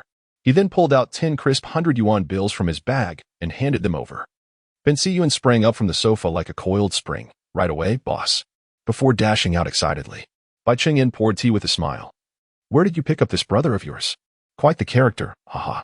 Jiang Yang shrugged helplessly, found him on the street. And it wasn't far from the truth. Ben Siyun might as well have been picked up from the roadside. Without pressing further, Bai Qingjin retrieved a license plate from his drawer and said, "This plate's mine. Consider it a gift. Just head to the DMV to transfer the registration." Jiang Yang examined the deep blue plate, Huadi 99999. Shaking his head, he replied, "This is far too generous. I can't accept it." Bai Qingjin waved it off. "It's just a scrap of metal. I want to be your friend, Jiang Yang. If you refuse, you're insulting me, and I want to take kindly to that." Seeing his firm resolve, Jiang Yang reluctantly accepted. "This must cost a fortune, no?" he asked, setting the plate aside. Bai Qingjin dismissed the notion, valuable to others. "Meaningless to me." Jiang Yang smiled faintly, saying nothing more. And Bai Qingjin was being modest, he had the means. Back in 1998, license plates were freely chosen. No lottery system. With connections, securing coveted numbers was child's play. Just then, Bai Qingjin's phone rang. After a tense exchange, his expression darkened, brows knitting tightly as he hung up. "Trouble?" Jiang Yang inquired. Bai Qingjin gritted his teeth. That old fox Lu Zhenghua somehow got his hands on a batch of dirt-cheap refrigerators. Now he's undercutting my department store. Refrigerators, seemingly trivial, yet in truth, a colossal market. In the present day, the residents of Shirshan County are not numerous enough to afford household appliances, let alone luxury items such as refrigerators. However, as the economic conditions of the populace steadily improve, This year marks a golden era for the home appliance market. With millions inhabiting Shan County and hundreds of thousands of households, one can only imagine the richness of this market. For merchants, it represents a veritable treasure trove of wealth. The home appliance market is currently experiencing a surge, making competition quite commonplace. Jiang Yang, taking a sip of tea, remarked, "Ah, my dear brother Bai. You are unaware of the situation. Previously, the Wei and Lu families had an understanding to operate within their own territories without encroaching upon one another. Now, with Lu Zhenghua suddenly making this move, the impact on my business is substantial." As he spoke, he retrieved a list from beneath his desk and continued. "Just the day before yesterday, I ordered 2,000 refrigerators from Guangzhou. Here is the list. Take a look." Jiang Yang took the list and observed that it was entirely composed of higher products, including 1,500 freezer cabinets and 500 double-door household refrigerators. "These refrigerators are not inexpensive at their purchase price," Jiang Yang commented as he scrutinized the list. Chapter 53, The One Who Undertakes Great Matters by Qing sighed helplessly. "What can I say? I'm in quite a predicament. Lu Zhenghua is clearly targeting me. Why else would he start this business just as I bring in a large shipment? And at prices lower than mine?" Jiang Yang gazed intently at the list, lost in thought. The higher group's refrigerators were not particularly renowned, especially in this era where foreign brands were deliberately infiltrating the market. The cost price for freezers was 1,900 yuan, with a suggested retail price of 2,300 yuan. For double-door refrigerators, the cost price was 1,500 yuan, with a suggested retail price of 2,200 yuan. Any appliance priced above 2,000 yuan was considered a luxury for the average family. In Shan County, the average monthly wage barely exceeded 300 yuan, meaning it would take an entire year's salary to afford a single refrigerator. It was no wonder Bai Qing was anxious. If several million yuan worth of refrigerators remained unsold, it would be unbearable for anyone. "Do we have any information on Lu Zhenghua's batch of goods?" Jiang Yang inquired. Looking up, Bai Qing nodded. "Yes. They are dealing with Panasonic, and each unit is priced lower than my cost." He then picked up his phone and dialed a number. "Hello, this is Bai Qing. Please fax a copy of the Panasonic refrigerator materials to the office of the Nanjiao car dealership immediately." Noticing Jiang Yang staring blankly at the list, Bai Qing curiously asked, "Brother, why do you ask? Do you have a good plan?" Jiang Yang set down the list. "By good, there's no need to panic. The market in Shan County is vast. Your 2,000 refrigerators are not an issue." Bai Qing forced a smile. "My dear Jiang, this is over 3 million.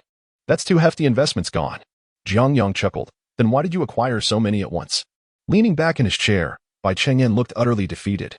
"How could I have anticipated that Lu Zhenghua would pull such a stunt? I used to dominate the home appliance market in Shan County, and no one ever competed with me for a share. I found it cumbersome, so I always ordered in bulk to secure more favorable terms from manufacturers." At this point, Bai Qing turned to Jiang Yang. "Brother, you are full of clever ideas. Could you lend me a hand?" Jiang Yang was taken aback. Bai Qing quickly corrected himself. No, I misspoke. I meant to say that your business acumen is sharp, so please assist me." Jiang Yang jested. "It doesn't matter what the idea is. As long as it works, it's a good idea." Bai Qing nodded vigorously. Yes, please come up with an idea quickly. Time is of the essence." The fax machine began to beep, and the documents regarding Lu Zhenghua's batch of refrigerators were printed. Jiang Yang took the papers and compared them. Visually, there was not much distinction between the freezers and double-door refrigerators from Bai Qing's procurement. Performance comparisons, such as freezing temperature, time, and various other parameters, revealed only minor differences, with the most significant discrepancy being the price. Bai Qing sat on the sofa, nervously watching Jiang Yang, who remained furrowed in concentration, continuously scrutinizing the 2 sets of documents. Minutes passed, yet there was still no sign of resolution. Bai Qing smoked incessantly, filling the entire office with a thick haze of smoke. Ban Cun Lu Che had returned and was enthusiastically praising the vehicle, but upon witnessing the anxious demeanor of the 2 men, he opted to remain silent, standing by without interruption. At last, Jiang Yang relaxed his brow and set aside 2 documents. Bai Qing stubbed out his cigarette in the ashtray and leaned closer, inquiring, "So, brother, do you have any clever ideas on how to sell this batch of refrigerators?" Jiang Yang produced a cigarette of his own, and Bai Qing promptly offered him a lighter. Shielding the flame with his hand, Jiang Yang took a satisfying drag and assured, "Rest easy, Bai Go. I already have a plan. This batch of refrigerators is just the beginning." Bai Qing clapped his hands in delight, exclaiming, "Fantastic! I knew you could do it. They continued their discussion on how to handle the refrigerators, with Jiang Yang eventually instructing Bai Qingyan to hold onto the stock and sell it in the department store until he received further notice. Bai Qingyan readily agreed. I trust you, my good brother. Noticing that the hour was late, Jiang Yang bid farewell to Bai Qingyan, accompanied by Ban Siyuan. Bai Qingyan insisted on going out for drinks that evening, but Jiang Yang politely declined. Ban Siyuan carefully opened the car door, and after ensuring Jiang Yang was seated, he circled back to the driver's seat and started the engine. Jiang Yang, comfortably settled in the back seat, remarked with a smile, "Well done, Ban Siyuan, quite professional." Ban Siyuan grinned at the rearview mirror, responding, "I learned it from the television." Jiang Yang reclined against the leather seat, pleased. This young man can be taught. Ban Siyuan, not fully grasping the remark, drove onto the asphalt road, continuing to rave. This car is amazing, so much better than my cousin's Xiaoli. Jiang Yang chuckled but remained silent. After all, this vehicle could purchase 20 Xialis. Was it not exhilarating? Where to next? Ban Siyuan inquired. Jiang Yang pondered briefly before replying, "Let's head to the hospital first." The city of Shirshan was not particularly large, and within half an hour, they arrived at the Red Cross hospital. Jiang Yang instructed Ban Siyuan to drop him off and advised him to find a caregiver for his mother and Qin Yanli. Although having a car had made things more convenient, business relied heavily on connections, and Jiang Yang knew that expanding his operations would involve much travel and numerous social engagements. A driver was essential. Though Ban Siyuan appeared somewhat carefree, he was quite astute. The most important aspect was that he was exceptionally loyal. Ban Siyuan readily agreed. And as he watched Jiang Yang drive away, his gaze seemed to follow the Lexus into the distance. He was enamored with the vehicle and this job. The key factor was dignity. After departing from the Red Cross hospital, Jiang Yang drove straight to the beverage factory. Upon seeing Jiang Yang in the car, Juzi excitedly shouted, "Come out and see, the boss has a new car." Many workers rushed out of the workshop, surrounding Jiang Yang with animated chatter. In their minds, the boss's vehicle had always been an unremarkable Dongfeng delivery truck, so the sight of such a flashy, unfamiliar sedan was indeed a novelty. It was the perfect time for deliveries, and only one production line was operational in the workshop. The workers, taking breaks, exchanged lively remarks about the vehicle. Jiang Yang stepped out after opening the car door, and the crowd erupted in cheers as if the boss had purchased a new car, their excitement surpassing even that of acquiring one for themselves. Pillar gently caressed the car's body, grinning broadly. "General Jiang, this car is truly impressive. Far superior to the county chief's Passat. What do you know? This is a Lexus, a prestigious brand, even more expensive than a BMW." Someone chimed in. "Boss, how much did this car cost?" Jiang Yang replied with a smile, "In any case, this vehicle is pricier than the average ones. Work hard and strive to drive your own sedans in the future." The crowd cheered once more. As they ascended to the second floor, Li Yin knocked and entered. "General Jiang, 600,000 has already been transferred. Here is the receipt." "Understood," Jiang Yang responded, sitting at his desk and booting up his computer, the Windows 98 interface appearing. Li Yin continued, "General Jiang, we received a response from Guangzhou. They agreed to sell us the semi-automatic equipment for 350,000. Jiang Yang nodded. "Then proceed with the transfer and arrange for shipment." Li Yin replied affirmatively and subsequently exited. Having worked in finance for over a decade, she had never encountered a boss so audacious with spending, purchasing equipment worth over $1 million without hesitation, and returning within half a morning with a 600,000 car, along with equipment from the machinery factory totaling 700,000. This was done with barely 3 exchanges of words. What remarkable audacity! She was certain that she had aligned herself with the right person. General Jiang was destined for greatness. Chapter 54. Walnut shyness. The office was enveloped in tranquility, with the window ajar, allowing a gentle breeze to drift in intermittently. Jiang Yang's fingers danced swiftly across the keyboard as he diligently crafted a planning proposal. As time slipped by unnoticed, he printed the document, and the horizon was adorned with a layer of fiery clouds, heralding the approach of evening. Jiang Yang retrieved his phone and dialed Jiang Ergu's number. Since he had last requested his assistance in navigating the rural market, their communication had been sparse. Jiang Ergu, a cousin of Zhou Hao, though not particularly old, possessed a keen intellect that surpassed that of many. His involvement in this undertaking would prove invaluable. At that moment, Jiang Ergu was seated by the river in his village, fishing with a tattered straw hat perched atop his head, a piece of fishing line clenched between his teeth. And wearing flip-flops and loose shorts, he was enjoying a leisurely afternoon. Ever since he had accepted a task from Boss Jiang, His life had taken a turn for the better. With 5,000 yuan saved in his account and a small mobile phone, he no longer worried about his younger siblings' tuition. And his mother's medical expenses were settled. Life was indeed sweet.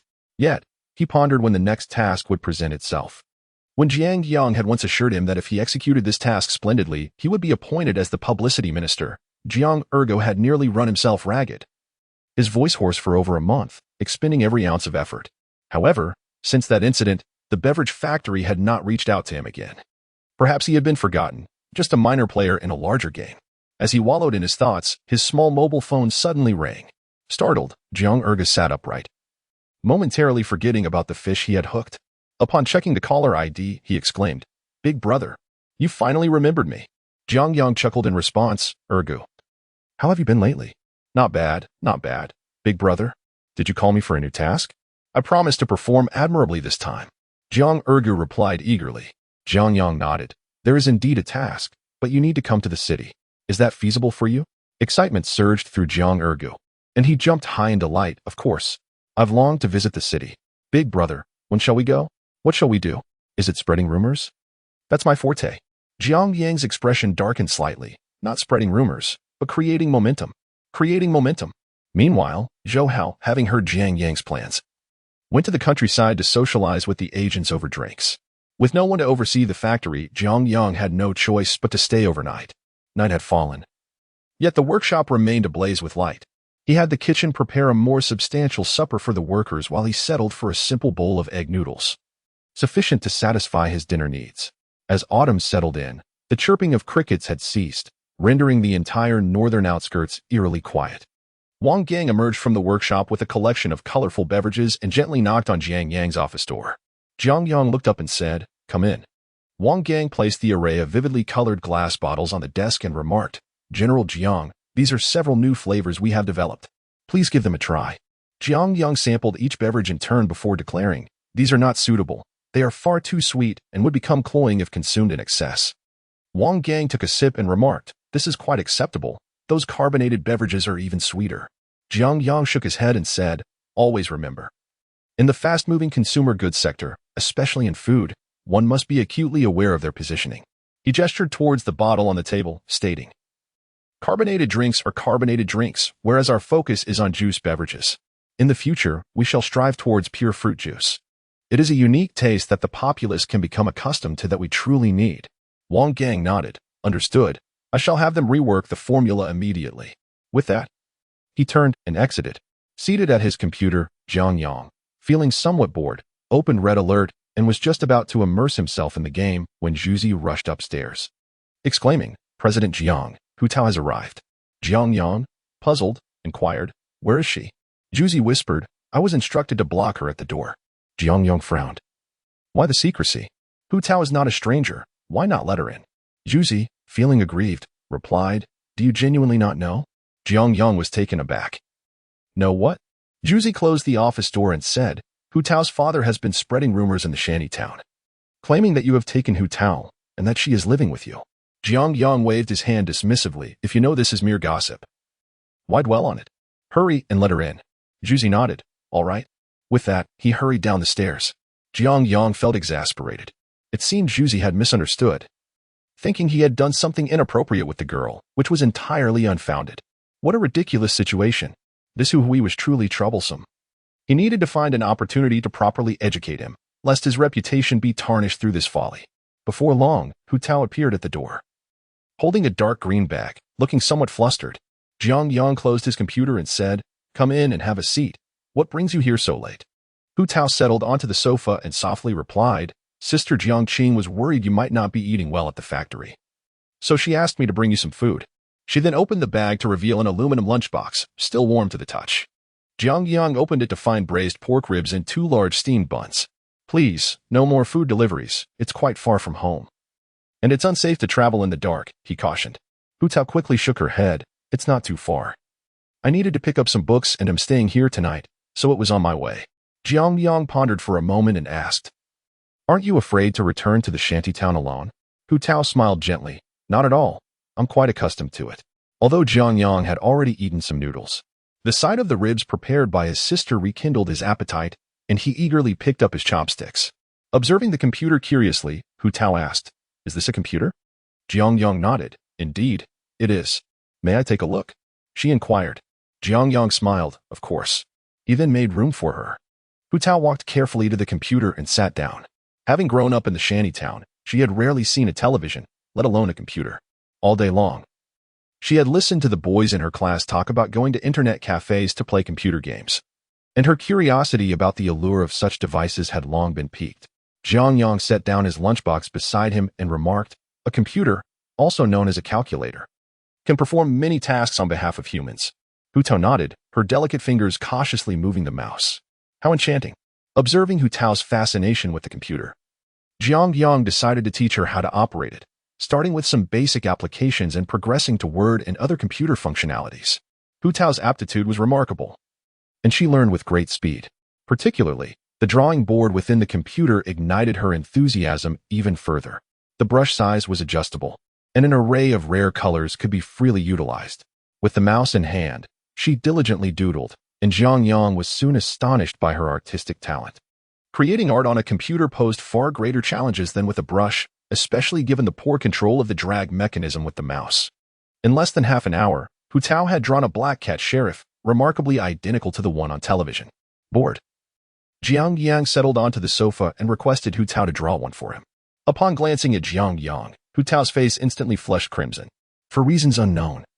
Every time she encountered him, she was reminded of that night in the hotel. The thought of having stood before this man, completely bare, made her wish she could sink into the ground. Yet, oddly enough, since moving into his home, she found herself eagerly anticipating their daily encounters. Noticing Hu Tao's silence as she sat in the chair, Jiang Yang inquired, "Why have you stopped drawing?" Hu Tao replied, "It's getting late. I should head home to sleep." With that, she dared not meet Jiang Yang's gaze and dashed away. Jiang Yang was left utterly bewildered. What was happening? Could it be that my appearance is so unappealing that she cannot bring herself to draw? Surely not. Chapter 55, The Free Teachings as Dawn broke the following day. Jiang Yang gradually stirred from his slumber, though the sky remained shrouded in darkness. The workers at the cold drink factory had already commenced their bustling activities. Those who had worked the night shift were returning home to rest, while others had arrived early at the factory. The kitchen, situated beside the main gate, released tendrils of smoke into the air, announcing that breakfast consisted of meat buns and rice porridge. After a brief wash in the courtyard, Jiang Yang wandered into the kitchen, keen to sample the chef's culinary skills, as he usually had breakfast at home. From a distance, he spotted Hu Tao emerging from the shanty town. Her slender figure clad in the uniform of Shirshan First High School, with a bicycle basket brimming with books. Jiang Yang called out to her from the doorway, inviting her to join him for breakfast.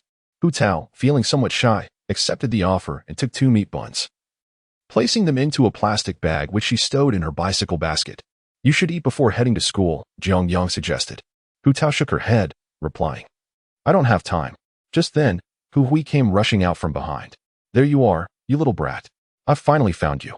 He was clad in a dirty, floral shirt, an unpleasant odor of smoke and alcohol wafting from him. Upon seeing Jiang Yang, he momentarily froze.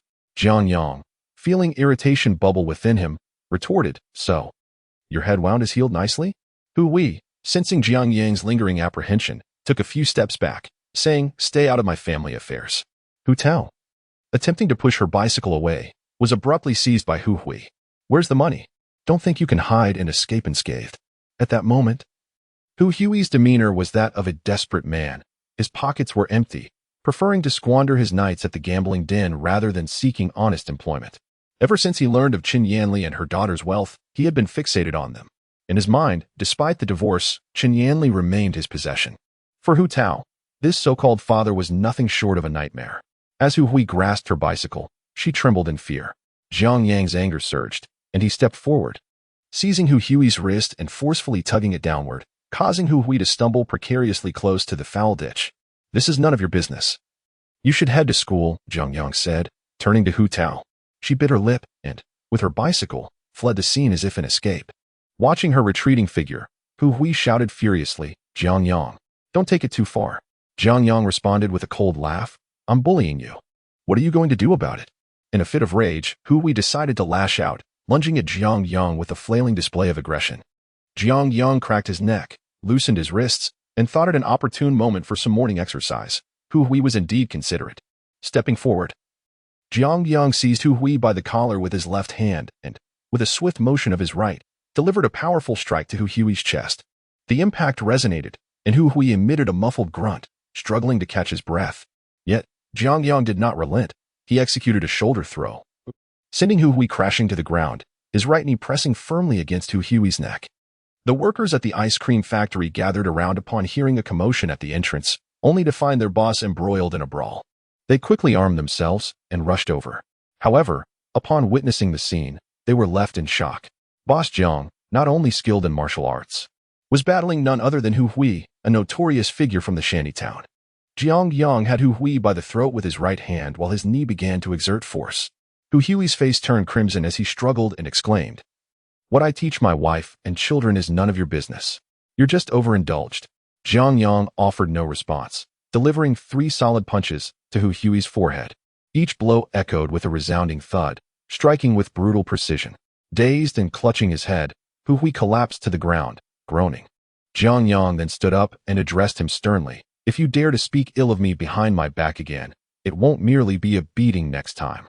Turning to the onlooking workers, he pointed at Hu Hui and declared, "You all know this man, don't you?" The workers nodded in agreement. Jiang Yang continued, "If he dares to return to the shanty town, strike him on sight. If he gets hurt, I'll cover the medical expenses." A cheer erupted among the crowd. Hu Hui had long been a scourge in the shanty town, harassing women, gambling with groups, and frequently bringing along thugs to disrupt the peace, making him a source of discontent among the workers. However, due to his unpredictable nature, they had tolerated him. Now, with their boss taking a stand, they felt liberated from their pent-up frustrations. Struggling to his feet, Hu Hui glared at Jiang Yang and threatened, "You'll regret this. This isn't over." He then fled in disarray. Jiang Yang clenched his fists, feeling a sense of relief as some of his anger dissipated. The morning's chaos had coincided with the rising sun, casting light on the scene as trucks began to line up for deliveries. After having breakfast, Jiang Yang ascended to his office on the 2nd floor. Shortly thereafter, Zhou Hao arrived on a motorcycle with Jiang Ergo in tow. "Big brother," Jiang Ergo exclaimed, his face alight with excitement, brimming with curiosity about the ice cream factory. Jiang Yang smiled and said, "First, go downstairs for some buns. I have matters to discuss with you shortly." Jiang Ergo nodded and descended, while Zhou Hao remained. "Jiang Ge, you were so eager to summon me back. Is there something amiss?" Jiang Yang nodded, saying, "A while back, didn't you mention that the distributors were clamoring for benefits? Well, the benefits have arrived." Zhou Hao's eyes widened in surprise. "Really? What benefits?" Jiang Yang rubbed his nose and replied, "Sell ice cream and receive a refrigerator." The entire Shirshan County's distributors and small shops erupted with excitement. The owner of the Tangren ice cream factory had gone mad.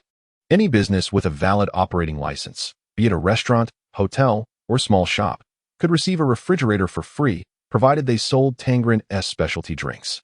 However, there were 2 stipulations from the Tangren ice cream factory. First, the refrigerator must be prominently displayed in the storefront, and it must not contain any other brand of ice cream. Second, the shopkeeper need only pay a deposit of 3,000 yuan to choose any refrigerator they desired. During the usage period, the refrigerator can be exchanged without cause, and returns can be made at any time. Upon the announcement of this news, Tangren's special beverage instantly became the focal point of discussions among shop owners. Astute individuals discerned the underlying advantage. It essentially allowed them to utilize a refrigerator without spending a single penny on rent, merely requiring a deposit of 3,000 yuan. Upon reflection, one might consider that money stored in a bank is still merely stored, just as it would be in a beverage factory. What can one accomplish with the meager interest offered by banks? It is far more pragmatic to acquire a refrigerator instead. The pivotal aspect is that the manufacturer has pledged the option for an immediate return. Whenever one no longer desires the refrigerator, they can promptly reclaim their deposit, and throughout the usage period, they may exchange for a new refrigerator at any time. This arrangement is akin to depositing 3,000 yuan, retaining ownership of the money while simultaneously securing the right to use a refrigerator free of charge for a lifetime. Is there any other such fortunate opportunity in the world? Chapter 56. Earning $1 million effortlessly. The policy of the Tangren Cold Drink Factory, offering free refrigerators, instantly captivated the attention of the entire Shirshan County. Many expressed that this benefit was so alluring that it made them consider opening their own convenience stores. In these times, consumers are exceedingly cautious about purchasing household appliances. Particularly large items like refrigerators that can cost thousands of yuan, they are particularly wary. Those who cannot afford the high-end models are concerned about the quality of the more affordable options. Now, however, the situation has changed. One only needs to pay a small deposit to take a refrigerator home, and crucially, the deposit can be refunded at any time. If any quality issues arise during use, a replacement can be obtained. Initially, the distributors of Tangren special drinks were quite self-satisfied, as the decision of whether these supermarket owners could acquire refrigerators rested in their hands. Boss Jiang stated that the quantity of refrigerators was limited and would be allocated based on the sales performance of each store. However, since the allocation of refrigerators was under their control, it was ultimately the distributors and dealers who decided who received them. At the entrance of the factory, a tiger-head Benz was halted by a pillar. A distinguished middle-aged man in his 40s stepped out. "I am Bai Qing, a friend of your General Jiang," he announced. The pillar, curious, scrutinized him. Zhou Hao quickly recognized the visitor and rushed forward, saying, "It's Mr. Bai. Please, come inside. General Jiang is upstairs." The pillar then allowed him entry. Under Zhou Hao's guidance, Bai Qing ascended to the second floor. This was his first visit to the cold drink factory. Jiang Yang had almost pulled an all-nighter the previous evening and was now soundly asleep on the bed in the back office. Upon seeing this, Bai Qing refrained from disturbing him and quietly settled onto the sofa to wait. The factory workers and office staff were all intrigued by the identity of this middle-aged man who drove such an impressive vehicle. Zhou Hao explained, "This is Mr. Bai. Are you aware of the newly opened department store in our county? It belongs to him." This revelation sparked a wave of excitement among the staff. Everyone realized that such a prominent figure had arrived at the factory while their boss was fast asleep. Even more astonishing was that Bai Qing did not awaken him, but instead chose to wait patiently on the sofa. This was quite surprising. Jiang Yang slept deeply, and at some point, a strong wind began to blow outside, causing the window panes to rattle. As he arose and stretched, he noticed Bai Qing seated on the office sofa, perusing a newspaper. "Mr. Bai, when did you arrive? Why didn't you call for me?" Jiang Yang inquired. Bai Qing set the newspaper aside and replied, "How many times must I remind you? Do not call me Mr. Bai." Jiang Yang chuckled, "Brother Bai, brother Bai." Bai Qing nodded in satisfaction, the excitement on his face unmistakable. "Brother, you truly have a talent. In less than half a day, half of the refrigerators have already been sold." After years of business, he had never experienced such swift success. The 2,000 refrigerators that had been a source of anxiety for him just the night before had, in the blink of an eye, transformed into a substantial sum of cash. Jiang Yang rose and poured a cup of hot water, placing it on the table before Bai Qing, remarking, "It is merely a trivial maneuver." After a moment of contemplation, Bai Qing replied, "Brother, you have rendered me an enormous favor. I truly do not know how to express my gratitude." Jiang Yang waved his hand dismissively, stating, "Utilizing the refrigerator also benefits my beverage factory. A mutual advantage that brings joy to all." Bai Qing, raising his thumb in admiration, exclaimed, "Brother Jiang, I am genuinely impressed. You are truly remarkable." His words were heartfelt, devoid of any exaggeration or flattery. Jiang Yang's stratagem, not only unparalleled in Shushan County, but indeed rare across the entirety of Huazhou, marked him as an extraordinary business talent. Jiang Yang smiled silently, regarding these actions as mere trifles. Bai Qing retrieved a check from his wallet, already filled out. Jiang Yang glanced at it, noting the sum of 1 million. "Brother Bai, what is the meaning of this?" Jiang Yang pushed the check back. Bai Qing, with utmost seriousness, replied, "Brother, in business, there are rules. These refrigerators cannot possibly be sold for 3,000. The excess is rightfully yours. Additionally, there is a profit of 500,000, which I shall transfer to you once the remaining refrigerators are sold."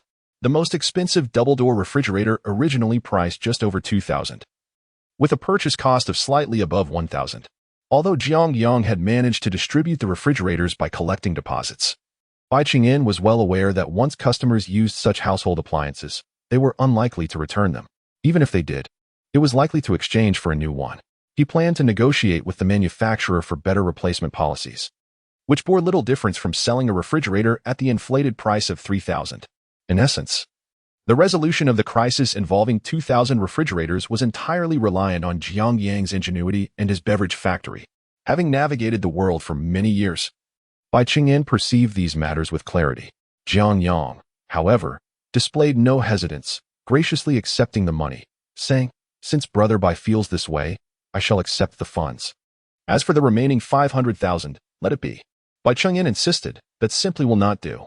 Business is business. It must be as it should." Jiang Yang smiled gently. "Brother Bai, do not be so formal. Do our brotherly sentiments not warrant this 50,000? Meeting each other's gaze, Bai Chengyan ceased his politeness and declared solemnly, "Brother, from this day forth, you shall be my lifelong good brother." He called for Li Yan and handed her the check. This sum would be allocated to a dedicated account, to be utilized should any distributors or stores wish to exchange refrigerators or claim their deposits back. Li Yan nodded, understood. General Jiang, and then quietly exited, closing the office door behind her. Jiang Yang took out a pack of Zhonghua cigarettes from the drawer, tore it open, and offered one to Bai Chengyan. The two men began to smoke within the office, enveloped in clouds of vapor. Following this incident, Jiang Yang standing in Bai Chengyan's eyes significantly elevated, and their bond felt markedly closer. As the howling wind outside filled the air, Bai Chengyan recounted numerous tales from his time in Shirshan County. His journey to the present has been fraught with challenges, largely surmounted through the support of the Wei family. Starting from a humble bicycle repair shop, he progressed to running a grocery store, a small supermarket, and subsequently ventured into the realms of a vegetable market, a department store, and a car dealership.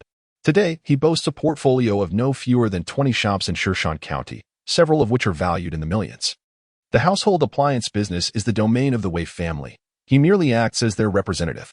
The department store serves as a mere FAAD for the Wei family, with the lion's share of profits ultimately benefiting them, while Bai Chengyan receives only a modest fraction.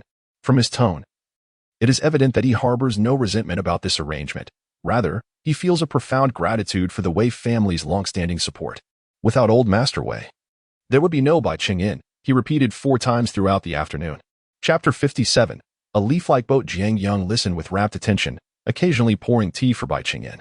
His interest in the two prominent families of Shirshan County grew ever deeper. This was news that seventh brother was yet unaware of. Should he learn of it, it was likely that the Wei and Lu families would find themselves at odds. Bai Chengyan remarked. Jiang Yang nodded, choosing not to voice any thoughts.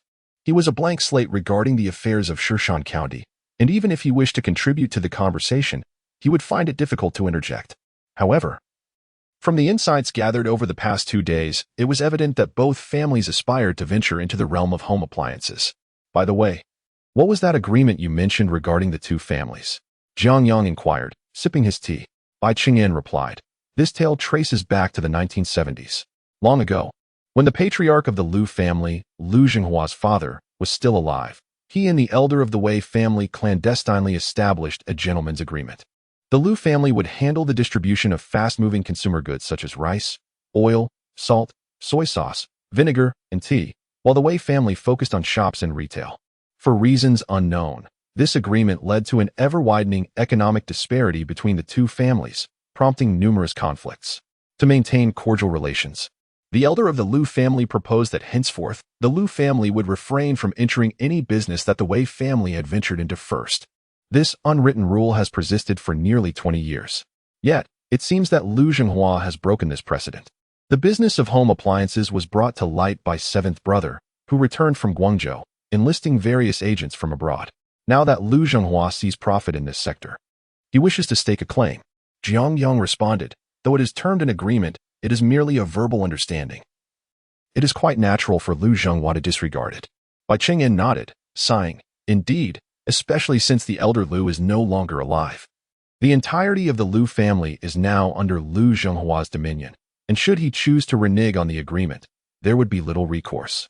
At this, he looked up at Jiang Yang and confessed, to be candid, the invitation to dine with you that night was at the behest of the elder Wei. Jiang Yang was taken aback. The elder Wei? I do not even know him. Bai Chengyan explained, while you may not know him, upon hearing of your affairs, he specifically instructed me and seventh brother to make your acquaintance. It is apparent that the elder Wei holds you in high regard. Jiang Yang seemed to grasp the implications. Despite being well past his 60s and seemingly detached from worldly matters, the elder Wei remained acutely aware of every nuance within Shirshan County. Perhaps all that Jiang Yang had accomplished there was already known to him. This small county, it appeared, was far more intricate than he had previously imagined. Well then, I must extend my gratitude to the elder Wei. Jiang Yang smiled. Bai Chengyan pondered for a moment, his expression turning serious. My brother, There is something I hesitate to express. Jiang Yang waved his hand dismissively. Speak freely, Bai Go. Bai Qingyan rose and stated, the Wei family is marked by integrity and a commendable legacy, with generations of distinguished individuals. They treat their business partners with the utmost respect. Having followed the elder Wei for many years, I understand his intentions well. All he wishes is to draw you closer. If Jiang Yang still wore a smile, gazing calmly at Bai Qingyan felt somewhat uneasy under Jiang Yang's composed demeanor. If you don't mind, would you consider joining the Wei family? Jiang Yang refilled Bai Qingyan's cup with tea and replied, Old Master Wei has esteemed me, and so have you, Bai Go. I am merely a shrewd businessman. Not as remarkable as you both envision. Bai Qingyan was taken aback. Is this a refusal? Jiang Yang nodded slightly. Let us not speak of this matter again. I appreciate the Wei family's kindness. He was acutely aware of Old Master Wei's intentions. The Wei family was on the brink of peril, as evidenced by Liu Zhenghua's disregard for the agreements made by the previous generation. Bai Qingyan had once mentioned that the Wei family had but one heir, Wei Chen. Jiang Yang had sensed during his brief encounter with Wei Chen at the Shishan restaurant that this individual was a person of noble character, embodying the spirit of chivalry. Yet the business world was fraught with intrigue and deception, making him ill-suited for such an environment. Old Master Wei, nearing his twilight years, could not idly watch as his family's legacy was gradually dismantled by Liu Zhenghua. It was only natural for him to seek allies to bolster the Wei family's strength. Yet the error lay in his choice of candidate. Jiang Yang, appearing as an ordinary young man in his 20s, had in reality endured far more than most. He would never sacrifice himself for any family, even one tenfold greater than the Wei family. In his past life, he had reached heights unattainable by most. And in this life, his aspirations soared even higher. He could not be confined to a mere county family's affairs. Bai Qingyan observed Jiang Yang's serene demeanor, his own questions multiplying. Having navigated the world for many years, he had encountered a myriad of individuals, yet this young man remained an enigma, and before him, Bai Qingyan felt an overwhelming sense of pressure, an oppressive force emanating from the depths of Jiang Yang's being. The aura that subtly radiated from his every gesture created an illusion of invincibility. His gaze seemed to penetrate the very essence of a person, leaving no room for concealment or ill intentions. Terrifying. Bai Qingyan's expression grew complex. Jiang Yang rose and opened the window, allowing a refreshing breeze to sweep into the office. Bai Go, I am a person who cherishes freedom of person, power, and wealth. Everything I do is, without exception, in pursuit of these three liberties. You may find my refusal of the Wei family's invitation foolish, yet I wish to chart my own course for the future. Bai Qingyan gazed at Jiang Yang's silhouette, momentarily at a loss for words. The Wei family held dominion over half of Shishan County, and countless individuals yearned to cross its threshold. Yet, to his astonishment, Jiang Yang had outright rejected the olive branch proffered by Old Master Wei without a second thought. After a prolonged silence, Bai Qingyan managed an awkward smile. All right. I understand your stance. After exchanging a few pleasantries, Bai Qingyan departed. Jiang Yang watched as the figure of the tiger-headed man grew increasingly distant, his heart heavy with unspoken thoughts. On the surface, Shishan County appears tranquil, yet beneath lies a turbulent undercurrent. Monopolization. It is no exaggeration to assert that the entire business landscape of Shishan County is wholly dominated by these two prominent families.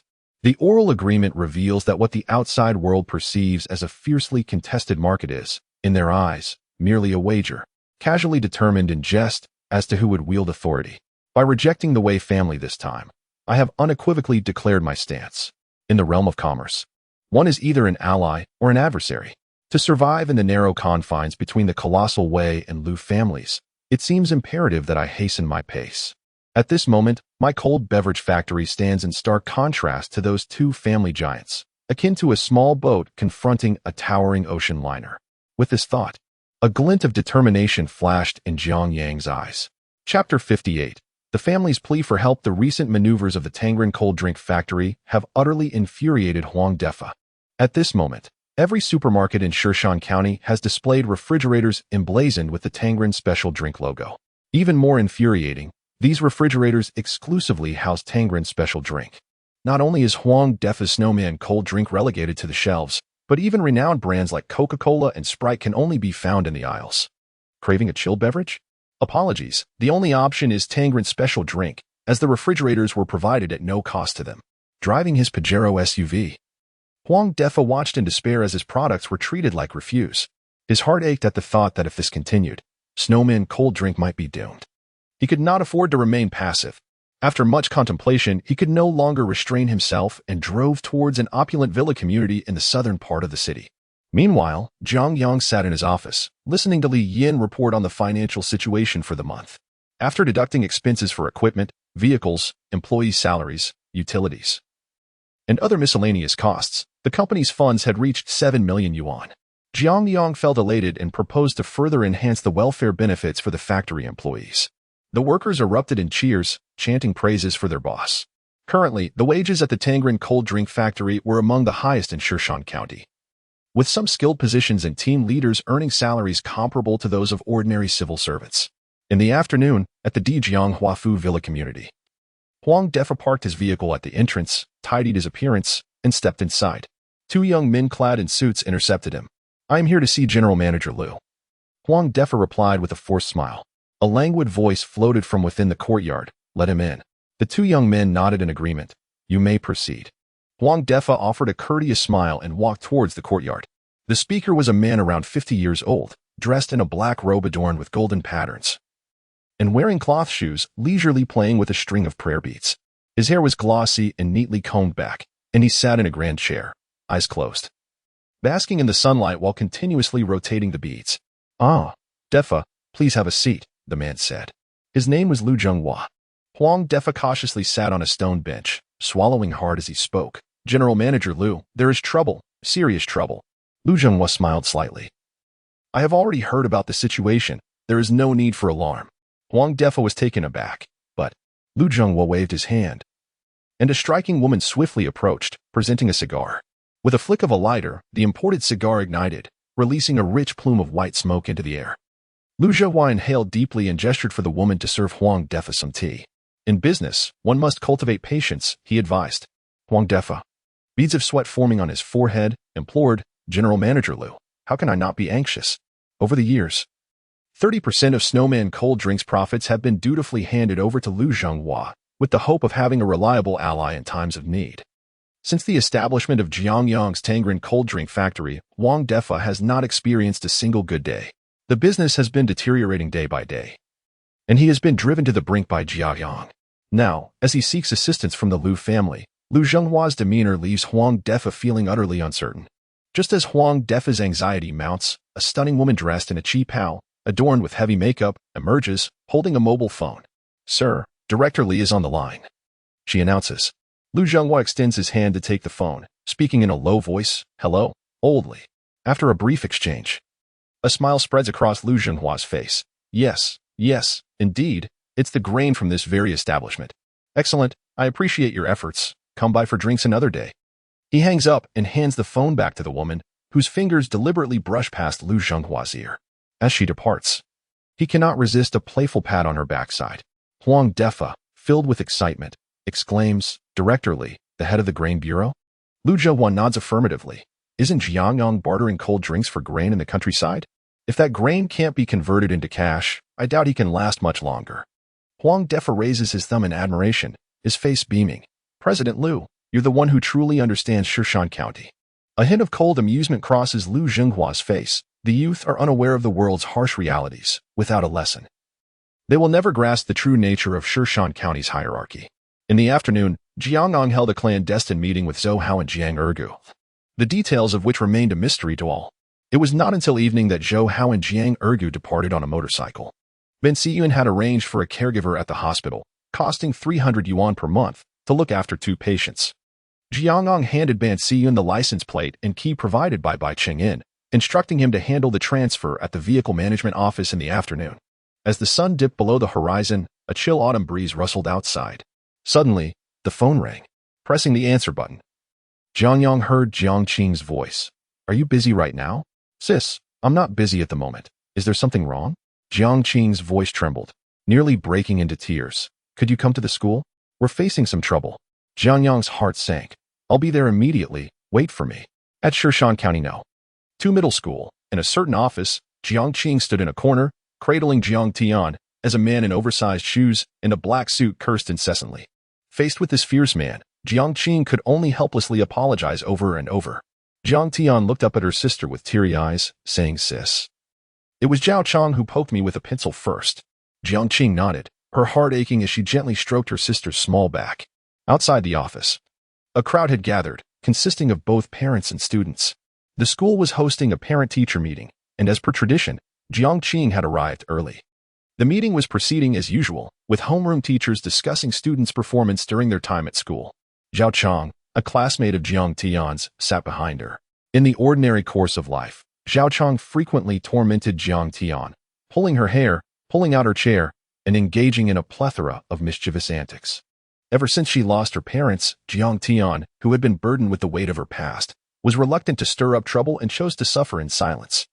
The more she endured, the more emboldened Zhao Chang became, resorting to increasingly malicious tactics. His antics included smearing his nasal mucus on the desk, erasing Jiang Tian's freshly completed homework with an eraser, and placing thumbtacks on her chair, all of which became alarmingly common occurrences. During parent-teacher meetings, Zhao Chang audaciously scribbled on Jiang Tian's back with a pencil, while his father, Zhao Yang, looked on with a face full of indulgence, utterly unconcerned. Jiang Qing had previously discussed this matter with Zhao Yang, but he merely scoffed in response, dismissing it as innocent play among children. "You're an adult. Why stoop to the level of children?" he retorted. Left with no other option, Jiang Qing had to swap seats with Jiang Tian. To her dismay, shortly after their seating change, another father-son pair also shifted their seats, exacerbating the situation. Not only did Zhao Chang jab Jiang Tian's back with a pencil, but Zhao Yang also took to occasionally jostling Jiang Qing's chair with his foot. This spectacle was witnessed by the entire class, yet no one dared to speak up. Everyone was acutely aware that Zhao Yang was the affluent proprietor of a local sand quarry in Shan County, wielding both wealth and influence, along with a cadre of thugs at his command. During the last parent-teacher meeting, when someone had the audacity to prevent him from smoking in the classroom, Zhao Yang had immediately summoned a few of his associates to violently assault the parent, leaving them bloodied and bruised. Chapter 59. The bully father and son. The forbearance exhibited by Jiang Qing and Jiang Tian only emboldened this father-son duo further. Zhao Chang busily sketched and poked with a pencil, rendering Jiang Tian's shirt in a state of disarray in no time. Zhao Yang gazed at his son with indulgent affection, as though his child were creating a masterpiece of the century. When Jiang Tian was pricked by the pencil, she abruptly stood up to confront Zhao Chang. The latter, caught off guard, lost his balance and fell to the floor, inadvertently banging his head against the table. With a resounding thud, Zhao Chang collapsed and began to wail inconsolably. Zhao Yang, filled with anguish, rose to strike Jiang Tian, but was swiftly intercepted by Chen Lan and Jiang Qing, who stood protectively in front of her. "What do you intend to do? This is a school." Chen Lan glared at Zhao Yang. Zhao Yang sneered, "So you dare to strike my son? If I don't vent my anger today, none of you will escape unscathed." With that, he overturned a table and prepared to make a call for reinforcements. The middle-aged man, Lu Kuei, the rather stout and balding head of the junior high school, hurried over upon hearing of the incident. Apologizing profusely and offering cigarettes, he said, "Mr. Zhao, please calm down. The children are just being foolish. I'll reprimand her later." With that, he shot a fierce glare at Jiang Tian. As the crowd of onlookers grew, fearing the situation would escalate, Lu Kuei ushered them into the office for resolution, leading to the earlier scene. With no other options, Jiang Qing resorted to using the school's landline to call her brother, Jiang Yang. Upon learning of the incident, Zhao Yang's wife rushed over from the beauty salon. This woman, with a face laden with excess flesh, was clearly not to be trifled with. Bursting into the office, she immediately pointed an accusatory finger at Jiang Qing, unleashing a torrent of abuse. "Who do you think you are, daring to strike my son? You must have a death wish." The more Zhao Yang pondered the situation, the angrier he became, seizing a glass from the table and smashing it violently onto the floor. The glass shattered into countless shards, scattering across the room, causing Jiang Qing to instinctively shield Jiang Tian and retreat. "Have all the men in your family perished? Damn it, send your men to school.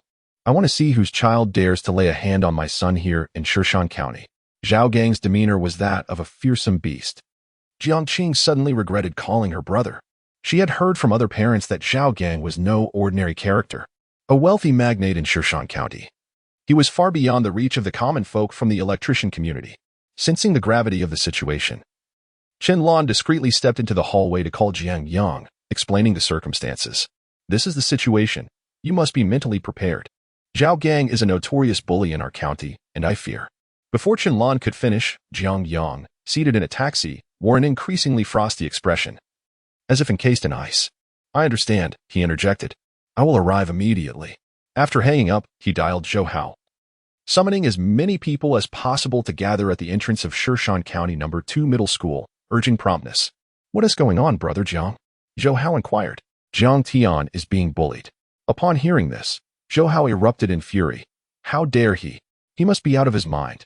Knowing Brother Jiang, I will arrange everything immediately.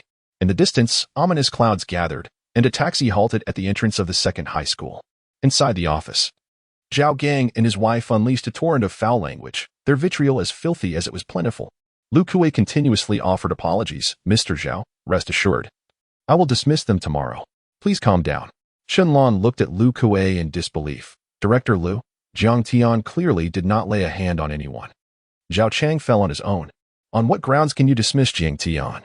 Lu Kuei turned around, bellowing, silence. Am I in charge here, or are you? Just then, a tall figure pushed through the crowd and appeared at the office door. What an imposing presence. Let's see you attempt to dismiss someone. Jiang Qing and Jiang Tian turned toward the office door upon hearing that voice. Brother, wah. Jiang Tian could no longer hold back her tears, bursting into sobs as she threw herself into Jiang Yang's embrace. Jiang Qing, her eyes red-rimmed, approached Jiang Yang's side, remaining silent. Are you the parent of this wild child? Zhao Gang glared. Jiang Yang ignored Zhao Gang, first kneeling to wipe Jiang Tian's tears away, then examining the little one's back. The fabric bore numerous pencil marks and chaotic stains, instantly revealing the truth to him. Jiang Yang's expression hardened like ice as he looked at Jiang Tian, pointing at Zhao Gang's son, Zhao Chong, and asked, Did he do this? Jiang Tian nodded gently, tears streaming down her cheeks. Jiang Yang rose, taking Jiang Tian's hand as they approached Zhao Chang step by step. Dad. Zhao Chong, feeling a twinge of fear, hurriedly hid behind Zhao Gang. This seemed to everyone by surprise. Zhao Gang, with a furrowed brow and an angry glare, barked, I'm talking to you. Are you deaf? Jiang Yang halted before Zhao Gang, his gaze frigid. Have that little brat step forward. Jiang Yang's eyes remained fixed on Zhao Gang. Zhao Gang was taken aback. What a joke. Is this man insane? I said, get lost, and let that little brat step forward. The atmosphere was suffocating. Since Jiang Yang's arrival in the office, his presence was akin to that of a monarch, instilling a sense of dread that silenced everyone. Zhao Gang nervously swallowed hard. What a nightmare. Who is this kid? Lu Kuei stepped forward, frowning. You must be Jiang Tian's parent. Since you're here, quickly apologize to Mr. Zhao. Without turning around, Jiang Yang replied. Who do you think you are? You have no say here. Lu Kuei pointed at Jiang Yang, momentarily at a loss for words. Zhao Gang, increasingly agitated by the atmosphere, jabbed a finger at Jiang Yang's nose. Do you know who I am? How dare you speak to me like that? As soon as he finished speaking, Jiang Yang seized Zhao Gang's finger with his left hand. Crack. With a chilling scream, Zhao Gang collapsed to the ground. Upon witnessing the scene, the woman immediately began to throw a fit, exclaiming, Murder. Murder. Jiang Yang effortlessly yanked Zhao Chang from the ground, as if he were merely a chick. Being just a middle school student, Zhao Chang found himself utterly defenseless in Jiang Yang's presence, rendered speechless by fear. If you are incapable of educating your child, I shall take it upon myself to do so, Jiang Yang stated, his face devoid of any expression. He picked up a pencil from the desk and extended it towards Jiang Tian. Jiang Tian looked at her brother, somewhat bewildered. Do you hate him? Jiang Yang inquired. Jiang Tian initially nodded in agreement, only to hastily shake her head in denial. Zhao Chang, now completely petrified, found himself in a damp predicament. Having grown up under the oppressive protection of his father, this was his first encounter with such a formidable situation. The moment Jiang Yang seized him by the collar, he had already wet himself. Chapter 60. Strength. Zhao Gang rose from the ground, promptly retrieving his phone to make a call. From the conversation, it was evident that he had summoned numerous individuals. The crowd outside continued to swell, with onlookers expressing that the situation had escalated significantly. This young man, lacking discernment, had provoked Zhao Gang, and today he would either meet his demise or be left incapacitated. Jiang Yang, however, paid no heed to the surrounding commentary. He merely squatted down, gazing intently at Jiang Tian, stating, If you loathe him, then strike. If you end his life, it is entirely his own fault. I will be here to protect you. Jiang Tian felt a twinge of fear as she glanced at the pencil in her hand, then at Jiang Qing standing nearby. Zhao Chong suddenly collapsed to the ground, pleading, I was wrong. I was wrong. Jiang Tian, I promise I'll never do it again. Please spare me. Zhao Yang shot a furious glare, yanking his son up from the floor. You spineless wretch, who told you to kneel? This abrupt tug unleashed a foul odor that permeated the room. Jiang Tian shook her head, replying, Brother, I don't hate him. I just want him to stop bullying me. Jiang Yang turned to Zhao Chong, questioning, Did you hear that clearly? Just as Zhao Chong was about to respond, Zhao Gang positioned himself protectively in front of his son. How dare you act tough with me? If you have the guts, come to the school gate. Jiang Yang stood up, narrowing his eyes into slits. Now that the matter concerning the children is resolved, it is time for a serious discussion, he declared. I will be waiting for you at the entrance. Hurry down. Zhao Gang made a menacing remark before descending the stairs with his wife and child. As Jiang Yang prepared to follow, he was simultaneously restrained by two individuals. On his left was Chen Lan, and on his right stood Jiang Qing. Both women shook their heads vigorously, their eyes brimming with imploring desperation. We should call the police. You cannot go, they implored in unison. The former was Jiang Qing, while the latter was Chen Lan. After exchanging glances, Chen Lan awkwardly released her grip. Jiang Yang gently removed Jiang Qing's hand from his arm, assuring her, do not worry. With that, he proceeded downstairs. At the entrance of Shishan's second middle school, a throng had already gathered, buzzing with speculation and chatter. Yao Gang, nursing his injured finger, incessantly cursed while dialing on his phone. Before long, several vans roared into view. As the doors swung open, a dozen youths armed with clubs poured out, unmistakably local ruffians.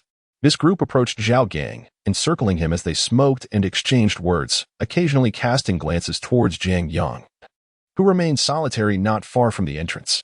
Chen Lan dashed out, positioning herself in front of Jiang Yang. If it comes to worst, you should flee. My sister and Jiang Tian are inside the school. They would not dare act recklessly. Jiang Yang regarded the beautiful woman before him, chuckling. These fellows are hardly worth my retreat. A gentle breeze swept through, causing his garments and hair to flutter slightly. In that moment, to Chen Lan's eyes, this man resembled a valiant hero poised to confront a legion. Seeing Jiang Yang still standing alone, Zhao Gang grew increasingly arrogant. He had once believed Jiang Yang to be a formidable character, but now he perceived him as merely ordinary. Outside the second middle school, only a few cars were parked, and today he drove a Passat, which could be considered the finest vehicle in the vicinity. In Shishan County, any prominent figure surely possesses a mode of transportation. Judging by the current scene, it appears that I have overestimated this individual. Steady yourself. Zhao Gang felt confident. Today, I will make sure this young man faces the consequences. If anything goes awry, I will take the blame. Zhao Gang deliberately raised his voice, wishing for all to hear him. The group of ruffians smirked wickedly, twirling their clubs as they turned their gazes toward Jiang Yang. With a grand gesture, Zhao Gang ceased his prattle and led the gang of delinquents towards Jiang Yang. The onlookers erupted in a flurry of chatter. It's over. A fight is about to break out. Zhao Gang is truly formidable. Even the mad dog of the South City is his subordinate. Is that Zhao Gang? The reckless fighter? The mad dog? Indeed. Look at the ruffians he has summoned today. This young man has truly provoked the wrong person. The murmurs washed over the crowd like waves. Zhao Gang, brimming with arrogance, shouted, I thought you were someone of significance. You can't even gather a single ally for a fight. If I don't beat you to the point where even your mother wouldn't recognize you, I, Zhao Gang, will take your surname. Just then, a roar of engines echoed from a distance, and a brand new, custom-extended Lexus LS 400 screeched to a halt beside Jiang Yang. Its license plate reading Hua D99999. Zhou Hao leapt from the passenger side with urgency. Following him, Ben Siyuan also emerged from the vehicle. The towering figure, standing at nearly 2 meters, resembled a small mountain, leaving the group of ruffians momentarily stunned. Brother Ben Siyuan, the mad dog, a young man with dyed yellow hair, shouted excitedly upon seeing him. Upon realizing that reinforcements had arrived, Zhao Gang felt a wave of relief wash over him. Today, the mad dog had truly made a name for himself. Little did he expect that Ban Siyuan, after stepping out of the car, didn't he even spare the mad dog a glance, but instead walked directly to Jiang Yang's side and stood there with an air of decorum, glaring at the ruffians without uttering a word. Zhou Hao, being a seasoned figure in Shishan County, was recognized by many. Zhao Gang naturally recognized him as well and called out, Hey, I'm right here. Zhou Hao shot him a cold stare. Who are you familiar with? In the crowd, someone shouted, Look over there. Following the pointed finger, they noticed a dark procession of vehicles approaching. The convoy comprised 30 to 40 cars, with two fierce-looking Hummers leading the way. Their license plates read Hua D 88888 and Hua D 66666. Jiang Yang instantly recognized the plates and turned to Zhou Hao. "Why has Brother Bai come?" Zhou Hao replied, "After your call, I feared the situation might escalate beyond control. So I had a word with President Bai." Jiang Yang nodded in acknowledgement and refrained from further comment. Zhao Gang was left dumbfounded. He had summoned such a large gathering himself. When did he become so influential in Shan County? This is utterly astonishing. The convoy arrived at the designated location, with Bai Qingyan being the first to alight from the vehicle. Following him, a dozen or so young men clad in suits and donning sunglasses leaped from the cars behind, positioning themselves behind Jiang Yang. Two imposing Hummers led the procession, trailed by 3 BMWs and 6 Land Cruisers. As the occupants disembarked, the onlookers were rendered utterly speechless. General Liu from Launching Real Estate. General Zhao from Huafeng. The esteemed Fourth Master Qiao. Look, those are members of the Wei family. The mere appearance of these individuals instantly stifled the bravado of Zhao Gang and his ruffians. The previously arrogant demeanor was extinguished, leaving Zhao Gang's complexion as pale as a sheet of rice paper. Jiang Yang exchanged pleasantries with these distinguished guests, offering cigarettes and shaking hands. He recognized nearly all of them, with many being his own distributors, aside from those summoned by Bai Qingyan. He mused inwardly about how capable Zhou Hao was at rallying such a crowd. The magnitude of this gathering was indeed astonishing. Bai Qingyan stood with his hands clasped behind his back and declared in a deep voice, "Who among you has the audacity to provoke my brother? Step forward at once." Chapter 61. A misunderstanding. Upon hearing the words, Zhao Gang felt his legs weaken in fear and hurriedly rushed to Bai Qingyan's side. "Brother Bai." It's all a misunderstanding. At that moment, Zhao Gang felt a deep desire to escape. Was this still a brawl? The disparity in combat prowess was glaringly apparent. Without comparison, there can be no pain. The ruffians he had summoned to intimidate the common folk were utterly outmatched. Each one of them would be regarded as a figure of authority in the eyes of these men. Not to mention, among them was General Zhao from Huafeng Foods, who made even the ruffians' leader tremble in his presence. By the looks of it, General Zhao was merely a minor character, serving cigarettes and lighting them for the others. Who exactly was Jiang Yang? Zhao Delong narrowed his eyes and remarked, "Zhao Gang, what do you intend to do by bringing these little rascals here?" He gestured toward the nearby ruffians with a nod of his chin. Zhao Gang nearly burst into tears. "A few brothers. No, a few masters. I truly had no idea you were involved in this matter. Had I known, I wouldn't have dared to act so recklessly." Bonsuan, his fist cracking ominously, strode directly toward the group of ruffians. "Damn it, you lot must be tired of living." He was not one for needless banter. If someone dared to stand against him armed, they would surely face his wrath. Jiang Yang was engaged in conversation with several executives when he noticed Bonsuan striding toward the ruffians. He turned back to advise, "Be gentle." Bonsuan replied confidently, "Understood." Cries of pain erupted from the crowd as the ruffians fled in panic. "Brother Bonsuan, we didn't know what was happening. We just came to watch." "Brother Bonsuan, it was Zhao Gang who called us here. I was wrong." "Brother Bonsuan, please don't hit me." This dramatic scene left the onlookers dumbfounded. What they expected to be a fair fight turned out to be a one-sided obliteration. Zhao Gang, who usually exuded arrogance, never anticipated such a day would come. A smoldering anger lingered within Jiang Yang as Bai Qingyan seemed to sense the tension and inquired, "Brother, what is going on? Why such fury?"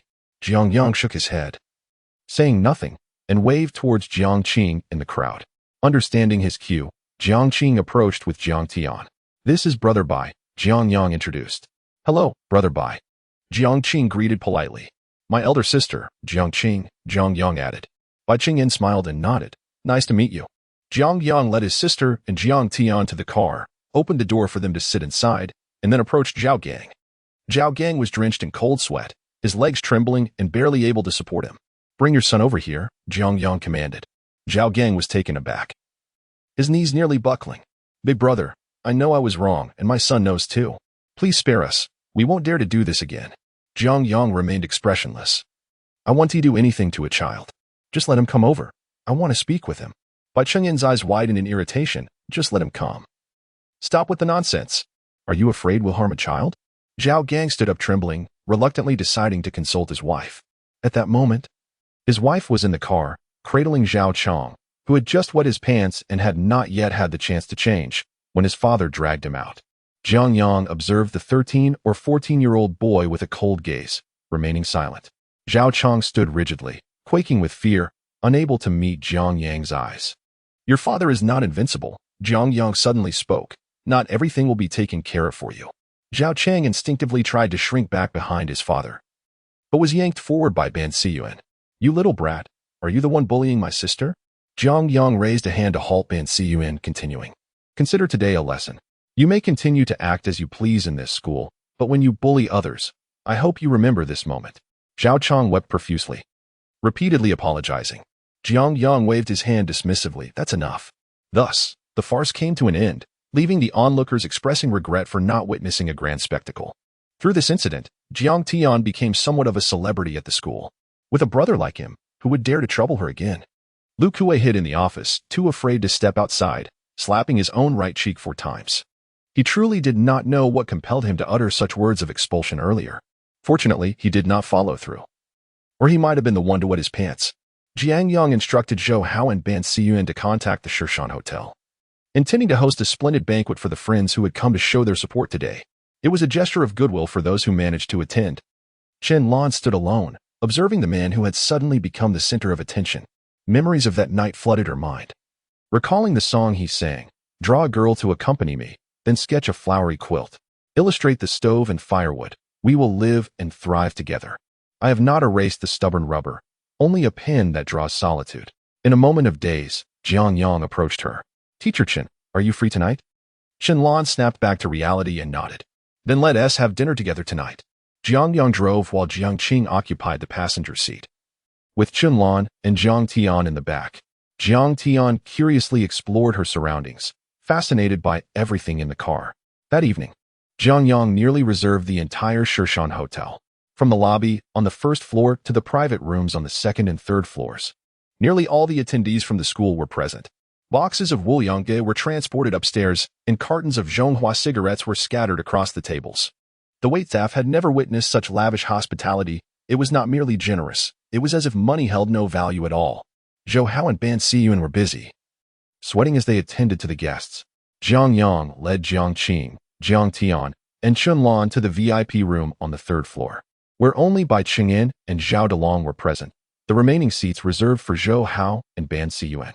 When Bai Qingyan noticed the absence of outsiders, he promptly made a phone call, inviting his wife and children to join them for dinner. His wife, Huang Yin, in her 30s, presented an ordinary appearance in both attire and demeanor, embodying the essence of a modest and honest individual. Upon arrival, she greeted everyone with a polite smile, albeit with a hint of shyness, and took a seat beside Jiang Qing. The 3 women at the table quickly discovered common ground, and soon enough, their conversation blossomed into cheerful exchanges. Bai Qingyan's son, Bai Hua, merely 7.5 years old and still in primary school, entered the room and immediately spotted Jiang Tian sitting nearby. With a few enthusiastic calls of sister, Jiang Tian beamed with delight, and the 2 children soon became fast friends, their laughter echoing throughout the space.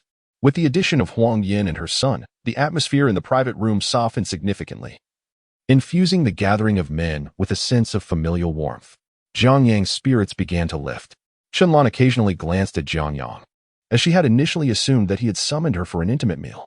To her surprise, he had invited an entire roomful of people, creating an awkward situation. Everyone was familiar with one another, exchanging lively banter, spouses, friends, relatives. What business did her teacher, a mere student, have in mingling with such a crowd? Yet, to add insult to injury, the very man who had invited her seemed to have cast her aside, leaving her feeling utterly neglected. How infuriating. How utterly exasperating. Chapter 62. 2 production lines. With this thought in mind, Chen Lan seized the moment when Jiang Yang was distracted to shoot him a glare. Jiang Yang and Bai Qingyan were engrossed in lively conversation, exchanging words with such enthusiasm that they seemed oblivious to the presence of others in the room. The awkward atmosphere only dissipated when Zhou Hao entered, bearing 2 ice creams, amidst the joyful laughter of Jiang Tian and Bai Hua. Thank you for today, Teacher Chen, Jiang Qing said, looking at Chen Lan. Chen Lan smiled gently. Sister, you are too kind. Noticing that the waitstaff had nearly finished serving the dishes, Jiang Yang remarked, there are no outsiders here, so please do not hold back. Teacher Chen, with so many people today, I hope you can bear with us, he added. Chen Lan quickly waved her hand. Not at all. This is quite delightful. Everyone raised their glasses, with Bai Chengyan, Jiang Yang, and Zhou Hao drinking liquor, while the others enjoyed a special Tangren beverage. Throughout the meal, guests continually entered the room to propose toasts. It was at this moment that Jiang Qing realized her younger brother had unknowingly become the most prominent figure in Shirshan County, surrounded by formidable friends. Qianlan found the man increasingly enigmatic. During their first encounter, he had heroically blocked her path on a bicycle, gallantly coming to her aid. The second time, amidst a torrential downpour, he had driven a truck to escort her home through the storm, dismissing her brother's rude remarks with a mere smile.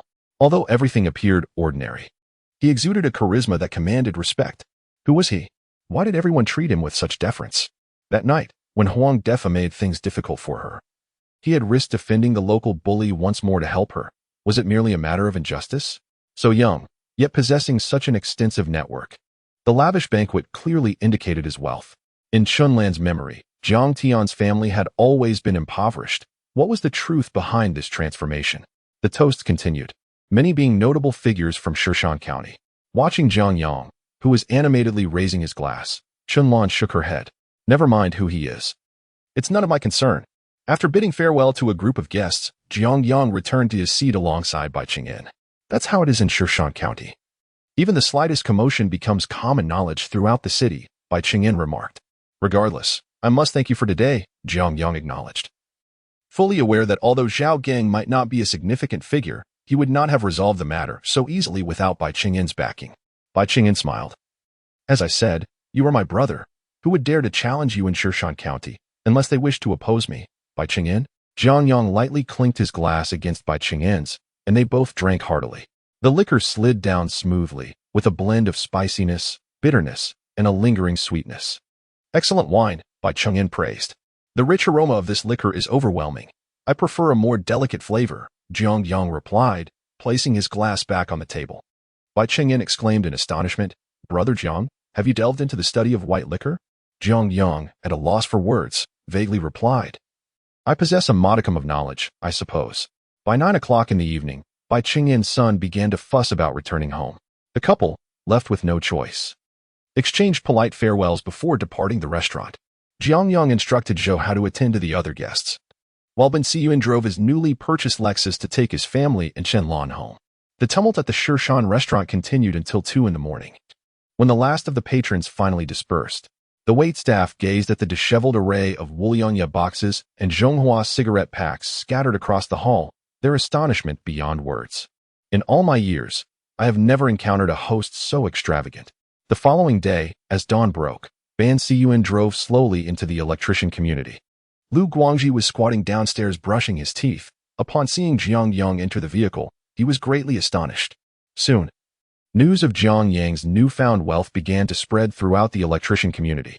The most fervent disseminators of this news were the local women, who, with ample time on their hands, indulged in gossip and matchmaking.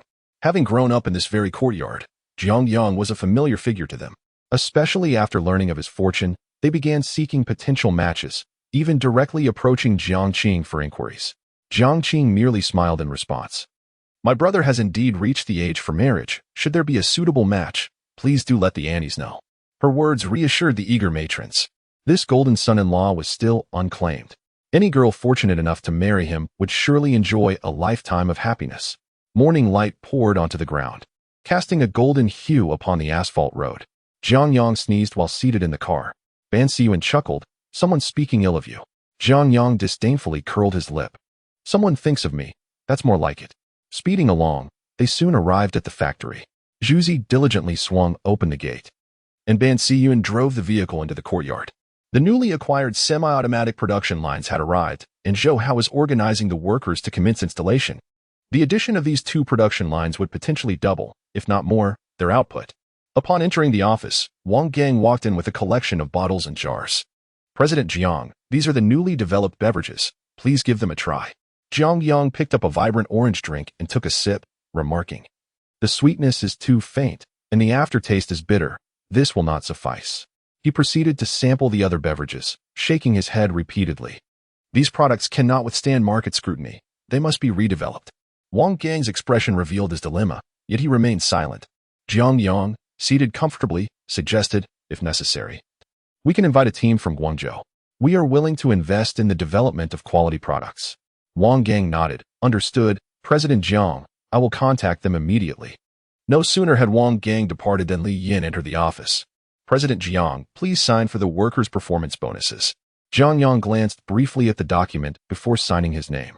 For an entire morning, Jiang Yang scarcely found a moment to sip water. Ban Cun gazed in astonishment, realizing how arduous it was to be a boss. In the afternoon, a call from the hospital announced that Chun Yanli was ready for discharge. Jiang Yang instructed Ban Cun to drive and fetch her, handing him 500 yuan to purchase additional food and necessities for his mother while he remained at the factory, overseeing the workers as they calibrated the new equipment. After an uninterrupted flurry of activity until 4 o'clock, the 2 semi-automated production lines were finally assembled. With a flick of the switch, the machines roared to life, and a cascade of amber-hued glass bottles filled with beverages emerged from the conveyor belt. Jiang Yang finally breathed a sigh of relief. The Tangren cold drink factory, which comprised 6 buildings, had been transformed by Jiang Yang's meticulous renovation and planning into 5 expansive production workshops and a warehouse. The first workshop housed a 1,000,000 yuan production line, primarily dedicated to the manufacturing and development of canned and bottled beverages. The second and third workshops were equipped with 2 semi-automated production lines, focusing on glass-bottled drinks. The fourth and fifth workshops contained the previously discarded cold drink machines, which, when combined with the labor of the workers, still yielded a commendable daily output. The warehouse was already stocked with no fewer than 10,000 tons of sorghum. A thick layer of foam boards lined the bottom, and the top layer was treated to prevent leaks, resembling a colossal granary. Guarding the warehouse was an elderly man with gray hair and beard, donned in a faded gray shirt. He picked up a handful of sorghum, inhaling its aroma with a sigh, lamenting, "Such fine sorghum, what a pity. Dear sir, what brings about such sentiments?" Jiang Yang inquired, appearing at the warehouse entrance with a smile. Chapter 63. Master Brewer Li Jinfeng, the elderly gentleman, known as Li Jinfeng, is a renowned eccentric at the cold drink factory and was formerly the head of the second brewing workshop at the Jiangli distillery. From a young age, he apprenticed under his grandfather in the countryside, mastering the art of brewing rice wine, which captivated him and led him to a lifelong immersion in the world of spirits. At the age of 20, he ventured alone to the provinces of Yunnan, Guizhou, and Sichuan, where he not only acquired the skills to brew various aromatic base liquors but also taught himself the intricacies of mixology. However, upon learning of his mother's grave illness, he returned to Shirshan County, coinciding with the establishment of the Jiangli distillery, where he decided to stay, marking the beginning of a 4-decade-long tenure. With the wealth of experience accumulated over the years, Li Jinfeng flourished within the distillery, crafting the original Shirshan sorghum daku, which received widespread acclaim upon its release. He believed he had finally realized his dream, ensuring that the local populace could enjoy his creations. Yet, unexpectedly, just as the distillery was thriving, it declared bankruptcy. The cruel hand of capitalism. Despite harboring countless feelings of resentment and unwillingness, all he could do was continue crafting and blending spirits. Following the closure of the Jiangli distillery, Director Chen proactively arranged for the reemployment of the laid-off workers, and by a twist of fate, Li Jinfeng found himself at the cold drink factory. Now nearing 70, Li Jinfeng was reluctant to endure further upheaval and opted for a simpler role, overseeing the warehouse, spending his days amid the stacks of sorghum. Inhaling the wholesome aroma of the grains brought him a sense of tranquility. Fortunately, the owner of the cold drink factory was benevolent, exhibiting no discrimination against older workers. This easygoing job provided him with a respectable salary, and even the benefits doled out to workers in other workshops included a share for Li Jinfeng, allowing him to enjoy his twilight years. When Jiang Yang appeared at the warehouse door, Li Jinfeng was momentarily taken aback. He recognized the young boss, though the latter did not know him. The address of old gentleman momentarily disoriented Li Jinfeng. Jiang Yang's smile resembled a serene lake in spring, instilling a sense of calm and comfort within him. Setting down the grains, Li Jinfeng spoke. "I see so much grain piled here. It would be a shame if mice were to consume it." Jiang Yang replied, "Are you lamenting that these plump grains of sorghum are wasted if not brewed into liquor?" Li Jinfeng opened his mouth, but remained silent.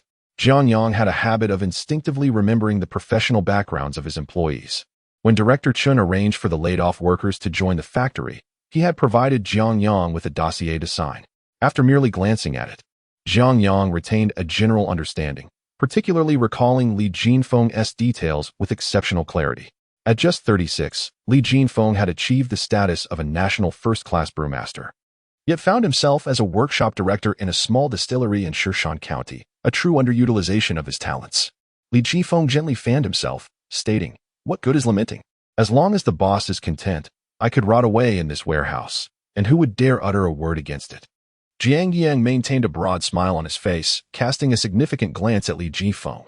The Jinli Distillery, a state-owned enterprise, abruptly declared bankruptcy under circumstances that should have been stable in the market. Jiang Yang could easily deduce who was responsible for this. Coupled with Wei Qin's remarks from that evening, his conviction about the matter was further solidified. It was merely a stratagem to covertly appropriate state assets, an all-too-common occurrence in this era. Li Jinfeng, filled with passion and a desire for vengeance, had unwittingly become the cannon fodder of capitalists, which would irk anyone in his position. "I have sampled your sorghum liquor. Its flavor seems somewhat lacking, devoid of the rich, soy-like aroma and instead possessing a hint of sharp spice. Thus, the closure of Jinli Distillery can, in part, be attributed to the inadequacy of your product." Jiang Yang remarked nonchalantly, yet his words stirred a tempest within Li Jinfeng's heart. What a farce!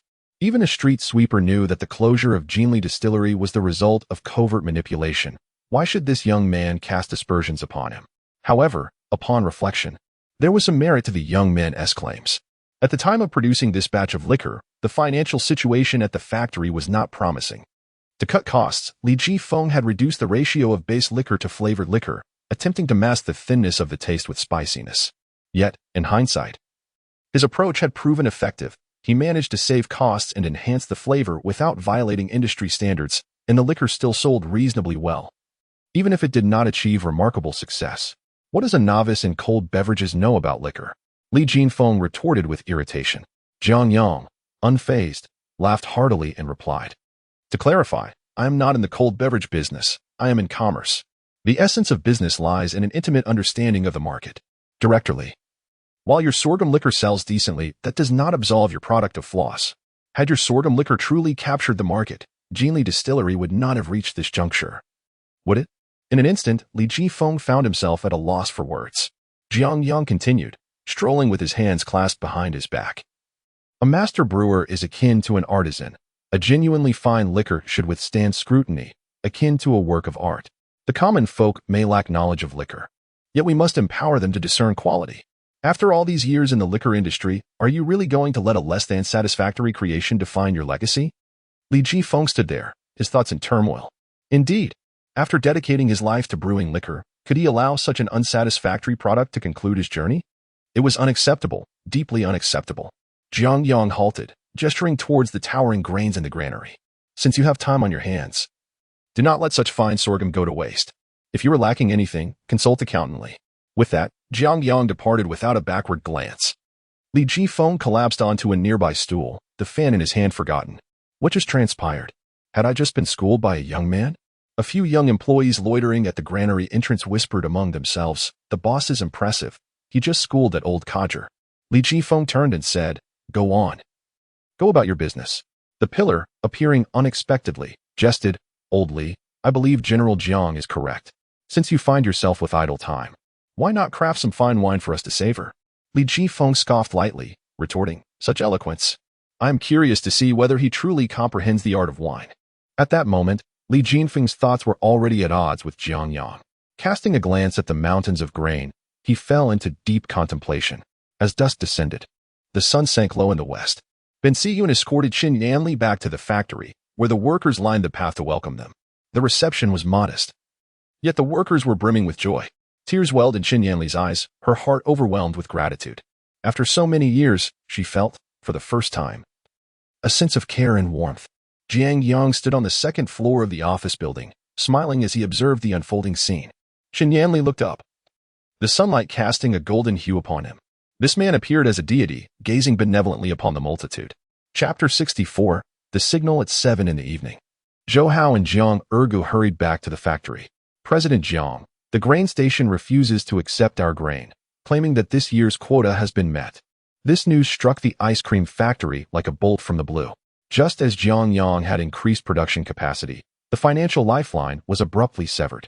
The rural market still relied on the exchange of ice cream for grain. If the grain station suddenly stopped accepting their produce, it would mean a drastic reduction in sales. What compounded the issue was that many distributors and supply cooperatives in rural areas had amassed a significant amount of grain. The sudden inability to convert grain into currency was a shocking development for everyone. Upon hearing the news, the crowd turned their gaze toward Jiang Yang. He stroked his chin in silence, deep in thought, before finally inquiring, "How much grain do we currently have on hand?" Zhou Hao pondered for a moment and replied, "Just in the Lianhua and Qishui townships, there are over 10,000 tons. Including other towns, we should have at least 20,000 tons." Jiang Yang nodded in acknowledgement. The autumn breeze was refreshingly cool as Jiang Yang drew back the curtains, allowing the wind to sweep in, clearing his mind. The excuse about the grain station meeting its quota was merely a ruse to deceive others. Jiang Yang understood that the sudden cessation of cooperation from the grain station must be the result of someone's machinations. Huang Defa evidently lacked the influence to orchestrate such a move. Had Lu Zhenghua finally decided to take action? Looking out the window, Jiang Yang noted the executives in the office pacing anxiously, completely at a loss in the face of this predicament. He turned around and said, "Wang Gang, immediately arrange to rent some grain silos.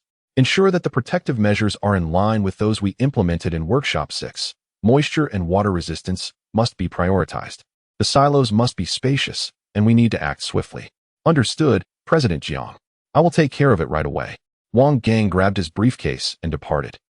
"Zhou Hao, notify all our distributors and channel partners that our operational model remains unchanged.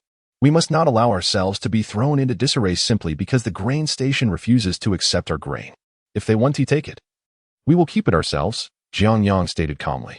Although Zhou Hao harbored doubts, he nodded in agreement. "All right, I will handle it." Bonsuan, standing nearby, suggested, "Just because the grain station want to accept our grain doesn't mean they want to accept others. We could send someone else in." Jiang Yang shook his head. "That won't work. Everyone is aware of how much grain each household possesses in Shishan County, which is quite small. Our grain is too abundant. Any hint of unusual activity will be noticed. The opposing party is prepared for this. Such a ruse will undoubtedly fail." With gritted teeth, Bonsuan declared, "Then I will go and confront them. I will make them accept our grain." Jiang Yang waved his hand dismissively. "Go ahead. I await your good news." Bonsuan was taken aback and subsequently retreated into silence. Observing his sudden quietness, Jiang Yang continued, "Li Yan, try to reach out to grain stations in other regions over the next few days to see if they are willing to accept grain. Additionally, if Li Ji phone from Workshop 6 requests money or equipment, grant it to him directly." Li Yan nodded. "Understood." After organizing their plans, Jiang Erge pointed to himself. "What about me, big brother?" Jiang Yang pondered for a moment and chuckled. "Go ahead and tell your little companions across the world that the grain station no longer accepts grain, urging everyone to abandon their fields and seek employment instead." By the time Jiang Yang returned home, it was already 9 o'clock in the evening. Jiang Qing had warmed the dishes in the kitchen, and Jiang Yang relished his meal with great enthusiasm. For him, nothing was more paramount than satisfying his hunger. Lu Zhenghua's attempt to suppress the ice cream factory through the grain station was evidently a gross underestimation of the situation. The ice cream factory had evolved far beyond the modest entity that once relied solely on the rural market for gradual development.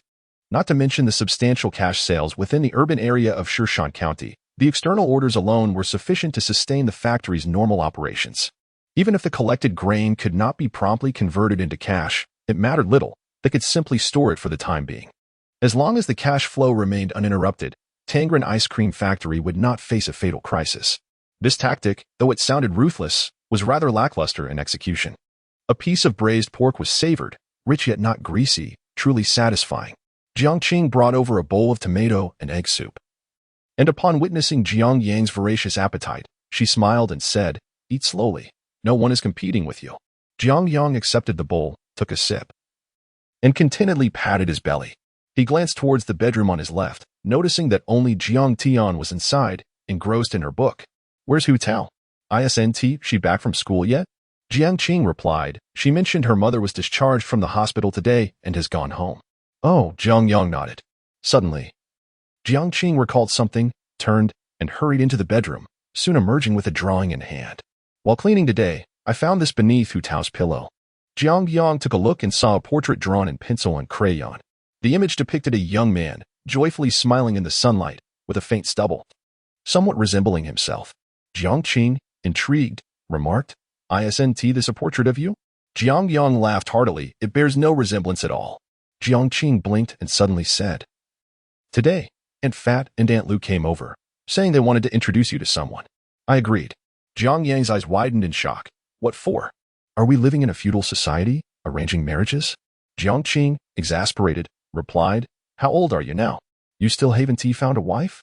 Jiang Yang stood up, saying, "What era are we in? Who goes on blind dates anymore? It's all about free love now, understand?" With that, he headed towards his bedroom. Seeing her brother's attitude, Jiang Qing became anxious and followed him, saying, "I think you're too free. You spend all day revolving around your ice cream factory.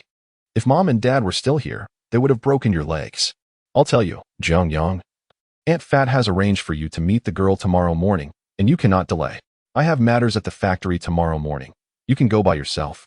Jiang Yang replied, lying on his bed with irritation. Jiang Qing leaned against the wall, no longer speaking, feeling aggrieved. "All right then, you are now a big boss. How impressive. Making me feel redundant.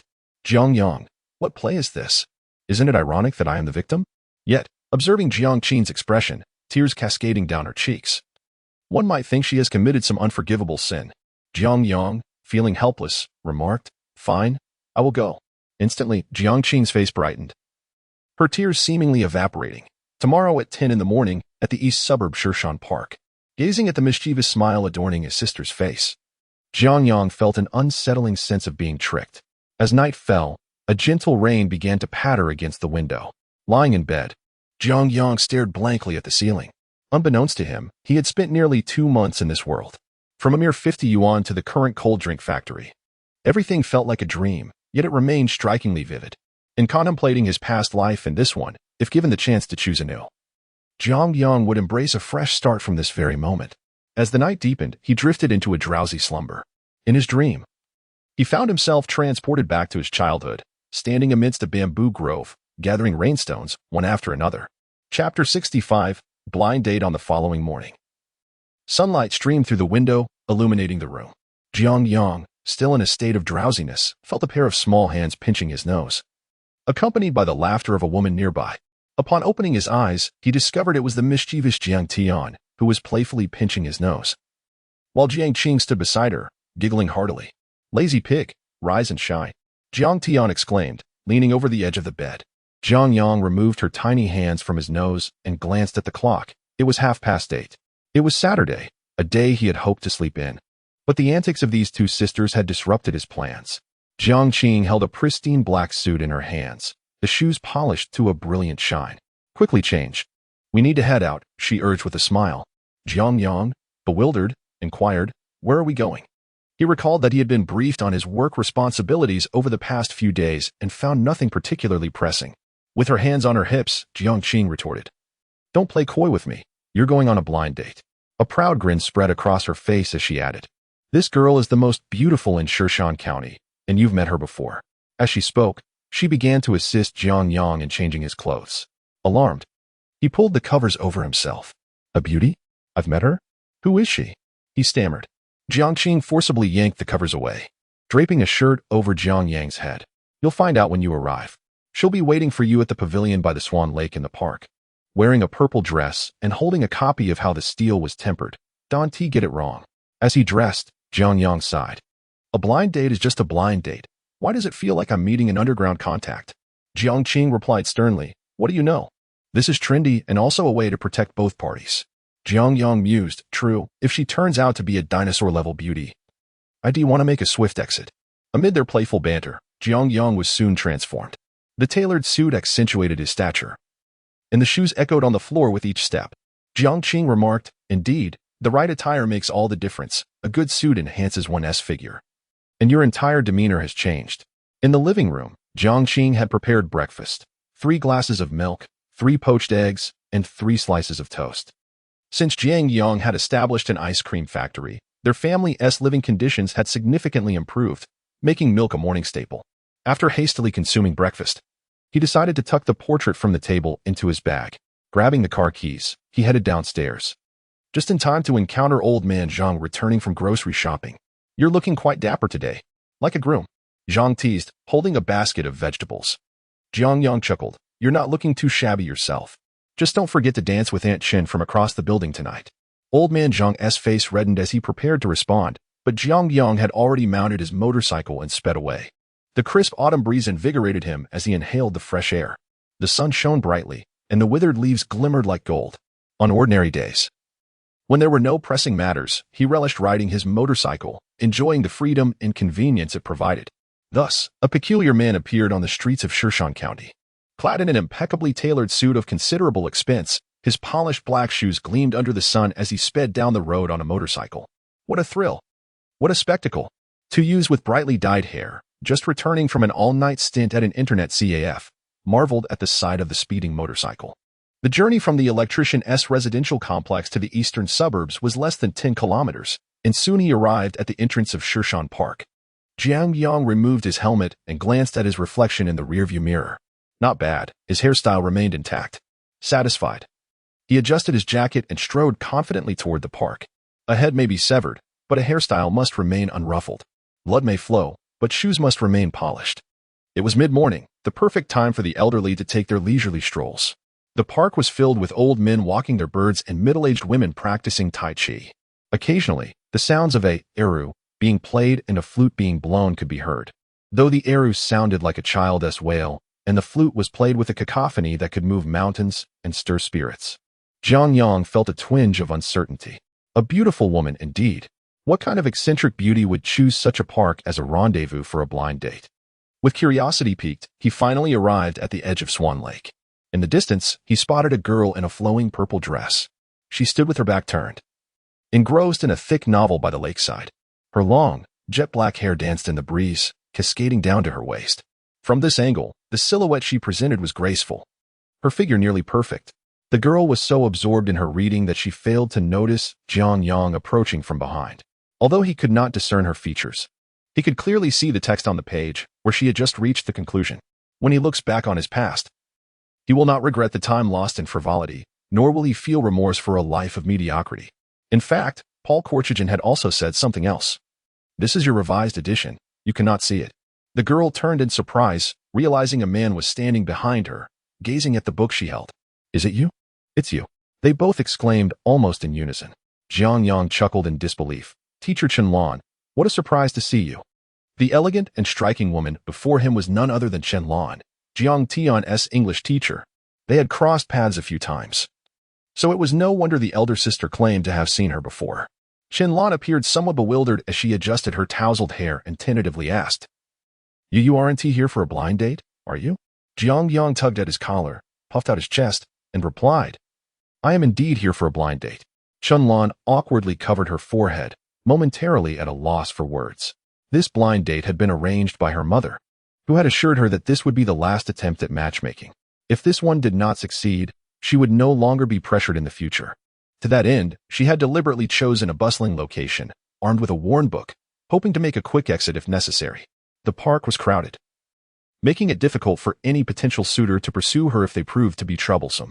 As Jiang Yang observed Chen-Lan covering her forehead and lowering her head, stammering, he felt a wave of confusion wash over him. What was the matter with this girl? Was she unwell?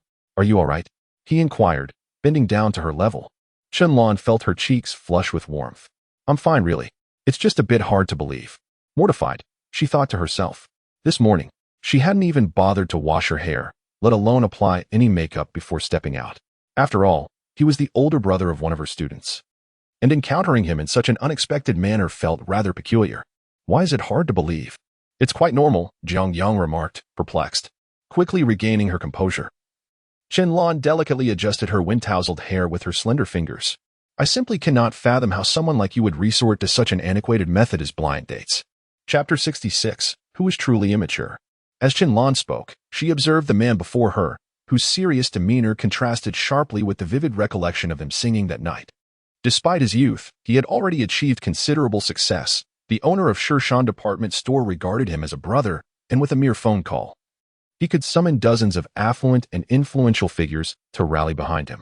Driving an opulent car whose name eluded her, he was surrounded by prominent individuals from Shan County. Upon closer inspection, he exuded an undeniable masculinity, his deep-set eyes mingling with a hint of roguish charm. Could a man of such caliber truly lack female companionship? Why would he find himself in a place like this for matchmaking? Something was amiss. Jiang Yang, seemingly out of nowhere, procured a thin stone and intently gazed at the lake's surface. Bending down to aim, he unleashed his right arm with vigor. The stone skimmed across the water, creating a cascade of splashes before sinking to the bottom. His face alight with excitement, he turned to Qianlan. What do you think? Impressive, right? Qianlan stood in astonishment. Huh? Ah, yes. Impressive. Yet within her mind, her perception of him had been utterly overturned. Was this truly the enigmatic man she knew? How childish. Jiang Yang tossed aside another stone, seemingly still unsatisfied, and bent down again in search of the perfect skipping stone. This skill, which he had mastered since childhood, had not been practiced in many years. The art of stone skipping required smooth, flat stones and a precise technique.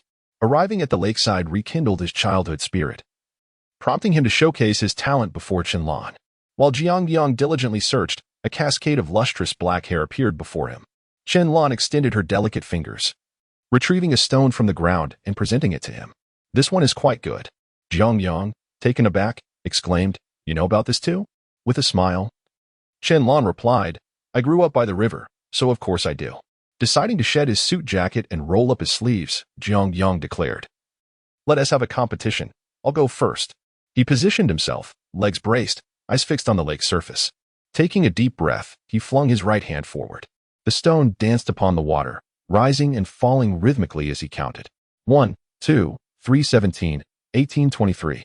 He shouted, laughter spilling from him as he turned to Qianlan, his eyes sparkling with exhilaration. Qianlan lightly tossed her hair, inwardly thinking, what childishness. Rising to her feet, she took the stone in her hand and casually aimed it at the lake. Her throw, though less theatrical than Jiang Yang's, sent the stone soaring across the surface with unexpected vigor. Jiang Yang, counting, found himself at a loss. I 40 in total. Qianlan, amused by his naive astonishment, clapped her hands gently. What is that? When I was a child, I could skip stones all the way across the river. Jiang Yang shook his head in disbelief. That's impossible. It defies the laws of physics. You must be exaggerating. Not at all. Qianlan insisted. This lake could be just as good. Let me find another stone for you to try. With that, she searched for another stone, though it proved inferior to the first. Jiang Yang chuckled, Treacherous. There's no need to force it. The more he said this, the more it seemed to Qianlan as if he were mocking her, even perceiving an air of boastfulness on his countenance. One more time, she declared, rolling up her sleeves, her fair skin glistening under the sunlight. As she bent down to meticulously search for suitable stones by the lakeside, reminiscent of Jiang Yang's earlier demeanor. Seated in the pavilion, Jiang Yang leaned against a post, observing the woman as she continued her search, discarding stone after stone. Why is this so difficult? Qianlan murmured to herself, inadvertently catching sight of Jiang Yang engrossed in his book within the pavilion. Her face flushed crimson, reaching down to her neck. Goodness, what am I doing? Just moments ago, she had criticized his immaturity. Qianlan glanced at her hands, now soiled and muddy, hardly resembling a woman's delicate hands. Noticing that Qianlan had recognized him, Jiang Yang stood up with a cheerful grin. Wash your hands. It's time for us to eat. He then ambled to the lakeside and casually washed his hands in the water. After this little commotion, the awkward atmosphere lightened considerably. The two walked side by side towards the park's entrance, and Jiang Yang glanced at the time. Noon had arrived. What would you like to eat? He inquired. Qianlan pondered briefly before responding. Anything is fine. Jiang Yang felt a wave of frustration. It seemed that no matter the time or place, women's indecision was a universal trait. Upon reaching his motorcycle, he handed her a helmet without any further ado. Qianlan, tall and graceful, hesitated for a moment before placing the helmet atop her head. Once Jiang Yang mounted the motorcycle, she positioned herself behind him. With a twist of the throttle, the motorcycle roared to life and sped towards the city. The streets of Shan County were dotted with small eateries serving noodles and rice vermicelli. And with just the two of them, larger restaurants appeared rather desolate. As Jiang Yang grappled with indecision, Qianlan gently tapped him on the back. Curiously, he turned to see her hand pointing towards a nearby red stall. Spicy hot pot? Jiang Yang immediately grasped her intent, and he gradually brought the motorcycle to a halt beneath a large locust tree. This location felt familiar, as it was where he had first met Zhou Hao. Though now Zhou's ice cream stall had vanished, replaced by a spicy hot pot stand. After parking the motorcycle, he extended his right hand to assist Qianlan as she dismounted. Dressed in a flowing long dress, riding a motorcycle was evidently a bit awkward for her. The hot pot stall was bustling with patrons, while fortunately, a few empty tables remained under the sprawling locust tree outside. Jiang Yang fetched 2 stools from within. As Qianlan took a stool, she halted Jiang Yang from sitting, then pulled out some tissue to wipe it clean before handing it back to him. Jiang Yang chuckled, plopping down without much concern. However, having a young woman by his side certainly elevated his standards of hygiene. The owner of the hot pot stall, a middle-aged woman in her 40s, greeted Qianlan with a warm smile upon her arrival. Lan, so glad to see you. What would you like to eat? Feel free to order anything. Qianlan smiled and said, Aunt May, I would like an order of kelp, a portion of tofu skin, and a serving of cabbage. Please hand the menu to my friend here. I am unaware of his preferences. Aunt May, with a warm smile, glanced at Jiang Yang and nodded, very well. I shall fetch it for you right away. No need. I'll have the same as Qianlan, Jiang Yang replied. Aunt May nodded in agreement, all right. I will prepare that for you both immediately. With that, she turned and entered the plastic shed. Qianlan appeared quite familiar with the place. He stood up and retrieved 2 bottles of cold drinks from the refrigerator inside.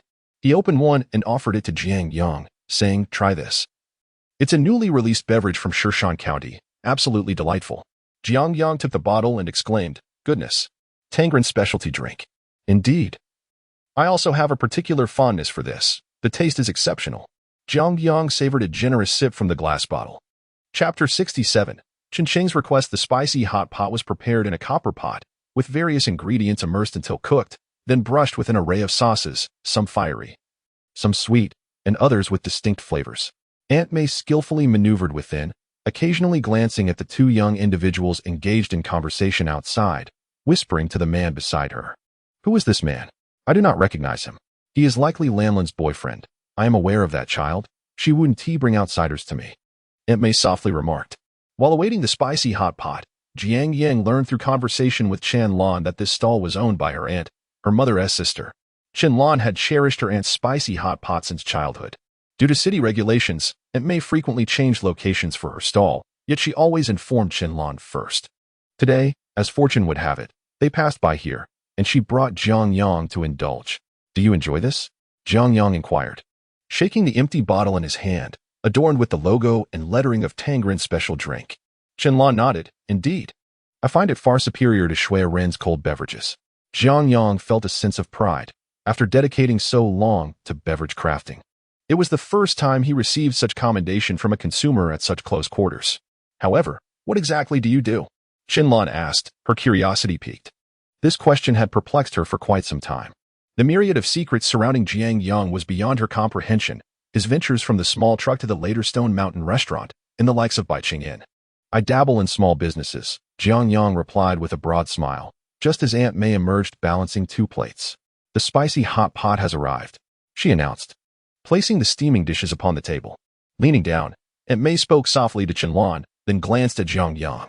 Qianlan's face flushed crimson. Aunt, it's not what you think. Aunt May laughed heartily. By the way, the ginkgo sea is at its prime now, absolutely stunning.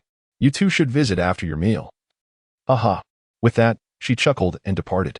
Jiang Yang, having experienced similar situations, could surmise the nature of the exchange between the 2 women. What is the ginkgo sea? He inquired. Qianlan, rinsing her chopsticks in hot water, replied, there is a ginkgo mountain on the outskirts of the southern suburbs of Jiang County, densely populated with ginkgo trees. During this season, the leaves cascade in large clusters, blanketing the mountain in a golden hue. When the wind blows, it resembles waves. Hence the name ginkgo sea. Jiang Yang marveled. It must be breathtaking. Qianlan pondered for a moment. Indeed, it is quite beautiful. I visited a few years ago.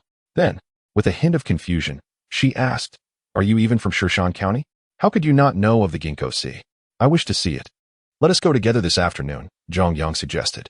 Qianlan was taken aback, a faint blush gracing her cheeks. All right.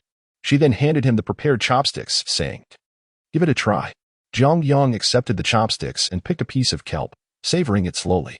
Its smooth texture combined with the spicy, fragrant, and slightly sweet flavor delighted his palate. Qianlan watched him with eager anticipation. Jiang Yang nodded in agreement. Indeed, it is delicious. Qianlan, resembling an innocent little girl, beamed with joy. Isn't it? My aunt's spicy hot pot is exceptionally tasty. Jiang Yang felt a surge of emotions within him. While others went on dates in CAFS or fine dining restaurants, he found himself in an elderly park, indulging in spicy hot pot from a street vendor, accompanied by homemade cold drinks. Beneath the great locust tree, the two young people were relishing their meal, sharing laughter and conversation. However, the melodious ambience was abruptly interrupted by the sound of a ringing phone. Jiang Yang picked it up and saw that it was by Chen Yin, a rather unwelcome intrusion. "Brother, have you risen yet?" Jiang Yang chuckled. "The sun is already slanting, so I must have gotten up. This afternoon at 2 o'clock.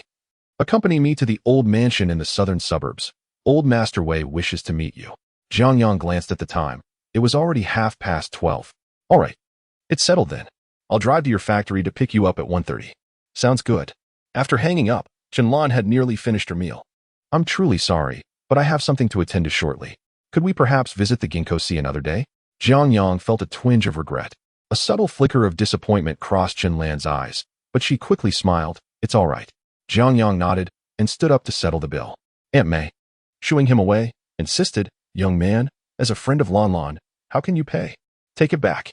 Qianlan smiled at Jiang Yang and said, "My aunt definitely won tea accepted." Reluctantly, Jiang Yang returned the money. Once again, what a splendid date. He had spent nothing and had enjoyed a delightful meal of spicy hot pot courtesy of the young lady. As he mounted his motorcycle, he glanced at the hot pot stall S sign, Aunt May's spicy hot pot. Qianlan offered to walk home, but Jiang Yang insisted on driving her. What a joke. If I let her walk home alone, it would be like a steel father opening the door for steel. She'd be home before I knew it. Fortunately, Qianlan's home was not far, and he arrived in just 10 minutes. Li Guilan and Chen Shang greeted him with smiles, their demeanors markedly different from their previous encounter. "Brother, come in for a glass of water," Chen Sheng offered, producing a cigarette. Jiang Yang assisted Qianlan off the motorcycle, saying, "No, I have some matters to attend to." Li Guilan hurriedly cast a glance at Qianlan. This child doesn't he even mention inviting him in. Qianlan replied, "Mom, he truly has urgent business this afternoon." Jiang Yang accepted the cigarette from Chen Chen and addressed Li Guilan. "Auntie, I do have something pressing this afternoon. Once I'm done, I will return." Li Guilan's face fell with disappointment. Very well. She felt a sense of uncertainty. After all, it had taken considerable effort to connect with such a fine family. She hoped it wouldn't fall through. She had met Jiang Yang before. His charisma far surpassed that of Huang Defa. Yet, here he was, returning the girl home merely after a morning's time. Surely, it wasn't he because no one else had taken an interest?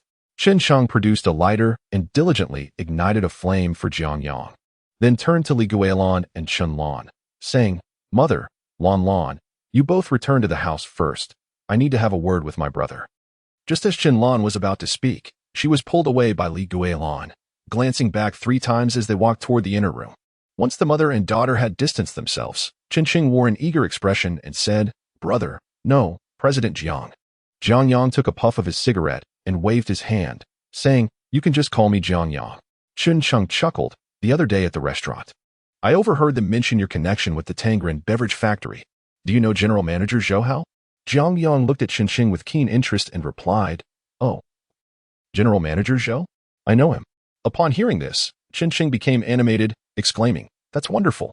As you may know, I used to work at the Schwerin beverage factory.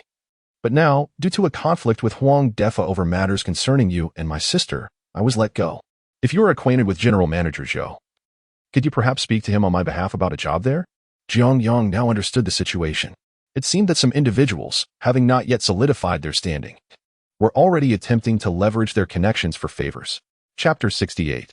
The pillar is a commercial genius, Jiang Yang pondered for a moment, glancing around with the extinguished cigarette, but in hand. Chen Sheng, true to his reputation as Huang Defa's devoted servant, demonstrated remarkable perceptiveness as he swiftly took the cigarette butt and extinguished it, tossing it aside. "This isn't a grand establishment. I'll have my mother sweep it up shortly," he said with a broad, ingratiating smile. Jiang Yang nodded in acknowledgement. "Very well. I will mention it to General Manager Zhou later. If the factory is still in need of personnel, I will have Qianlan inform you." Chen Qing clapped his hands together, exclaiming excitedly, "That's fantastic. Thank you in advance. Do come over for a drink sometime?" Jiang Yang smiled faintly, responding, "Sure."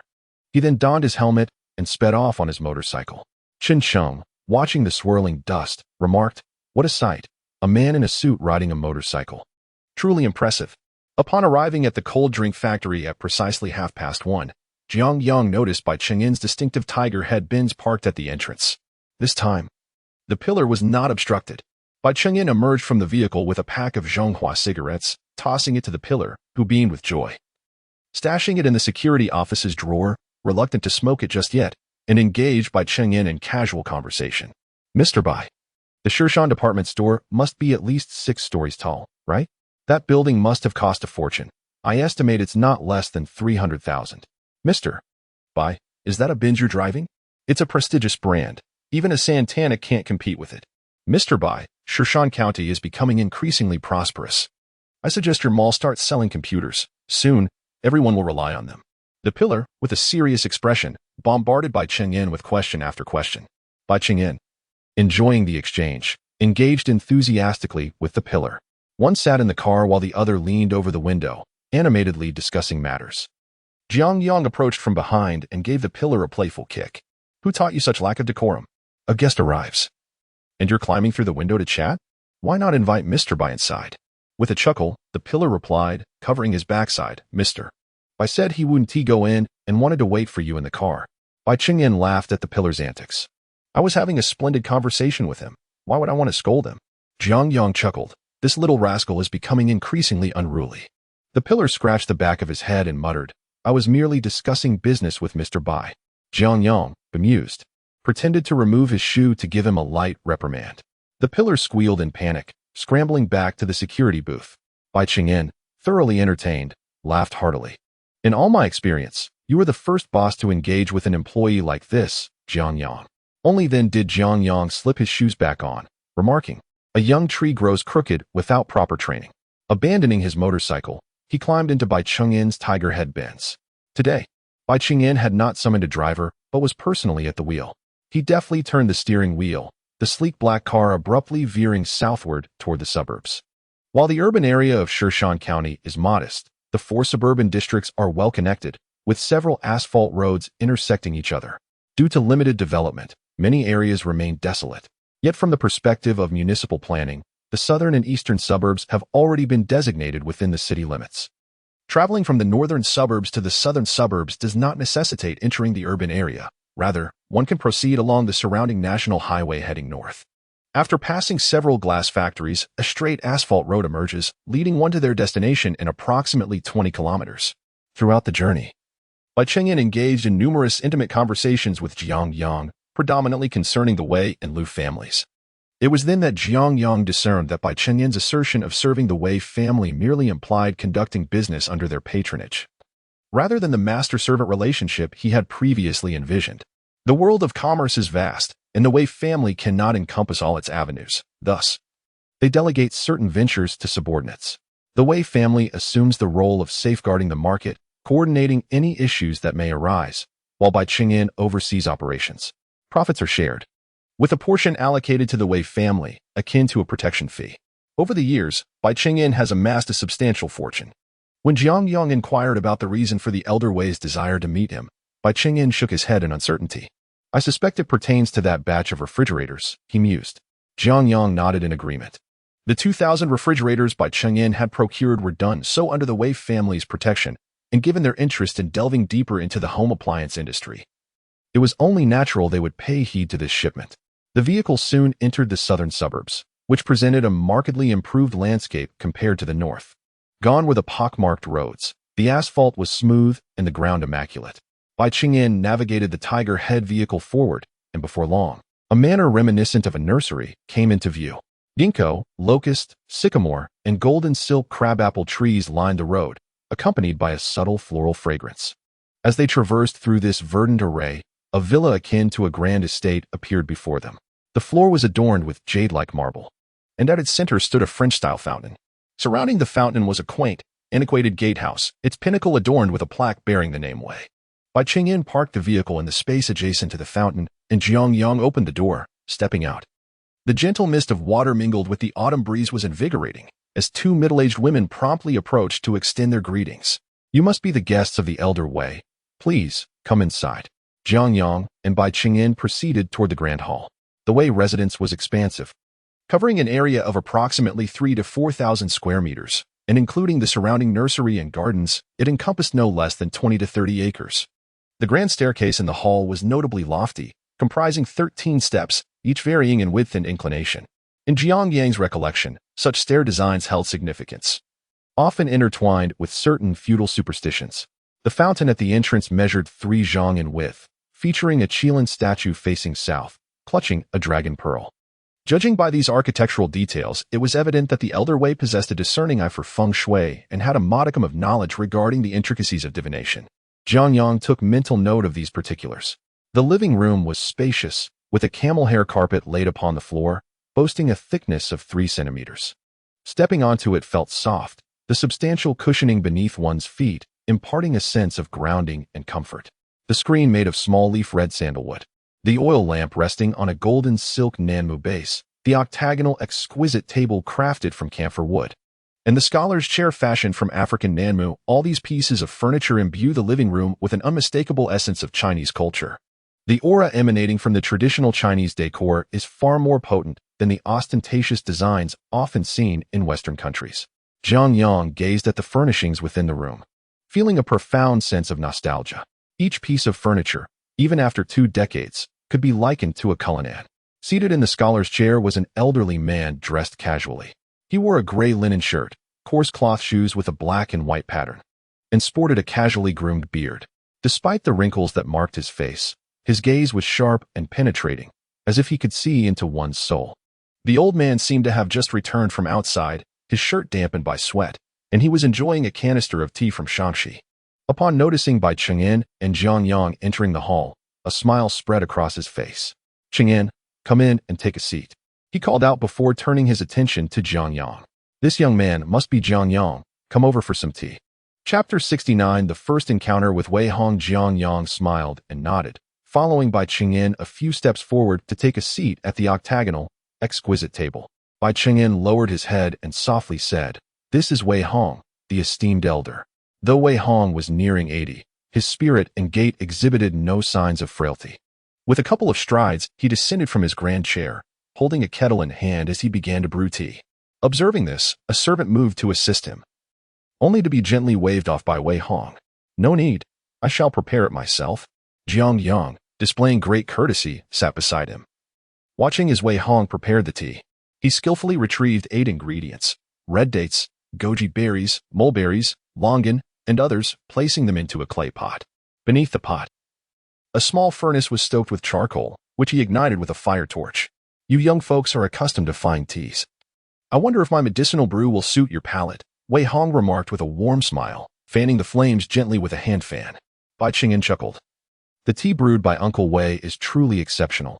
Most would be fortunate to have a taste." This was clearly directed at Jiang Yang. Jiang Yang replied with a smile.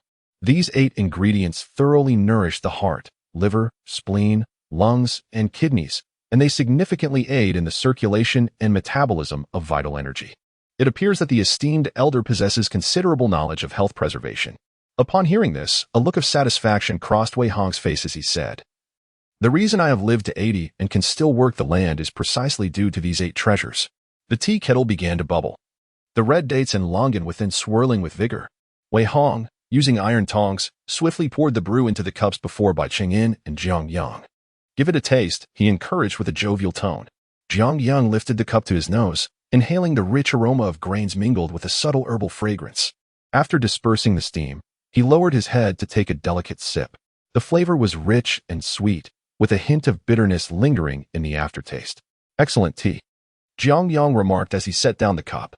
Wei Hong laughed heartily. "Others who visit me often indulge in elaborate flattery, but you, young lad, are refreshingly straightforward." Since establishing this estate, Wei Hong frequently welcomed guests who came to pay their respects. Known for his hospitality, he typically served his health tea to them.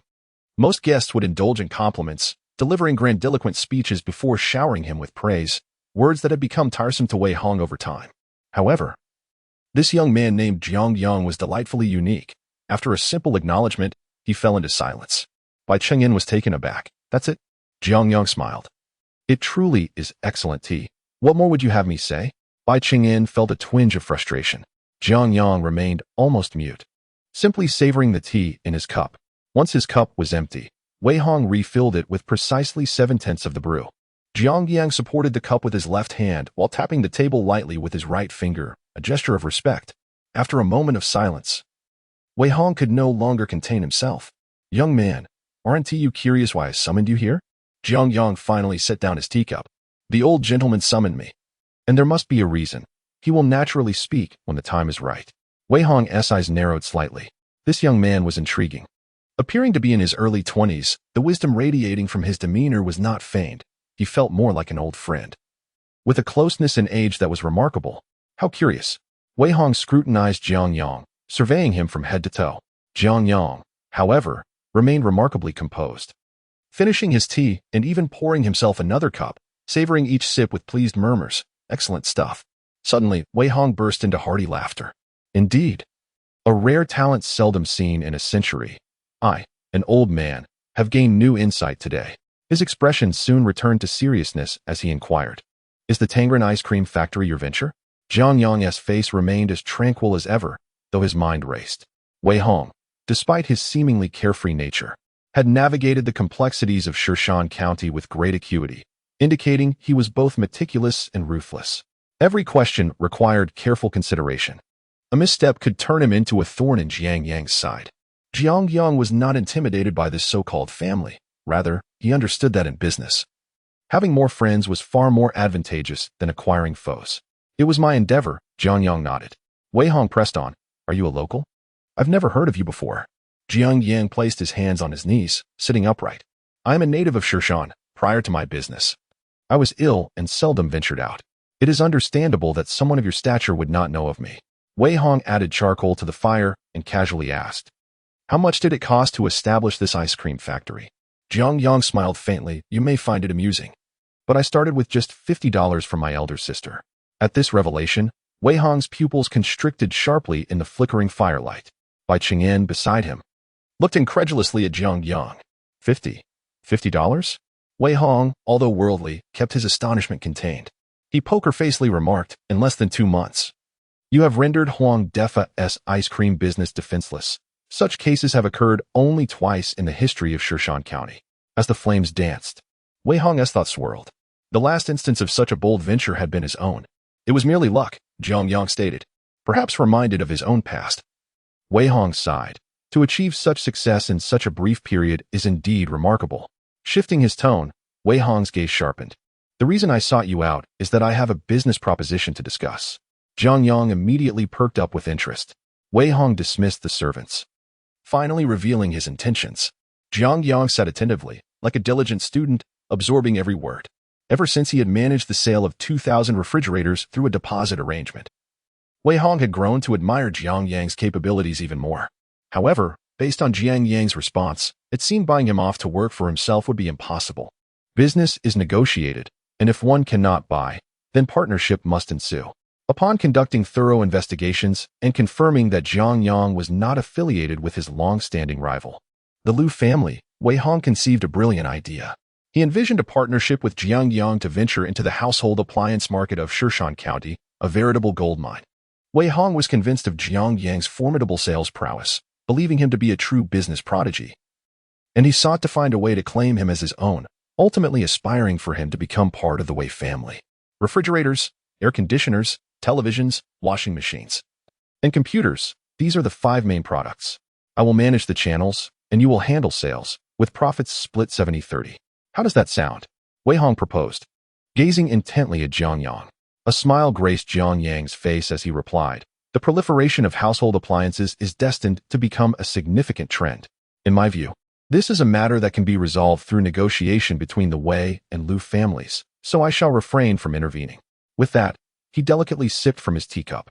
Wei Hong extended 4 fingers, stating, "Let us adjust that to 60-40 in my favor. What do you say?" With a hint of resignation, Jiang Yang responded, "This isn't about the profit margin. My point is that the Shan County market is already under the control of your 2 families. As an outsider, I cannot contribute meaningfully. Perhaps Mr. Wei should look for someone else." Wei Hong's gaze sharpened, and he flipped his hand over, asserting, "Let us settle on a 50-50 split." Jiang Yang maintained his serene demeanor, looking at Wei Hong and saying, "Agreed." The atmosphere in the room fell into an immediate hush, as each of the 3 men harbored their own ulterior motives. Bai Qing'an was utterly perplexed. unable to comprehend why such a proud figure as the elder Wei would suddenly entertain negotiations with a young man, continually conceding ground. Wei Hong poured tea for both men, recognizing that his role was merely one of facilitation, with little to no cost involved, making him indifferent to the division of profits. Should the venture succeed, he could reap the benefits and seize a lucrative market from his sworn adversary. Conversely, if it faltered, he could easily place the blame elsewhere, preserving his family's reputation, truly a win-win scenario. Meanwhile, Jiang Yang remained composed, sipping his tea while formulating meticulous plans in his mind. While there was potential for profit in household appliances, that was not his true objective. Lu Xinghua had already begun to make moves against him, and the grain station served as a clear signal. Jiang Yang was not one to sit idly by. For him, leveraging the Wei family's strength to confront Lu Xinghua would be far more advantageous than embarking on a solitary assault. Chapter 70. Li Jinfus agrees to brew wine. By the time Jiang Yang emerged from the Wei residence, dusk had settled in, casting a golden hue upon the asphalt road. Bai Qingyan maneuvered the gleaming black tiger head towards the city center. I never anticipated that old Master Wei would offer you a 5% profit. It appears he holds you in high regard. Jiang Yang smiled silently, contemplating the sycamore trees lining the street. The Wei family, in Shishan County, truly invests capital in tangible ventures like land, while businesses such as refrigerators and televisions are mere trifles for them. They simply procure agency rights from manufacturers with a phone call. Fortunately, Jiang Yang's genuine intention in collaborating with the Wei family was not primarily profit-driven. Otherwise, he could secure a higher share. Where are you headed? Bai Qingyan inquired, glancing back. Electrician's family compound, Jiang Yang replied. Bai Qingyan's expression revealed his confusion. What for? I reside there, Jiang Yang explained. Bai Qingyan chuckled. Did I hear you correctly?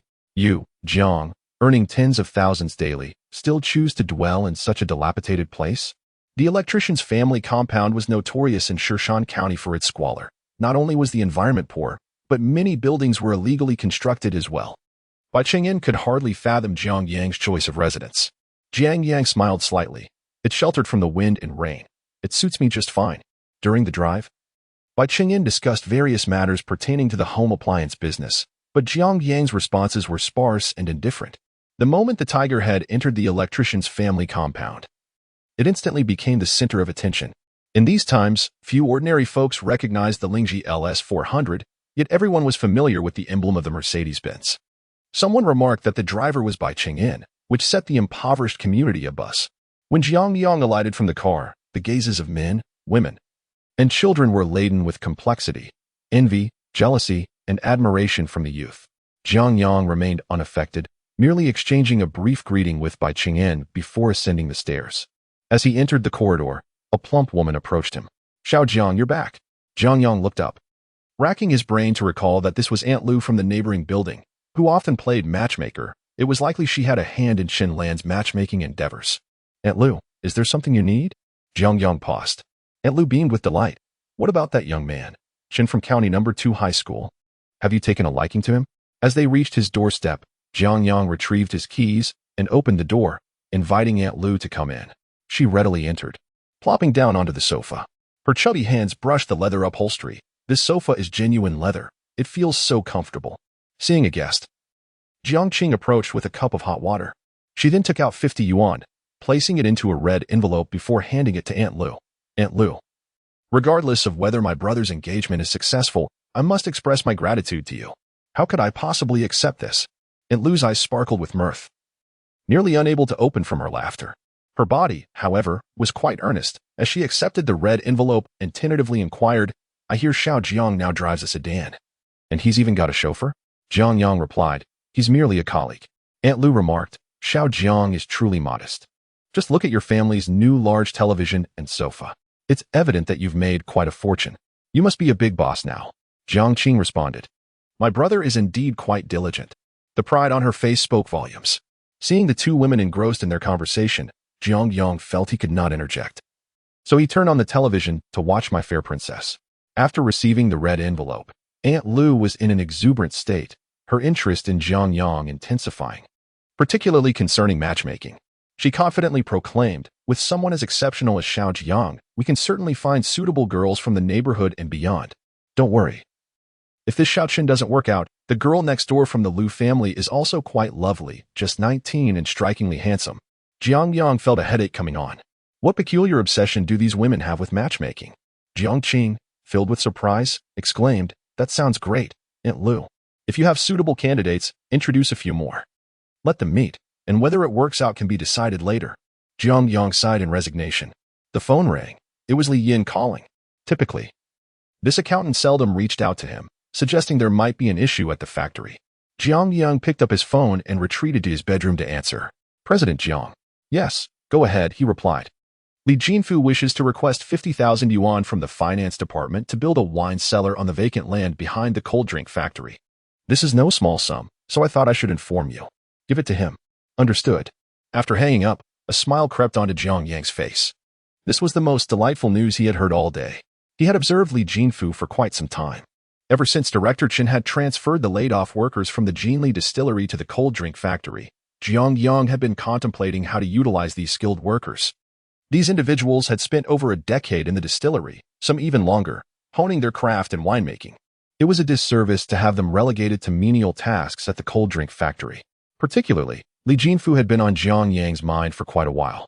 A master brewer, he was reduced to a mere warehouse clerk.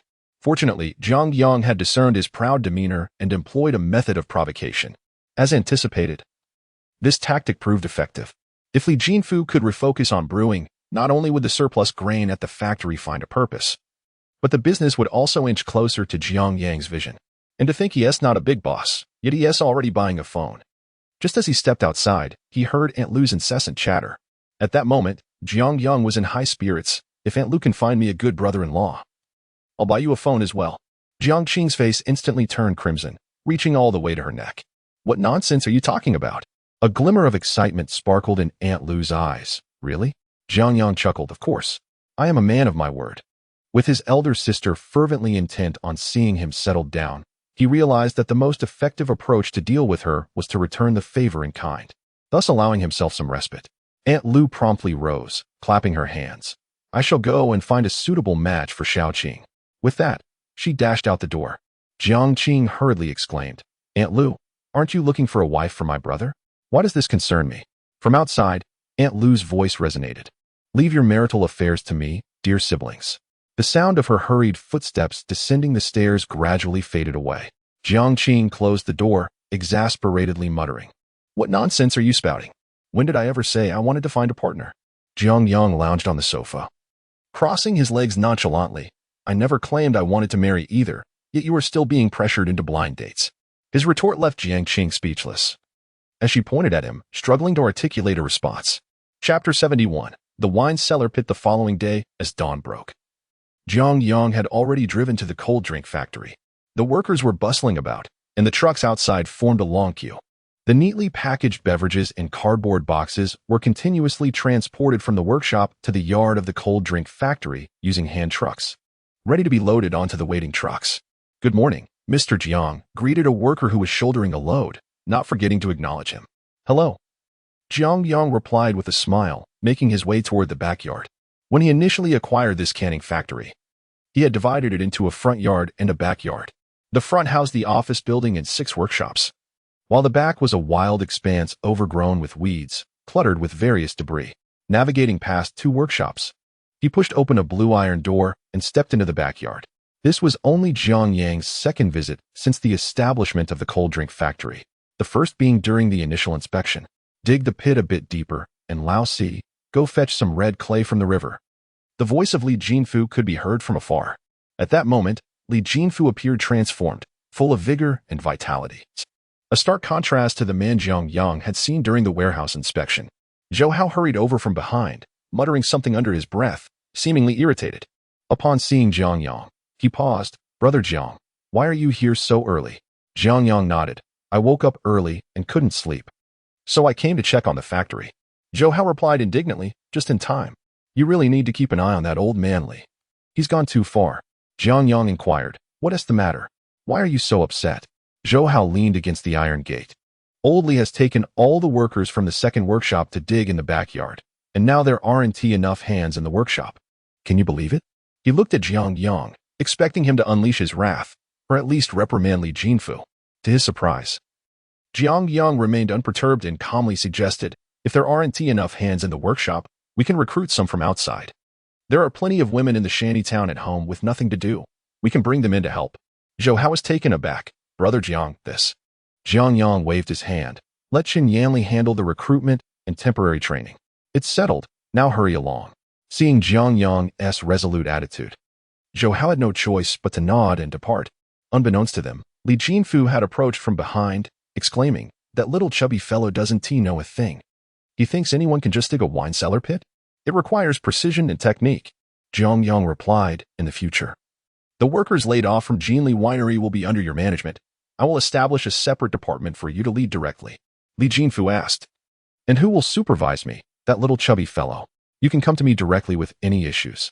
Observing Li Jinfu's disgruntled expression, Jiang Yang surmised the situation. Zhou Hao was quick-tempered, employing rigid management methods that likely offended an old hand like Li Jinfu, which was to be expected.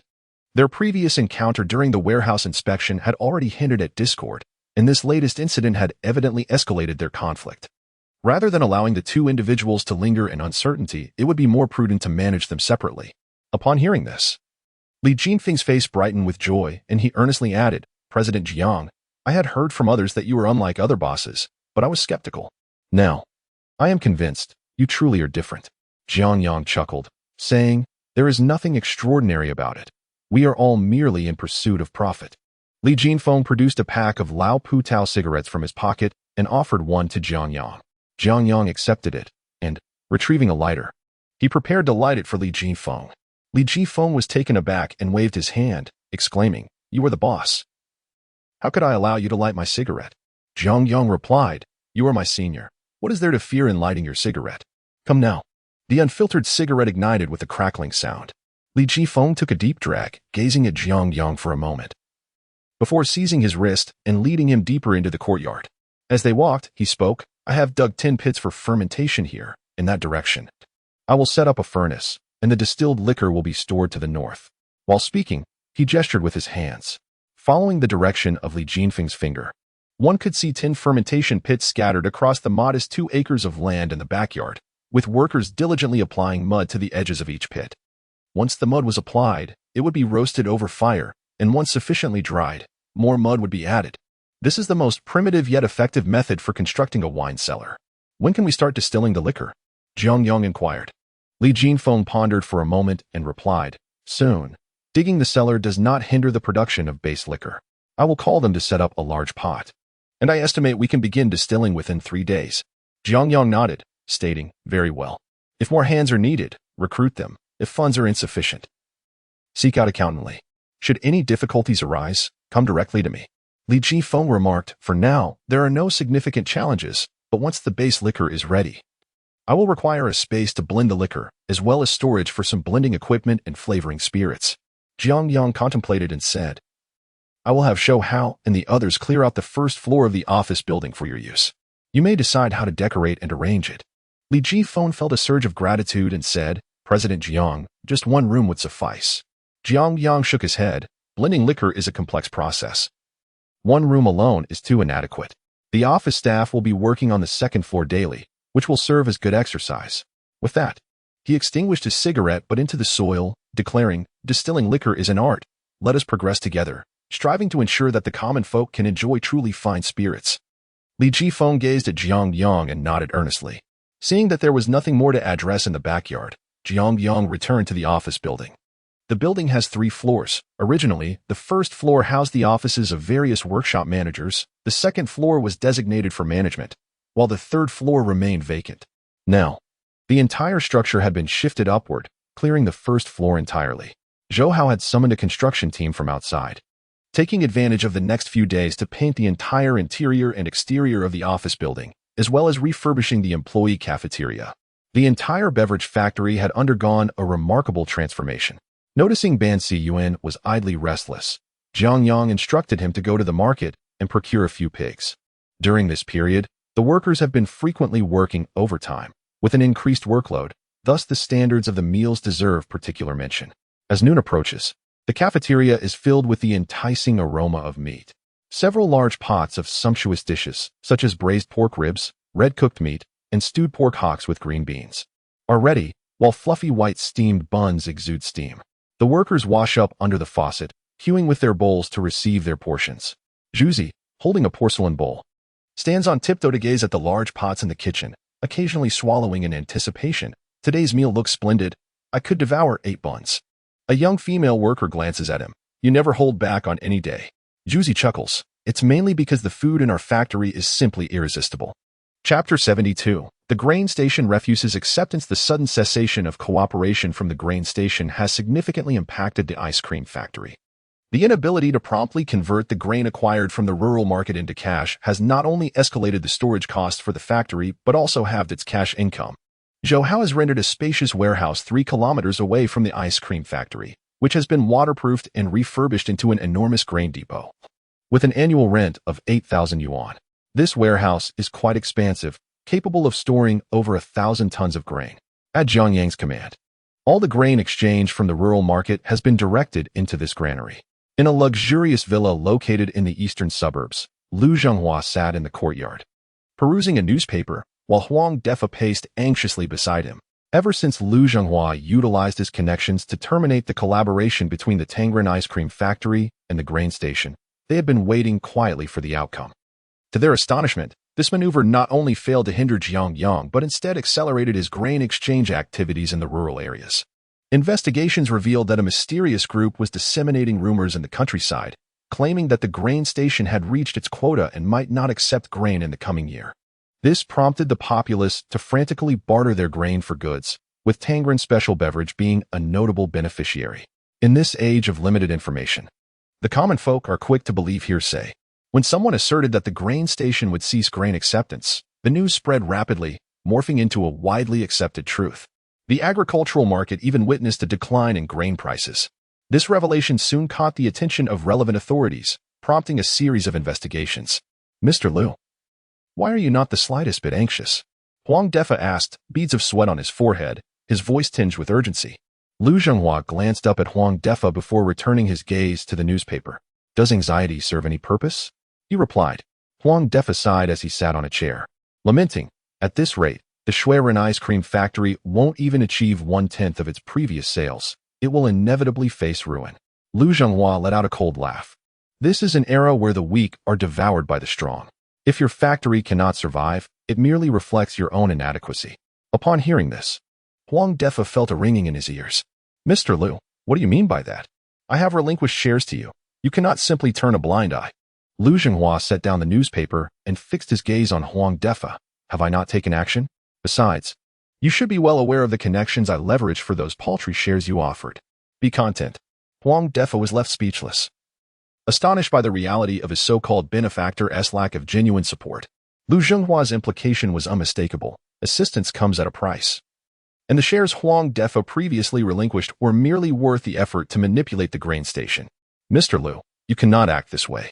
The Shuiren ice cream factory has contributed significantly to you over the years. A striking woman presented Lu Zhenghua with a cigar and lit it with a lighter. Lu Zhenghua, with his right hand around the woman's waist, exhaled a plume of smoke, saying, while you have frequently visited me over the years, you must also consider that I have always been the one to clean up your messes. All things considered, you have not suffered any losses. I have articulated my point quite clearly. In this age of commerce, the capable shall rise above the rest. You are no match for this formidable opponent. And in my view, you ought to abandon this cold beverage factory. Huang Defa sprang to his feet, a flicker of ruthlessness flashing in his eyes. Then he suppressed his rage. Mr. Liu, what do you mean by that? Lu Zhenghua, with a half-smile and a cigar in his mouth, replied, do you still not comprehend? He then sat upright and enunciated each word with precision. The Snowman Cold Drink Company requires a change of ownership. Do you grasp my meaning? Huang Defa's hands were clenched tightly together, his nails digging into his flesh, until he finally released his grip in resignation. Are you suggesting I should leave? Lu Zhenghua's face was all smiles. Your words are rather harsh. It is you who can no longer sustain it, and my family will take over. Huang Defa inhaled deeply. How much can you offer me? Lu Zhenghua scoffed. What value does your dilapidated factory hold? Surely, you are aware. The equipment was from 3 years ago, and the factory itself was a relic from a decade past. In truth, it held little worth. The fast-moving consumer goods industry operates thus. Once the market vanishes, the manufacturer's significance diminishes greatly. Huang Defa slumped in his chair. Give me 2 million, and I will depart. Lu Zhenghua seemed to find the suggestion laughable. 2 million? I might as well construct a new factory. Huang Defa gritted his teeth in frustration, yet felt utterly powerless. Then what can you offer? Lu Zhenghua contemplated for a moment, fiddling with his fingers, before stating, 80,000. Huang Defa was taken aback, unable to believe his ears. 80,000? Lu Zhenghua nodded. 80,000. Huang Defa narrowed his eyes. Mr. Lu, are you jesting? Lu Zhenghua toyed with his prayer beads, gently rolling them. A monk does not speak in jest. Huang Defa could no longer contain himself, erupting in fury. He slammed his hands on the table, rising abruptly to shout, Lu Zhenghua, you are a devil who feasts on the flesh and drinks the blood of others. Lu Zhenghua's narrowed eyes sparkled with intensity, his voice low and controlled. Huang Defa, you would do well to consider who is seated across from you. This statement fell upon Huang Defa like a bucket of icy water, instantly awakening him. He shook his head vigorously, then slumped back into his chair. I apologize, Mr. Lu. Lu Zhenghua snorted coldly, tossing the prayer beads onto the table. What a disgrace. A mere cold drink factory has fallen to such depths. And you still dare to challenge me? He then pushed aside the woman beside him, standing to point at Huang Defa. Since you established this cold drink factory, if you needed connections, I provided them. If you required a market, I supplied that too. Which sales channel in the 4 cities of East, West, South, and North was not facilitated by me? Which supermarket in Shirshan County sold your goods without considering my reputation? With that, he waved his sleeve dismissively, pointing to himself. And now you come here to confront me? What do you think you are? Just a measly cold drink factory, and you truly believe I, Lu Zhenghua, would take you seriously? What a ridiculous joke. After such a tirade, Huang Defa found clarity. Mr. Lu, I was momentarily foolish. Please do not take it to heart. Lu Zhenghua waved his hand, a cold snort escaping his nostrils. Huang Defa, I am allowing you to depart from your factory. It may appear as though I have overwhelmed you, yet in truth, I am safeguarding you. That Jiang Yang, even if 10 of you were to band together, would still be insufficient to fill the gaps he leaves. What do you possess to contend with him? Huang Defa clenched his fist once more. What is he, after all? I merely underestimated him. The name Jiang Yang had become a haunting nightmare, lingering incessantly in Huang Defa's mind. Not only had he usurped his business, but even the woman he cherished, Chen Lan, now seemed to be engaging closely with him. In Huang Defa's heart, it felt as though he had been robbed of both his beloved and his wealth. His hatred burned fiercely. He wished nothing more than to devour that scoundrel alive. A cryptic smile played upon Lu Zhenghua's lips. Underestimate? Huang Defa, awakened to reality. You are not even in the same league as him. As rain began to fall outside the villa, Lu Zhenghua stood with his hands clasped behind his back, listening to the sound of the rain. This individual had arrived in haste, yet exuded an overwhelming aura of impending doom. Lu Zhenghua's heart simmered with tumultuous thoughts. Chapter 73. 3 Food Experts on a Rainy Night. Huang Defa departed Shirshan County in his Pajero, leaving no trace of his destination. The following morning, the sun shone brightly. Jiang Yang sat in his office, facing 3 unfamiliar individuals, 2 middle-aged men and a young woman in her early 20s. These 3 were food research experts hired by Wang Gang from Guangdong. Among them, 2 of the middle-aged men were visiting professors at a renowned university, while the woman was an intern who had just returned from studying abroad, all specializing in food science. The tall man was named Zhang Su, the shorter one was called Chao Zhang, and the woman was Wang Li. Jiang Yang perused their resumes and stood up to shake hands with each of them. Mr. Jiang, if you find these 3 suitable, perhaps you could discuss their remuneration, Wang Gang suggested quietly from the side. Jiang Yang, having overheard, waved his hand dismissively, indicating that there was no rush. Zhang Su, the eldest among them at around 50, surveyed the office environment with a hint of disdain in his gaze. This fleeting disdain did not escape Jiang Yang's notice. Chao Zhang, with a square face and a rather affable demeanor, sat beside Zhang Su, sipping hot tea. The most animated of the trio was Wang Li, who appeared to be brimming with curiosity, glancing around and finally fixing her gaze on Jiang Yang, inquiring, "Are you the owner of this ice cream factory?" Jiang Yang nodded, smiling as he assessed the girl before him. She had a slender frame, short hair that brushed her ears, large dangling earrings that swayed gently, and a whimsical appearance. Her watery peach blossom eyes accentuated by a beauty mark at the corner of her right cheek. Dressed in a form-fitting black outfit, she stood out among the other staff members. "You're so young," Wang Li murmured softly, then turned her gaze towards Zhang Su. It was evident that Zhang Su was the linchpin among the 3. "After your long journey, would you like to rest at a hotel first?" Jiang Yang offered. Zhang Su waved his hand dismissively. "No need. Please show us the factory equipment first." Having traveled from Guangzhou, they were here to make a profit. For him, time was exceedingly precious, and he had no desire to squander it in such a small county. As a food expert, specifically renowned for his research on snack textures, Jiang Su had garnered significant acclaim in the industry. The other two were his apprentice and student. Wherever they went, factory owners would roll out the red carpet for them. Jiang Su had been reluctant to visit Shan County. However, Wang Gang, through connections, had persuaded his longtime friend, emphasizing that his boss was generous and well-funded, prompting him to make the trip.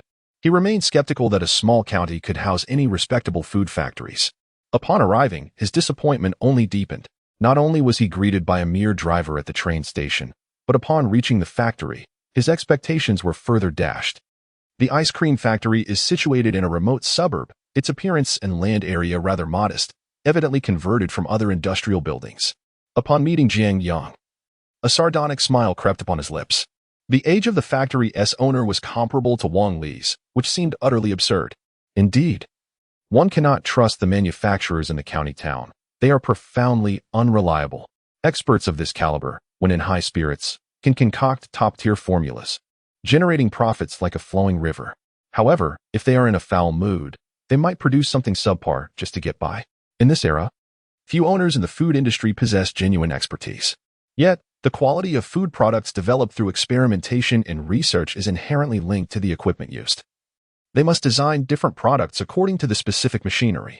If the equipment is rudimentary, no matter how exquisite their flavor profiles are, it would be futile. Jiang Su, harboring his final patience, resolved that should the equipment reflect the same simplicity as the factory environment, he would not hesitate to leave. Jiang Yang nodded in response and turned to Zhou Hao, instructing, "Mr. Zhou, please take them to inspect the equipment." Zhou Hao complied and led the way downstairs. Jiang Su's inner fury was boiling. It was absurd. Not only did the county's small ice cream factory lack professionalism, but even the ice cream production base in Huazhou City had its owner personally guiding them through equipment inspections. After speaking, Jiang Yang returned to his documents. Not lifting his gaze again, Jiang Su let out a cold snort through his nostrils and swept his sleeve as he descended the stairs. Wang Gang quietly remarked, "President Jiang, this Professor Jiang is quite the expert.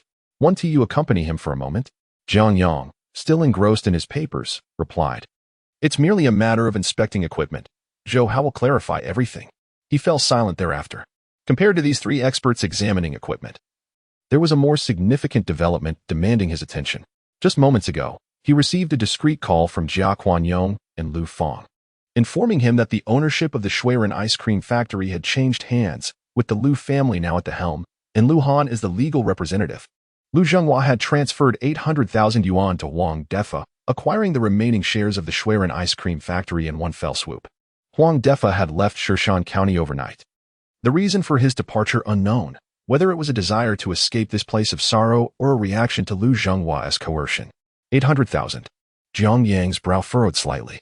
The Lu family was not ordinary in their nefarious dealings. Although Jiang Yang had never visited the Shuiren ice cream factory through recent dealings, he could surmise the strength of this competitor. In terms of factory size, this ice cream establishment was at least double his own. Regarding productivity, although they operated with outdated equipment from a few years prior, the workers' adept handling and robust workshop management rendered both factories nearly equal in output.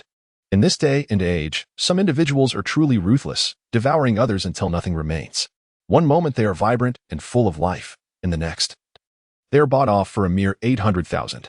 A sense of crisis began to stir within Jiang Yang. Lu Zhenghua's maneuver was aimed squarely at him.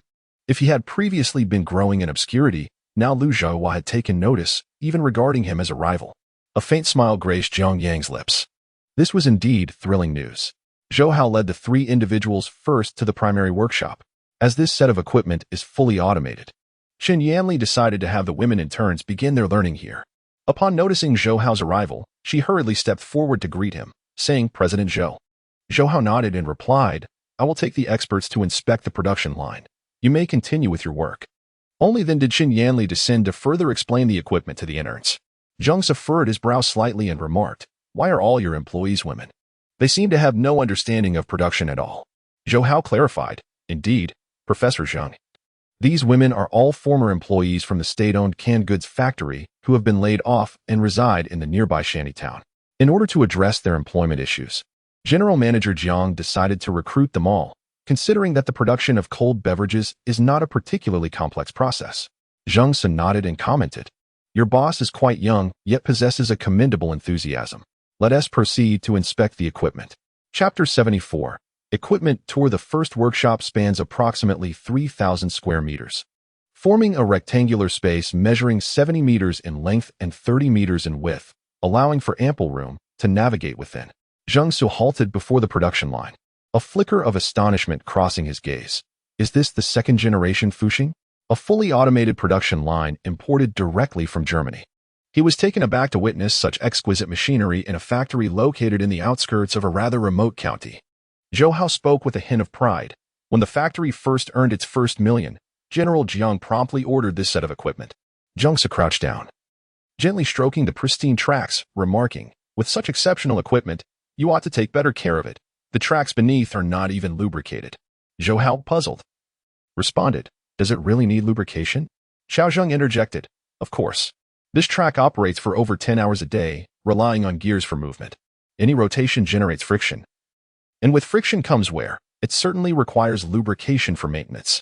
Zhou Hao diligently jotted down notes, giving a thumbs up. "An expert is indeed an expert. You've already imparted a lesson upon my arrival."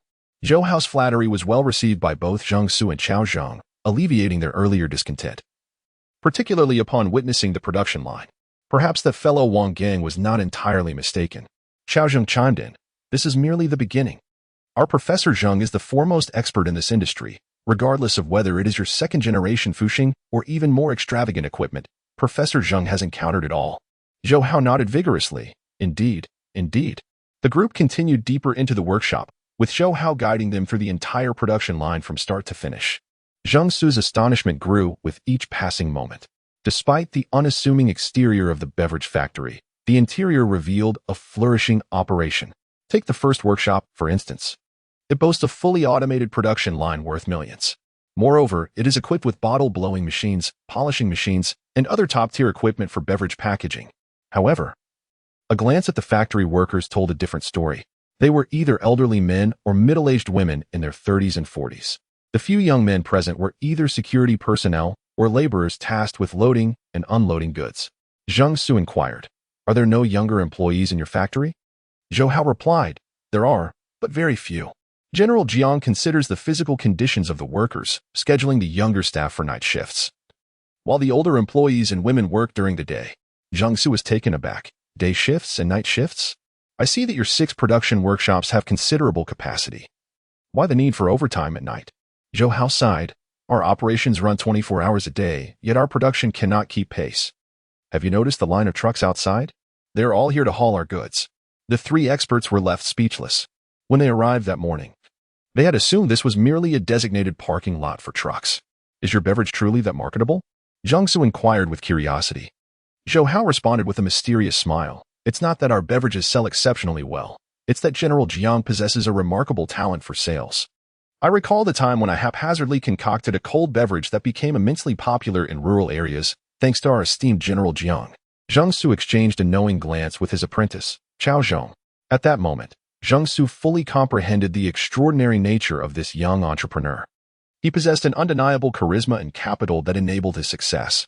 The seemingly casual remarks made by Zhou Hao hinted at a deeper insight, implying that the prowess of Boss Jiang lay not merely in the quality of his products, but rather in his remarkable marketing strategies. For such a sales prodigy, even a foul shoe insole could be transformed into a prized commodity, sold at an exorbitant price. Jiang Su's expression was somewhat ineffable. "Let us proceed to the second workshop," he suggested. The ire that once burned within him had dissipated, replaced by an unprecedented patience. Regardless of the era, there exists an inexplicable affinity between the strong. Zhou Hao closed his notebook and led the trio on a thorough tour. Along the way, Wang Li, who had been following closely behind, listened intently. Having grown up as a privileged child, she had never faced any financial hardships. Her love for snacks serendipitously guided her to this field, and to her surprise, she excelled. Her parents, in a decisive move, sent her to study in Italy. Upon her return, they leveraged connections to place her under Jiang Su's mentorship. As his student, and with his growing reputation in the industry, she embarked on her internship journey. Today marked Wang Li's first day at work, and she was brimming with curiosity about the cold drink factory. previously confined to the school laboratory. She had never witnessed a genuine production workshop. Each time they approached a new piece of equipment, she would eagerly bombard Jiang with questions, to which he responded with patience. For anyone else, Jiang might have shown impatience, but this young lady was different. He could not afford to offend her. Upon entering the second workshop, Jiang shook his head in dismay. Such a waste of resources. Zhou Hao inquired, puzzled by the professor's remark. Qiao Zhong explained, the semi-automatic equipment in your factory is not being utilized effectively. Otherwise, the production capacity could easily be doubled. Zhou Hao was taken aback. Doubled? That is astounding. Qiao Zhong chuckled, patting Zhou Hao on the shoulder. At the very least.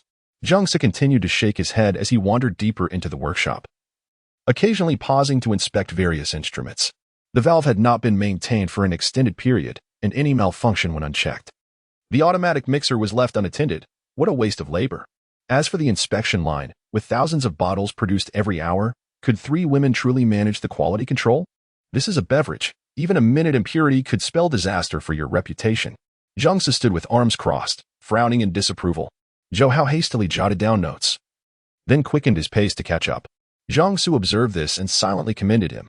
Some factory managers may appear humble, yet in reality, they are anything but. Their humility is merely a facade. The little chubby fellow stands apart from others, engaging in conversation with neither subservience nor arrogance. Yet his actions evoke a sense of comfort. At the very least, he diligently notes every word he utters. Jiang Su, with his background as a professor, possesses an innate fondness for those who are eager to learn. It seems he must take a closer look at this cold beverage factory. Contemplating this, Jiang Su inquired, what are the functions of the other workshops? Do they also engage in production?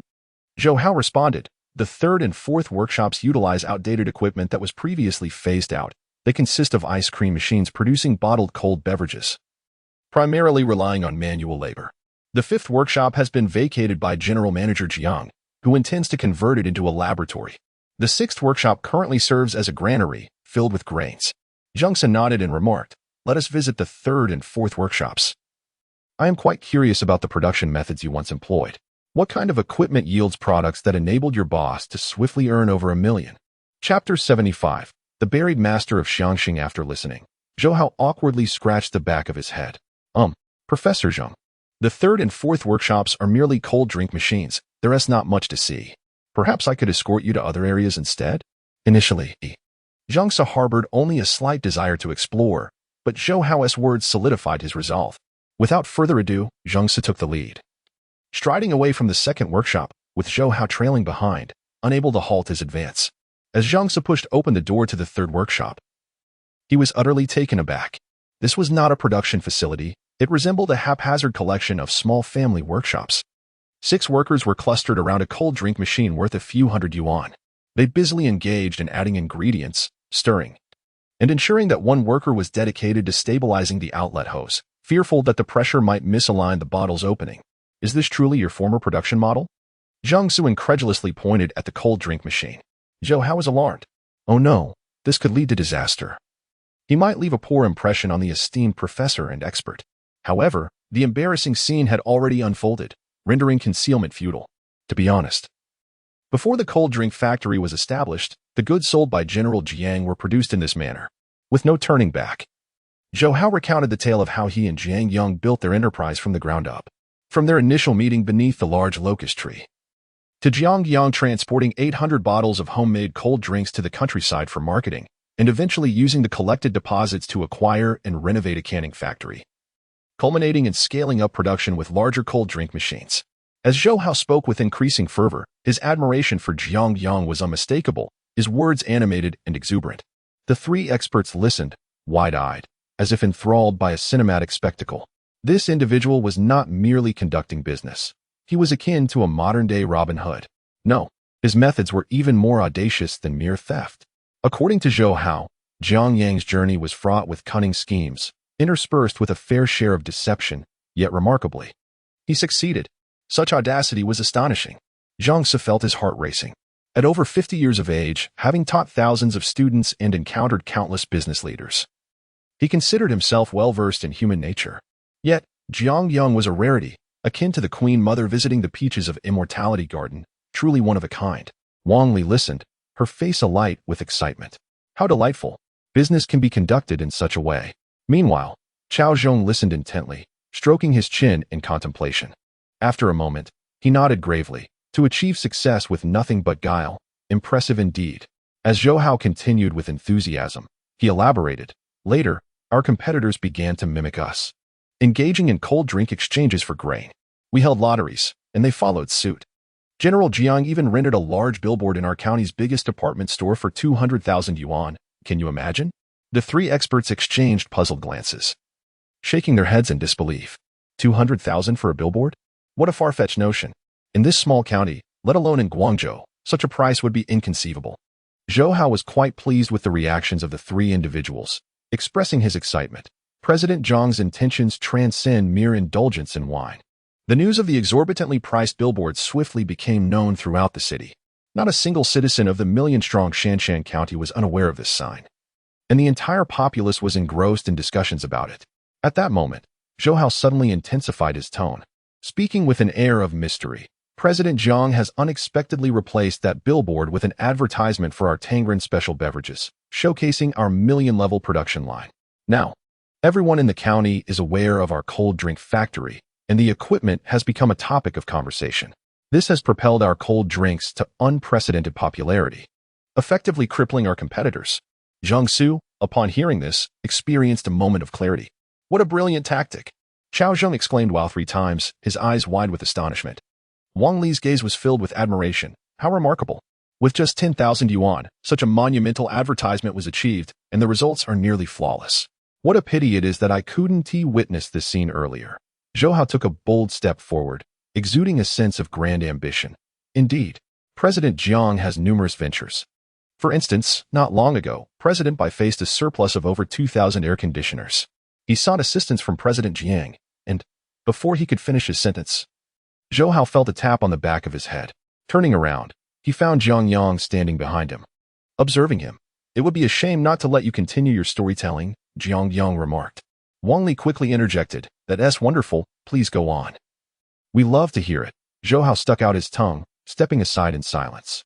Jiang Yang smiled at Zhang Su and said, "Professor Zhang, I apologize for the ruckus." Zhang Su waved his hand dismissively. "Not at all. I did not expect President Jiang to be so youthful and possess such acumen. I was mistaken in my judgment. At that moment, his preconceived notions about Jiang Yang and the cold drink factory had evaporated entirely." Jiang Yang replied, "Such trivial business skills are hardly worth mentioning. The cafeteria has prepared a meal. If the 3 of you do not mind, we can dine and converse simultaneously." "Absolutely," Wang Li exclaimed with enthusiasm. Qiao Zhong, however, glanced at Zhang Su. Given his experience, he believed that someone of Zhang's stature would never dine at a factory cafeteria. Typically, he would settle for nothing less than a 5-star hotel standard. To his surprise, Zhang Su broke character, readily agreeing. "All right, after all this time, I am indeed a bit hungry." Qiao Zhong was utterly baffled, pondering what had prompted his teacher to willingly dine in a factory cafeteria. Yet, he considered the possibility that it was Wang Li's desire that influenced this choice. After all, her parents were quite distinguished, and Professor Zheng was likely accommodating her.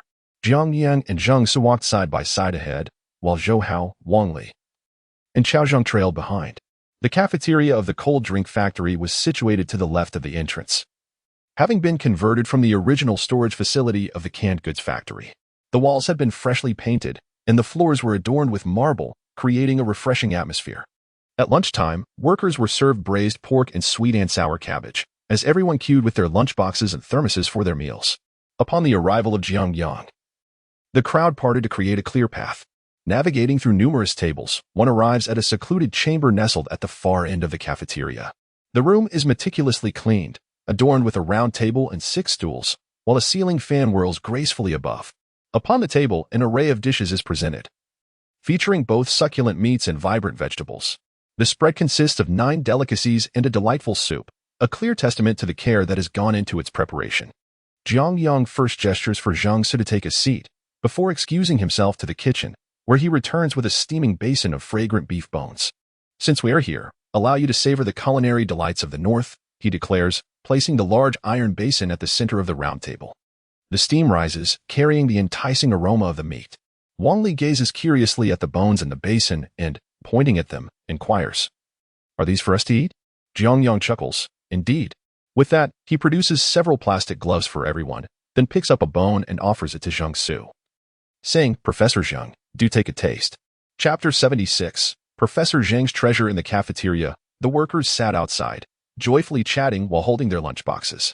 As Zhang Su took the large bone, a wave of warmth unexpectedly surged within him. There were no extravagant praises, no lavish receptions or feasts.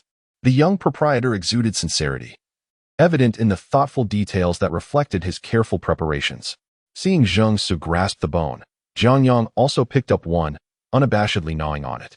The others, witnessing this, followed suit in indulging in the succulent bones. Indeed, the marrow bones were exquisitely tender, melting in the mouth, their aroma wafting enticingly.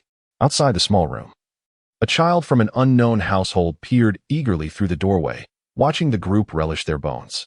A woman hurriedly approached to pull the child away, repeatedly apologizing. I'm sorry, Mr. Jiang. I had no one to look after my child today, so I brought him to the factory. Li Yin frowned slightly upon witnessing this. Zhao Aiji, Haven T, I told you that children are not permitted during working hours? Zhao Aiji stood there, holding the child, somewhat at a loss. The factory indeed had a policy prohibiting unrelated personnel from entering. Just as Li Yin was about to continue her reprimand, Jiang Yang interjected with a raised hand. It's no trouble. With that, he picked up the last marrow bone from the bowl, approached the child, and bent down, smiling. What is your name? The child, slightly intimidated by Jiang Yang, hid behind Zhao Aiji and blinked. I'm Wang Xiaohu. Jiang Yang gently ruffled his hair and then offered him the bone. Wang Xiaohu glanced at his mother, then at Jiang Yang, uncertain whether to accept. Jiang Yang encouraged him. If you want to eat it, take it. At last, Wang Xiaohu grasped the bone in his hands, standing upright. Jiang Yang turned to Li Yin and inquired, how many female employees like Zhao Aiji do we have in our factory? Upon hearing this, the cafeteria fell into silence. Zhao Aiji held her breath, fearing she had landed in serious trouble, potentially implicating other female colleagues as well. Li Yin pondered for a moment before responding, many. A significant portion of our female workers have children aged 5 or 6, with some even younger. When they come to work, there's no one to care for their children. Jiang Yang fell silent for a moment, then refrained from further discussion and returned to the room. Soon, murmurs erupted in the cafeteria, with some criticizing Zhao Aiji for bringing her child to the factory, especially during the reception of foreign guests by the leadership. Zhao Aiji kept her head down, quietly eating, hesitant to speak further. Judging by Jiang Yang's earlier demeanor, it seemed likely that she would face consequences. Once back in the room, as Zhou Hao began to report on issues found during the workshop inspection, Jiang Yang directly pulled out his phone and dialed Director Chen. Upon receiving Jiang Yang's call, Director Chen greeted him warmly. Mr. Jiang, how have you been lately? Jiang Yang exchanged a few pleasantries before promptly addressing the matter at hand. Director Chen, are there any available residential plots near the northern suburb Shantytown? Indeed, there are plenty. How about the vacant land behind your factory? This was precisely what Jiang Yang had hoped for, and a faint smile graced his face. That would be perfect. Director Chen was straightforward. I happen to have a policy regarding the encouragement of urban residents to build homes in the suburbs. The price is remarkably low, 3,600 per acre.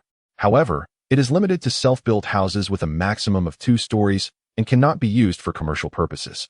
Without a moment's hesitation, Jiang Yang responded, no problem. I will have Zhou Hao come by this afternoon to handle it. After hanging up, Zhou Hao appeared perplexed. Brother Jiang, are you planning to expand the factory? The others at the dining table turned their attention to Jiang Yang, equally intrigued by the sudden phone call. In this era, it has become commonplace for enterprises to exploit loopholes in policies, with many clandestinely altering land usage to construct factories and commercial zones. Jiang Yang's decision led everyone to instinctively assume he intended to expand the factory. Our factory's area is sufficient. I am actually aiming to create a dormitory for the workers.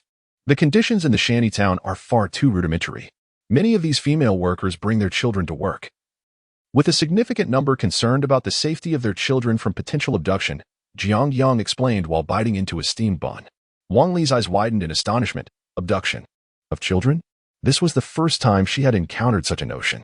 Having been raised in comfort, she had occasionally read about missing children in newspapers. But the concept of human traffickers had never crossed her mind. Jiang Yang affirmed, indeed, the likelihood of child abduction increases in impoverished areas. These despicable traffickers are insidiously omnipresent. Qiao Zheng nodded in agreement. Such occurrences are rampant across the country. We have grown desensitized to them. At that moment, Li Yin knocked on the door and said, President Jiang, Zhao Aiji just submitted her resignation. How do you intend to address this? Jiang Yang paused, realizing he had not expressed any stance previously, leading the employees to misconstrue the situation. After a moment of contemplation, he decided, since the factory has established regulations, let us impose a fine of 50 yuan on her. Additionally, I will arrange for a dormitory to be built behind the cold drink factory during this period, and she will need to find ways to cope in the meantime. Li Yin cast a surprised glance at Jiang Yang before nodding. Understood, President Jiang. The chef soon brought in a pot of millet porridge and served it to the individuals in the room. Lunchtime concluded swiftly, and Jiang Yang, accompanied by 3 experts, headed straight to the second-floor office. They brewed by Luo Chun tea with boiling water, 1 cup for each person. Zhou Hao, you and Li Yin should remember to visit direction shortly and handle the paperwork for the land behind the cold drink factory, Jiang Yang instructed. Zhou Hao nodded and inquired, how much do you intend to acquire? After sipping his tea and pondering, Jiang Yang replied, the land behind the cold drink factory has been lying fallow. It must be at least 70 to 80 acres. Let us purchase it all. It may prove useful in the future. Understood, Zhou Hao acknowledged before departing, leaving Jiang Yang with Zhang Su, Chao Zhang, and Wang Li. Jiang Yang gestured for the 3 to enjoy their tea. Zhang Su spoke up, President Jiang, I just toured the workshop and noticed several issues. After a morning of interaction, Zhang Su's demeanor had noticeably improved. Jiang Yang nodded. Professor Zhang is an expert in the industry. Please bring up any concerns, and we shall certainly cooperate to make adjustments.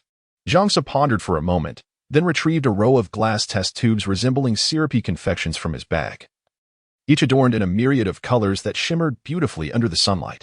These are my latest concoctions, he declared. From your factory's equipment, it appears you can produce these varieties. He selected 3 tubes, 1 purple, 1 green, and 1 orange. Upon witnessing this, Wang Li extracted a frosted slide from her bag and deftly took hold of the 3 test tubes. Allow me, she said, proceeding to the desk of Jiang Yang, where she skillfully tapped one end of the tubes open. Wang Li was of modest stature, standing just over 5 feet tall. Her fashionable makeup and poise momentarily transported Jiang Yang back to the year 2020. The fragrance she wore was distinct, a subtle hint of lavender wafting through the air. Jiang Yang eagerly accepted the orange tube, tilting it back to pour its contents into his mouth. The flavor was a delightful balance of sweet and tart, instantly enveloping his palate in the essence of fresh orange juice. Confidently, Zhang Su reclined on the sofa, anticipating Jiang Yang's feedback. In his estimation, any one of the numerous beverages contained in that bag could create a sensation in the local market. Chapter 77. A million to build a dormitory after taking a sip. Jiang Yang did not rush to provide his evaluation. Instead, he requested Wang Li to present the other 2 beverages as well. The entire process unfolded in serene silence, with only the gentle breeze wafting through the office, blending the scent of Wang Li's perfume with the fruity aroma of the drinks. Soon enough, he had tasted all 3 beverages. Jiang Yang's palate, shaped by 2 decades of experience, had encountered an array of exquisite beverages, and the memories of their flavors lingered vividly in his mind. For him, discerning what was delightful and what was not was an instinctive reaction. The 3 samples presented by Zhang Su, by the standards of this era, were indeed quite commendable. However, they fell short of the refined taste he had in mind. They did not meet his expectations. Noticing Jiang Yang's silence, Zhang Su grew somewhat restless. How is it? He inquired. Jiang Yang pondered for a moment before responding. The orange juice has a decent flavor, yet it is rather commonplace and easily replicable. The blueberry juice is excessively sweet, compromising its thirst-quenching capability. As for the grape juice, I shall refrain from commenting, as I personally cannot tolerate an overly acidic taste. Zhang Su was taken aback by this remark. Overly acidic? He then retrieved a black vial from his bag, uncorked it, and took a sip. After savoring it, he felt his cheeks flush. Indeed, it was somewhat acidic, and he had overlooked the fact that grape juice intensifies in acidity over time. Jiang Yang remarked, Professor Zhang, to be candid, prior to your arrival, we attempted to refine the flavors ourselves, but the results were somewhat unsatisfactory. You are a distinguished expert in this industry, and I hope you can diligently craft a product that can withstand market scrutiny. He added thoughtfully, of course, we will offer a substantial reward. With that, Jiang Yang reclined in his chair. The mention of reward was nonchalant, yet the young man before him exuded an air of quiet confidence. Zhang Su's years of experience in the field indicated that this individual possessed the capability to afford a handsome price. The office fell into a hush, with Cao Zhong and Wang Li hesitant to speak further. Having followed Jiang Su for many years, Cao Zhong was accustomed to discussing remuneration before delving into product development. This approach of addressing the product before the payment was a novel experience for him, leaving him perplexed that Jiang Su was genuinely contemplating it. Time ticked by until Jiang Su finally broke the silence. What, in your opinion, constitutes a product that can withstand scrutiny? He abruptly asked. Jiang Yang replied leisurely. An extraordinary and distinctive taste, a unique formula, and a hint of functionality. As long as these three criteria are met, I will deem it the product I desire. As for compensation, I can offer 3 times, or even more, than what other manufacturers provide. Cao Zhong swiftly took out pen and paper, jotting down Jiang Yang's 3 stipulations. Jiang Su, however, furrowed his brow. These requirements, while seemingly straightforward, posed considerable challenges in execution. I will need a laboratory and a substantial supply of fruit, he finally stated after a long pause. Jiang Yang readily acquiesced. No problem. During the trial period, everyone in this factory will unconditionally cooperate with you, including myself. Jiang Su continued, expressing his need for 6 assistants, currently situated in Guangzhou. Jiang Yang picked up the phone from the table and directly called Wang Gang. Professor Zheng requires 6 assistants to come from Guangzhou. Please make arrangements immediately. I wish to see them by this time tomorrow. Taking a deep breath, Jiang Su grabbed his bag and walked out. Cao Zhong and Wang Li followed behind, perplexed. Jiang Yang addressed the man standing by the door, instructing, "See Professor Zheng to Shirshan Hotel." The man nodded in acknowledgement and hurried down the stairs. Jiang Yang stood in the corridor, watching as the car gradually disappeared into the distance, his mind swirling with countless thoughts. These 3 individuals arrived like a timely rain, perfectly coinciding with his needs. While he understood what flavors would resonate with the market, formulating recipes required the expertise of someone like Jiang Su to conduct experiments. Moreover, the standards for food safety could not be taken lightly. A moment's negligence could lead to irreparable consequences. In the afternoon, Zhou Hao demonstrated remarkable efficiency, completing the land acquisition procedures in under 3 hours. The land behind the cold drink factory was uneven due to its proximity to the mountains. After discussions among several leaders, they decided to consolidate their efforts and acquired 100 acres for the sum of 300,000. Jiang Yang gazed at the pristine land certificates and documents, feeling a swell of emotions. Land was indeed quite inexpensive in this era. He had procured 100 acres for merely 300,000. Although it was barren land in the outskirts, it would transform into a sprawling expanse of high-rises in a decade or so. In Jiang Yang's memory, these suburban self-built houses, once demolished, would yield substantial compensation. Were it someone else, they might simply buy such land and construct houses, waiting for the future demolition and subsequent appreciation in value. However, Jiang Yang aspired to something far beyond that. He sought to usher in a new era. Li Yin, following Jiang Yang's directives, recalibrated the company's accounts. Presently, the company held 8 million in cash, not counting the grains circulating externally. With a grand gesture, Jiang Yang resolved to allocate 1 million for constructing buildings. Zhou Hao and Li Yin were taken aback by the enormity of the decision. Building a modest 2-story structure would cost only a few thousand. Jiang Yang's intention was merely to provide temporary accommodation for employees, easily achieved with a solid foundation and inexpensive red bricks. 1 million. What a substantial amount that would yield. Brother Jiang, is 1 million perhaps excessive? Zhou Hao cautiously suggested. Jiang Yang replied, not at all. You will oversee this project? Hire professionals for the design. It's not about the size, but the quality. At the very least, we must ensure our employees have a comfortable living environment. Zhou Hao nodded in understanding. No one could fathom the depths of Jiang Yang's thoughts. Once these houses were constructed, the ownership would rest under the company's name, enhancing its valuation in the eyes of banks and the market alike. To take a step back, even if they became unnecessary in the future, they could remain as assets. Years later, who knows which unfortunate developer might covet the area. Just the demolition fees and compensations would amount to a considerable income. Consider it an investment. As the crowd busied themselves, Jiang Yang rose and stretched luxuriously. Today had indeed been a day of significant achievements. Li Jinfu had commenced the brewing process, signifying a new avenue for grain and laying a substantial foundation for business. The arrival of Zheng Che and his companions marked a breakthrough in the reform of the frozen beverage factory's products. And Jiang Yang was confident in his ability to discover a market-defying flavor with his discerning palate. Certainly, the most transformative change in the factory stemmed from the 100 acres of land acquired. Upon hearing this news, The employees erupted in disbelief. They could scarcely comprehend what they were hearing. Zhao Aiji paused her work, utterly bewildered. Had she misheard? She had blatantly violated the factory's regulations, which should have warranted her dismissal. Yet, the owner not only imposed a mere fine of 50 yuan but also decided to provide housing for everyone. What did this signify? It meant that they could finally escape the wretched shanty town.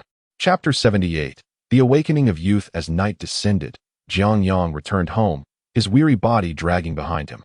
He hastily consumed a few bites of his meal before collapsing into slumber. This day had drained him to the point where he felt utterly disinclined to utter a single word. Jiang Qing, observing her brother in such a state, felt a pang of sympathy. She wished to say something, yet as she approached him, the words caught in her throat. The man lying on the bed felt both familiar and foreign to her. His visage, his eyes, nose, and mouth was known to her, yet his essence seemed transformed, as if he had become an entirely different person. His demeanor, every gesture and expression, conveyed an unfamiliarity, for reasons she could not comprehend. She sensed an ever-widening chasm between herself and her brother. At times, she even felt more like the younger sister in his presence. He slept deeply, as if the slumber stretched across an epoch. When Jiang Yang finally emerged from his dreams, it was already midday the next day, and a gentle rain pattered outside. Jiang Qing and Jiang Tian had already left, and the bedroom window had been left ajar at some point, allowing a cool breeze, mingled with the scent of rain-soaked earth, to waft in. Glancing at his phone, he noted the time, 11:30. There were 3 missed calls and a text message. Bai Qingyan had called twice, while Zhou Hao had called once. The text was from an unfamiliar number. What was the final phrase of that book? Staring at the perplexing content of the message, Jiang Yang felt a sense of bewilderment. Surely, it must have been a misdirected text. He first returned the call to Bai Qingyan, who informed him that the Wei family had successfully contacted various suppliers for household appliances, and a price list had been faxed to the office of the beverage factory. Next, he called Zhou Hao.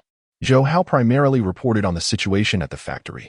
The first matter was that Zhang Su's 6 assistants had arrived in Shushan County, having flown from Guangzhou to Huazhou City and then taken a train to Shushan, a journey of 20 hours.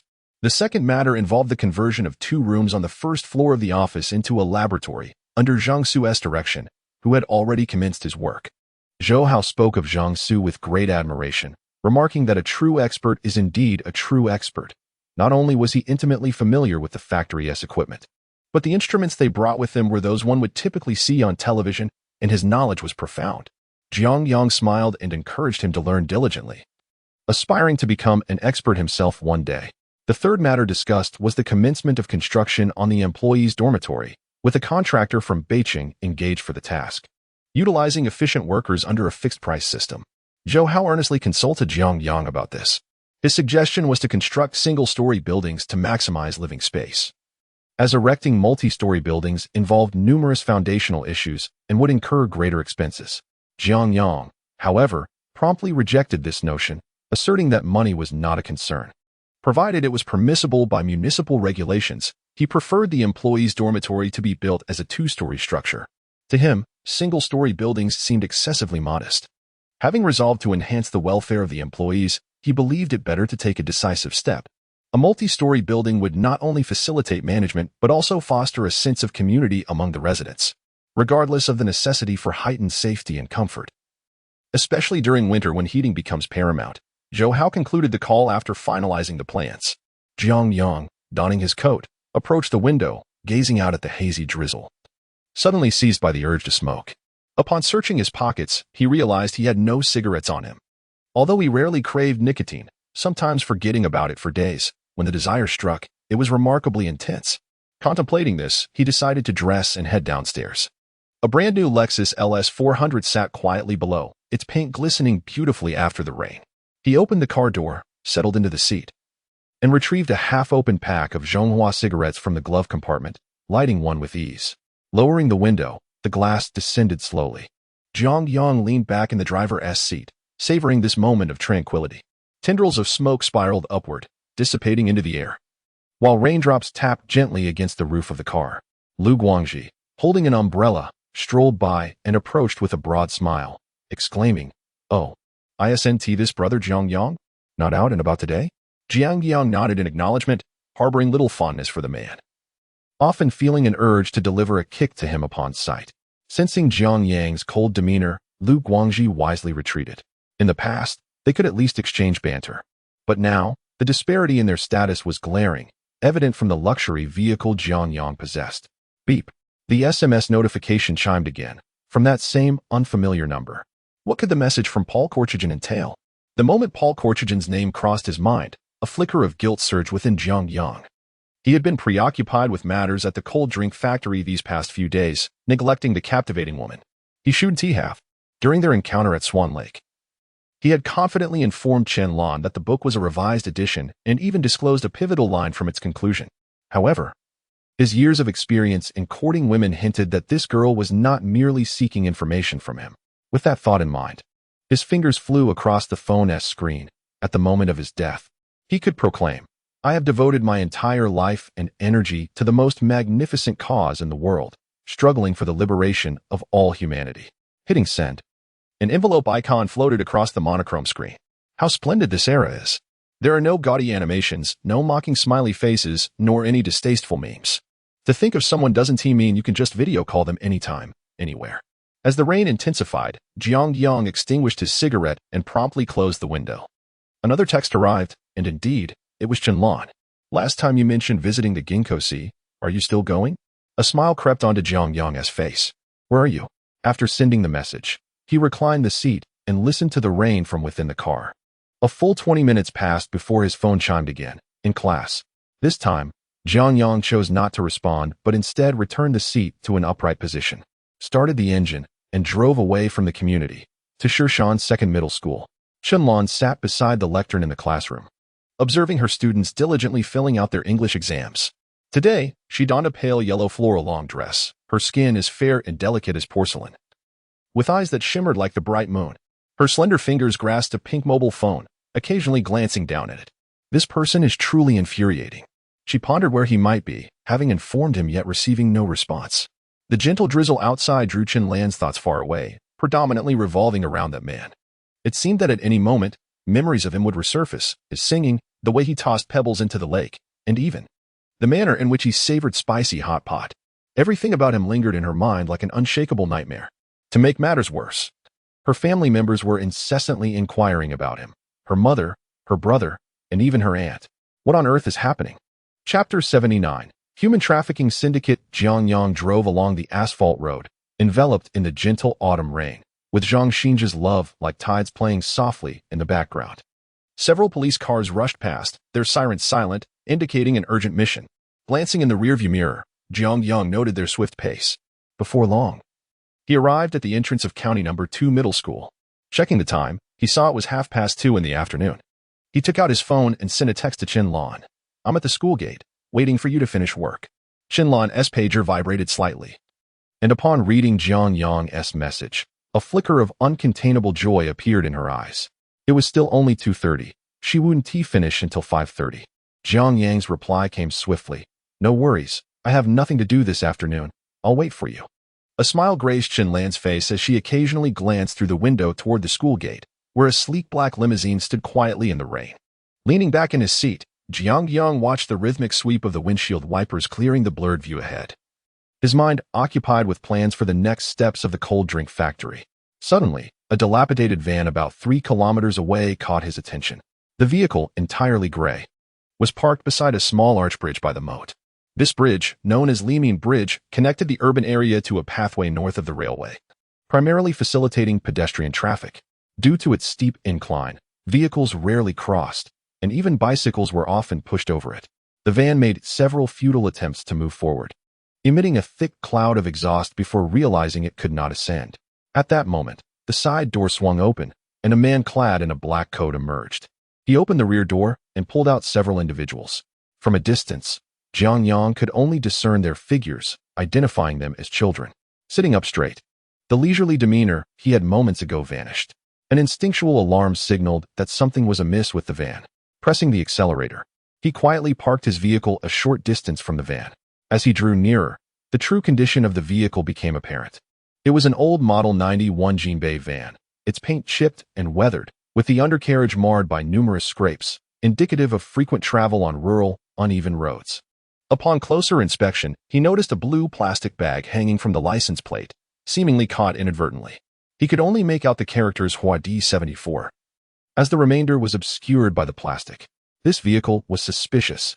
Jiang Yang's immediate thought was that it bore a local license plate from Shirshan, yet the driver, unable to navigate Liming Bridge, was clearly an outsider.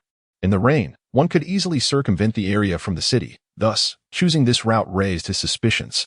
Moreover, the driver exhibited a furtive demeanor, glancing around nervously. His gaze shifted to the confused children, drenched in the rain.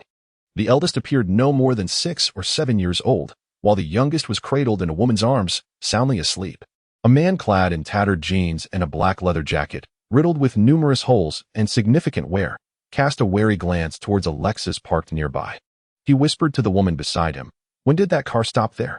The woman turned her gaze in that direction, then shook her head, replying, "I didn't notice." Aside from their shabby attire, the pair possessed remarkably ordinary features, indistinguishable from the crowd. "Let the others come down.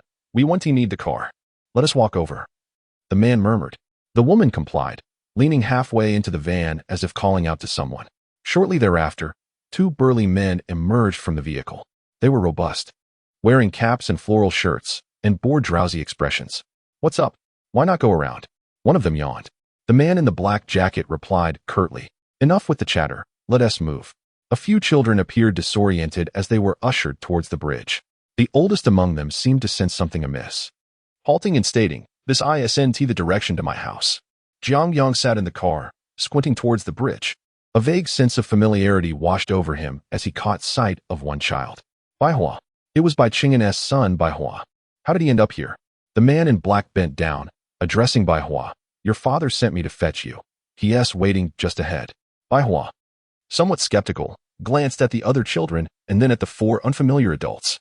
Earlier that morning, he had encountered these individuals on his way to class. They had intercepted him, claiming his father had sent them to pick him up, and through a mix of coaxing and deception, they had managed to get him into the van. Later, realizing they were driving aimlessly across the city to remote places, Baihua had unwittingly consumed a drink offered by the woman and succumbed to slumber, awakening here. "What is my father's name?" Baihua suddenly inquired, fixing his gaze on the man in black. The man hesitated, a hint of impatience flickering across his face as he replied, "I'm a good friend of your father. How could I not know his name? Now, let us move." With that, he shoved Baihua forward. The 2 burly men retrieved 2 backpacks from the van and seized Baihua by the collar. "Why does this little brat have so many questions? Be careful, or I'll toss you into the river," one of them warned, glaring at Baihua. Alarmed, Baihua fell silent. Just as they were crossing the bridge, a young man in a black suit, holding a black umbrella, appeared beside the van. Baihua. Hearing his name, Baihua turned abruptly. He recognized this uncle from having dined with his father. "Uncle Jiang," Baihua exclaimed with a flicker of surprise. Jiang Yang stepped forward, leaning on his umbrella, and his presence instantly heightened the vigilance of the strangers. The 2 men in floral shirts discreetly reached into their backpacks. "Come here," Jiang Yang beckoned to Baihua. As Baihua was about to proceed, he was abruptly seized by the man in black. "Who are you?" the man in black asked, squinting his eyes. Jiang Yang stood upright beneath the umbrella and retorted, "I would like to inquire who you are." The man in black, gripping Baihua by the collar, declared, "I am a friend of the child's father." Jiang Yang scoffed, "What a coincidence. I am also a friend of his father." The atmosphere grew tense as the man in black exchanged glances with his companions. 2 burly men clad in floral shirts turned their attention to the man in black, indicating that he was the linchpin among them. The man in black fixed his gaze on Jiang Yang for several seconds before abruptly stating, "Kid, I advise you to mind your own business." In uttering these words, he brazenly revealed himself to be a trafficker.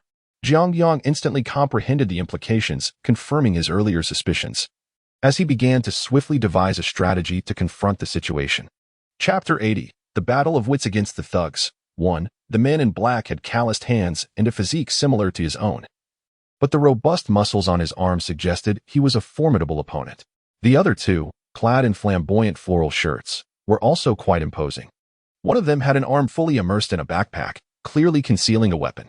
Jiang Yang, in his previous life, possessed a fairly extensive background in combat, largely due to his obsession with UFC. Years of fighting in the octagon had honed his exceptional skills and reflexes. Yet, this body was entirely different from his past one, being nothing more than an utterly ordinary vessel. Taking on one of them was manageable, but facing all 3 simultaneously rendered even his years of octagonal experience nearly futile. Moreover, these were no ordinary thugs. Their malevolence was palpable. Noticing Jiang Yang's silence, the man in black assumed he had cowered in fear and disdainfully glanced at him before turning to leave with Bai Hua. Tears welled in Bai Hua's eyes, her gaze imploring as she looked at Jiang Yang. Suddenly, a brick whizzed past the man in black's cheek and splashed into the river with a dull thud. "Did I grant you permission to leave?" The voice, though not loud, rang clear to the group. The man in black halted, his expression growing increasingly frigid as he turned to glare at Jiang Yang, venomously declaring, "In this weather, if I were to dispose of you in the river, no one would be the wiser." Jiang Yang cast aside his umbrella, letting it fall to the ground, as the fine drizzle created a small stain on his clothing that quickly vanished. "I have already called the police. If you all abandon the child and flee now, you might still have time." Jiang Yang approached them leisurely, speaking as he walked. At the mention of the police, the man's eyes twitched noticeably, and he seemed to force out the words, "You're courting death." Jiang Yang rolled up the cuffs of his suit and flexed his wrists, stating, "The Dongguan precinct will arrive here in no more than 10 minutes. You should consider whether to resolve this matter in that time or to make your escape." The road leading to County No. 2 High School was already desolate, and by the time one reached the Liming Bridge, it was even more deserted. With the rain falling today, only one passerby had been spotted, who hurried away as if avoiding a plague. In these times, most preferred to avoid trouble, unwilling to risk themselves for a stranger. The man in black's fury surged instantly, his eyes bloodshot and veined, clearly incensed by Jiang Yang's taunts. He had invested considerable effort into capturing these children, spending 2 months in rural areas to achieve this. The trade had become increasingly perilous, and the prices for children had escalated, particularly for those slightly older, whose clothing resembled that of affluent families. He envisioned extorting a hefty sum by having one of them call home. But now, this young man had disrupted his plans, leaving him seething with resentment. Blocking his path to wealth meant threatening his very life. The deep voice of the man in black resonated as he turned to face the two burly men clad in floral shirts, Lao San and Lao Si. A mere glance was enough for the duo to grasp their leader's intent. With powerful arms, they swiftly brandished 2 gleaming knives into the air. Jiang Yang's heart raced, his eyes fixated on the blades, yet his steps towards them remained unyieldingly steady. "Have you thought this through? This is a crime." Jiang Yang articulated each word with unwavering conviction. At this moment, stalling for time was paramount. Earlier, sensing the impending danger, he had already called the police from within the car, but before their arrival, he had to buy time against these thugs, ensuring they did not abscond with the children. Each child was tethered to a complete family, and their parents must be frantic with worry at this very moment. As the 2 thugs hesitated, Jiang Yang seized the moment. He lunged forward, gripping the wrist of the nearest man and forcefully slammed it against the railing of the arch bridge. The railing, solidly constructed of concrete and encased in a layer of stone, was sharp-edged and exceedingly durable. Jiang Yang moved with astonishing speed and precision, catching the man off guard. The grip on his wrist suddenly went cold, followed by an excruciating pain as the knife clattered into the city moat below. The thugs, clearly seasoned and experienced in combat, swiftly recognized the gravity of the situation. The other knife-wielding man advanced rapidly, aiming his dagger towards Jiang Yang's neck with a lethal intent. The strike was so fierce that one could almost hear the slicing of air. Jiang Yang instinctively ducked, and the dagger grazed the railing, sending sparks flying. A wave of dread washed over him. These desperate criminals were not mere street brawlers. Their every move was aimed at a vital point. Had that blow landed more forcefully, the consequences would have been dire. Infuriated by his failure, the man charged at Jiang Yang with a ferocious leap, his imposing frame pinning Jiang Yang against the railing. The other man, clutching his wrist, glared with malice. "Damn it, let's finish him." They exchanged glances, closing in on Jiang Yang. The man in black glanced at his watch and commanded, "You two, make it quick. I'll be waiting for you in the north." With that, he tugged Bai Hua and several children towards the opposite bank. The children, witnessing the scene, were left in a state of shock, their instincts whispering that these individuals were far from benevolent. Reluctant to move, some began to wail uncontrollably.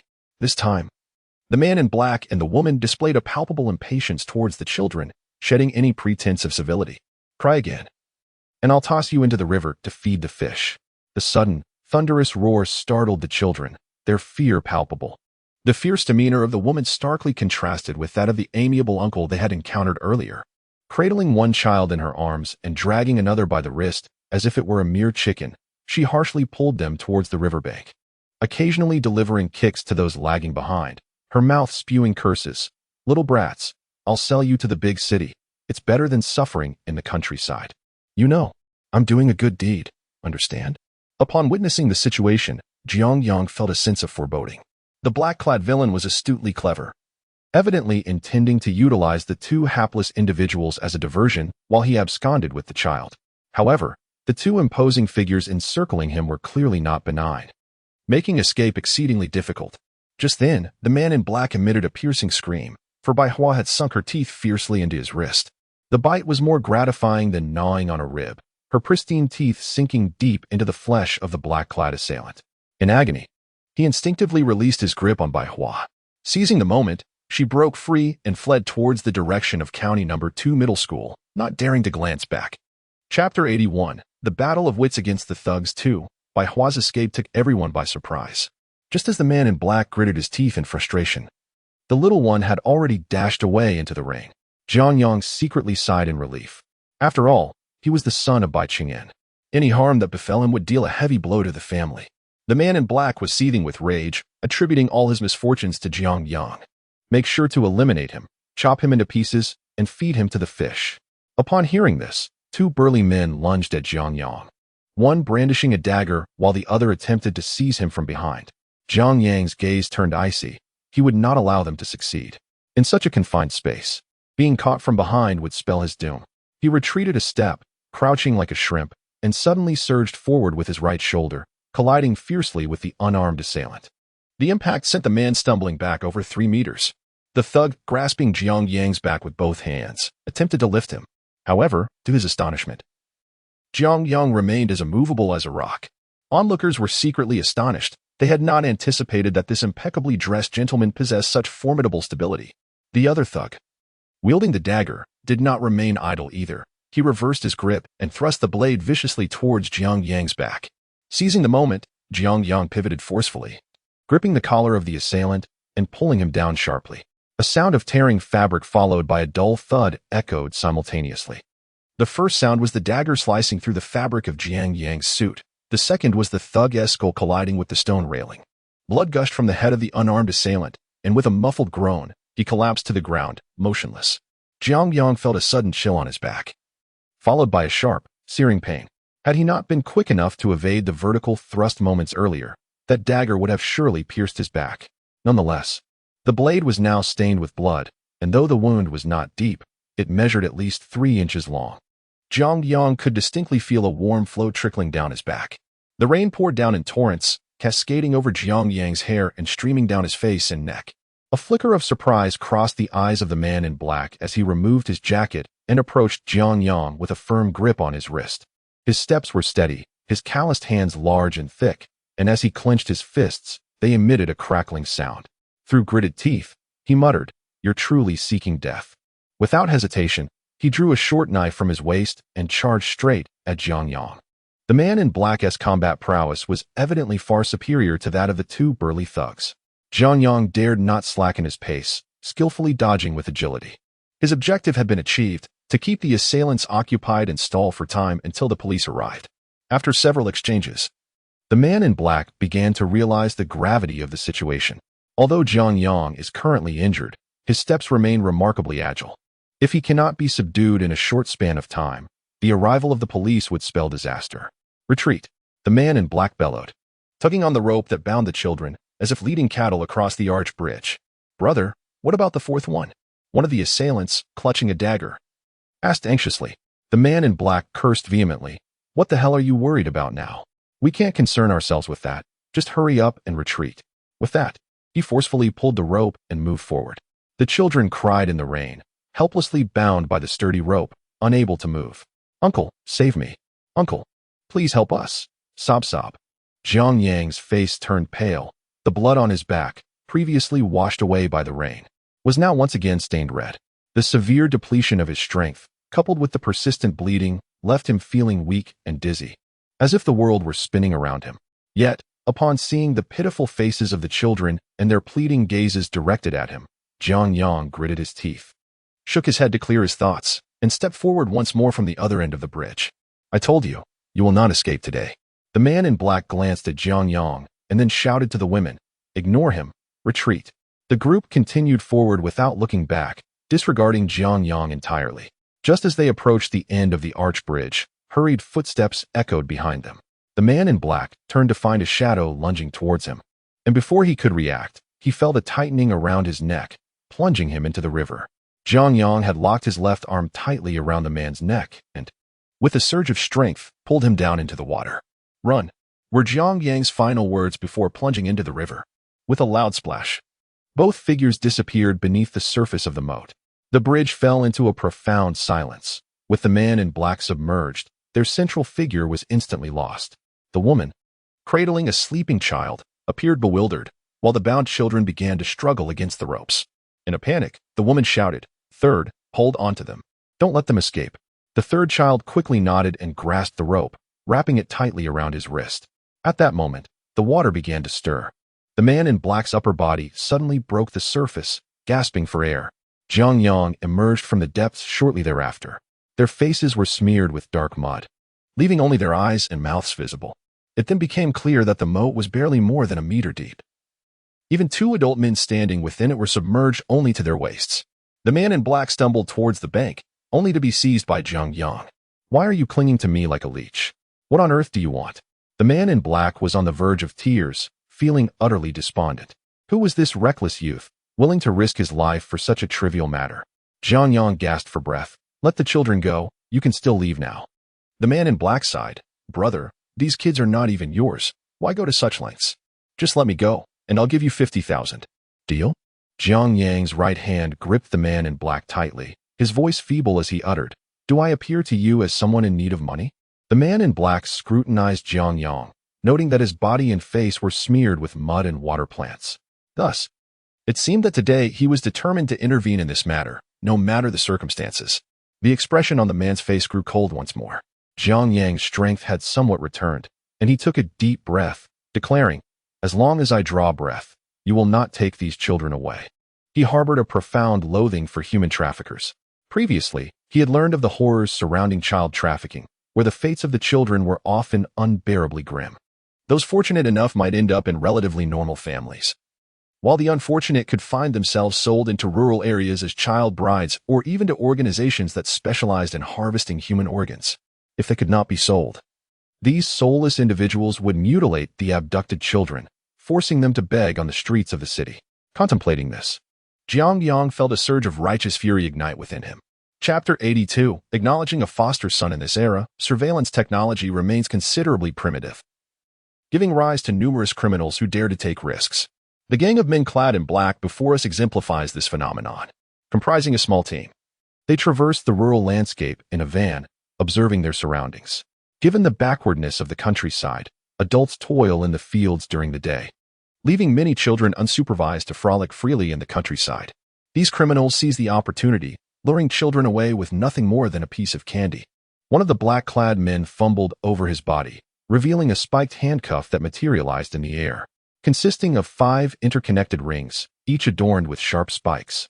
It resembled a glove when donned, which he then waved menacingly. Jiang Yang flexed his arms, his gaze fixed intently on the man in black. The water in the autumn river was icy and piercing, contrasting sharply with the searing pain in his back. The man in black remained silent, advancing menacingly towards Jiang Yang, and the two engaged in a fierce struggle once more. Meanwhile, Bai Hua managed to break free from the grasp of the man in black and sprinted towards County No.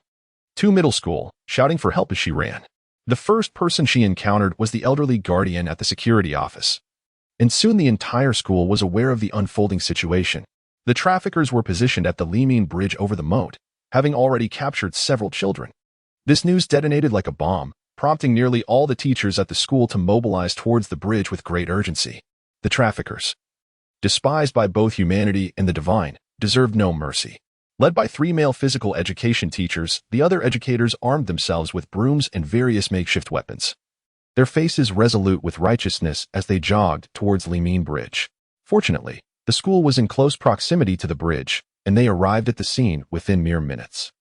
Chen Lan, broom in hand, joined her fellow teachers, her heart racing with trepidation as she recognized a familiar car. Having heard that someone had bravely confronted the traffickers alone, a sense of unease gripped her.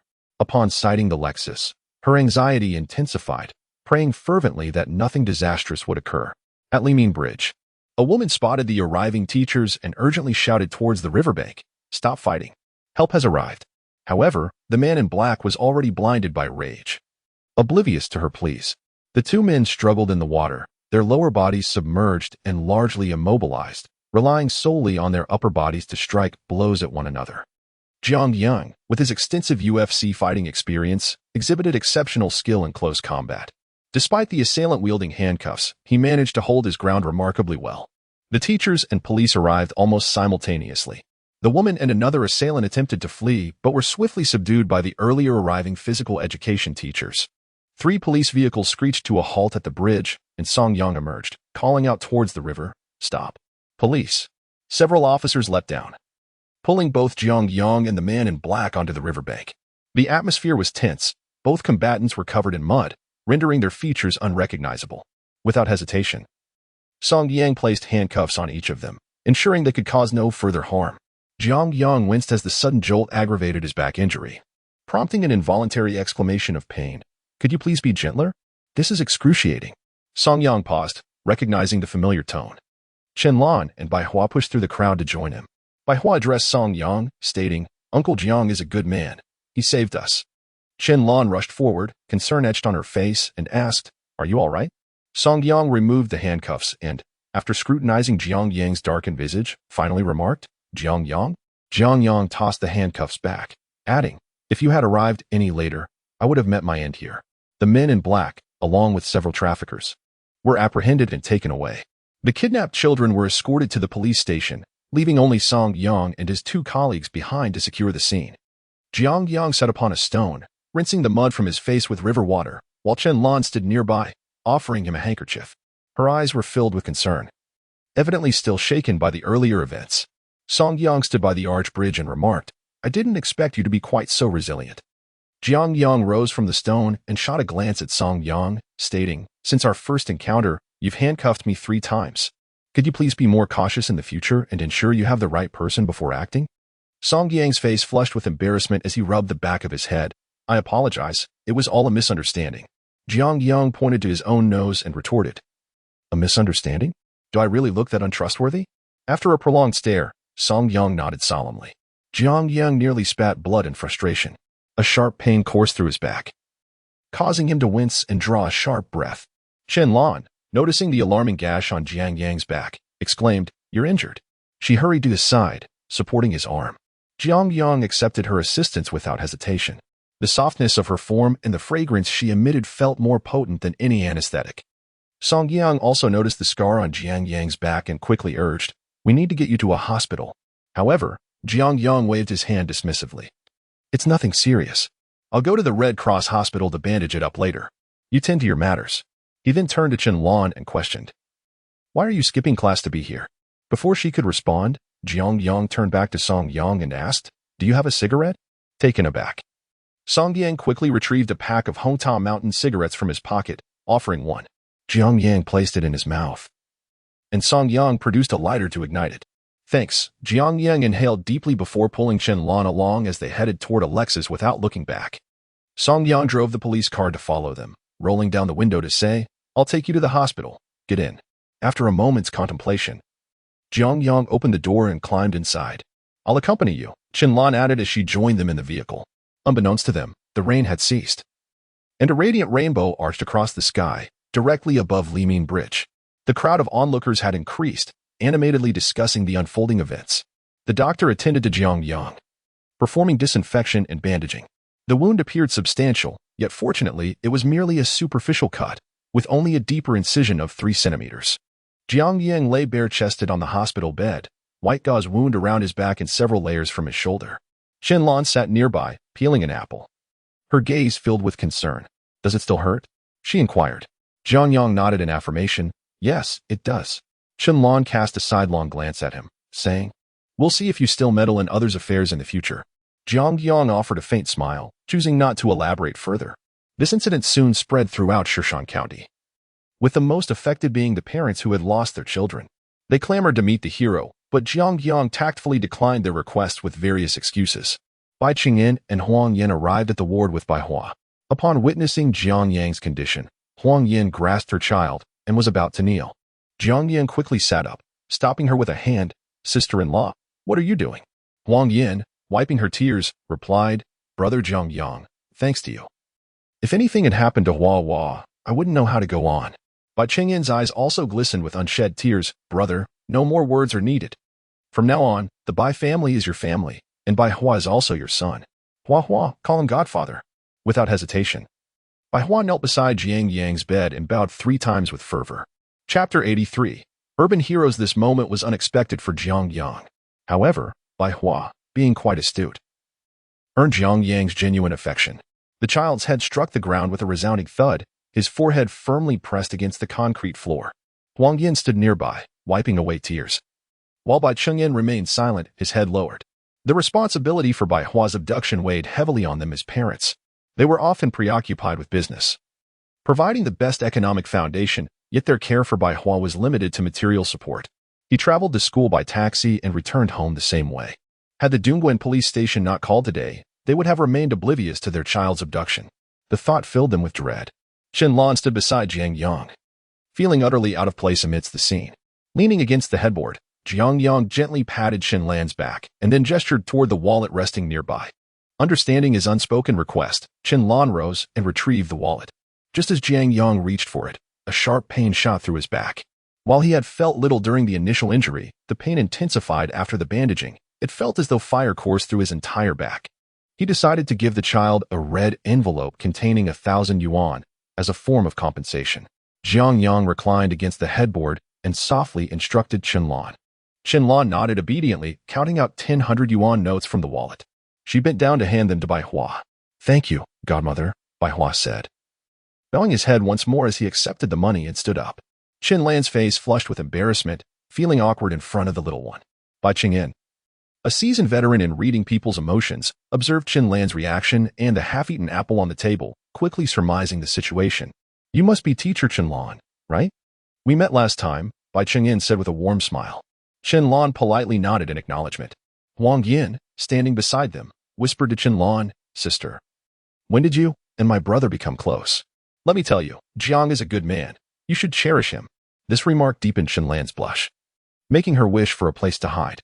Jiang Yang chuckled. "Sister-in-law, Qianlan is a teacher and rather shy. Please don't tease her." With Jiang Yang's intervention, the couple ceased their playful banter. Qianlan felt a swirl of complex emotions. She couldn't quite grasp what this fellow's intentions were. And what exactly was their relationship at present? Jiang Yang's clever struggle against the human traffickers soon became known to some. Zhou Hao and Ban Siyuan were the first to arrive at the hospital. Upon seeing Jiang Yang in this state, they clenched their teeth, insisting on going to the police station to confront the traffickers.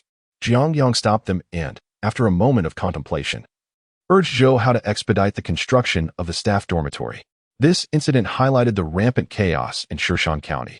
The audacity of these traffickers left the community's safety in jeopardy.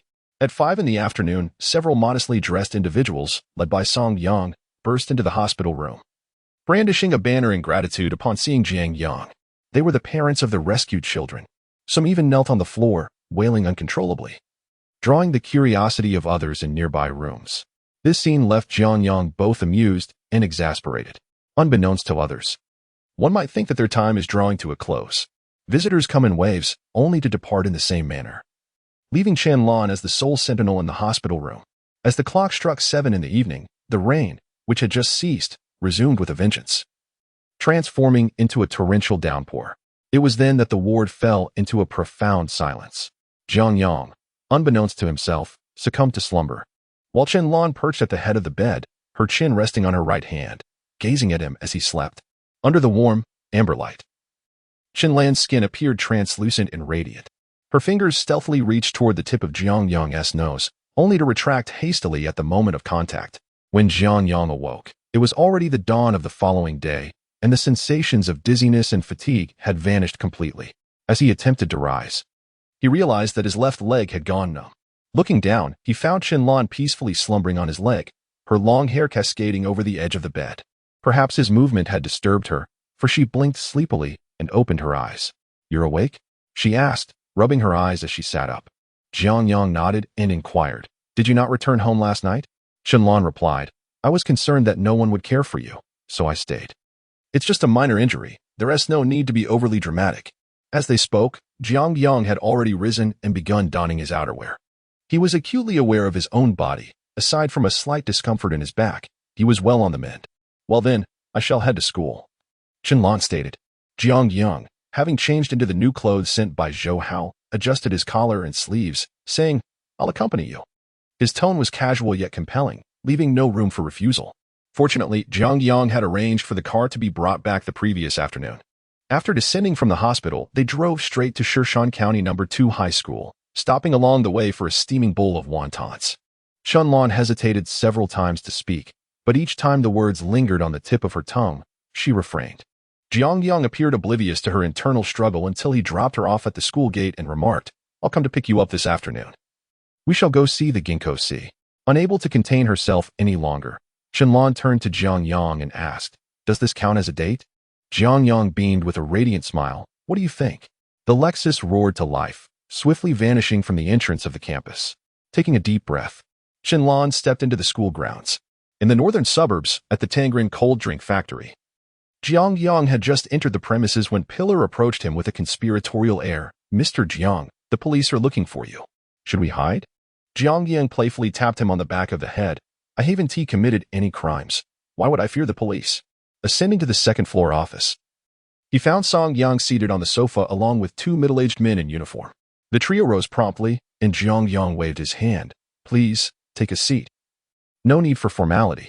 Two female employees entered, refreshing their cups with hot tea, and it was then that Jiang Yang spoke. Officer Song, what brings you here? Song Yang retrieved a red certificate from his briefcase, saying, This is an award presented to you by the county.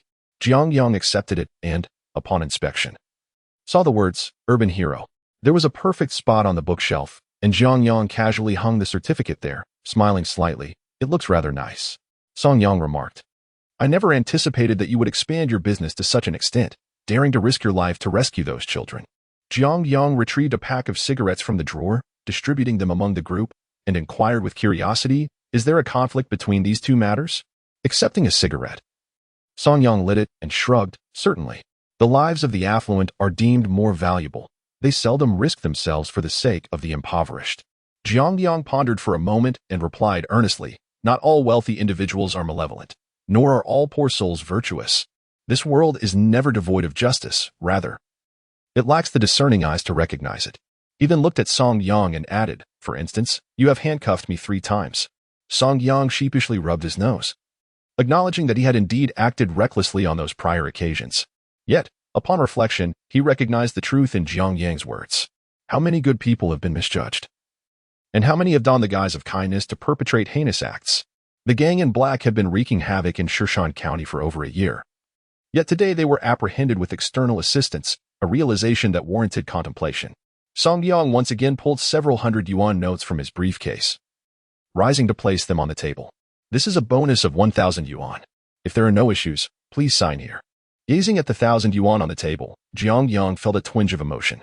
It seemed almost absurd that he had amassed a fortune of 10 million within a mere 2 months, nearly losing his reputation, yet only received 1,000 in return. The certificate of the city's hero on the bookshelf radiated a certain brilliance. He picked up a fountain pen and elegantly inscribed his name in a flourish. Song Yang and the other two stood, shaking hands with Jiang Yang. I previously misjudged you. You are indeed a good person. Jiang Yang chuckled, giving him a friendly pat on the shoulder. Don't be so serious. You're not too bad yourself. The two exchanged a knowing glance and shared a smile. Zhou Hao knocked on the office door, saying, Brother Jiang, Professor Zheng's research has yielded results. Please come down. Chapter 84. On merit and reward, the first floor of the Tangren cold drink factory has been newly renovated. Half of the space has been allocated to Li Jifeng for his bartending endeavors, while the other half has been simply arranged as a temporary food laboratory for Professor Zheng to explore the flavors of new beverages. After leaving behind the certificates and monetary rewards, Song Yang departed with 2 colleagues. From his demeanor, Jiang Yang discerned that he was a young police officer endowed with a strong sense of justice. In this era tainted by the corruption of money, individuals like Song Yang are indeed rare.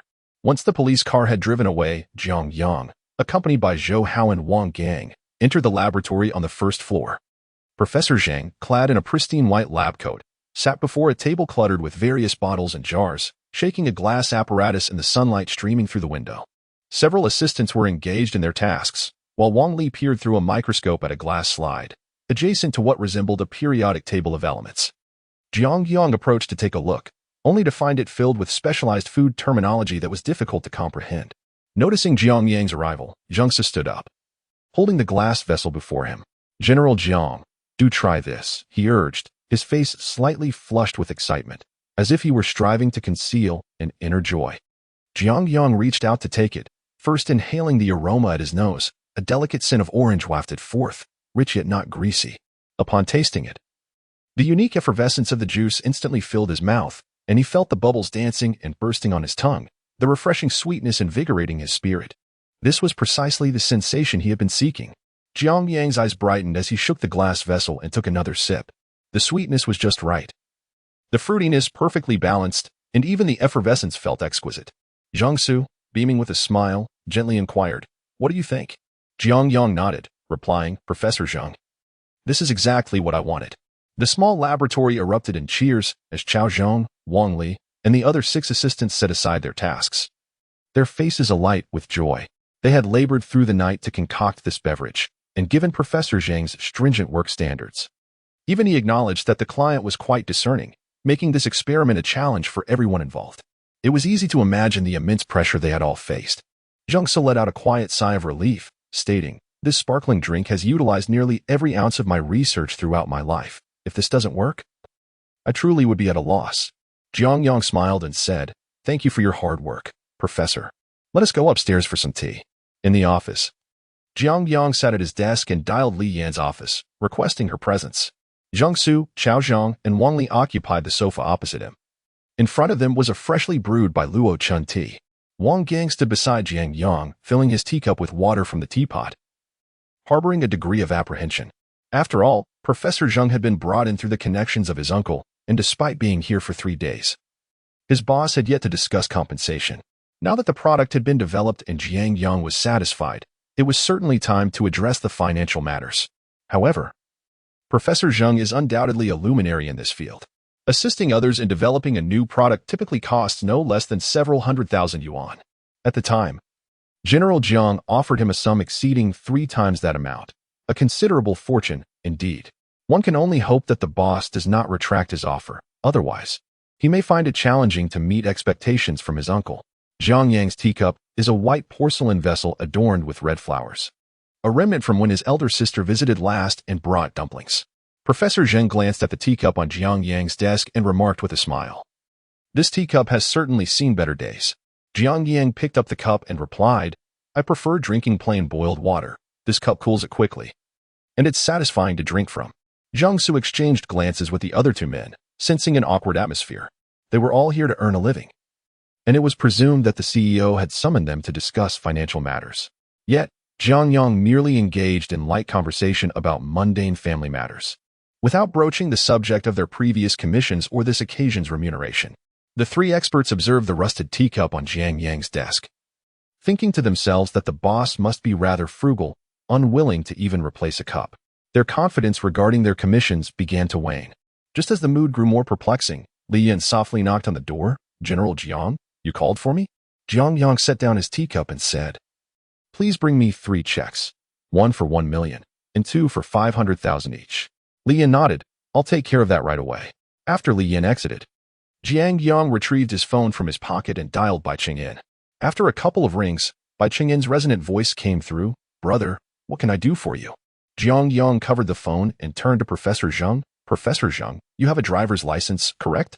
Jiangsu was taken aback but nodded numbly, wondering why such a question was posed. Jiang Yang then released his grip on the phone and inquired of Bai Qingyan, "Brother Bai, do you have the new Mercedes-Benz S320 in stock?" The others in the room exchanged bewildered glances, unsure of what this young boss was up to. Bai Qingyan replied cheerfully, "Absolutely. As soon as my brother asks, it's a done deal. I'll get one for you right away." After a moment's thought, Jiang Yang added, "Please arrange for a temporary license plate. I want to complete the paperwork today, ideally so I can register it out of town. Is that feasible?" There was a brief silence on the line, followed by, "No problem. Have someone come by this afternoon." Jiang Yang smiled. "Thank you." I'll have Li Yin transfer the money to you shortly. Bai Qing's tone was generous. Let us discuss the payment later. I'll get the car to you first. The room fell into a profound silence. Jiang Su swallowed hard, his heart racing. Jiang Yang's initial inquiry about a driver's license, followed by his public phone call to order a Mercedes-Benz, clearly indicated that the car was intended as a gift for him. Jiang Yang casually lifted the large teacup and drank deeply, saying, Professor Jiang, after a busy morning, you must be hungry. I've asked the kitchen to prepare a dish of chicken stewed with mushrooms. Let's enjoy a couple of drinks together soon. Jiang Su nodded in agreement. Li Yin once again appeared at the office door, gently rapping her knuckles against it. Jiang Yang gestured for her to come in. Li Yin placed 3 pristine checks on the table and softly remarked, General Jiang, here are the checks you requested. With that, she handed him a signature pen. Jiang Yang accepted the pen and signed his name on each of the 3 checks before rising to approach Jiang Su and his companions. He first placed the $1 million check on the table before Jiang Su. Professor Jiang, you have worked hard these past few days, and on behalf of Tangren Cold Drink Factory, I extend my gratitude. Jiang Su felt a dryness in his throat, his heart racing increasingly faster. Though he possessed considerable wealth and had encountered significant sums before, the fact that such a substantial amount was being transacted in this unassuming small county left him feeling somewhat incredulous. Chapter 85. The Truth. After drinking, Jiang Yang produced 2 checks, each worth 500,000, and placed them before Chao Zhong and Wang Li. A small token of my appreciation. I hope you will accept it graciously. Turning to Jiang Su, he continued, Professor Jiang, your return to Guangzhou may prove somewhat troublesome.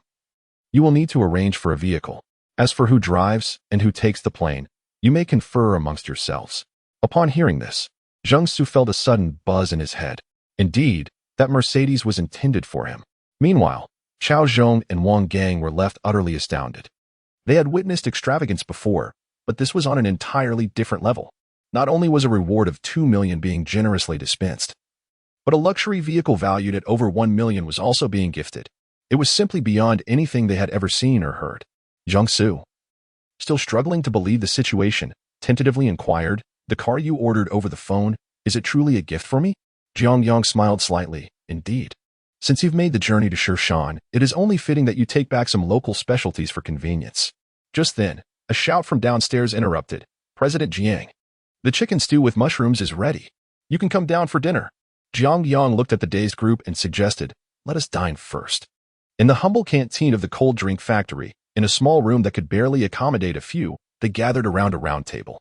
In the center sat a large iron basin, steaming with chicken stew, accompanied by 3 cold dishes and a bowl of tomato and egg soup. It was a simple meal of 4 dishes and a soup. Yet the mood of the 3 experts was markedly different from just a few days prior. If they had once regarded this place with disappointment and disdain, they now found their eyes open to a new perspective. They had long heard tales of the generosity and forthrightness of Northerners, but their experiences over the past few days revealed a level of magnanimity that was truly extraordinary. Juzi returned from outside with 2 boxes of beer and 2 bottles of Wuliangye. Zhou Hao first uncorked the liquor, pouring it generously into the glasses of Jiang Su and the others. Jiang Su, now fully at ease, felt the weight of work lift off his shoulders. This trip had proven to be quite rewarding. Jiang Yang mentioned he had matters to attend to in the afternoon and asked Zhou how to keep everyone company for drinks. As cups were raised and emptied, a pleasant haze of inebriation soon enveloped them. Jiang Su lifted his glass and declared, President Jiang, to speak honestly, I have traveled extensively and encountered many business leaders. While many possess greater wealth, none have your audacity and youthfulness. You stand alone in that regard. Jiang Yang waved his hand with a smile. Professor Jiang, you flatter me. Jiang Su, with a serious expression, continued, my visit to Shirshan has broadened my horizons. Even small places can harbor great heroes. To be candid, I initially looked down upon this area. But now I see the potential for Tangren special drinks to achieve remarkable success under your guidance. For this realization, I shall drink to my own folly. With that, he downed 2 liang of liquor in one go. Zhou Hao applauded, refilling Jiang Su's glass. Perhaps due to the joyous atmosphere, Jiang Su, typically composed while drinking, now exuded a spirited exuberance. He raised his glass once more and declared, a new product has been developed, but mass production will require someone to oversee the process here. Tomorrow, I shall return to Guangzhou, thus I have arranged for Xiao Chao and Xiao Wang to stay behind. I hope General Jiang does not mind. Jiang Yang remarked, I will defer to Professor Zhang's arrangements. Professor Zhang then looked towards Chao Zhang and Wang Li, saying, let us raise a glass in honor of General Jiang. Qiao Zhong and Wang Li stood up with their cups, their hearts filled with increasing bewilderment. What has come over Professor Zhong today? He is no stranger to high-profile individuals and has never been so forward in toasting them. Jiang Yang, also lifting his teacup, stood up and said, "To you, Professor Zhong." The group clinked their glasses, and Zhang Su downed another 2 ounces of liquor. Zhou Hao cheered from the side, promptly refilling his glass. Zhang Su, swaying slightly, raised his cup again, proclaiming, "For this third cup, I toast my colleagues, my students, my clients. I, Zhang Su, hail from a nameless valley. My achievements today are entirely due to your support. I am grateful for your trust and encouragement. Without you, there would be no me. Cheers." Just as Jiang Yang intended to interject, Zhang Su drained his glass entirely. Those 3 cups alone amounted to over half a pound, compounded by his earlier consumption. Zhang Su had now ingested more than a pound of liquor. After downing the baijiu, he sat back with a dazed expression, suddenly choking up. "Mother." Zhang Su's eyes glistened with tears as he began to weep in his chair. Qiao Zhong glanced apologetically at Jiang Yang, saying, "General Jiang, I sincerely apologize. Our teacher must be overwhelmed with joy today, having drunk too much." Jiang Yang replied, "Professor Zhong has faced many challenges over the years. It seems he has carried burdens in silence for far too long. Allowing him this release is for the best." Tears streamed down Zhang Su's face as he choked out. "I have also been gifted a luxury car, but alas, my mother is no longer with us." This somber statement resonated deeply, evoking a profound sense of sorrow. Jiang Yang instructed Qin Yanli to bring a cup of hot water and set it on the table before Zhang Su. "My mother supported my education by selling her blood," Zhang Su suddenly declared, his eyes bloodshot. Qiao Zhong opened his mouth to speak, but Jiang Yang gestured for him to remain silent. Zhang Su continued, "When I chose to study food science, it coincided with the industrial reforms. Everyone dismissed the field, believing imported food was superior and that domestic products had no future." After a brief pause, he added, "After graduating from university, I worked at numerous food factories, all of which eventually collapsed. By the age of 37, I could not even afford the fare to study abroad. Eventually, I was appointed as a visiting professor at Baitian University, and my circumstances began to improve day by day. Yet at that time, my mother fell ill." Zhang Su lifted his glass for another gulp of strong liquor. "Her treatment required substantial funds, immense amounts of money. I bore the weight of criticism and began to research new food products and beverages for the factories. I had to earn money. The meager salary from the university was insufficient to cover my mother's medical expenses. I recall the day my mother departed, gazing at a car on the road and saying, 'My dear son, when you achieve success, let me ride in a sedan to behold the Great Wall and the vast sea.'" At this point, Zhang Su could no longer contain his sorrow, tears and snot streaming down his face. Wang Li, with reddened eyes, took out a tissue from her bag and offered it to him. This man in his 50s, suddenly reduced to such tears, bore an immense burden of pain within. "Yet now, I have the means and the wealth, yet my mother is no longer here." Zhang set down the drink before him in one gulp, lamenting, "Whom shall I spend this money on? Who will ride in this car?" In that moment, Jiang Yang suddenly thought of his own parents. Are they well in that other realm? When they learn of my demise, surely they must also feel profound sorrow. Chapter 86. New product launched. The revelry lingered long into the night, leaving Zhang Su utterly inebriated, barely able to stand. Qiao Zhong and Wang Li exerted tremendous effort to assist him into the vehicle. Before departing, Wang Li fixed her gaze on Jiang Yang, blinking as she remarked, "You possess a certain enchantment." Jiang Yang chuckled, "What sort of enchantment?" After a moment's contemplation, Wang Li replied, "A charm that compels one to bare their soul." With that, she bent and entered the car. As the group departed from the beverage factory, Jiang Yang leaned against the entrance, lighting a cigarette. Zhang Su's earlier words had profoundly affected him. Deep within each individual lies a remarkably tender side. Once touched, it can unleash tremendous waves of emotion. Juzi approached, saying, "Mr. Jiang, your capacity for alcohol is impressive. You've left the Guangdong fellows in tears." Jiang Yang inhaled deeply, responding, "Let us refrain from such flippancy in the future. When friends come from afar, we ought to treat them with sincerity. And please, avoid referring to them as Guangdong fellows. In terms of business, we are far from their equal." Juzi nodded thoughtfully. "Mr. Jiang, you seem quite knowledgeable about people from different regions. Have you visited these places?" Jiang Yang acknowledged with a nod. "I have." Juzi inquired with curiosity, "When? Could you share your experiences with me?" Jiang Yang replied, "In my dreams." After delivering Zhang Su and the others to the Shirshan Hotel, Bonsuan returned to the beverage factory and instructed Jiang Yang to send someone to the automobile trade city to retrieve the luxurious vehicle. The factory workers, having never encountered such opulence, gathered in animated discussion. Zhou Hao, wearing a puzzled expression, asked, "Brother Jiang, you've already given him so much money. Why bestow such an extravagant car as well?" Jiang Yang pondered briefly before answering, "Because the value he brings us is beyond your imagination." His decision to reward Jiang Su so generously had been made with careful consideration. Not only had he granted $1 million in compensation, but he had also gifted a Mercedes S320, all with the intention of fostering a relationship with Jiang Su. An expert capable of crafting such sparkling water is undeniably among the elite in this industry, a rarity indeed. In any field, imitators abound. Only through continuous innovation and improvement can one's product achieve stability in the market. If Jiang Su can create such a product for himself, he is equally capable of doing so for others. The best way to secure this product is to secure the individual behind it. Whether or not he can be utilized in the future remains to be seen, subject to fate. At present, this sparkling water is poised to dominate the market for at least 3 years, likely surpassing many competing products in taste. Jiang Yang felt a sense of confidence that his Tangren special beverage could stand up to the likes of foreign giants such as Coca-Cola in a taste test. On the second floor, Wang Gang was on the phone with his uncle. "Uncle, the product is ready. My boss has issued a 2 million check to 3 experts and even gifted a luxury car." "Yes, indeed. I've always said, our Mr. Jiang is exceptionally generous. No worries. I'll handle it well." Wang Gang beamed with pride, animatedly gesticulating as he spoke. Throughout the afternoon, Jiang Yang was engrossed in his work within the office, primarily addressing issues related to the adjustments of the production line. After much contemplation, he resolved to implement significant reforms at the Tangren cold drink factory, focusing primarily on personnel and product adjustments. In terms of personnel, Zhou Hao would continue to serve as the general manager, while Li Yin would assume the role of financial director, empowered to recruit accountants and cashiers at her discretion. Chen Yanli would take on the position of workshop production director, and Wang Gang would manage the sales department. Li Jinfu and the previously laid-off workers from the distillery formed a distinctive team within the cold drink factory, directly supervised by Jiang Yang. Regarding products, the first workshop had already reconfigured its equipment and formulas. The sparkling beverage, developed by Jiang Su, would be produced in the first workshop, while other semi-automated equipment would continue to manufacture the original Tangren special drink.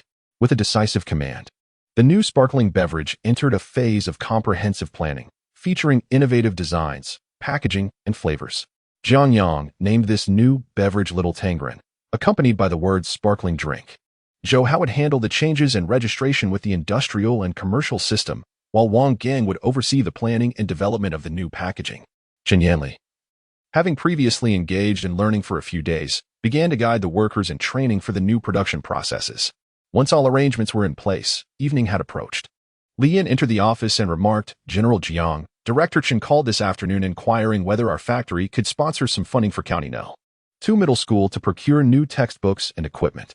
Jiang Yang leaned back in his chair and asked, "How much?" Li Yin glanced at the document in her hand and replied, 200,000. Jiang Yang nodded. "Let us grant them the funds."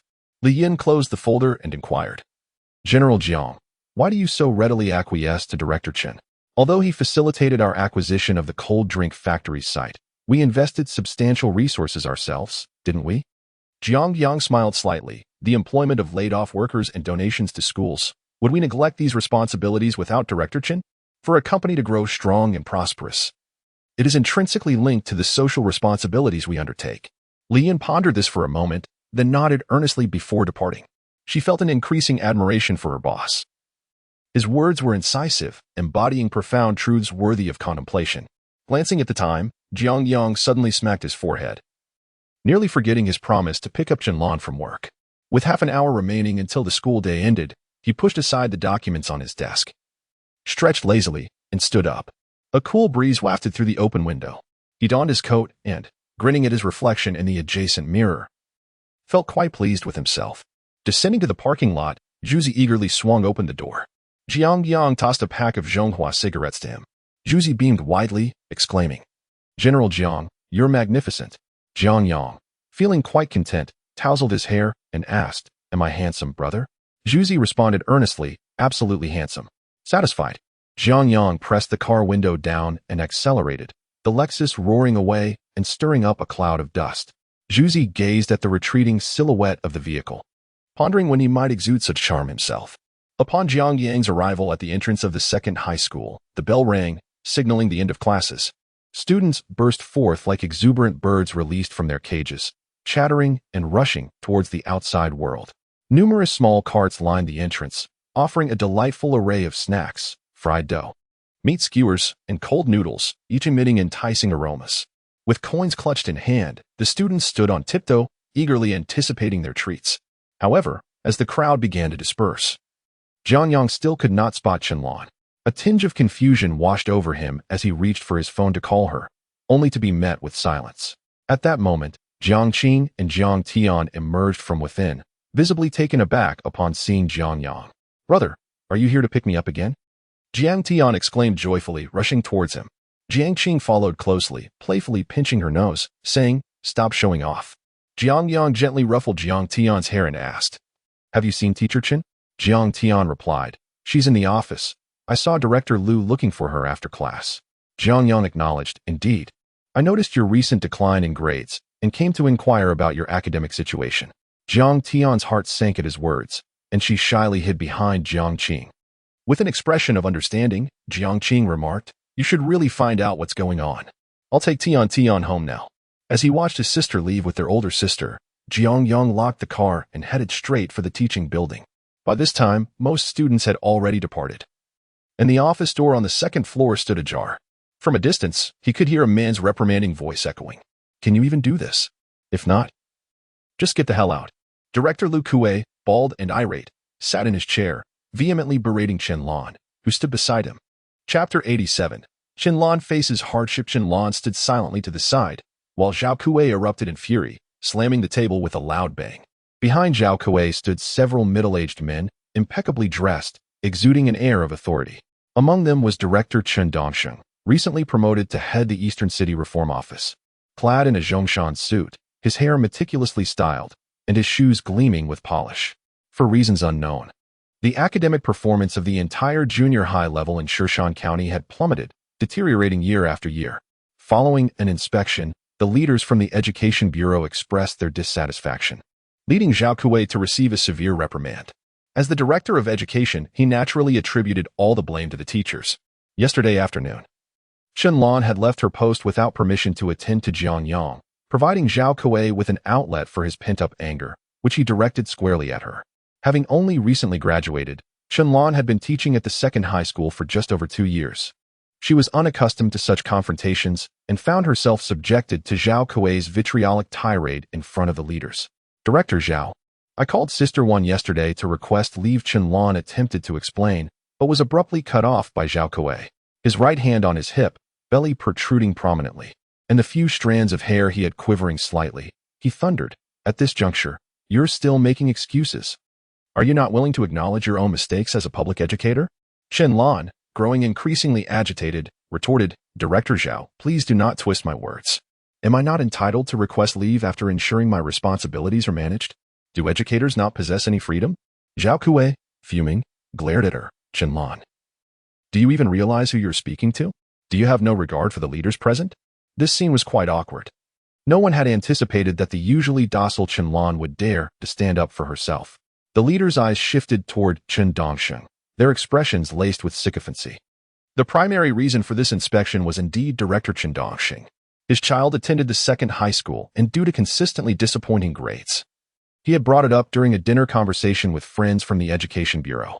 Since his promotion from the South Suburban office, many sought to curry favor with him. In an effort to please Director Chen, they orchestrated this inspection. Thus, the Education Bureau leaders sought to appease him, while the school aimed to appease the bureaus. Culminating in the current spectacle, Zhao Kue had intended to impress the leaders and gain Chen Dongsheng's respect. But he found himself unable to manage even a young English teacher. Qianlan's eyes glistened with unshed tears, her sense of injustice swelling within her like a torrent. Since joining the second high school, she had dedicated herself wholeheartedly, exerting every effort towards her students and her role. Times were changing, and the aspirations of students were becoming increasingly diverse, especially following the widespread adoption of television, the influence of movie stars, music, and various entertainment projects on students has been profound. Many students, upon returning home, become engrossed in play and neglect the significance of their assignments. The teachers find themselves in a state of helplessness. In front of them, a group of high-ranking officials gazes intently. While Lu Kuei's menacing demeanor resembles that of a cunning fox leveraging the authority of a tiger, it seems that my position here is no longer secure. Just then, the office door swung open. A man clad in a sharply tailored black suit strode in, making his way directly to Chen Lan's side. His gaze sweeping over the several leaders present. Lu Kuei felt a twinge of confusion. This man appeared somewhat familiar. Chen Dongxing's reaction was astonishing. He stood up from his seat, his face alight with joy. "General Jiang, what brings you here?" Jiang Yang, with an impassive expression, nodded slightly and replied, "I have come to escort Chen Lan." At the sight of Jiang Yang, the grievances Chen Lan had just experienced seemed to magnify, tears welling in her eyes. Jiang Yang gently patted her arm, then took the thick stack of documents from her hands. Lu Kuei and the other school leaders exchanged glances. Looking at Chen Dongxing with curiosity, "Director Chen, do you know each other?" Chen Dongxing, with a broad smile, responded, "Know each other? General Jiang and I are old friends. By the way, the 200,000 donation I mentioned this afternoon is funded by General Jiang. Lao Ma. You should thank General Jiang promptly." Ma Yuguang, in his 50s with a flat top and square face, exuded an air of scholarly demeanor. He was the principal of County No. 2 Middle School and had been relatively quiet until now. Upon hearing Chen Dongxing speak, he hastily stood up and said, "Ah, indeed. You have truly aided us immensely." The leaders, seeing Chen Dongxing's courteous demeanor, responded with smiles. However, Jiang Yang suddenly shifted from his usual amiable expression. His voice icy as he remarked, "I am profoundly disappointed with the cultural ethos of your esteemed school. As for that donation, I believe I must reconsider it carefully." Ma Yuguang was taken aback, turning to glance at Chen Dongxing. The atmosphere became unbearably awkward. Chen Dongxing approached Jiang Yang, patting him on the shoulder in a somewhat obsequious manner. "Brother Jiang, what's going on today? You haven't acted this way before." His gaze flickered to Chen Lan standing nearby, sensing that Jiang Yang's relationship with her was anything but ordinary. Jiang Yang gazed at Chen Dongxing, a faint smile gracing his lips. "Congratulations, Director Chen, on your recent promotion."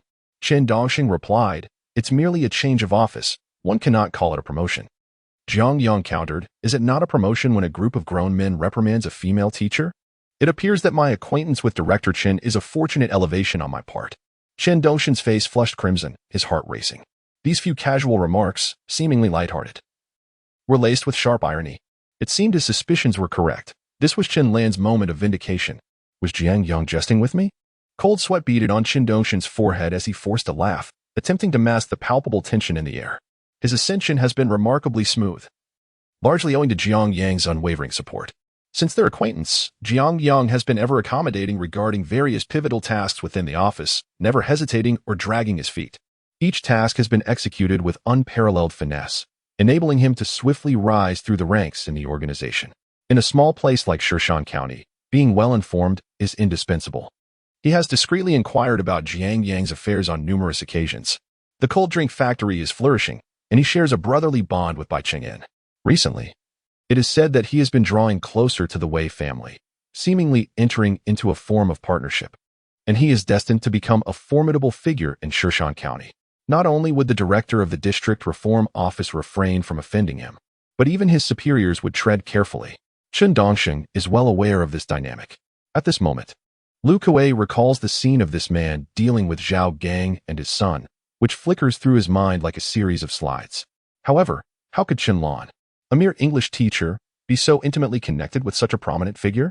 Chapter 88, The Multifunctional Bottle Blower. Chen Dongxing, having navigated the intricacies of the political arena for many years, had mastered the art of perceiving subtle cues.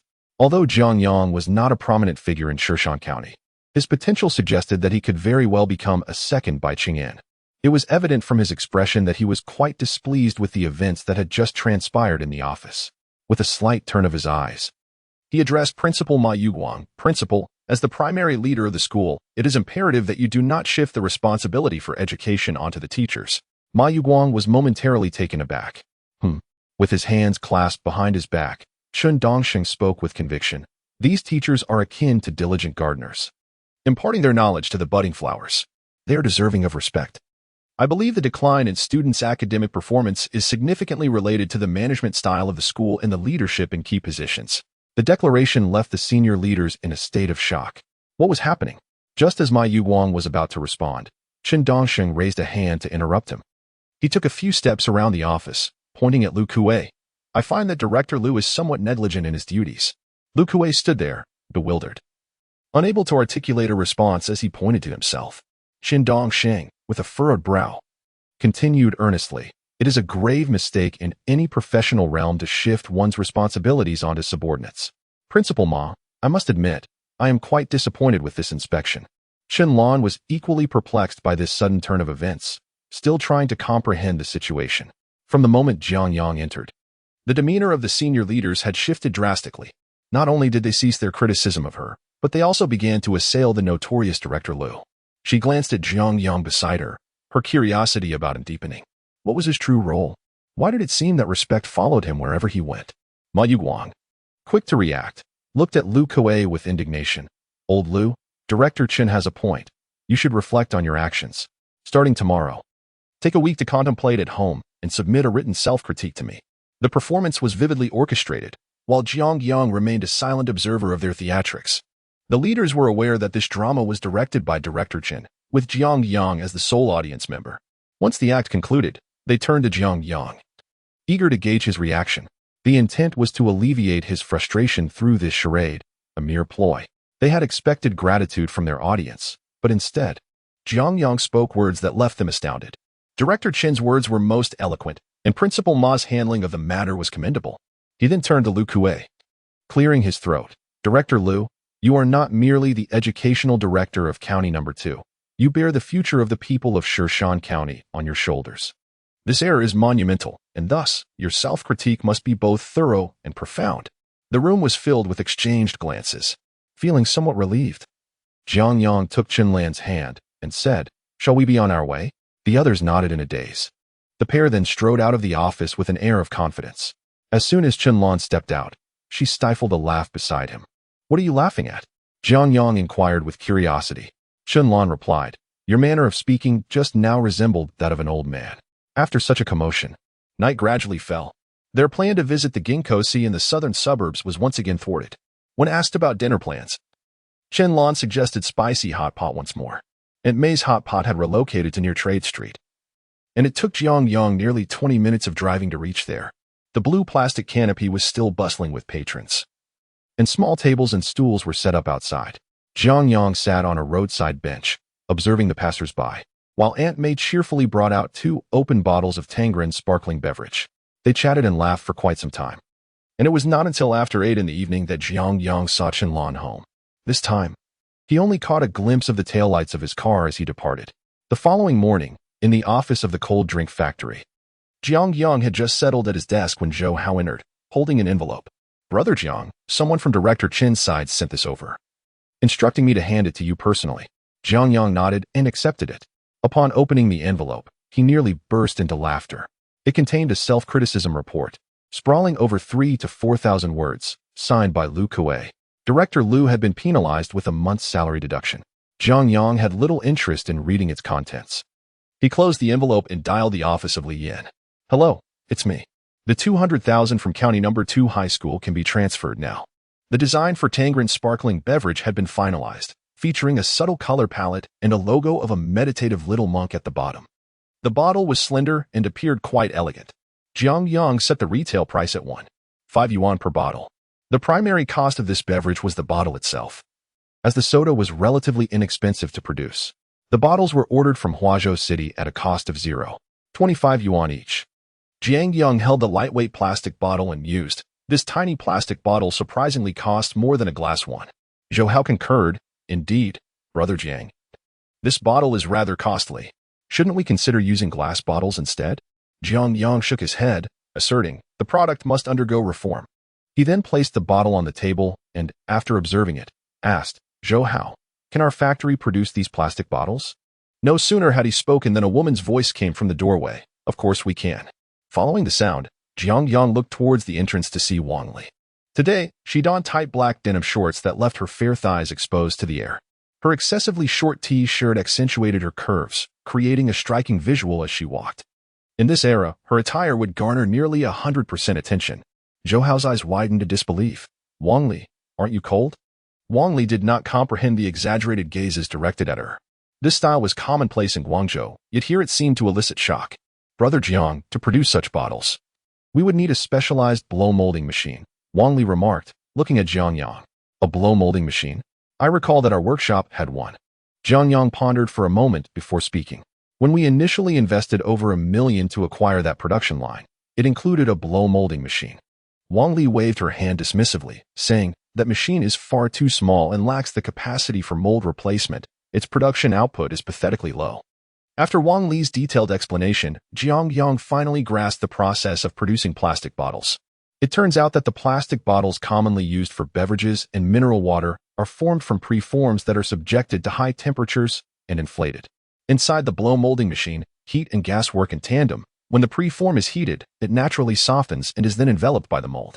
High-pressure gas is injected into the mold, and thus the plastic bottle takes shape, mirroring the contours of the mold itself. Where can one procure such a multifunctional blow-molding machine? Jiang Yang contemplated, turning to Wang Li with his inquiry.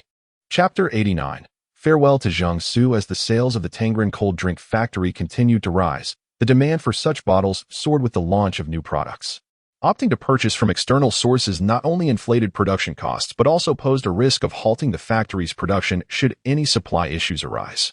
Jiang Yang remained vigilant against the threats posed by Lu Zhonghua. A person who could suppress competitors through the grain station should not be afforded any vulnerabilities. In response to Jiang Yang's inquiry, Wang Li pondered and replied, I am not quite sure, but Professor Zheng should know. Jiang Yang nodded and said, then I will ask Professor Zheng when he arrives. He glanced at his watch. It was already 9:30 in the morning. Given that Professor Zheng had indulged excessively in alcohol the previous day, it was entirely expected that he would still be in bed. Seeing that Jiang Yang had no further instructions, Zhou Hao and Wang Li proceeded to the workshop.